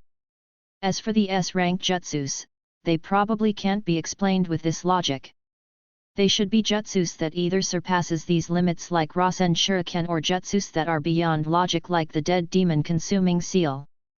Fujin began walking out of the training ground thinking, anyways, I'm on the right track. No point in thinking about S-rank jutsus for now. Time to meditate until I recover my chakra. A mischievous smile appeared on Fujin's face. His chakra signature transformed as he changed into his Anbu attire with a different mask. He entered Anbu's training in one of the wind training rooms. Within the next 6 hours, he absorbed all energy from the wind crystals in 3 wind training rooms. He left as quietly as he arrived while thinking, looks like maintaining disguise anymore wouldn't be possible. There is no way Hiruzen won't know that it is me. Still, this is fun. I'll keep up the disguise for old time's sake, ha ha ha. He left the Anbu headquarters and continued training the assassin's rush jutsu. In the next hour, his chakra ran out once again. However, he had reduced the number of hand seals required to use the jutsu to just 1. Satisfied with his progress, he went out for dinner. Around the same time, an Anbu ninja appeared in Hiruzen's office and reported, "Lord Hokage, the energy in wind crystals in 3 wind training rooms suddenly disappeared.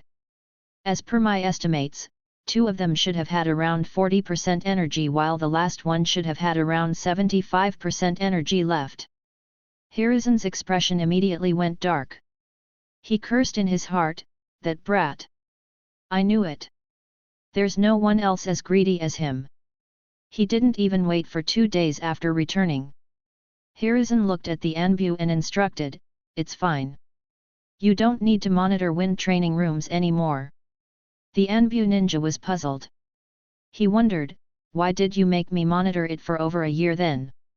And why did the problem suddenly start? And why is your expression so dark?" Seeing how dark Hiruzen's face was, the Anbu ninja didn't dare ask any questions and left obediently. Hiruzen angrily thought, how many hundreds of millions of ryo worth of wind crystals did this brat eat? However, he soon sighed helplessly as he analyzed, but if his speed of absorbing the energy is so high, it means that his talent in wind manipulation has increased even more, which is good for the village. If he can reach S rank, then this is a small cost to pay. I'll turn a blind eye to it. Besides, it's not like I can ask him to stop anyways. Even if I make him admit, I can't do anything to him. And knowing his greedy nature, he'll likely spend months in those rooms until Konoha runs out of wind crystals. For the next couple of days, Fujin repeated the same activities. He made rapid improvements while making Hiruzen's heart ache due to how rapidly he was going through the wind crystals. Finally, on the 4th day, Fujin stood in the training ground. A large amount of chakra appeared on his back. The chakra began converting into wind and blasted backwards with huge force. Fujin was instantly propelled towards the trees. He quickly changed direction without slowing down and navigated through the densely packed trees for a couple of minutes. As he moved, chakra gathered on his right fist. He jumped upwards before changing his direction downwards. The winds propelled him rapidly towards the ground as Fujin punched the ground.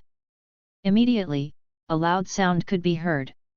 A crater with 15 feet radius and 3 feet depth was formed on the ground. At the same time, multiple cracks spread through the ground for dozens of meters. Fujin jumped back on his feet with a grin on his face. He shook his palm as he muttered, "Speed is power." This jutsu amplifies the power of the Senjo Taijutsu style even more. However, it hurts like hell. I'll need to mix Iron Skin Jutsu into this as well later on. For now. Fujin rapidly weaved hand seals and slammed his hand on the cracked ground. Wind Release, Geyser Creation Jutsu. Immediately, the air began moving rapidly in the crater and through the cracks in the ground. In a second, sharp winds rushed out of the cracks.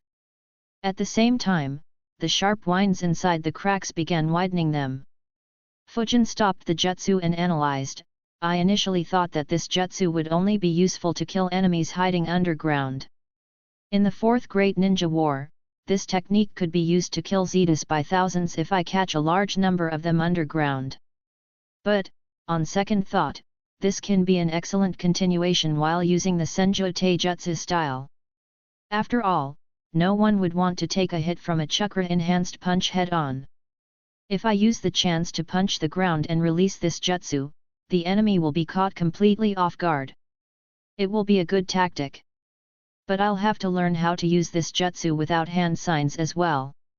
Fujin let out a sigh as he thought, I was planning to move on to Fuinjutsu today. Leave it, I'll master this jutsu first. If I'm assigned new Anbu members under me, I'll have to train them. And the initial missions will likely be police duties in the village. I can use that time to learn the seals as well. Fujin continued training.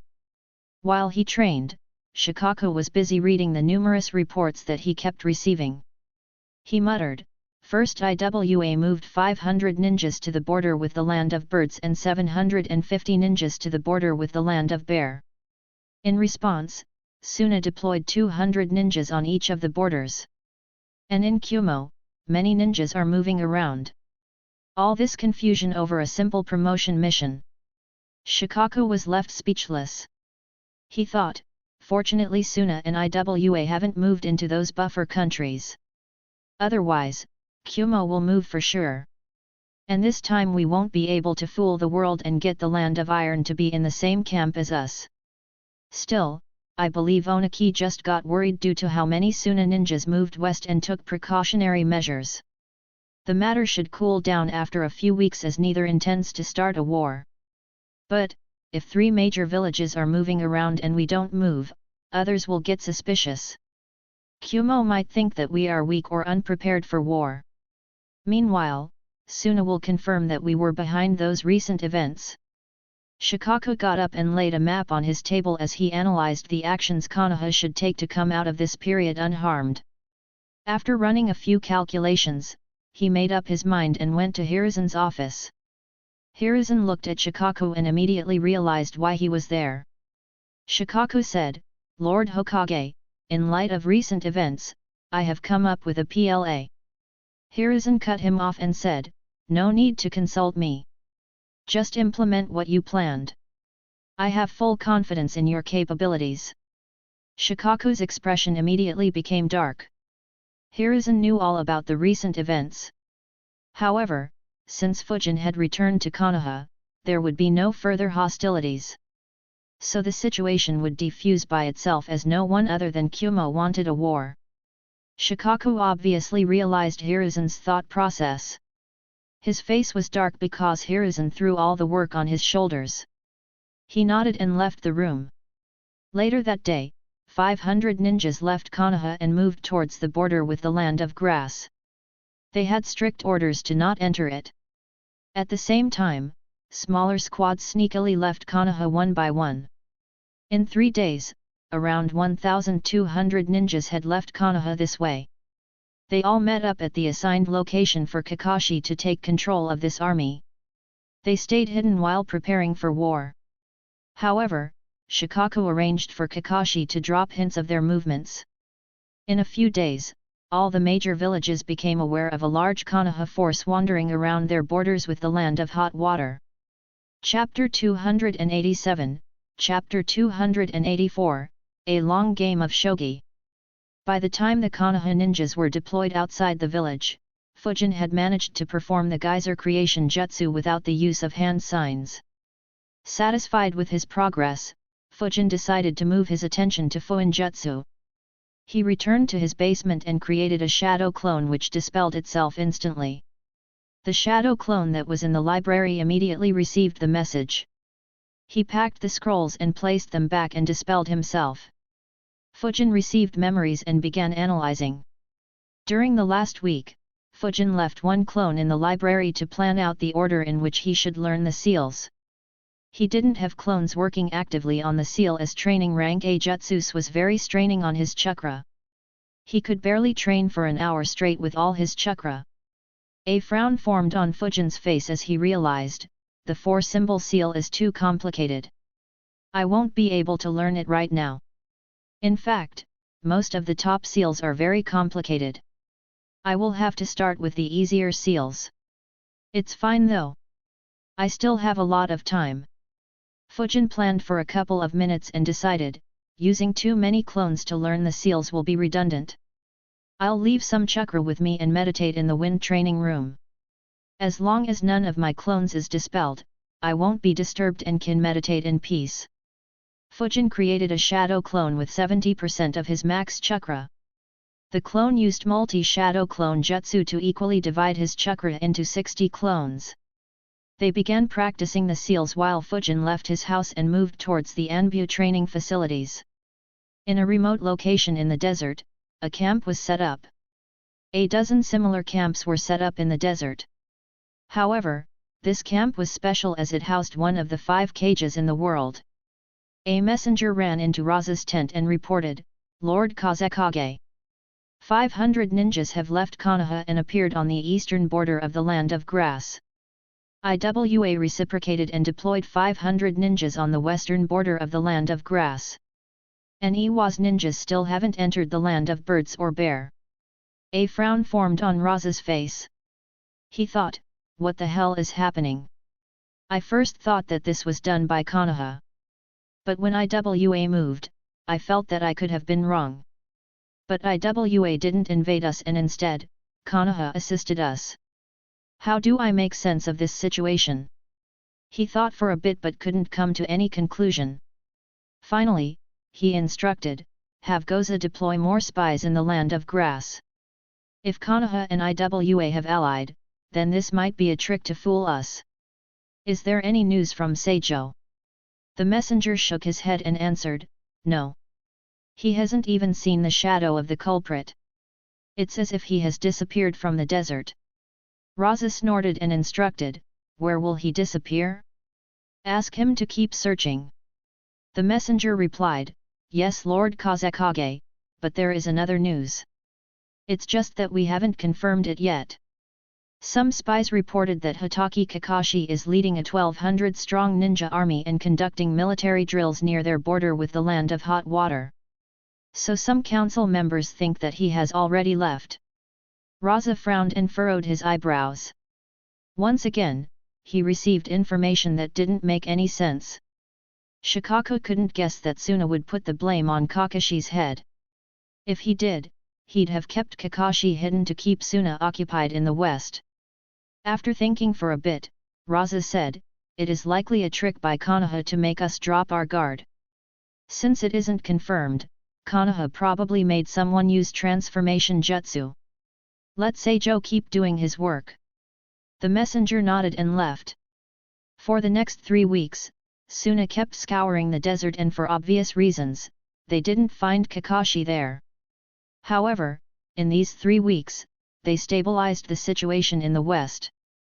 Though there was still resentment against them, law and order was maintained and common people were assured of their safety. However, the political situation still got worse as Toshio's family reached Wind Capital and complained about the events in Shunkyuto. Around the same time, IWA and Kyumo received some details about the events in the western regions of the Land of Wind. Oniki relaxed as it meant that no war would happen, while I was upset for the same reason. Regardless, the tensions died down as everyone realized that no war would happen. However, both countries raised their guard against Konoha as they were the only suspects. Neither IWA nor Kyumo wanted to deal with such a headache. So they provided additional security to their nobles and increased the number of patrol units. At the same time, Suna began plotting their revenge and started what would be a long game of shogi with Shikaku. In these 3 weeks, Fujin practiced Fuinjutsu for more than 12 hours every day with 60 shadow clones while he spent a similar amount of time meditating in the elemental training rooms. Finally, he received a message asking to visit Hiruzen's office. Fujin thought, it's almost a month since I came back. Did they find suitable subordinates for me? But, why did the messenger ask me to appear in the normal mission outfit instead of Anbu uniform? Fujin stopped his morning workout and went to Hiruzen's office. On entering, he saw a bunch of civilian officials along with Shikaku, Choza, and Homura in the room. Hiruzen saw Fujin and said, Fujin, you'll be accompanying me on a mission to the Land of Tea. Wait outside for a while. Fujin furrowed his eyebrows as he wondered, accompanying him on a mission. Is this supposed to be a rank S mission? He nodded and waited outside the room. Shikaku looked at Fujin and wondered, why did Lord Hokage ask Fujin to follow him on this mission? He looked at Hiruzen as a thought appeared in his head, does he intend to groom him like Kakashi for the Hokage position? I can see why considering his performance on the previous mission. But, he's still too young. Homura also looked at Fujin and thought, so this is the kid that Hiruzen refused to give to Danzo. I wonder what's special about him. Hiruzen hadn't mentioned Fujin's achievements in the Land of Wind to anyone. So no one apart from him and Shikaku knew. Though Danzo, Homura, and Koharu had questions and doubts after the recent event, Hiruzen feigned ignorance and pushed the blame on Iwa. Inside the room, discussions continued for another half an hour. Finally, the civilian officials left. A few minutes later, Hiruzen left as well. He was followed by Choza, Homura, and his Anbyo guards. Hiruzen looked at Fujin and said, "Come with me." Fujin followed him. The group of 8 left the village and began traveling to the south. Hiruzen informed Fujin, "We are going to the Land of Tea to discuss some trade-related matters as well as some cooperation. You don't have to do anything, just pay proper attention in the meeting." Fujin was confused. He tilted his head and asked, "What will I observe in a trade-related meeting?" Fujin's first thought was that Hiruzen knew that someone would ambush him. But he immediately dismissed that idea. Despite his age, Hiruzen was one of the strongest ninjas in the world. Why would he need Fujin's protection? He wondered, is he planning on burning some city and needs an assist from my wind jutsu? Hiruzen replied, "Just pay proper attention. I'll tell you later." Fujin said, "All right." The group traveled through the vast forests rapidly. Fujin was a bit surprised that Homura was able to keep up with ease. He looked at him from the corner of his eye and thought, looks like despite his age, he has retained a good part of his strength. I wonder why he and Koharu never fought in the original story. Be it Orochimaru's attack, Pain's attack, or the Fourth Great Ninja War, they didn't participate in any fight despite being available. I don't recall properly, but I think they didn't fight even when Kurama rampaged inside Konoha. At the same time, Hamaru also sized up Fujin. He observed, "Not bad. Despite traveling with Hiruzen, he hasn't put his guard down and is prepared for any ambush. His chakra isn't bad either. It's at the Jounin level at such a young age. However, I can sense that he is hiding a portion of his chakra. So I can't be sure yet. Still, it shouldn't be much higher. But, why does Hiruzen want to make him a negotiator?"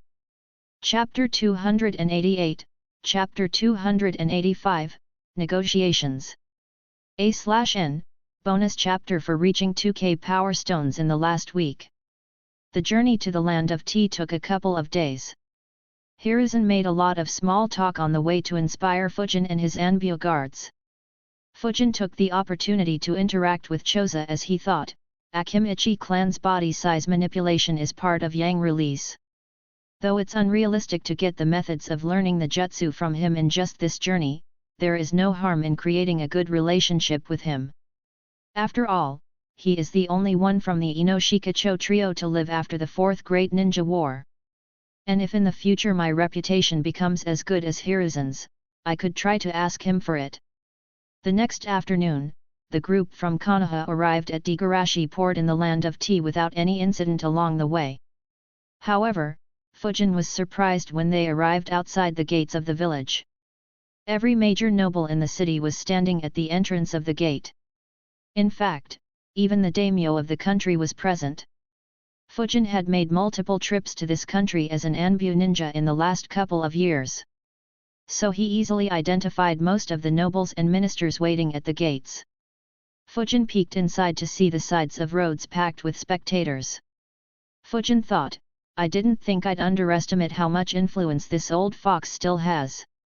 The daimyo of the Land of Tea stepped forward and cordially greeted, Lord Hokage, it's good to see that you are still hale and hearty. Hiruzen smiled and replied, it's great to see that you are doing well too, Lord Daimyo. While the two exchanged pleasantries, two people walked to the sides of Daimyo. Hiruzen looked at one of them and said with a smile, Jirakai, are you doing well? Wasabi Jirakai bowed slightly and answered with a smile, I have been well, Lord Hokage. All thanks due to how efficiently Konoha carries out the missions. As he spoke, the face of the other man fell. However, he quickly hid it behind a fake smile and greeted Hiruzen politely. Hiruzen looked at him and thought, so he is the one who wants to take over Degarashi port from the Wasabi family. Hiruzen just nodded and began talking with the daimyo. Wagarashi Kuroko controlled his anger and didn't say anything disrespectful. One of the missions that Jirakai referred to, cost him more than 90% of his forces and over 50% of his wealth. After that, he lost his ability to create trouble for the Wasabi family. He had still not recovered from the blow that 5 squads sent by Hiruzen had dealt the Wagarashi family when they dared to enter the Land of Fire to eliminate Wasabi Daiichi. Having learned his lesson, he had no intention of openly opposing Hiruzen. If it wasn't for ensuring his own benefits, he wouldn't even have shown up there. A/N, the first rank A mission of Team Renjiro. CHP 67-75. As they talked, the T-Daimyo and Hiruzen walked into the village. Jirakai, Kuroko, the nobles, ministers, and the Konoha ninjas followed them. As they walked, Fujin noticed a lot of curious gazes from the people that crowded both sides of the road. Some cheered, but most just watched casually. He wondered, are they really so curious to see a cage, or did the daimyo arrange them here to create a favorable image of the citizens on Hiruzen? We are here for trade discussions after all. The 4 Enbu ninjas had all their attention on the crowd in case any assassin was hidden. Homura, Choza, and Fujin weren't much concerned about this and just casually walked. The crowds thinned as they reached closer to the daimyo's palace. After entering, they were led into the grand hall inside the palace. The hall had several old and expensive artifacts. It had a large circular table at the center which was adorned with elegant tapestries and exquisite tea sets. Hiruzen took his seat while the tea daimyo sat opposite him. Jirakai and Kuroko sat next to the daimyo. The ministers of the daimyo and other nobles occupied seats next to them. Meanwhile, Homura sat to Hiruzen's right while Choza sat to his left. The Enbu stood behind Hiruzen while Fujin stood awkwardly thinking, should I take a seat or stand along with the Enbu? Homura was one of 3 village elders while Choza was a clan leader. Meanwhile, Fujin was just an orphan who was in the Enbu. Though he had gained a lot of strength, most of it was known to very few people. In addition, Hiruzen hadn't given him any purpose on this mission. Hiruzen looked at Fujin and said, take a seat as well, Fujin. Fujin nodded and sat next to Choza while thinking, in the last mission, Shikaku didn't give me any specific instructions. Though I wasn't interested in knowing the aftermath, I'm sure the last month would have been hell for him. I'm surprised that Hiruzen still didn't give me any instructions. At the same time, the eyes of the daimyo and the nobles fell on Fujin. They were surprised that Hiruzen asked someone so young to sit alongside the 3 of them. The daimyo looked at Fujin and thought, to bring someone so young here. Is Hiruzen planning something? Regardless, this young man must be someone worthy of keeping an eye on. Hiruzen looked at his Anbu guards who nodded in response and disappeared. The faces of the few ninjas in the daimyo's camp got serious. Only a few of them managed to see how the Anbu guards hid themselves. Soon, a bunch of servants appeared and served delicious warm food with great fragrance on the table.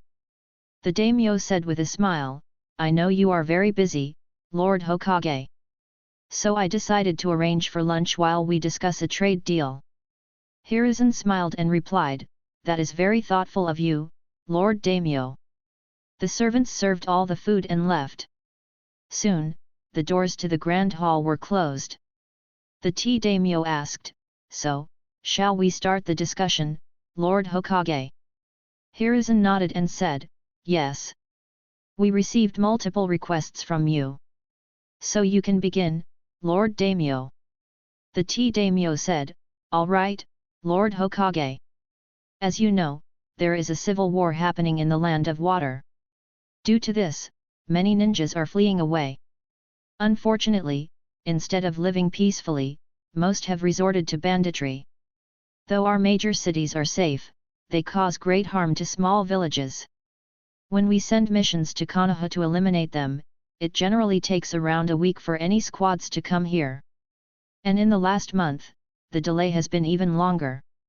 This causes unnecessary loss of life and property. So my request is for you to establish a small military outpost in the land of tea. At least until the chaos caused by the civil war in the land of water is settled. Until last month, the tea daimyo was fine with the 1-week delay. However, due to the sudden build-up of tension between the 4 major villages, the villages reduced the number of missions they accepted drastically. Shikaku had deployed 1,700 ninjas within a few days to deter other countries and was showing that the other troops were being prepared as well.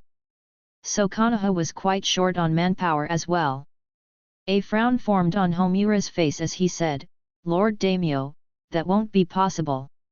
After all, if anyone has any enmity with Konoha, they might attack these ninjas instead of trying to attack in the land of fire.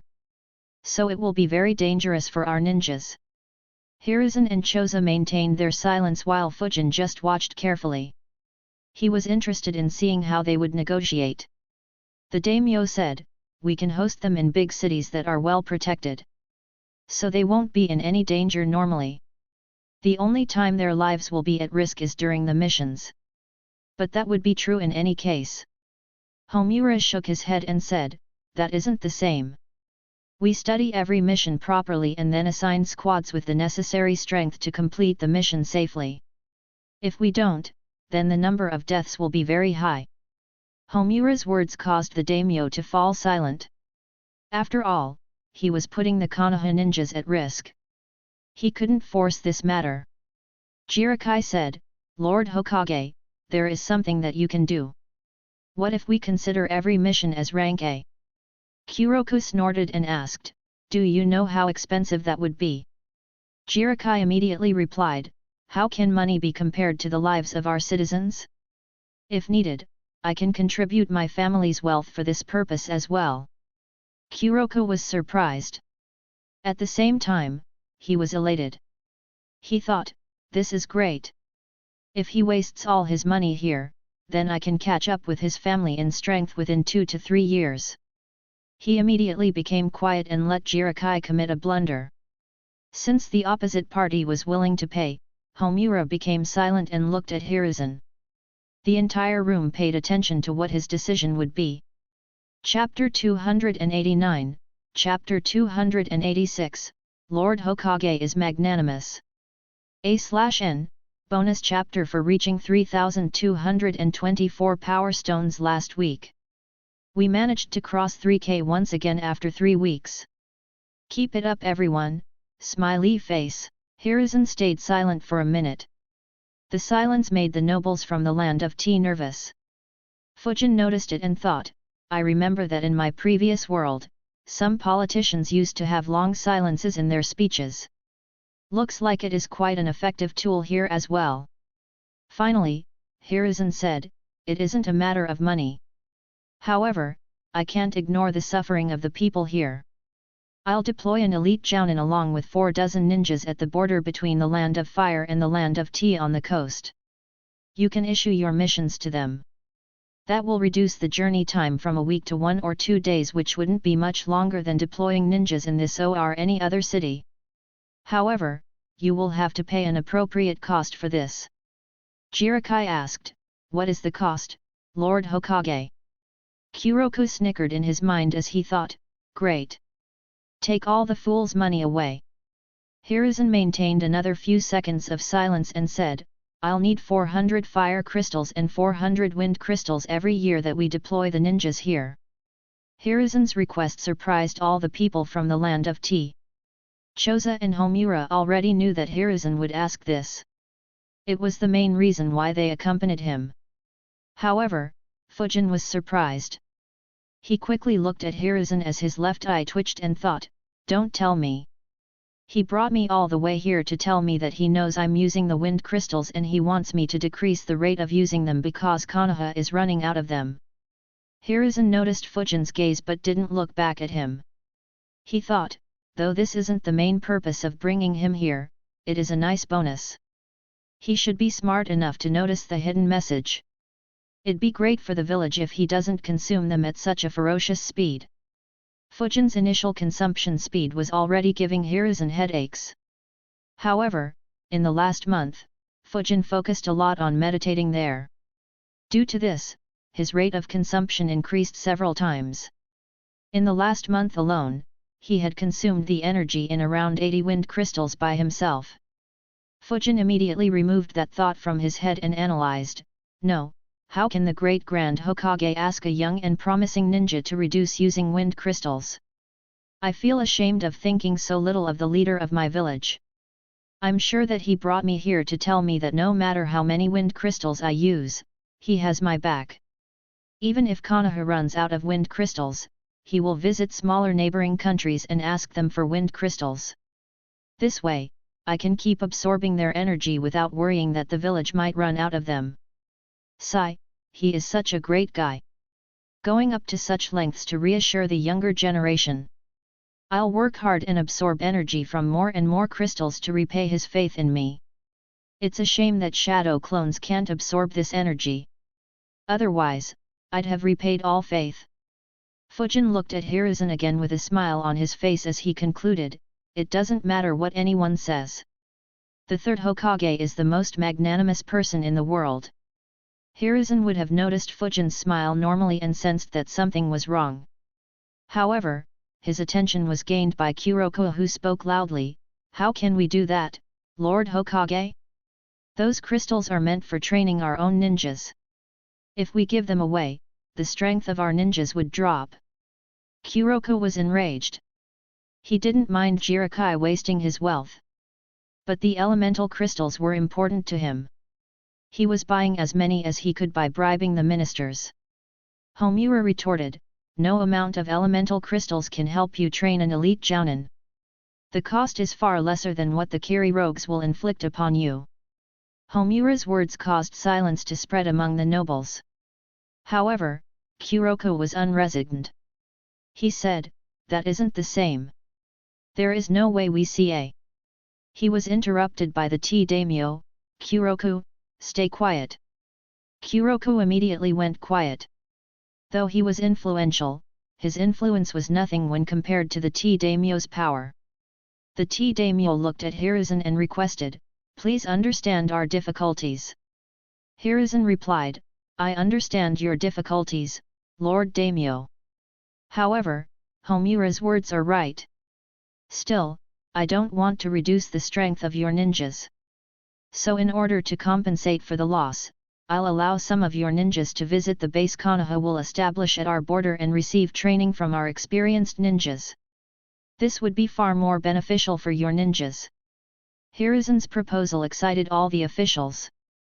If they could have ninjas from their families or factions train under capable ninjas from Konoha, their standings and influence would improve substantially in the land of tea.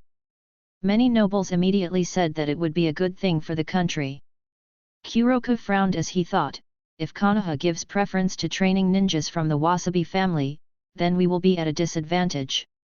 But, everyone should have the same worry. I'll use it to suppress him later. Kuroko decided against opposing the idea as most of the nobles were in favor of it. The daimyo had the same worry. Though he had good relations with Konoha, it could be dangerous to his position if the Wasabi family's influence rose without any restraints. He asked, how will you decide which ninjas to train? Hiruzen replied, you can choose which ninjas to send. The number of ninjas and the duration of training will be decided by the elite jounin we send to the new post. The tea daimyo was relieved. He nodded and said, all right, but I still have one issue. I can pay you 400 fire and wind crystals each for the first year as we have some stock. But, I can't sustain it for every year after that. I can only pay 100 fire and wind crystals each. Hiruzen already knew that they wouldn't be able to do that. He said, that's too low. But understanding your difficulties, how about you pay me 200 fire and wind crystals each from the second year? The tea daimyo thought for a bit and said, that's reasonable. Let's do this deal, Lord Hokage. The tea daimyo's limit was 230 crystals. He willingly agreed.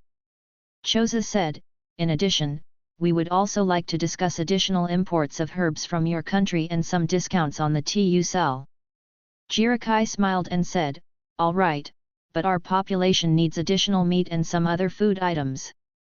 They immediately began negotiating for discounts on both sides. Fujin watched with interest as both sides negotiated for benefits non-stop shamelessly. The officials from the land of tea were unwilling to offer discounts on tea until Homura pointed out that they have eliminated almost all bandit groups from the land of fire and that the new post could slowly bring the same change in the land of tea. So their business won't be as risky anymore. Fujin was especially impressed by Homura's expertise at negotiating without any shame. He thought, looks like all of Hiruzen's friends are as shameless as him. No wonder they never fight. Why bother fighting and risking your life when the younger generation is willing to do that enthusiastically? I wonder if this is why Jiraiya doesn't want to be the Hokage. Still, negotiating seems fun. Never thought I'd enjoy seeing it. It's kinda the way I kept bugging Hiruzen and Renjiro for stronger jutsus. I wonder if Hiruzen brought me along to show that my shamelessness is still not enough and for me to take inspiration from Homura and these nobles and ministers. That said, I wonder if the legendary talk no jutsu would work during negotiation between shameless politicians. After a long discussion, the land of tea agreed to export multiple rare herbs to Konoha. They even agreed to a 5% discount on it as Konoha would buy them in bulk. In addition, they agreed to an 18% discount on their tea exports. As for Konoha, they agreed to a 7% discount on the meat and food items exported to the land of tea and agreed to increase it to 12% after the bandit groups in the land of tea were eliminated. After some more discussion about smaller matters, the meeting finally ended. Hiruzen and Homura exchanged glances. Both were satisfied with the outcome. As usual, Homura acted as an aggressive negotiator while Hiruzen acted as a peaceful and empathic negotiator. The officials from the land of tea were also satisfied with the results. The meeting concluded with a toast, a symbol of unity and cooperation between the land of tea and Konoha. After exchanging pleasantries and bidding farewells, the Konoha group left as quickly as they came. However, the discussions in the Grand Hall weren't over. Instead, they were just about to get very intense. And unlike the discussions so far, it would be extremely unfair to one person. A/N, though I had the idea of making Fujin a negotiator quite early on, I didn't have much idea on how the negotiations happen behind closed doors. Researched and thought quite a bit to come up with this. Would love to hear feedback, both positive and critical. Hiruzen didn't make Fujin participate in this one as this was his first meeting. He will slowly demonstrate more such negotiations to Fujin before allowing him to participate when he feels that Fujin is ready, though I won't be showing them as they will be quite similar to this. Chapter 290, Chapter 287, Guiding the Younger Generation. As soon as the Konoha ninjas left, the nobles and the ministers exchanged glances. Without exchanging any words, a scheme was formed in mere seconds. Kuroku said, "Lord Daimyo, we need to decide on the distribution of the ninjas that will be sent for training. And we also need to decide who will bear the cost of the elemental crystals we have to give. Since Jirakai agreed to pay Konoha out of his own pockets, I say we should let him bear the majority of the cost." Kuroku was immediately supported by the ministers that were bribed by him and other nobles. After all, if Jirakai paid, it mean that they would have to pay less. Jirakai was immediately put under pressure. He was disgusted by their actions.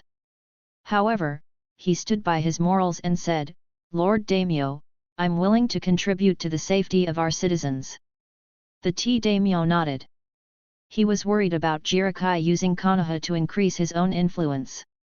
He said, "It won't be fair for you to pay the majority cost.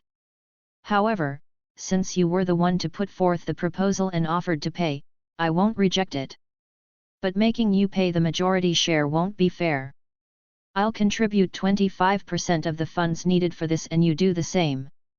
The other nobles will contribute the remaining 50% equally. As for the ninjas, we will wait for Konoha to send the details."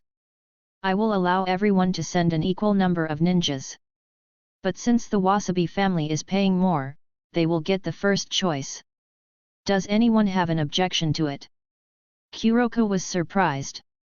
He wasn't expecting Jirakai to go along with what he said. And he didn't expect the daimyo to agree to his words. Though Jirakai only had to pay 25%, it would still be many times more than what he would pay. In addition, Jirakai only received the first preference. This implied that he would at most get to send one more ninja than the rest of the nobles. So he received nothing despite paying more. He was elated as he realized, this is a great opportunity. Since I helped the other nobles save a lot of money, they will owe me a favor. I'll use these favors to secure control of Degarashi port in the future. But, I'll have to be careful of Jirakai. He could sway public opinion in his favor by spreading the fact that he contributed the most to public safety. As soon as I leave, I'll begin spreading rumors that Jirakai offered Konoha the money of this country and paid them several times what we got in return. Though not true, I'm sure every other noble will cooperate with me. Though the daimyo can clear his name, Jirakai would gain no benefit from spending so much money here. Kuroko and the rest immediately agreed. The group discussed a bit more and left. As they left, the daimyo looked at Kuroko's back and thought, this guy is good. Having bribed so many of my ministers, he could corner Jirakai despite having much lesser influence overall. The daimyo shook his head and concluded, unfortunately, he is too short-sighted. The Wasabi family is backed by Konoha. They won't allow Degarashi port to switch hands. If he truly threatens the Wasabi family's position, Konoha will eliminate him or make me take action. Oh well, until that time, I can make good use of him. While the officials of the Land of Tea were discussing, the Konoha's group was traveling rapidly across the country. Their next target was the Land of Noodles. Hiruzen looked at Fujin and asked, Fujin, what did you observe during the negotiations? Fujin almost replied involuntarily, that everyone sitting in a position of power is extremely shameless. Fortunately, he controlled himself and answered. We have to work very hard to secure benefits for our citizens. Hiruzen nodded and said, yes. But that's not what I am talking about. Analyze our actions and words during the meeting. Tell me why we did what we did and their consequences. Fujin fell into thought while Homura and Choza looked at him. Both were surprised at how openly Hiruzen intended to groom Fujin. After thinking for a while, Fujin answered, Konoha is a lot stronger than the Land of Tea and we are the only country that has a land border with them. So we were in a position of power in this meeting. However, since our relations are very good, we couldn't be very forceful. Fujin turned his eyes towards Homura and said, I guess Elder Homura came along to act as the bad cop while you played the good cop to get what Konoha wants. Though I'm pretty sure that they could see through this act, just that they didn't dare to say it out loud. Homura's eyes widened as he looked at Fujin in surprise. He was impressed with Fujin's analysis but felt that it was nothing extraordinary until he heard the last sentence. He thought, he could see through their acting. Fujin continued, you used the opportunity provided by the unstable conditions due to the civil war and probably something that happened in the last month due to which we weren't able to accept the missions in time to get the elemental crystals.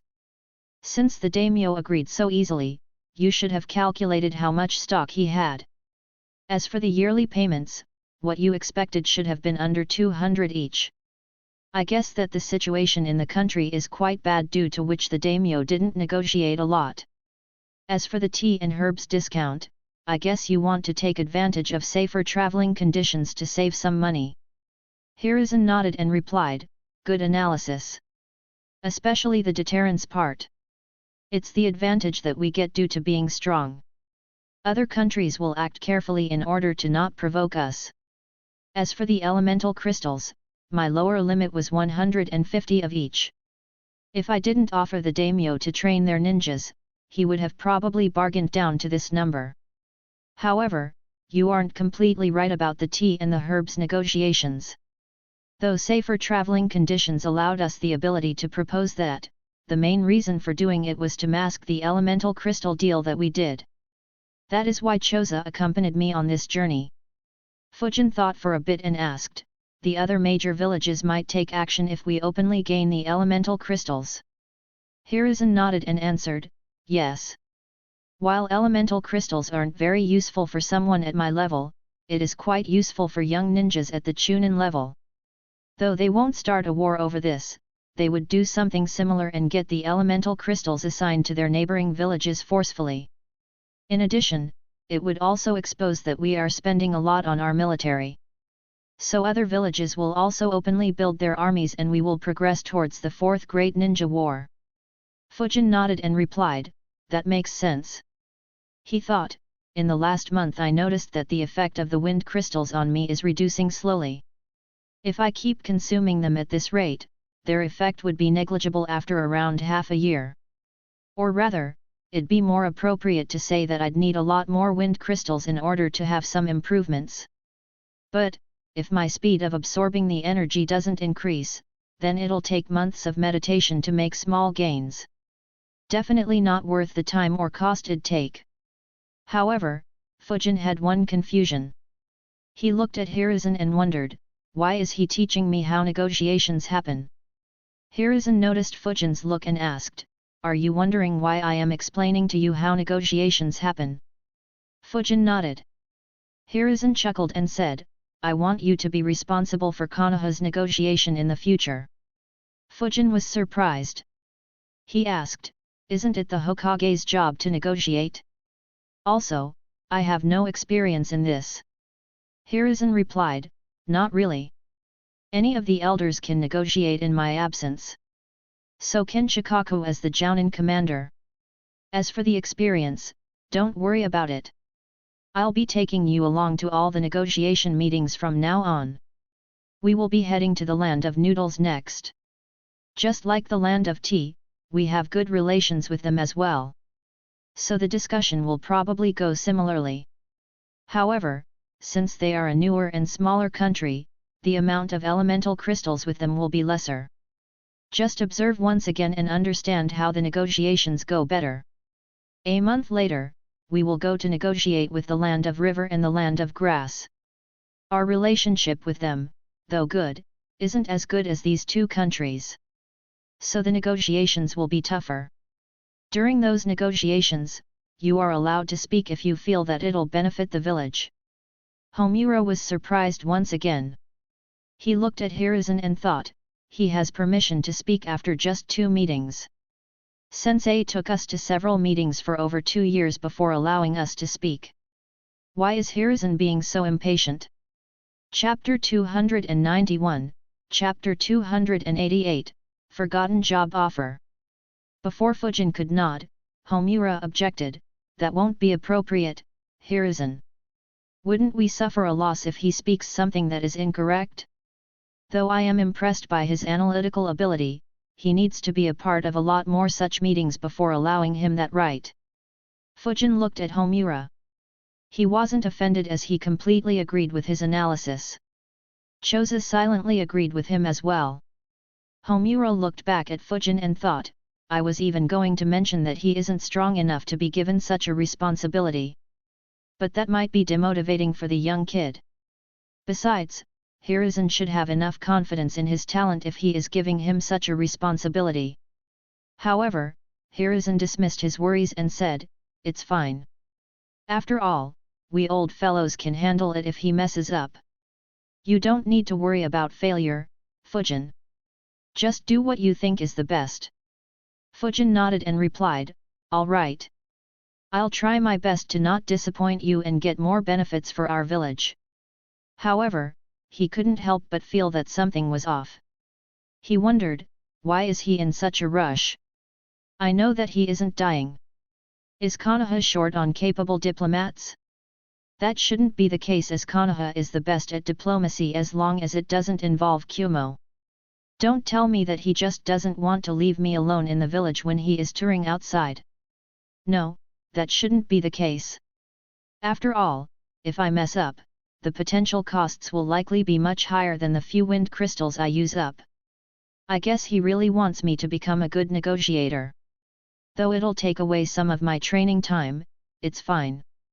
This seems fun and will be a good way to take a few breaks. Just like Fujin, Homura was confused as well. He wondered, why is Hiruzen pushing him so much? Even though we are old, the younger generation still has Kakashi who is very smart at such things. And there is still Shikaku and Jiraiya who could help him out. Hiruzen smiled on hearing Fujin's reply and said, good. Hiruzen knew that Homura would be confused, but he didn't care much.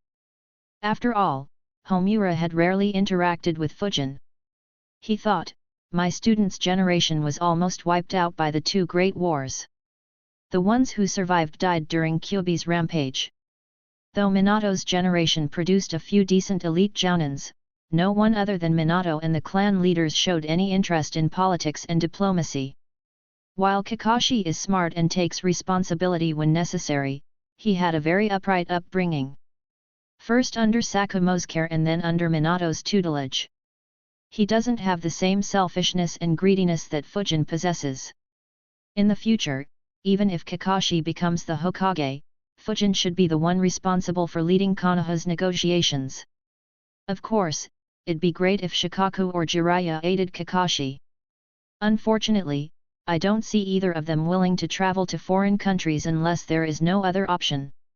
So I'll have to guide Fujin and have him prepared for this task before the next big war starts. As for Fujin's strength, Hiruzen didn't even bother considering it. After all, unlike Homura, he was quite aware of the reason behind Suna's headaches. The group rested the night at one of Konoha's patrol camps and traveled to the land of noodles the next morning. Just like in the Degarashi port, the daimyo and a few nobles were waiting for Hiruzen's arrival.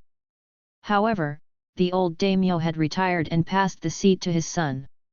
The new daimyo immediately greeted Hiruzen respectfully and enthusiastically. But before he could speak more, his eyes landed on Fujin. His eyes sparkled immediately and he exclaimed, Fujin, it is good to see you again. Have you considered my offer? Fujin looked at the new daimyo in surprise as long-forgotten memories slowly resurfaced. He thought, ugh, I almost forgot about him. I had only politely said that I'd consider it. Did he not get the message? Or did he get infected by shamelessness after inheriting the seat? Hiruzen and Homura were puzzled. Hiruzen asked, what offer, Lord Daimyo?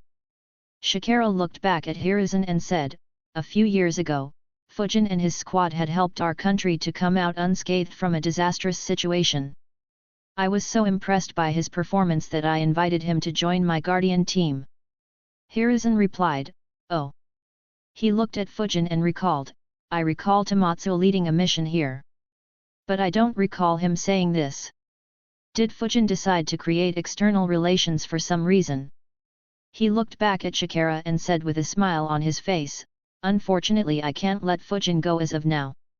But, I have many capable ninjas under me. I'll assign one to serve as your guardian. Shikara was immediately in an awkward position. He wanted Fujin, not any other ninja. And if Hiruzen sent a ninja by his own will, Shikara wouldn't be able to trust that ninja. Especially if he decided to make some moves that were unfavorable for Hiruzen. Unfortunately, he couldn't reject Hiruzen directly. He cursed in his mind, I messed up. I should have kept my calm. The boy doesn't even want to join my guardian team. I just got excited as he came here just a few weeks after I took over. Hiruzen maintained a kind smile. He obviously wouldn't let Fujin waste time here. However, this was too good of an opportunity. He could openly put a pawn in the daimyo's court.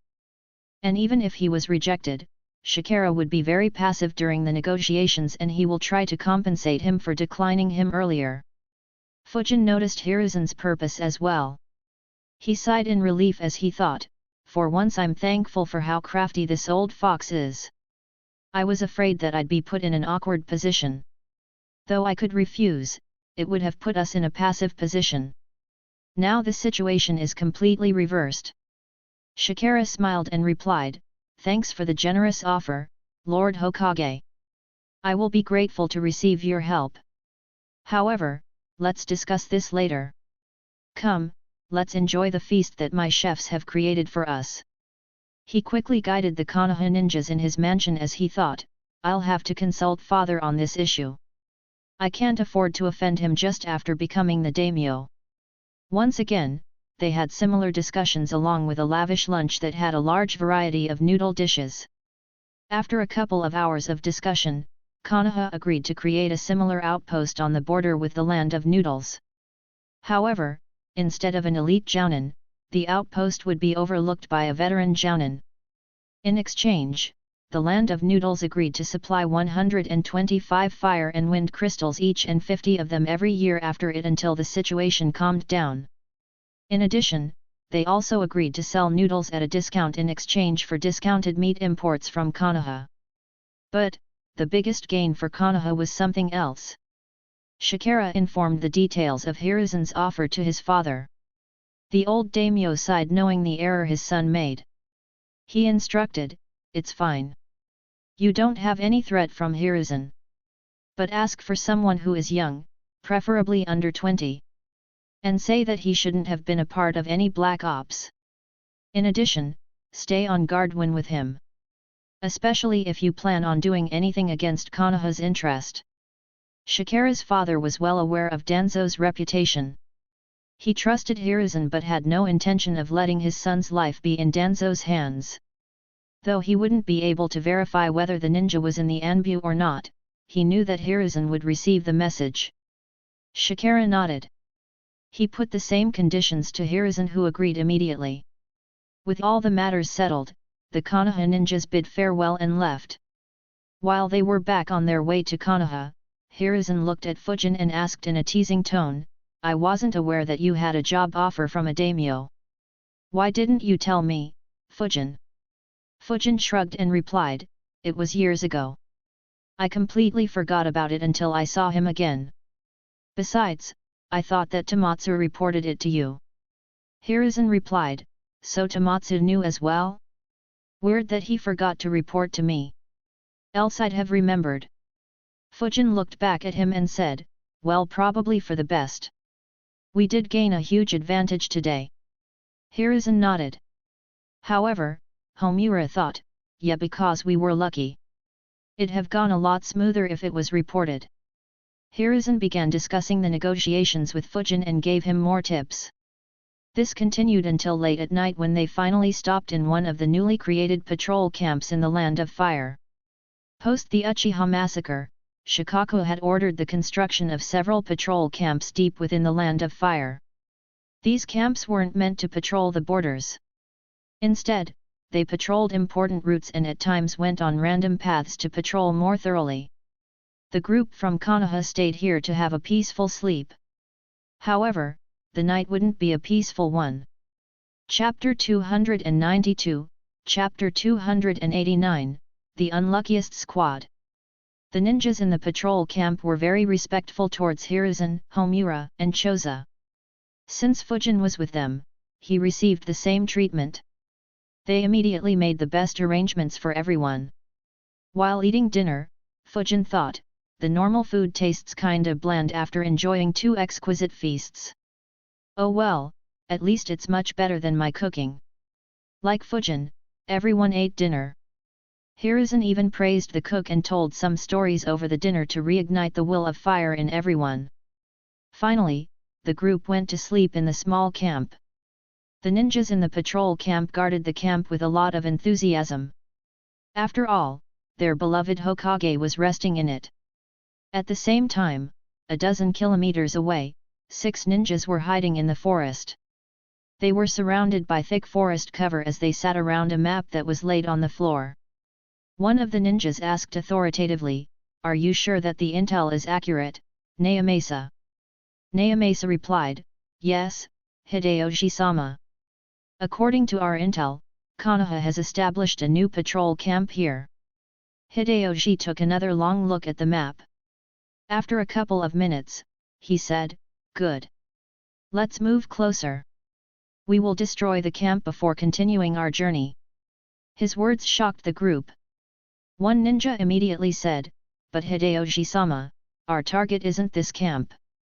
Why don't we just go around the camp and avoid it? It would be troublesome if Konoha begins hunting us. Hideyoshi looked at that ninja and asked, Kaname, are you the leader, or am I?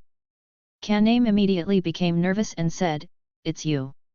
I am just worried that if they have any Hyuga or sensor, then we will be sensed and our mission will have to be abandoned.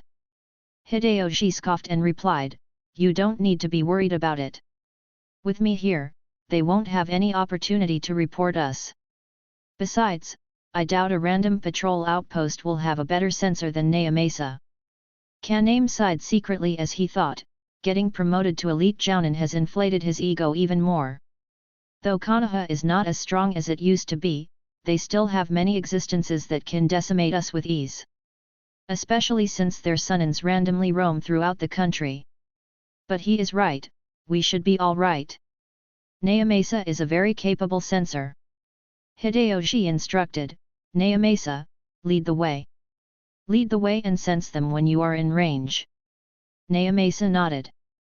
The group of 6 moved quickly through the dense forest until they were around 2.5 kilometers from the patrol camp. Naomasa made a hand seal and activated his chakra field. Immediately, a chakra field with a 3 kilometers radius spread around him. As the chakra field engulfed the patrol camp, 4 sets of eyes opened instantly. Fujin got up and wondered, are any other Konoha ninjas passing through? He didn't activate his own chakra field.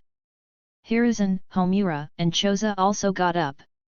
The Anbu guards were already up. As for the ninjas stationed at the camp, they didn't notice the chakra field. Naomasa sensed everyone and frowned. He said, Hideyoshi-sama, the camp has 9 ninjas. 4 are genins, 3 are chunins and 2 are jounins. I believe there are 2 civilians as well. His fellow ninjas were confused. Kaname asked, why does such an insignificant post have 2 jounin ninjas? Hideyoshi thought for a bit and said, it looks like Konoha is hiding something here. Or perhaps the jounins are escorting 2 important civilians. Regardless, this could be more important than our mission. He looked at Kaname and instructed, Kaname, you will engage 1 jounin while I will kill the other. The rest of you kill the chunins and genins and aid Kaname. Keep the civilians alive. I want to interrogate them. Everyone nodded. Not a single person had any fear on their face. After all, Hideyoshi was an elite jounin. And all the other 5 ninjas were jounins. However, if they knew that the 2 civilians that Naomasa sensed consisted of an elder of Konoha and the Hokage, they would have turned tail and ran until their legs couldn't carry them any further. Fujin and Choza left their rooms and appeared in the open. They had both suppressed their chakra to jounin levels. They were the ones Naomasa detected. As for the Anbu, they had completely hidden their presence. So Naomasa couldn't sense them. Fujin's eyes glowed as he observed the surroundings. Surprisingly, he didn't see anyone. He said, looks like the sensor is a bit capable. I can't see anyone in a radius of 750 meters. Choza replied, we have many sensor ninjas who can sense for over a kilometer. Especially in the Yamanaka clan. Let's wait for them to approach. Fujin nodded. The 4 Anbu guards stayed behind to protect the camp while Hiruzen and Homura didn't show up outside. In a minute, 6 figures appeared in Fujin's eyes. A look of surprise appeared on Fujin's face. Choza asked, who did you see? Fujin replied, I don't recognize their chakra signature. But one has chakra high enough to be considered as an elite jounin and the remaining 5 have jounin levels of chakra. But, I have remembered the chakra signatures of all elite jounins in Konoha. Did someone get promoted recently in secret? Choza got ready for combat and grabbed his bow and replied loudly, not that I am aware of. I'll take on the elite jounin. You cooperate with the Anbu to take care of the rest. Others, move back inside the camp. The ninjas from the camp were surprised to hear that. They didn't know what was happening but obeyed Choza. Choza's words were loud enough to be heard by the 4 Anbu.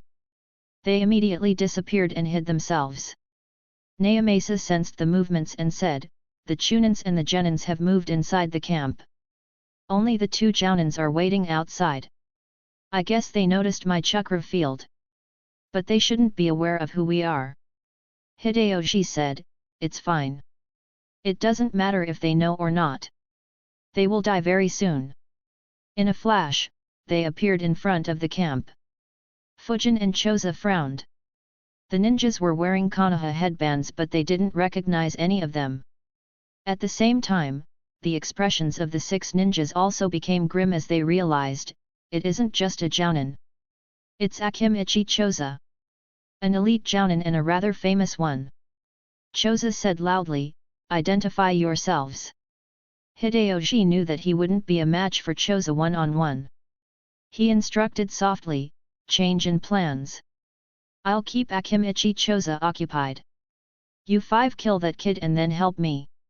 A smile formed on Fujin's face and a sword appeared in his hand as he heard his words. He thought, if there was a ranking based on luck, these 6 would definitely rank the lowest. A similar thought ran through the minds of every Konoha ninja. Of all places, they attacked the camp where their Hokage was resting despite having so few members. Hiruzen observed the situation from his room and wondered, who are these guys? Seeing their numbers, they shouldn't be here to assassinate me. But since when did the Land of Fire have such powerful rogue ninjas who impersonate Konoha ninjas? At the same time, his eyes moved towards Fujin as he thought, though I have read all his battle reports, I have never seen him fight. This would be a good opportunity to see him fight. At the same time, Homura also watched Fujin. He was curious as to why Hiruzen was so interested in grooming him. The 6 ninjas jumped towards Fujin and Choza at the same time. Choza gripped his bow staff tightly as he took his fighting posture. At the same time, he unleashed his chakra. Their attention was immediately glued to Choza. Hideyoshi gritted his teeth. He cursed, "His chakra is almost twice that of mine. But we have the advantage of numbers."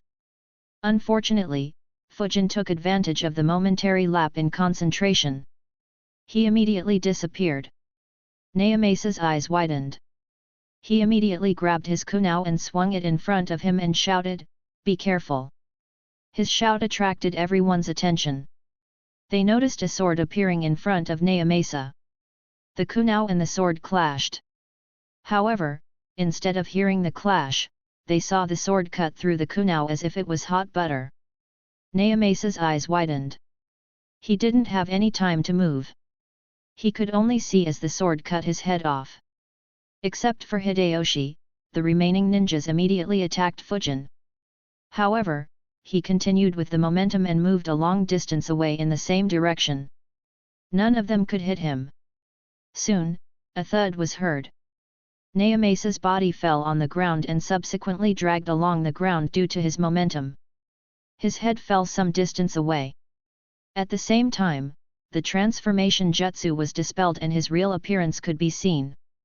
Hiruzen squinted his eyes on seeing the real face. But the ninjas had no time to watch their fallen comrade. They looked at the ninja who they had thought to be an easy target. Disbelief could be seen in their eyes as they thought, Naomasa was a veteran Jounin. He wasn't a weak Jounin like those from smaller villages. And he was one of the best censors we had. How was he killed off so easily? However, they had no time to grieve for him.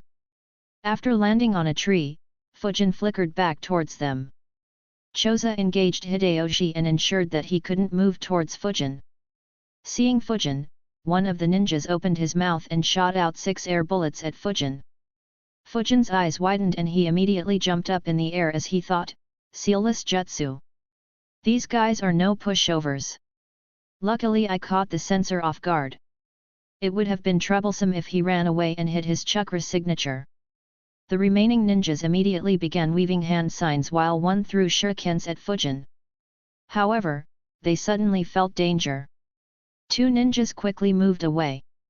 However, the one who just shot out air bullets and the ninja who threw the shurikens couldn't react quickly. 2 swords pierced through both their bodies. Hideyoshi watched the scene through the corner of his eyes and was horrified.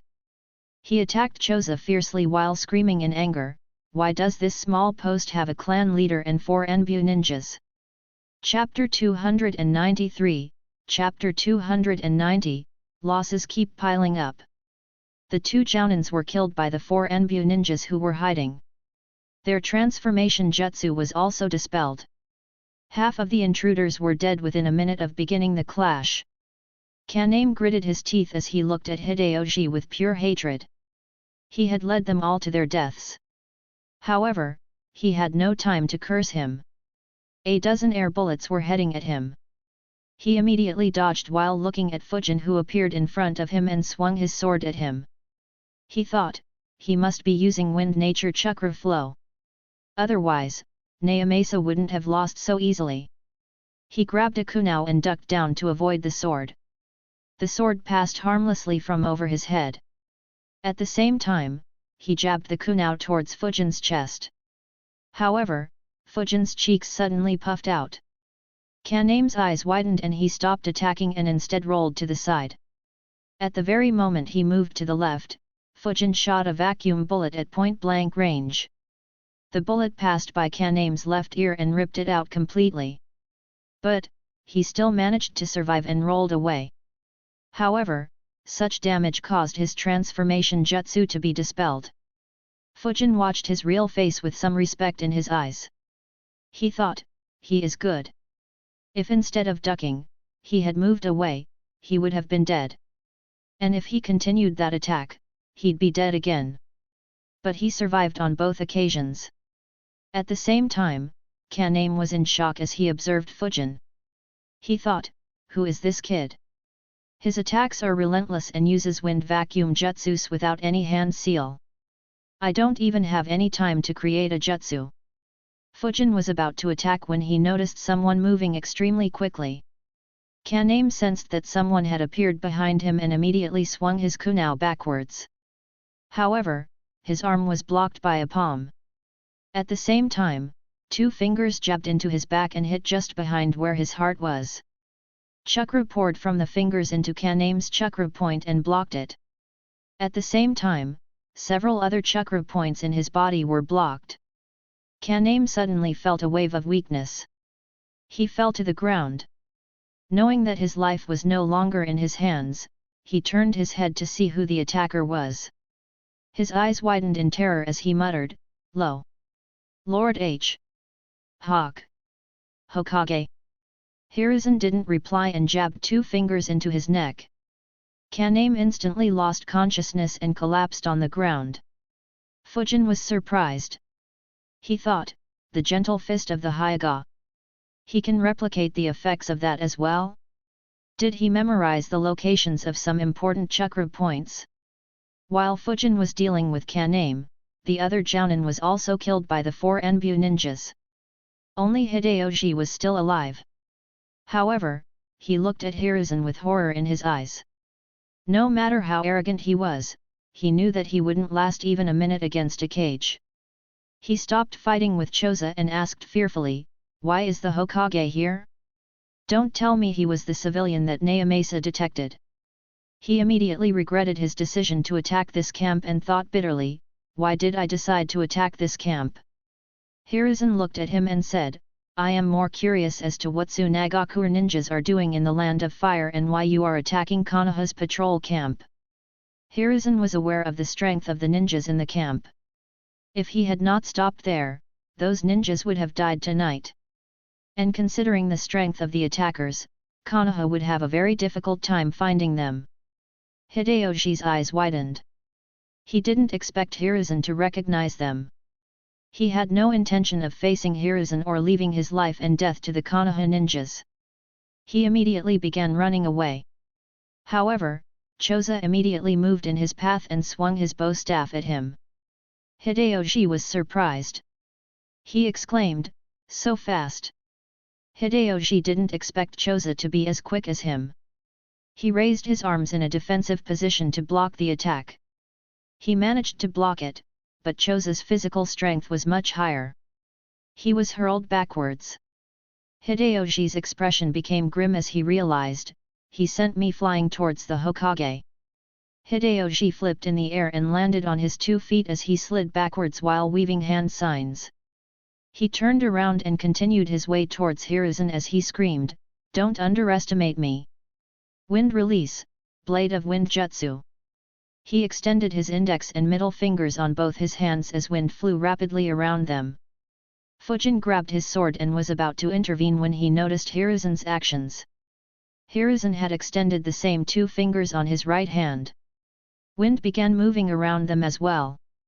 Hideyoshi's eyes widened.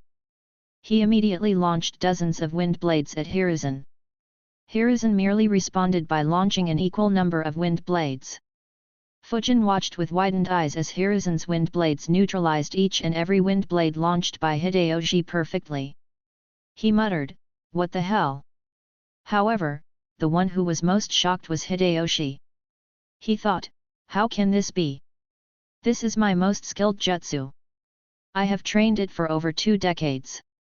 How can he be more skilled at it than me?" Unfortunately, he wouldn't receive any answers. As soon as his jutsu ran out, Hiruzen disappeared and appeared in front of him and tapped his forehead with the same 2 fingers. A seal appeared on his forehead. Hideyoshi was horrified. He tried using his chakra but he felt that his body had no chakra. He tried moving but he couldn't move a muscle. He wanted to speak but not a word left his mouth. Fujin's eyes twitched as he saw this scene. He thought, "What the fuck? Wind jutsus is what I excel in. But his control and preciseness far exceed mine. Even I wouldn't have been able to neutralize that attack this way. At the most, I'd have overwhelmed it by pouring more chakra into the jutsu. I can understand his taijutsu being better than mine. But despite all my training, his speed still exceeds mine. And by such a huge degree. I won't be able to keep up with him in a head-on fight. And that Juin jutsu. What a freak. Sigh, the last mission increased my confidence a lot. I thought I'd be able to at least run away from S-ranked ninjas. But now. Luckily I didn't challenge Raza. If I didn't manage to get reverse summoned in time, I'd probably be buried deep within the desert had I challenged him. Looks like there is still a considerable distance between my level and the S rank despite my high chakra." Hiruzen's little display gave Fujin a reality check. Though he relied a lot on his skill with wind jutsus, his biggest reliance was his speed. The ability to keep up and run away from any opponent was what he felt was the most important skill for a ninja. However, Hiruzen's speed shook Fujin's confidence in his speed. While Fujin was comparing himself with what Hiruzen showed, Hideyoshi's life flashed in his eyes multiple times. Hiruzen noticed the range of emotions in his eyes and said, "Don't worry. You won't be able to move." He placed his right hand on his head. Chakra flowed from his palm into Hideyoshi's brain. Hideyoshi felt immense pain as Hiruzen began reading his memories. He wanted to scream in pain but the seal didn't allow him to make any sound. In the next 7 minutes, Hiruzen read most of Hideyoshi's memories. He let go of his head as he analyzed, "I see. Tsunagakure has already started creating plans to target the nobles from our country. This was their first squad. Unfortunately for Suna, they decided to attack this camp to do more damage to Konoha. Furthermore, their plans have a lot of inefficiencies." Hiruzen walked away from him and instructed, "Kill him and get rid of all the bodies." The 4 Enbyo guards nodded and got to work.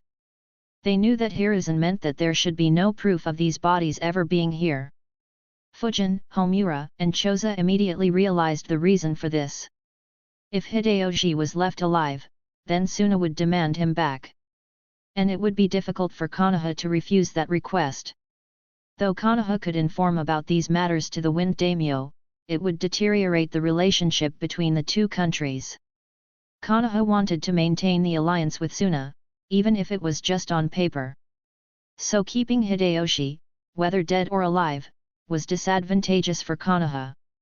However, Fujin couldn't help but think, "I killed 1 elite jounin and several jounins from Suna during my promotion mission. And now another one of the elite jounins has died along with 4 jounins. Their losses just keep piling up. At this rate, will they even have the necessary forces to launch the Konoha crush? Fujin suddenly became worried. He thought, shit, if the Konoha crush doesn't happen, then a lot of future events will change. I might not have much advantage of knowing the future if that happens. Sigh, I hope Raza doesn't get too intimidated.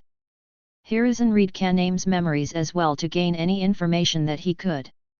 He was disposed of the same way as well. Hiruzen analyzed the information and concluded, these two don't have all the information. I'll have to arrange strong patrol squads in the country. In addition, the security of Fire Capital has to be increased. Chapter 294, Chapter 291, Lying with a Straight Face.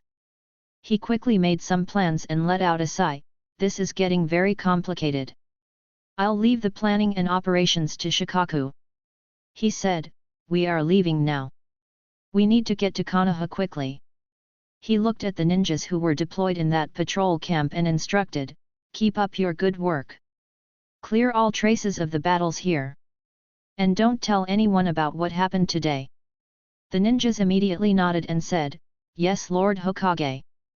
Hiruzen nodded and instructed, Fujin, create shadow clones and sweep through the area. Check if there are any suspicious squads in a 20-kilometer radius. Fujin replied, all right. He focused on his chakra. His chakra began splitting into two. One had 40% of his maximum chakra while the other had around 59%. The 40% part of his chakra suddenly disappeared and 20 shadow clones appeared around him. They immediately dispersed in separate directions. Hiruzen left the camp along with Fujin, Choza, Homura, and the Anbyo guards without waiting for Fujin's clones to finish the search. While moving, Hiruzen's eyes landed on Fujin. He analyzed, I didn't see him much in action. Seeing that they were from Suna, I had to ensure that they don't die so that I could read memories with better accuracy. Still, just those few attacks show why he was so successful in Suna. With good control over wind manipulation and the ability to take advantage of every little opening, he ends up killing his opponent before they have a chance to display their prowess. Unlike Hiruzen, Homura wasn't aware of Fujin's capabilities. He was shocked at how good he was. He looked at Fujin and analyzed, this boy. He is very good. Though I can't say for sure how strong he is. After all, he killed that censor using a sneak attack by using the distraction that Choza created. But the ability to take advantage of such small opportunities is far more valuable than strength. After all, we are ninjas. The ability to kill is way more important than the strength we possess. If a genin kills a cage by injuring him with a poisoned needle or kunao, then that genin is far more valuable than a cage who sits in his village during a war. Besides, he is still just 14. He can gain strength in the future. I can see why Hiruzen is putting such emphasis on this boy. He could become just as capable as Kakashi. Though I still don't see why he wants to make him a negotiator. Fujin suddenly gained several memories. He said, my clones didn't find anyone else. It looks like those 6 were traveling alone. Hiruzen replied, all right, good work. The group rushed towards Konoha without exchanging many words. By the time the sun rose, they had reached Konoha. Choza and Fujin left while Homura accompanied Hiruzen into his office. He wanted to know why Suna attacked Konoha. One of the Anbyo guards left to call Shikaku. After half an hour, Shikaku walked into the office while grumbling, why are they back so quickly? And why did he disturb my sleep? I have barely managed to sleep half my usual time in the last month. Shikaku noticed Homura in the room. Hiruzen said, it's good to see you up so early, Shikaku. We have new intel, come sit. Shikaku's eyes twitched on hearing Hiruzen's words. He reluctantly sat down and asked, what intel did you get? Homura said, on our route back, the patrol camp we stayed at was attacked by Suna ninjas. Hiruzen added, I read their memories. It looks like Suna is planning several more attacks. Though it might be delayed a bit after we eliminated the first squad. Hiruzen informed Shikaku about the details of the attack and the intel he gained by reading memories. Shikaku's expression became serious as he analyzed the situation. After a few minutes, he said, "Hideyoshi didn't have enough information. We don't know who will be in the other squads. And we don't know what routes they will take. Though it is doubtful that they would send more elite jounins, we should operate assuming that they send elite jounins to avoid getting caught off guard and taking unnecessary losses. Creating more patrol squads will be a waste of manpower.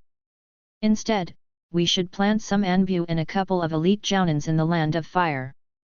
They can make a move after the Suna ninjas expose themselves. This wouldn't raise any suspicions. And once we have driven away a few Suna squads, we will ambush their rendezvous point that Hideyoshi was told about. We could disguise as Hideyoshi's squad to catch them off guard." Hiruzen thought for a bit and nodded, "All right, let's do this." However, Homura frowned and asked, "But why is Suna attacking us? We are allies." Shikaku knew that Hiruzen hadn't informed others about Fujin's actions. In fact, his mission report was already destroyed and replaced with a fake one. He said, "The recent events in the Land of Wind probably alarmed them. Whoever it was, they did a good job of directing the suspicions at us. Especially by burning the food storage facilities. That provides a lot of advantages to us.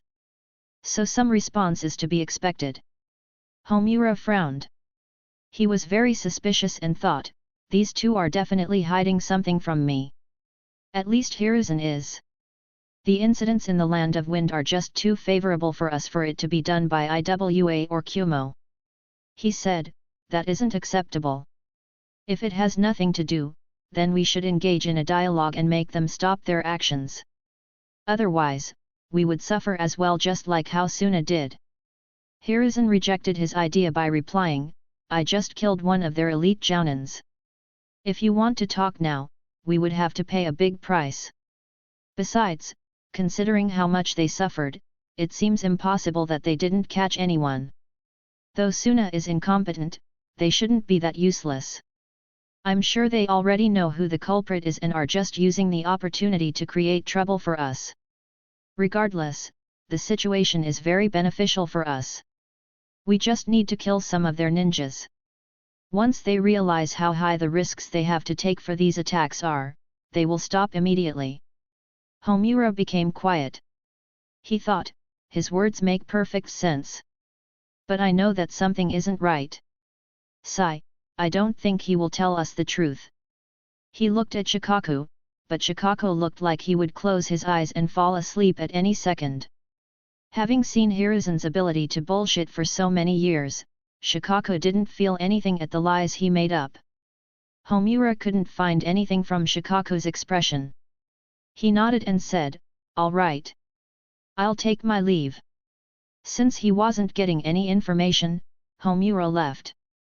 Hiruzen instructed, "Along with this situation, also decide which ninjas to deploy in the new camps that we have to build along the borders of tea and noodle countries. If needed, you can temporarily move them to assault any Suna infiltrators."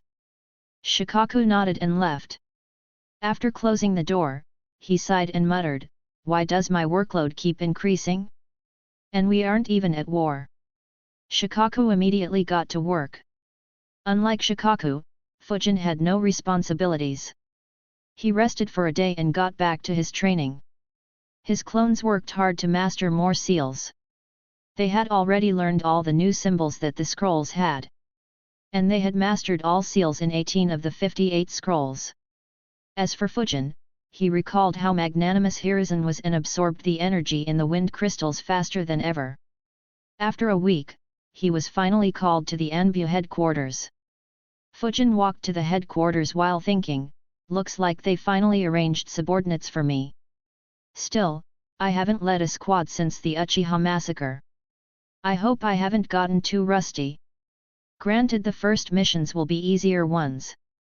I can't wait to make them police the streets, ha ha ha." When Fujin reached the headquarters, he saw Eagle, the commander of all Anbu ninjas, waiting for him.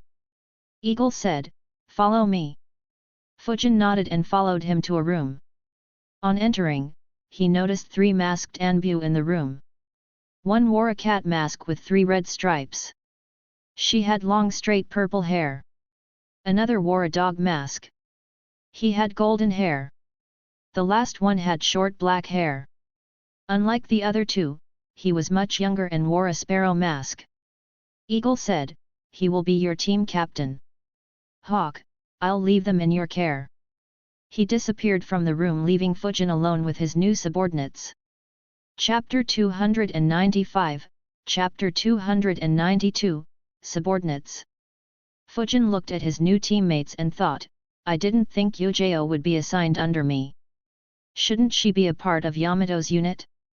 Looks like my unit isn't made of newly selected ninjas. Makes sense, I guess, considering how many people Hiruzen recruited 2 years ago." He removed his mask and took a seat and said, "Take seats, make yourself comfortable and introduce yourself. I'm Suzuki Fujin. You can call me Captain or Ha." "No, Turtle." Fujin tossed his hawk mask in the open box that contained dozens of masks while thinking, "The hawk mask along with my swords is just too well known. Fame is not good for Enbu missions. I need a new disguise." Fujin had seen a turtle mask at the top of the box. Wind suddenly began flowing in the closed room.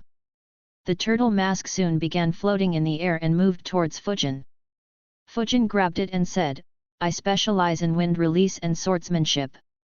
I prefer ranged battles and using hit-and-run tactics." Yujao and the blonde Anbu weren't surprised or impressed by Fujin's display. However, the third Anbu was quite impressed. He thought, "That's cool."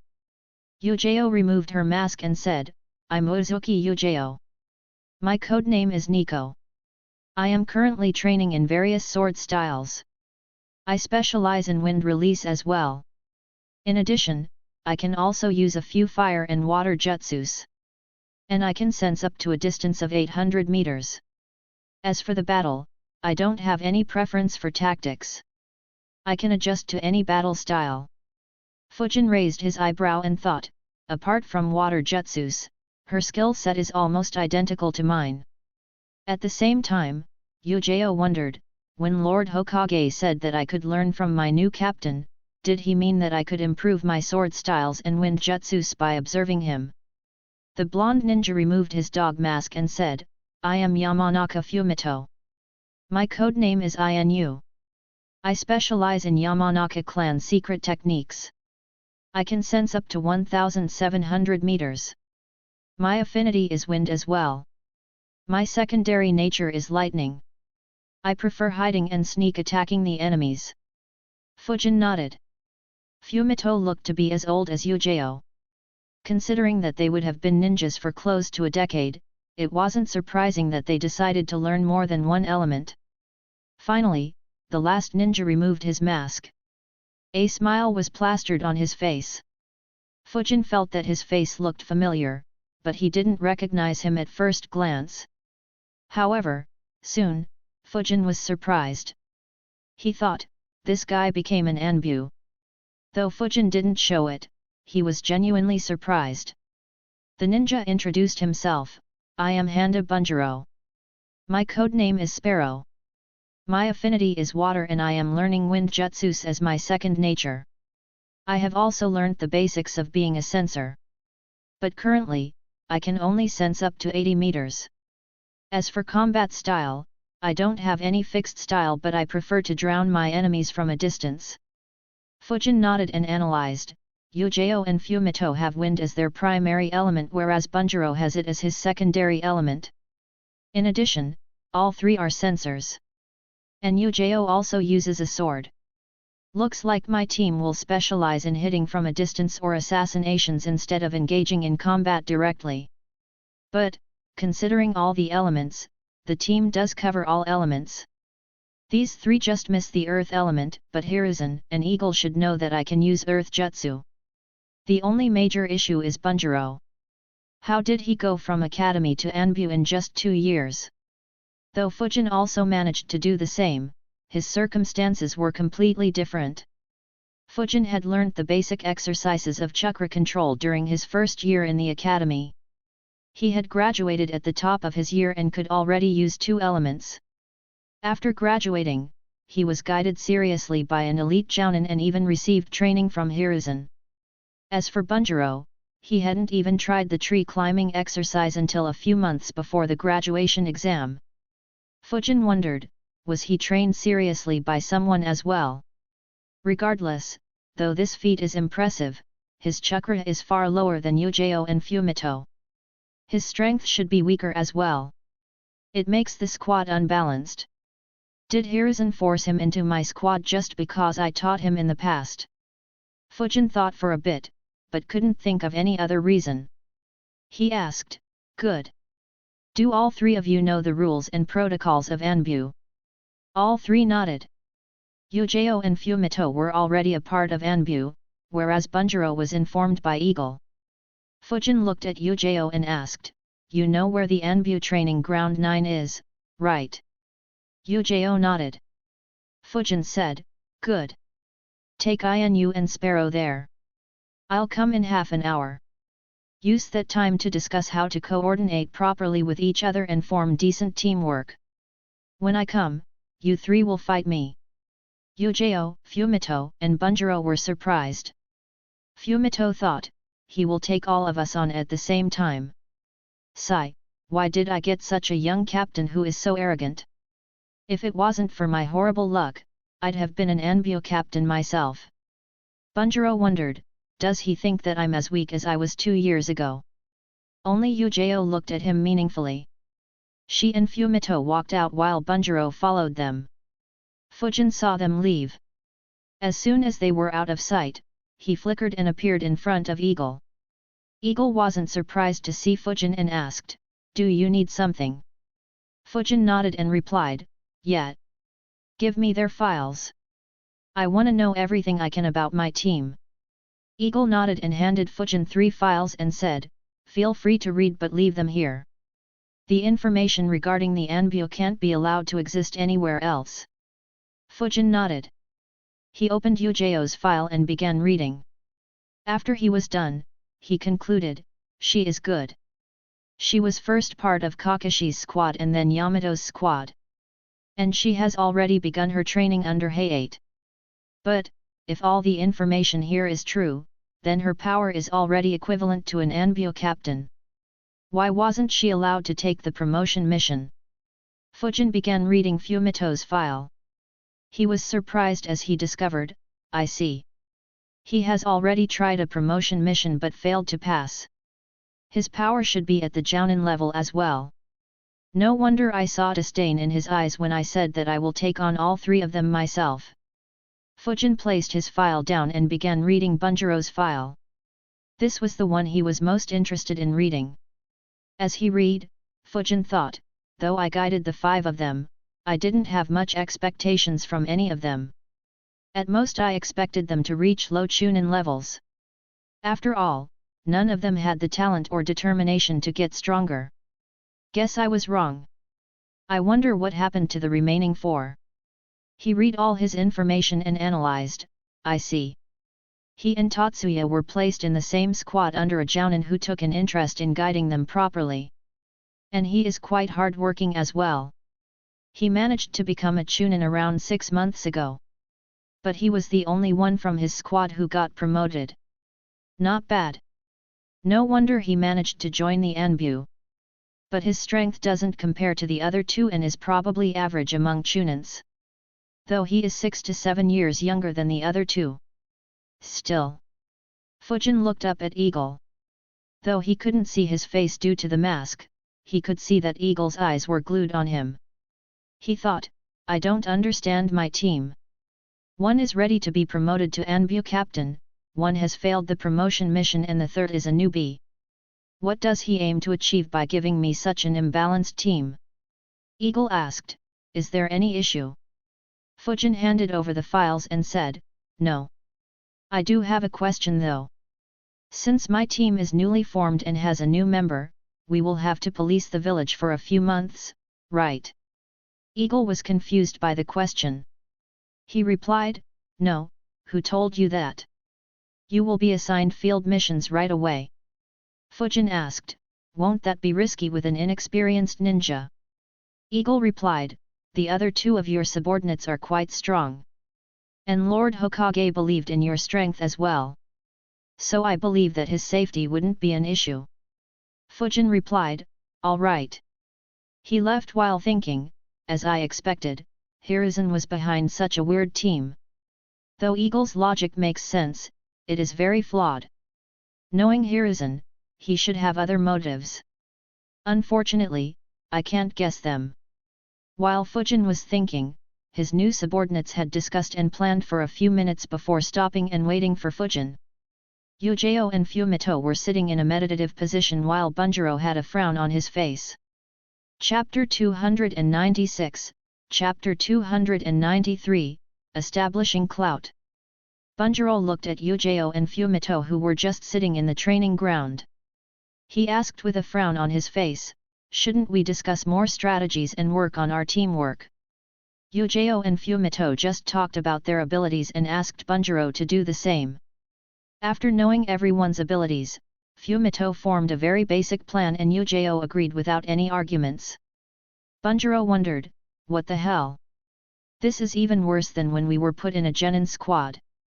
Aren't they supposed to be experienced Anbu ninjas? Fumito shook his head and replied, we won't be able to improve our teamwork much in 30 minutes. So it's pointless. Just ensure that we don't get in each other's way while fighting and we will be good. After all, our opponent is someone who has just been promoted to Anbu captain. Bunjiro wasn't convinced. He said, but... Yujao cut him off and said, he is right. Captain could have given us more time to prepare to form better teamwork.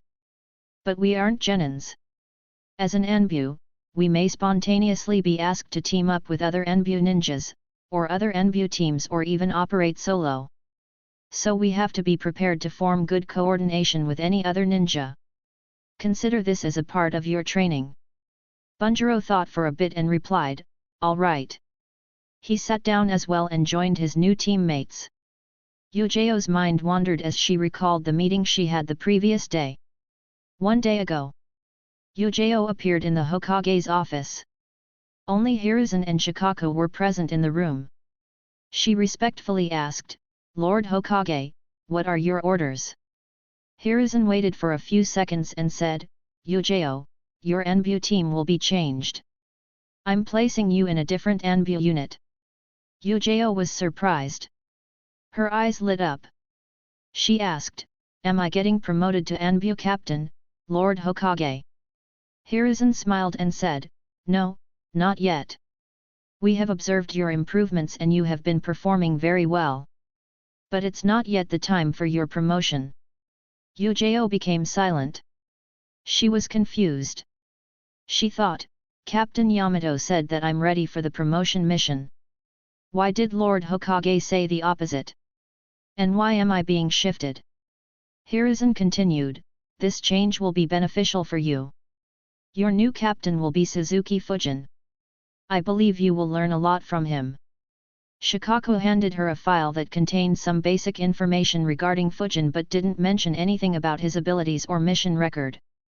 Yujao glanced through the information. A look of surprise appeared behind her mask as Yujao noticed Fujin's age. Hiruzen explained, he is quite strong, but is very young. And he tends to go a bit extreme during the missions. While working with him, you will also be responsible to stop him if you feel that he is doing something that will have very adverse implications. Though Hiruzen was impressed by what Fujin did in his promotion mission, neither he nor Shikaku wanted to see him do anything of that scale once again. His actions had almost broken the delicate balance of the ninja world. Hiruzen wanted the current peace to extend for as long as it could. Yujao was surprised by his words. She asked, by stopping, do you mean? She didn't complete her question. Hiruzen replied, no, just talk with him. He is very reasonable. He is still your captain. So you aren't allowed to fight or backstab him. Yujao sighed in relief. She didn't want to attack her comrade. She nodded and said, all right. I'll do my best.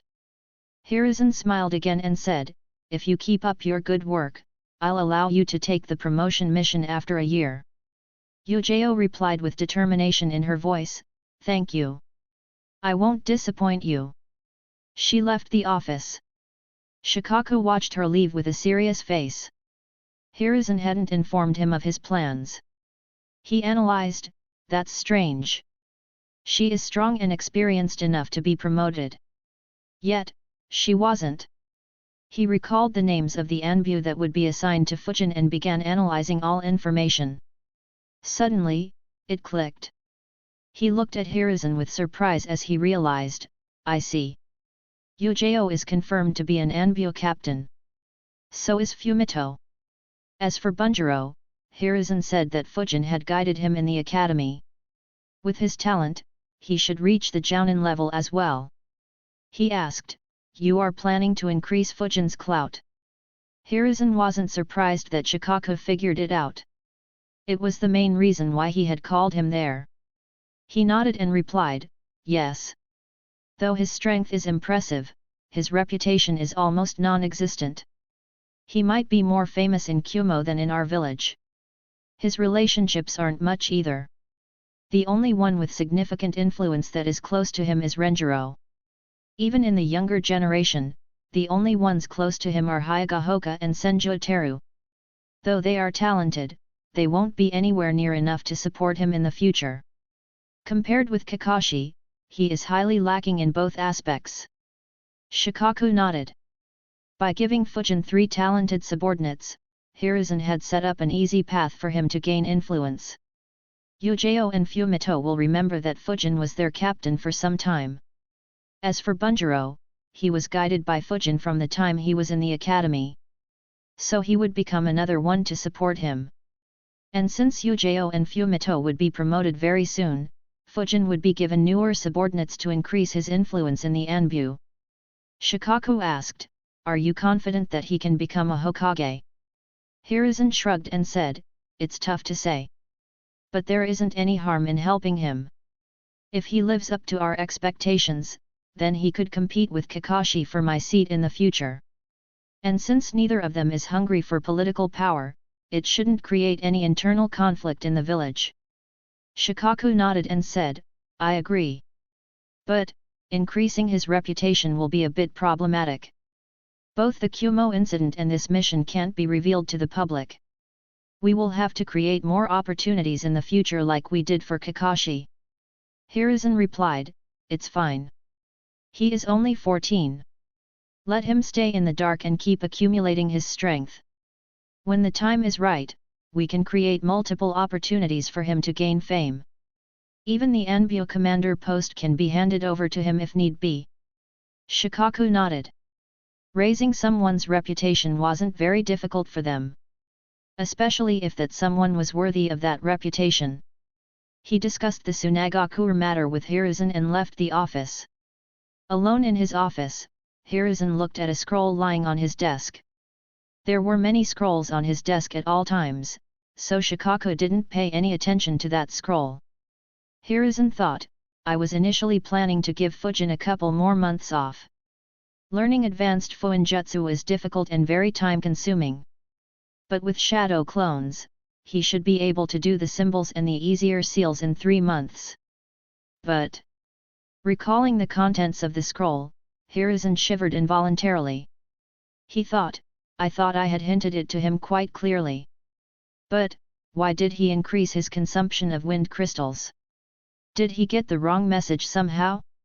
Don't tell me he thought that my buying more wind crystals from other countries was a message to keep using as many as he wants. Sigh, this kid is too good at giving me headaches. If I let him be free for another couple of months, Konoha might actually begin running out of wind crystals. And that would invite scrutiny from the council. Though I might be able to handle it, it will bring a lot of unnecessary attention to Fujin and his access to them in the future will be limited heavily. So I can only send him on missions and limit the amount of time he has to spend in the training facilities. Present. Fujin waited for 30 minutes and appeared at the training ground. Yujao, Fumito, and Bunjiro got up and got ready. Fujin looked at them and said, in order to cooperate properly, we need to know where everyone's strengths lie and what everyone's weaknesses are. There won't be any killing or maiming in this fight. But give it your all. You won't stand a chance against me if you hold back. Though Fumito was a bit skeptical, he planned to give it his all. Yujao and Bunjiro also became serious. He picked up a stone and tossed it in the air and said, "The fight begins once the stone hits the ground." Yujao grabbed her sword, Fumito grabbed a few shurikens and Bunjiro held 3 shurikens in each hand. As soon as the stone hit the ground, Yujao rushed forward with her sword while Bunjiro launched all 6 shurikens at Fujin. Meanwhile, Fumito stayed back and weaved hand signs to take advantage of any openings Fujin provided. The 6 shurikens ripped through the air and hit Fujin's body. Bunjiro's eyes widened. He thought, so easy. However, he saw the shurikens passing through his body and Fujin's image dispersed a bit before dissipating completely. He asked, when did he create a clone? Fumito's expression was serious. He said, that wasn't a clone. It was an afterimage. Fumito didn't see Fujin move at all. He closed his eyes and activated his chakra field. All his previous disdain was tossed out of his mind. Yujao was serious as well. She only saw the general direction of where Fujin had gone. She turned her head to her right and shouted, "Incoming!" Chapter 297, Chapter 294, Displaying his might. On their right, a gigantic dragon made of wind was flying towards them. Yujao immediately jumped forward and out of its way. Fumito sensed the attack as well. Only Bunjiro was caught off guard. Fumito grabbed his arm and jumped in the opposite direction. Hiding among the trees, Fujin observed their movements and thought, not bad. I was expecting Fumito to dodge by himself. The dragon suddenly turned towards Fumito and Bunjiro and chased after them. Fumito let Bunjiro's arm go and said, use a water jutsu to stop it. He began weaving hand signs himself while moving backwards. Bunjiro also did the same.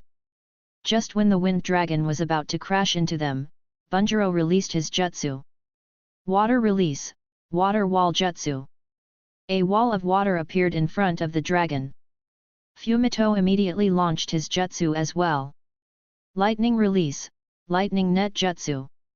Lightning began flowing through the water wall and a blue net could be seen sparkling inside it. Bunjiro's eyes widened in shock. He created a perfect combination attack on the first try. At the same time, Yujao traced the wind dragon's path and tracked Fujin's location. She tried approaching him sneakily but Fujin spotted her immediately. Since stealth was of no use, Yujao approached him openly and jumped in the air. She swung her swords in a circular motion, leaving a trace of afterimages behind. Hazy Moon Night. Yujao moved at a remarkable speed, forming a blur as she closed the distance between her and Fujin in the blink of an eye. In one swift motion, she unleashed a slashing strike aimed directly at Fujin's neck. Though her sword movements were irregular and her speed very high, Fujin had no issues in seeing her actions clearly. A sword appeared in his hand. He raised it just in time, meeting Yujao's blade with a resounding clash. Yujao had expected Fujin to stop her attack. She intended to use the impact to halt her momentum and swiftly transition into her next series of attacks. Yet, to her surprise, she found herself unable to feel the expected resistance from Fujin's forceful strike. Instead of blocking, Fujin parried her blow and sent it veering to his right. The sword harmlessly passed by him. Yujao, carried by the momentum of her own strike, continued her movement and found herself dangerously close to Fujin's flank. In one fluid and precise motion, Fujin continued the natural flow of his sword and slashed her thigh, cutting the straps of the weapon pouch attached to her right leg. Yujao stopped a few meters behind him. Her right leg had a shallow sword cut causing it to bleed. She turned around to look at Fujin. Shock could be seen in her eyes as she thought, he parried my attack. But how? Even Hayate-senpai never managed to do this. He could only dodge or block my attack. A bit away, Fumito and Bunjiro were able to stop the wind dragon with their combination jutsu. However, before they could relax, they heard, "That's impressive." Both immediately jumped forward and turned around and saw Fujin standing with 2 balls of wind in his palms. Fujin's shadow clone fired 2 wind explosion spheres at Fumito and Bunjiro. Neither had sufficient time to use a jutsu, so both of them jumped out of the way. Though they dodged, the spheres exploded and sent sharp winds flying in all directions. Both received several minor cuts on their chest, abdomen, and arms. Both had frowns on their faces. Fumito realized, he can hide his chakra perfectly. I didn't sense him at all. If this was a mission, we would have died. Bunjiro was dumbfounded. He thought, I got injured by a rank D jutsu. I thought that I had reduced the difference between us. But now, how much is he holding back to fight with just C and D rank jutsus? Despite their emotions, both attacked immediately. Fumito shouted, "Distract him! I'll get him with mind-body switch jutsu." He extended his arms towards Fujin's clone and waited for an opportunity. Bunjiro ran towards Fujin's clone while weaving hand signs quickly. Water release, water shuriken jutsu. Dozens of water shurikens appeared in front of Bunjiro and flew at Fujin's clone. He dodged them while thinking, since when did Envy start having ninjas that shout out their tactics? Besides, even though that jutsu is overpowered, it is useless without the aid of a Nara or excessive support. He dodged a few dozen water shurikens, but more kept appearing around Bunjiro and launched at him continuously. The clone's eyes began glowing and landed on Bunjiro. Bunjiro was continuously releasing his chakra. The chakra in his body was moving in the same way it did after he weaved the hand signs. Fujin's clone analyzed, I see. Though he needed hand signs for the first time, he has learned to control his chakra well enough to keep spamming that jutsu without the need for repeating or maintaining any hand seals. My previous analysis of just an average chunin was wrong. He should be able to perform this jutsu without any hand seals very soon. Fumito observed Fujin's clone moving around at high speeds. He had no chance to use his jutsu. However, he didn't mind and waited for an opportunity. A bit away, Fujin and Yujao were clashing with their swords. Neither used any jutsu. Yujao was breathing heavily. In just a few minutes of clashing, there were dozens of cuts on her body. On the contrary, there wasn't a single cut on Fujin's body. Behind her mask, Yujao had a bitter smile. She muttered to herself, I understand what Lord Hokage meant. I have used every style, every dance that I know, but he countered all my attacks without using any sword style. No wonder he was promoted to Anbu captain at such a young age. I'm not even worthy enough to make him fight seriously. Knowing that competing with swords will be pointless, Yujao sheathed her sword and made a hand seal. Multi-shadow clone jutsu. 3 shadow clones appeared next to her. Fujin saw them weaving hand signs and sighed, I should avoid sparring in the future. My natural instincts have completely been honed to kill.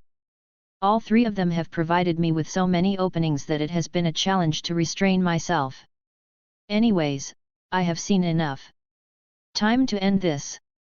Yujao's clones completed their hand seals. Wind release, Great Breakthrough Jutsu.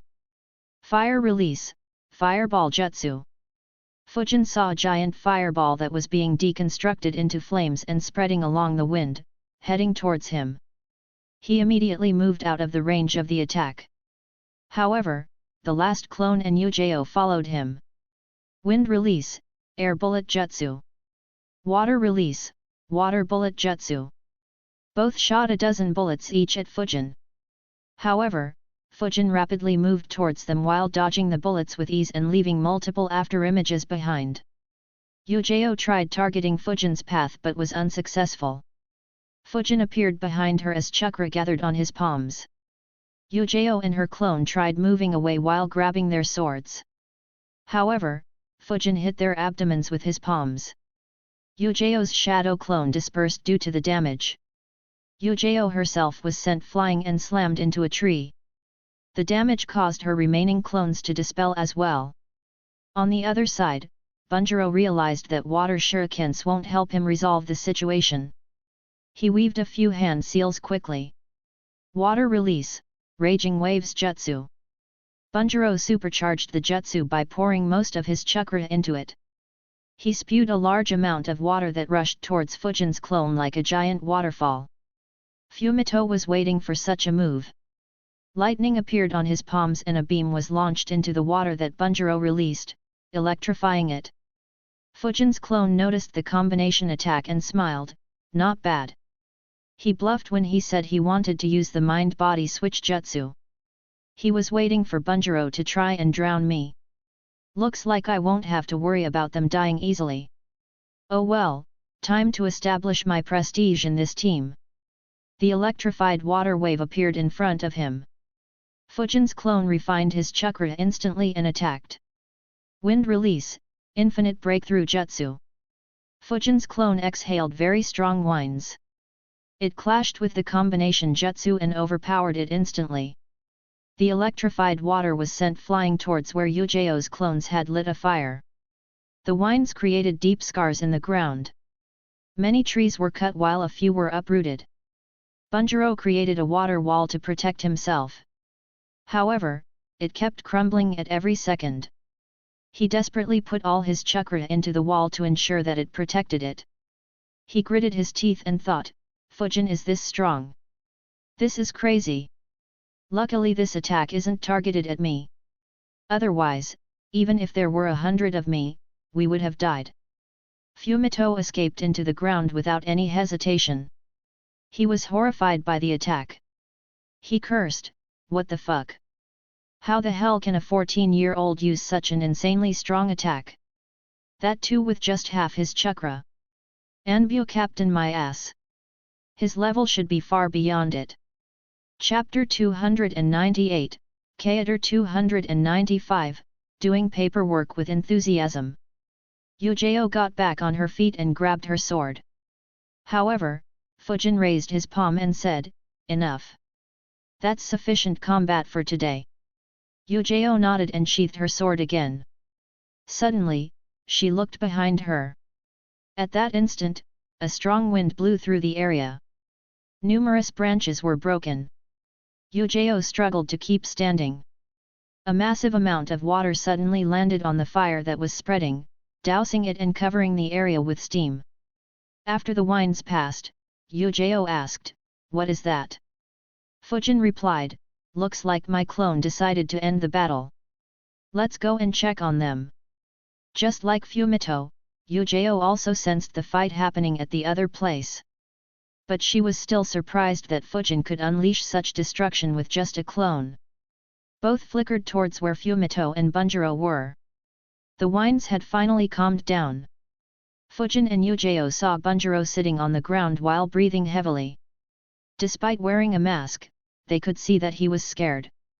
Sensing them, Fumito climbed out of the ground. He looked at Fujin. This time, there was no disdain in his eyes. Instead, there was admiration and respect. Fujin looked at his clone who dispelled himself in response and passed all the memories to Fujin. Fujin said, I have seen enough for now. We will end the fight here. Neither Bunjiro nor Fumito objected. They didn't want to be on the receiving end of such a devastating jutsu again. Fujin looked at Bunjiro and said, take a good rest, your chakra levels are very low. Bunjiro nodded and replied, I will. Fujin looked at Yujeo and Fumito and said, though the cuts on you are shallow, get them healed as well. We will meet back in our room after 3 days. I'm not sure when we will be assigned missions or which missions we will be assigned.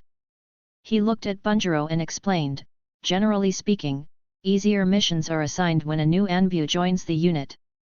But, Yujeo and Fumito have a lot of experience. So we may be given tougher missions to start off. So be prepared. Bunjiro nodded again and said with confidence, don't worry Captain. I'm prepared. Fujin nodded and said, good. Let's meet later. He flickered away leaving his 3 subordinates together. Bunjiro said, I never thought that the gap between an Anbu and an Anbu captain would be so strong. Fumito shook his head and said, "You are overthinking. He is just too strong. I don't think my old captain would stand a chance against him. I wonder how he trained to be so strong at just 14. And why isn't he famous? I never heard of him until today." Yujao said, "I guess he did missions that were classified. So he never got any credit for them. Still, I didn't think that I'd be so outclassed in swordplay. I'll be returning to my training." Fumito nodded and said, "I will be doing the same. Bunjiro, after you heal and rest for some time, visit the training facilities. Instead of resting at home, meditate in the water training rooms. Considering how strong our captain is, our missions might be very difficult." Bunjiro replied, "All right. Thank you for the tip, Fumito-senpai." The three visited Konoha Hospital before going their own ways. Meanwhile, Fujin had created 60 shadow clones to continue learning the seals while he went into the wind training room to meditate. While meditating, he analyzed, "Hiruzen gave me quite a strong squad. Yujao's swordplay is as good as I expected. But her skills with elemental jutsus were a surprise. As for Fumito, despite being a Yamanaka, his skills with lightning jutsus and his ability to form combination jutsus with allies is very impressive. And he didn't show any wind jutsu, which is supposed to be his main element. But I guess that is to be expected. After all, advancing to Jounin rank with just the Yamanaka secret techniques is extremely rare. And it is even more difficult to become an Anbyo captain. Bunjiro is the biggest surprise though. Though rank A and S jutsus seem cool, in a battle, the most effective jutsus are the ones that can be spammed or affect a huge area. With water shuriken and raging waves, he covers both these areas. Though he will have to improve his movement and reaction speed. But, that will improve as he goes on difficult missions. While Fujin was analyzing his team, one person had a very dark face. Sitting in his office, Hiruzen was watching Fujin with his crystal ball. He thought, "I gave you a team. Go hang out with them, train with them, and make friends. Why are you back in the training rooms?" All that effort only managed to keep him away for an hour. Hiruzen immediately began doing his paperwork while thinking, "I need to find a suitable mission for his team. A mission that will keep him away from the village for at least 2 weeks. Takao, who was helping Hiruzen with the paperwork, looked at him in surprise. He wondered, why is Lord Hokage going through his paperwork with such enthusiasm? The next day, Hiruzen sat in his chair while looking at 3 files on his desk. All these 3 files had a mission that needed an elite Jounin level ninja to lead. Hiruzen looked at the first file and thought, this mission will be a long-term deployment in the Land of Water. It would have been an excellent mission to test how good Fujin is beyond fighting and killing. Unfortunately, I don't want to risk sending him on another long mission in a major village. I'm afraid he might drag Konoha into that civil war. I'll let Renjiro take care of this." He opened the second file and thought, Suna and Iwa are signing some sort of treaty or at least an understanding in the Land of Birds. Considering the current situation, an alliance between them could prove troublesome for us. However, Onaki should see the bigger picture and realize Kumo's threat. Fortunately, Onaki and Raza aren't meeting. Still, it will be best if this meeting goes bad. But Suna should be hunting for Fujin. It's not a good idea to send him there. I'll let Eagle lead 3 Anbu squads with former root ninjas here. Finally, Hiruzen opened the last file and thought, the leaders of the IDE family and Kagawa family from the Land of Grass are going to meet in IDE territory. Though very few in the Land of Grass support IWA, IDE is one of them. In fact, they are the most significant. They control a large territory along their borders with the Land of Earth. Shikaku believes that this meeting is a trap to kill the head of the Kagawa family who supports Konoha. I'll send Fujin's team here to ensure that the head of the Kagawa family returns safely. Since this meeting is supposed to last for over a week, they will be away from the village for at least 2 weeks. Hiruzen decided to assign the mission to the Land of Grass to Fujin's unit. While Hiruzen was picking out a mission, Yujao was training extremely hard along with Hayate. Sounds of swords clashing could be heard for hours in their training ground. Finally, Hayate said, "That's enough for today. You need to rest." Yujao stopped and sheathed her sword. Both went out to grab a meal. Hayate asked, "What's gotten into you today? I haven't even seen you train with such intensity." Yujao sighed and said, "I was assigned to a new team yesterday. The captain arranged a sparring session. He parried my hazy moon night slash with ease. During the fight, I couldn't land a single hit on him." Hayate was surprised. Even though he was teaching Yujao, her strength wasn't far from his. He asked, "He sounds very powerful. Who is your new captain?" Yujao replied, "Suzuki Fujin." Hayate tried recalling, but he couldn't remember anything. He said, "I don't think I have ever heard of him. Is he a veteran ninja who keeps a low profile by hiding in the Anbu?" Yujao shook her head and replied, "No. He is just 14 years old. I looked up his information as well. But I didn't find much on him other than the fact that Senju Renjiro was his teacher and that he was the champion during his Chunin exams." Hayate was shocked. He asked, "A 14-year-old boy defeated you in swordplay? Which style did he use?" Yujao had a bitter smile as she said, "None. I couldn't make him use any." Hayate was left speechless. He thought, seeing the intensity of her training and her voice, she should have been defeated very thoroughly. He muttered, "A 14-year-old genius who is already an Anbu captain. Looks like our village will have another strong ninja in the future." Yujao nodded. To cheer her up, Hayate changed the subject and talked about the stuff she liked.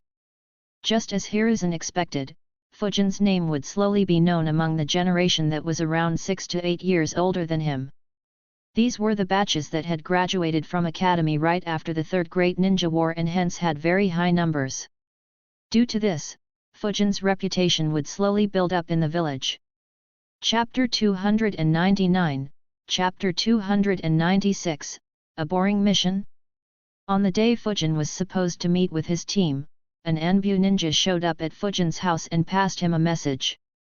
Fujin frowned as he thought, "A mission on the very same day we decided to meet?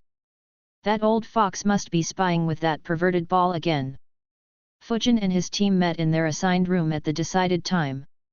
Fujin looked at his subordinates and asked, "Are any of you still injured?" Everyone shook their heads. Fujin said, "Good. Lord Hokage will assign our first mission today. Follow me." Fujin walked towards the Hokage's building. Yujao, Fumito, and Bunjiro followed him while lost in their own thoughts. Bunjiro was excited. He thought, "Wow! I never expected that Lord Hokage would assign my first Anbu mission himself. I lucked out by joining Fujin's team. Though I hate Daisuke, I am so glad that he led us to meet Fujin." Fumito thought, "A mission after such a long time. And this is assigned by Lord Hokage as well. I have to perform properly and show Lord Hokage how capable I am. Only then I will have any chance of becoming an Anbu captain." Yujao's eyes were glued to Fujin's back. She was interested in finding out more about Fujin and his skill with the sword. The group soon entered Hiruzen's office. Hiruzen looked at Fujin's turtle mask and asked, "Why aren't you wearing the hawk mask?" Though Hiruzen had seen that Fujin used the turtle mask during sparring, he thought that Fujin would go back to the hawk mask during normal Anbu missions. Fujin replied, "That mask gets identified quite quickly. So it kinda loses its purpose." Hiruzen nodded, but he was surprised. Though it was a very logical move, most ninjas wouldn't do it unless the mission demanded a high degree of anonymity. After all, who wouldn't want to build their fame and be well known and respected throughout the ninja world? Hiruzen explained the mission details to Fujin's team. Fujin analyzed the details and thought, "Looks like this will be another long and boring mission. Sigh, I wanted to continue training." After understanding the details and importance of the mission, Team Fujin left the office. Fujin said, this will be a 2 to 3 weeks long mission. Pack up the supplies and meet me at the village gate in 30 minutes. Everyone nodded and dispersed. 20 minutes later, Team Fujin left the village and moved towards the land of grass. A day later, they entered a town under disguise. The street was bustling with a high number of people who were going about their lives in a happy mood. Fumito looked around the town and said, "Looks like the Kagawa family is doing a great job. This town is very peaceful and prosperous and the citizens look happy and content." Yujao nodded and said, "Yeah. Their family has a few jounins. So the city should be safe in times of peace." The group walked to a location from where they could watch the central mansion very clearly. Fujin's eyes glowed as he saw a bunch of people in the courtyard. They were all flocking around a man in his 50s. He muttered, "So he is Kagawa Noriyuki, the leader of the Kagawa family." Fujin instructed, "Lord Hokage should have sent him a message mentioning that we will be protecting him from the shadows. So we won't be coming in any direct contact with him unless trouble really happens. According to our information, he will leave the town after 3 days. Though unlikely, IWA could send an assassin to kill him while in the city. So we will take turns to keep an eye on him. I and Bunjiro will keep an eye during the day. You two will keep an eye during the night." Yujao replied, "All right. We will investigate the city a bit before getting some rest." Fujin nodded. Fumito and Yujao left. Their experience in the Anbu was longer than Fujin's. So he didn't need to give them many instructions. Fujin and Bunjiro hid themselves while keeping an eye on the mansion. Bunjiro was a bit nervous. Even though Fujin had guided him earlier, he had provided guidance to the entire group at the same time. He had never interacted with Fujin one-on-one. After some silence, Bunjiro couldn't hold it anymore and decided to talk. He asked, "Aren't we in peacetime? Why is IWA trying to create trouble right now? Wouldn't that cause a war?" Fujin looked at Bunjiro and wondered, what would he think if he knew what I did in the land of wind? Fujin shook his head and said, "The peace you see is only on the surface. In reality, this peacetime is a continuous war between the Anbu of various countries. Every action we take is to increase our advantage in the next war. The village that does this the best while building its military power will likely be the one to win the next war." Bunjiro was shocked by that answer. His understanding of the world shattered. He muttered, "Doesn't that mean that the next great war is a certainty and the peace is only temporary?" Fujin nodded, "Pretty much." Bunjiro's mood became a bit depressed. He asked, "Does that mean we will be fighting IWA ninjas for sure this time?" Fujin replied, "Not really. Fighting between Anbu can become very complicated. This might just be a false alarm. Or perhaps IWA faked information so that we would waste our time protecting him while they attack someone else. Only around 30% of the missions actually involve any combat. Life and death battle is even more rare. But, it is better to just assume that we will be in a life and death battle in every mission." Bunjiro nodded and the two became silent once again. After a while, Fujin asked, "How are the other 4 doing?" Bunjiro wasn't surprised by the question. He replied, "Tatsuya was in the same genin team as me. Though he failed last time, he is participating in the current Chunin exams and has qualified for the last round. He should be able to become a Chunin." Daisuke, Ryoma, and Bunko were put in the same genin squad under a Chunin sensei. But, we had an argument after the graduation exam. So I don't know much about what happened to them later. I heard that they participated in this Chunin exam but were eliminated in the first round." Fujin was surprised. He asked, "You 5 used to be so close to each other. Why did you suddenly argue?" Bunjiro let out a sigh and answered, "After you guided us for the last time, they just practiced the 3 basic ninjutsu and didn't train any further. But me and Tatsuya began learning the elemental jutsus and hence gained a better rank in the exam. So after the exam, they blamed us and said that we trained in secret instead of training at the same speed as them. They stopped speaking to us after it. Fujin shook his head in disappointment and replied, I see. That's a bad attitude. But seeing how strong you have grown, I guess it was good for you. Bunjiro nodded. After the argument, he had become very careful in choosing his friends. He only befriended the ones who worked as hard as him and pushed him to be better. He looked at Fujin and secretly sighed in relief. He thought, Daisuke said that he was friends with Fujin from the time that they were very young. I was afraid that Fujin would get angry at me since I abandoned his friend. Luckily he is moral and just and doesn't blindly side with his friends. Bunjiro felt that his worries were just. After all, Daisuke was the one who brought their group to Fujin and he claimed that he had played with Fujin since they were 2 years old. However, Fujin had long forgotten that. After all, he wasn't sure whether he could even consider those memories as his. He had agreed to guide them just as an experiment. Since they didn't have anything to do, Fujin began talking with Bunjiro about his abilities.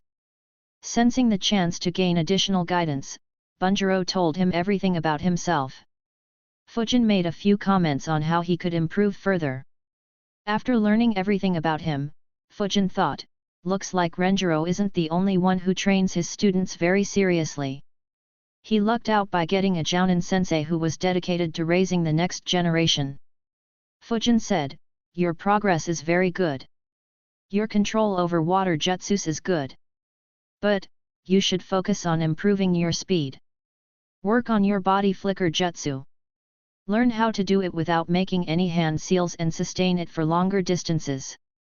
When you combine that speed with your sustained water shuriken offense, you will see far better results. Bunjiro immediately nodded. He recalled how Fujin had disappeared in front of their eyes and his clone had appeared behind them. If he could replicate the same, then his attacks would become much more deadly. Fujin asked, do you use a training seal? Bunjiro nodded and replied, yes, sensei bought one for each of us a few days after we became his students. It exerts pressure and resistance up to 125 kilograms. I can currently handle up to 69% of the maximum pressure. Fujin replied, that's good. Focus on maxing it out. When you do, I'll make a new one that can exert pressure up to 500 kilograms. Bunjiro said, I will do it. Thanks, Captain. Chapter 300, Chapter 297, Ambush. As the sun rose, casting its golden rays upon the town, a sense of anticipation filled the air. Many people gathered along the streets, their faces beaming with excitement and curiosity. Vibrant banners fluttered in the gentle breeze, displaying the emblem of the town and symbols of its proud heritage.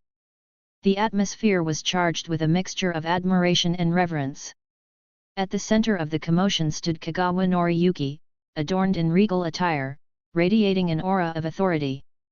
Accompanying him were a retinue of influential nobles and skilled ninjas, each exuding a sense of confidence and purpose.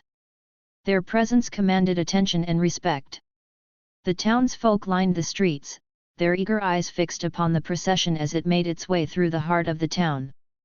Cheers and applause erupted from the crowd, echoing through the bustling thoroughfares. Among the crowd stood Fujin and his team who had disguised themselves. It had been over 3 days since they arrived in the town. Fujin observed the procession and thought, not bad. He converted this meeting into some sort of festival. This will increase his prestige and reputation. And all he had to do was put up a display while leaving the town instead of just leaving silently. Fujin was impressed by Noriyuki's intelligence and methods. Standing next to him, Yujao said, the ninjas wearing those fancy vests are the 8 jounins protecting this town. Even the leader is supposed to be at jounin level. Fumito commented, only 3 of them can barely be considered at the jounin level. The rest, including the leader, are at the chunin level. Fujin nodded and said, still, it's impressive considering that it is just a town in the land of grass. Not long ago, Fujin had raided the western cities in the land of wind. Of the 5 cities he attacked, 4 didn't have any jounin protecting them. Yujao observed properly and said, the man standing next to Noriyuki is Hoshino Ryoichi. He is hiding his chakra but is quite strong. He is said to be among the 3 strongest ninjas in Kyuzagakuer. In the Third Great Ninja War, he held back a division of Iwagakuer to save a city. Fujin nodded. He already knew about him. After recruiting Kasai Shigeki, Fujin began looking for information on talented ninjas outside the 5 major villages. Hoshino Ryoichi was among those ninjas. Fujin was wondering how he could recruit him. Unfortunately, Fujin didn't have any means of recruiting or controlling him. He was hoping to get some additional intel on Ryoichi during the mission. After passing through the main streets in the town, the entourage left the city and slowly disappeared in the distance. In the mansion, 5 people stood on the balcony and saw the entourage leaving with worry in their eyes. They were the family of Noriyuki. Considering the danger during this trip, Noriyuki hadn't taken any close family members with him. Instead, he had made all preparations to ensure that his son would succeed him if something happened to him. The ones who could pose a threat to his son were all made to accompany him to the meeting. Team Fujin followed the entourage from a distance. Bunjiro sighed and said, "They are moving slower than even the trade caravans." Fumito nodded and said, "It's because they have many civilian nobles. Those bunch are the slowest when it comes to moving long distances. But learn to be patient. As an Anbu, you may have to spend weeks or even months doing nothing but keeping a watch." Bunjiro nodded. They followed Kagawa and his group for over a day until they reached the banks of a magnificent river. Across the river was Mizukashi, the westernmost town in the land of grass and the town where the IDE family held power. The river, teeming with turbulent waters, surged with a forceful current. A normal civilian wouldn't be able to swim in the river. Fortunately, a sturdy bridge spanning the width of the river was built by the IDE family. The Kagawa family entourage crossed the bridge and was immediately welcomed by the people arranged by the IDE family to greet and welcome the Kagawa family. Observing them from a long distance, Yujao said, "That bridge looks like the perfect ambushing spot. Other than ninjas, everyone would die immediately." Fujin nodded and said, "Well, our task is just to ensure that Kagawa Noriyuki stays alive. So if they are ambushed here, focus on killing the ambushers rather than defending." Yujao and Fumito understood Fujin's intentions and nodded. However, Bunjiro was shocked. He looked at Fujin once again and thought, "But wouldn't that mean that every civilian will be dead? There are over 30 people in that group who can't use their chakra. Do we have to be so heartless?" Despite his doubts, Bunjiro didn't question Fujin. As an Anbu, obeying the instructions of his superior without any question was the basic requirement. Otherwise, the success rate of Anbu missions would drop drastically. If he had any questions, he could ask them after the mission was completed. Team Fujin infiltrated Mizukashi and stayed there for the next week while keeping an eye on Kagawa Noriyuki. However, not a single incident happened during that week and no one tried to attack Noriyuki. Finally, after completing all meetings and discussions, the Kagawa family entourage left Mizukashi. Bunjiro saw them leaving and muttered softly, "Looks like Shikaku-sama's analysis was wrong." However, the eyes of Fujin, Yujao, and Fumito were glued to the water around the bridge. Yujao muttered, "He is right once again." Fumito asked, "Should we make a move?" Fujin replied, "No. We don't know whether they are enemies or not. We would create trouble if they have any other purpose. But stay ready. We will make a move as soon as they do." Though they could see the chakras, they couldn't see to whom the ninjas belonged as they were hiding underwater. If they weren't IWA ninjas and instead were from the IDE family, then Fujin would have to reassess how to make a move. After all, it would then be an internal conflict rather than a hidden conflict between Konoha and IWA. Though Fujin had killed various forces from the minor villages, all had been done with utmost secrecy. If he openly killed them in front of an entire town, then it would be disadvantageous for Konoha diplomatically. The loss would far exceed the gains made by saving the Kagawa family. Even if he used disguises, it wouldn't take a genius to figure out who the external forces protecting the Kagawa family were. Bunjiro heard their conversation and was confused. He asked softly, "What do you mean?" Fujin replied, 16 ninjas are hiding in the river. Be ready to flicker. Bunjiro immediately became serious and mentally prepared himself for a fight. The group watched as the entourage began crossing the bridge. Despite walking on it, none of the Kagawa family ninjas detected the ones hiding underwater in the strong water current. Without leaking any chakra, everyone in the group underwater grabbed a kunai with an explosive tag attached and threw it at the entourage. At the same time, one ninja made the confrontation hand sign. Immediately, the explosive tags attached to the bridge began glowing. Since no incident had happened, most of the people in the entourage had become lax. However, Hoshino Ryoichi was on guard and noticed the kunais.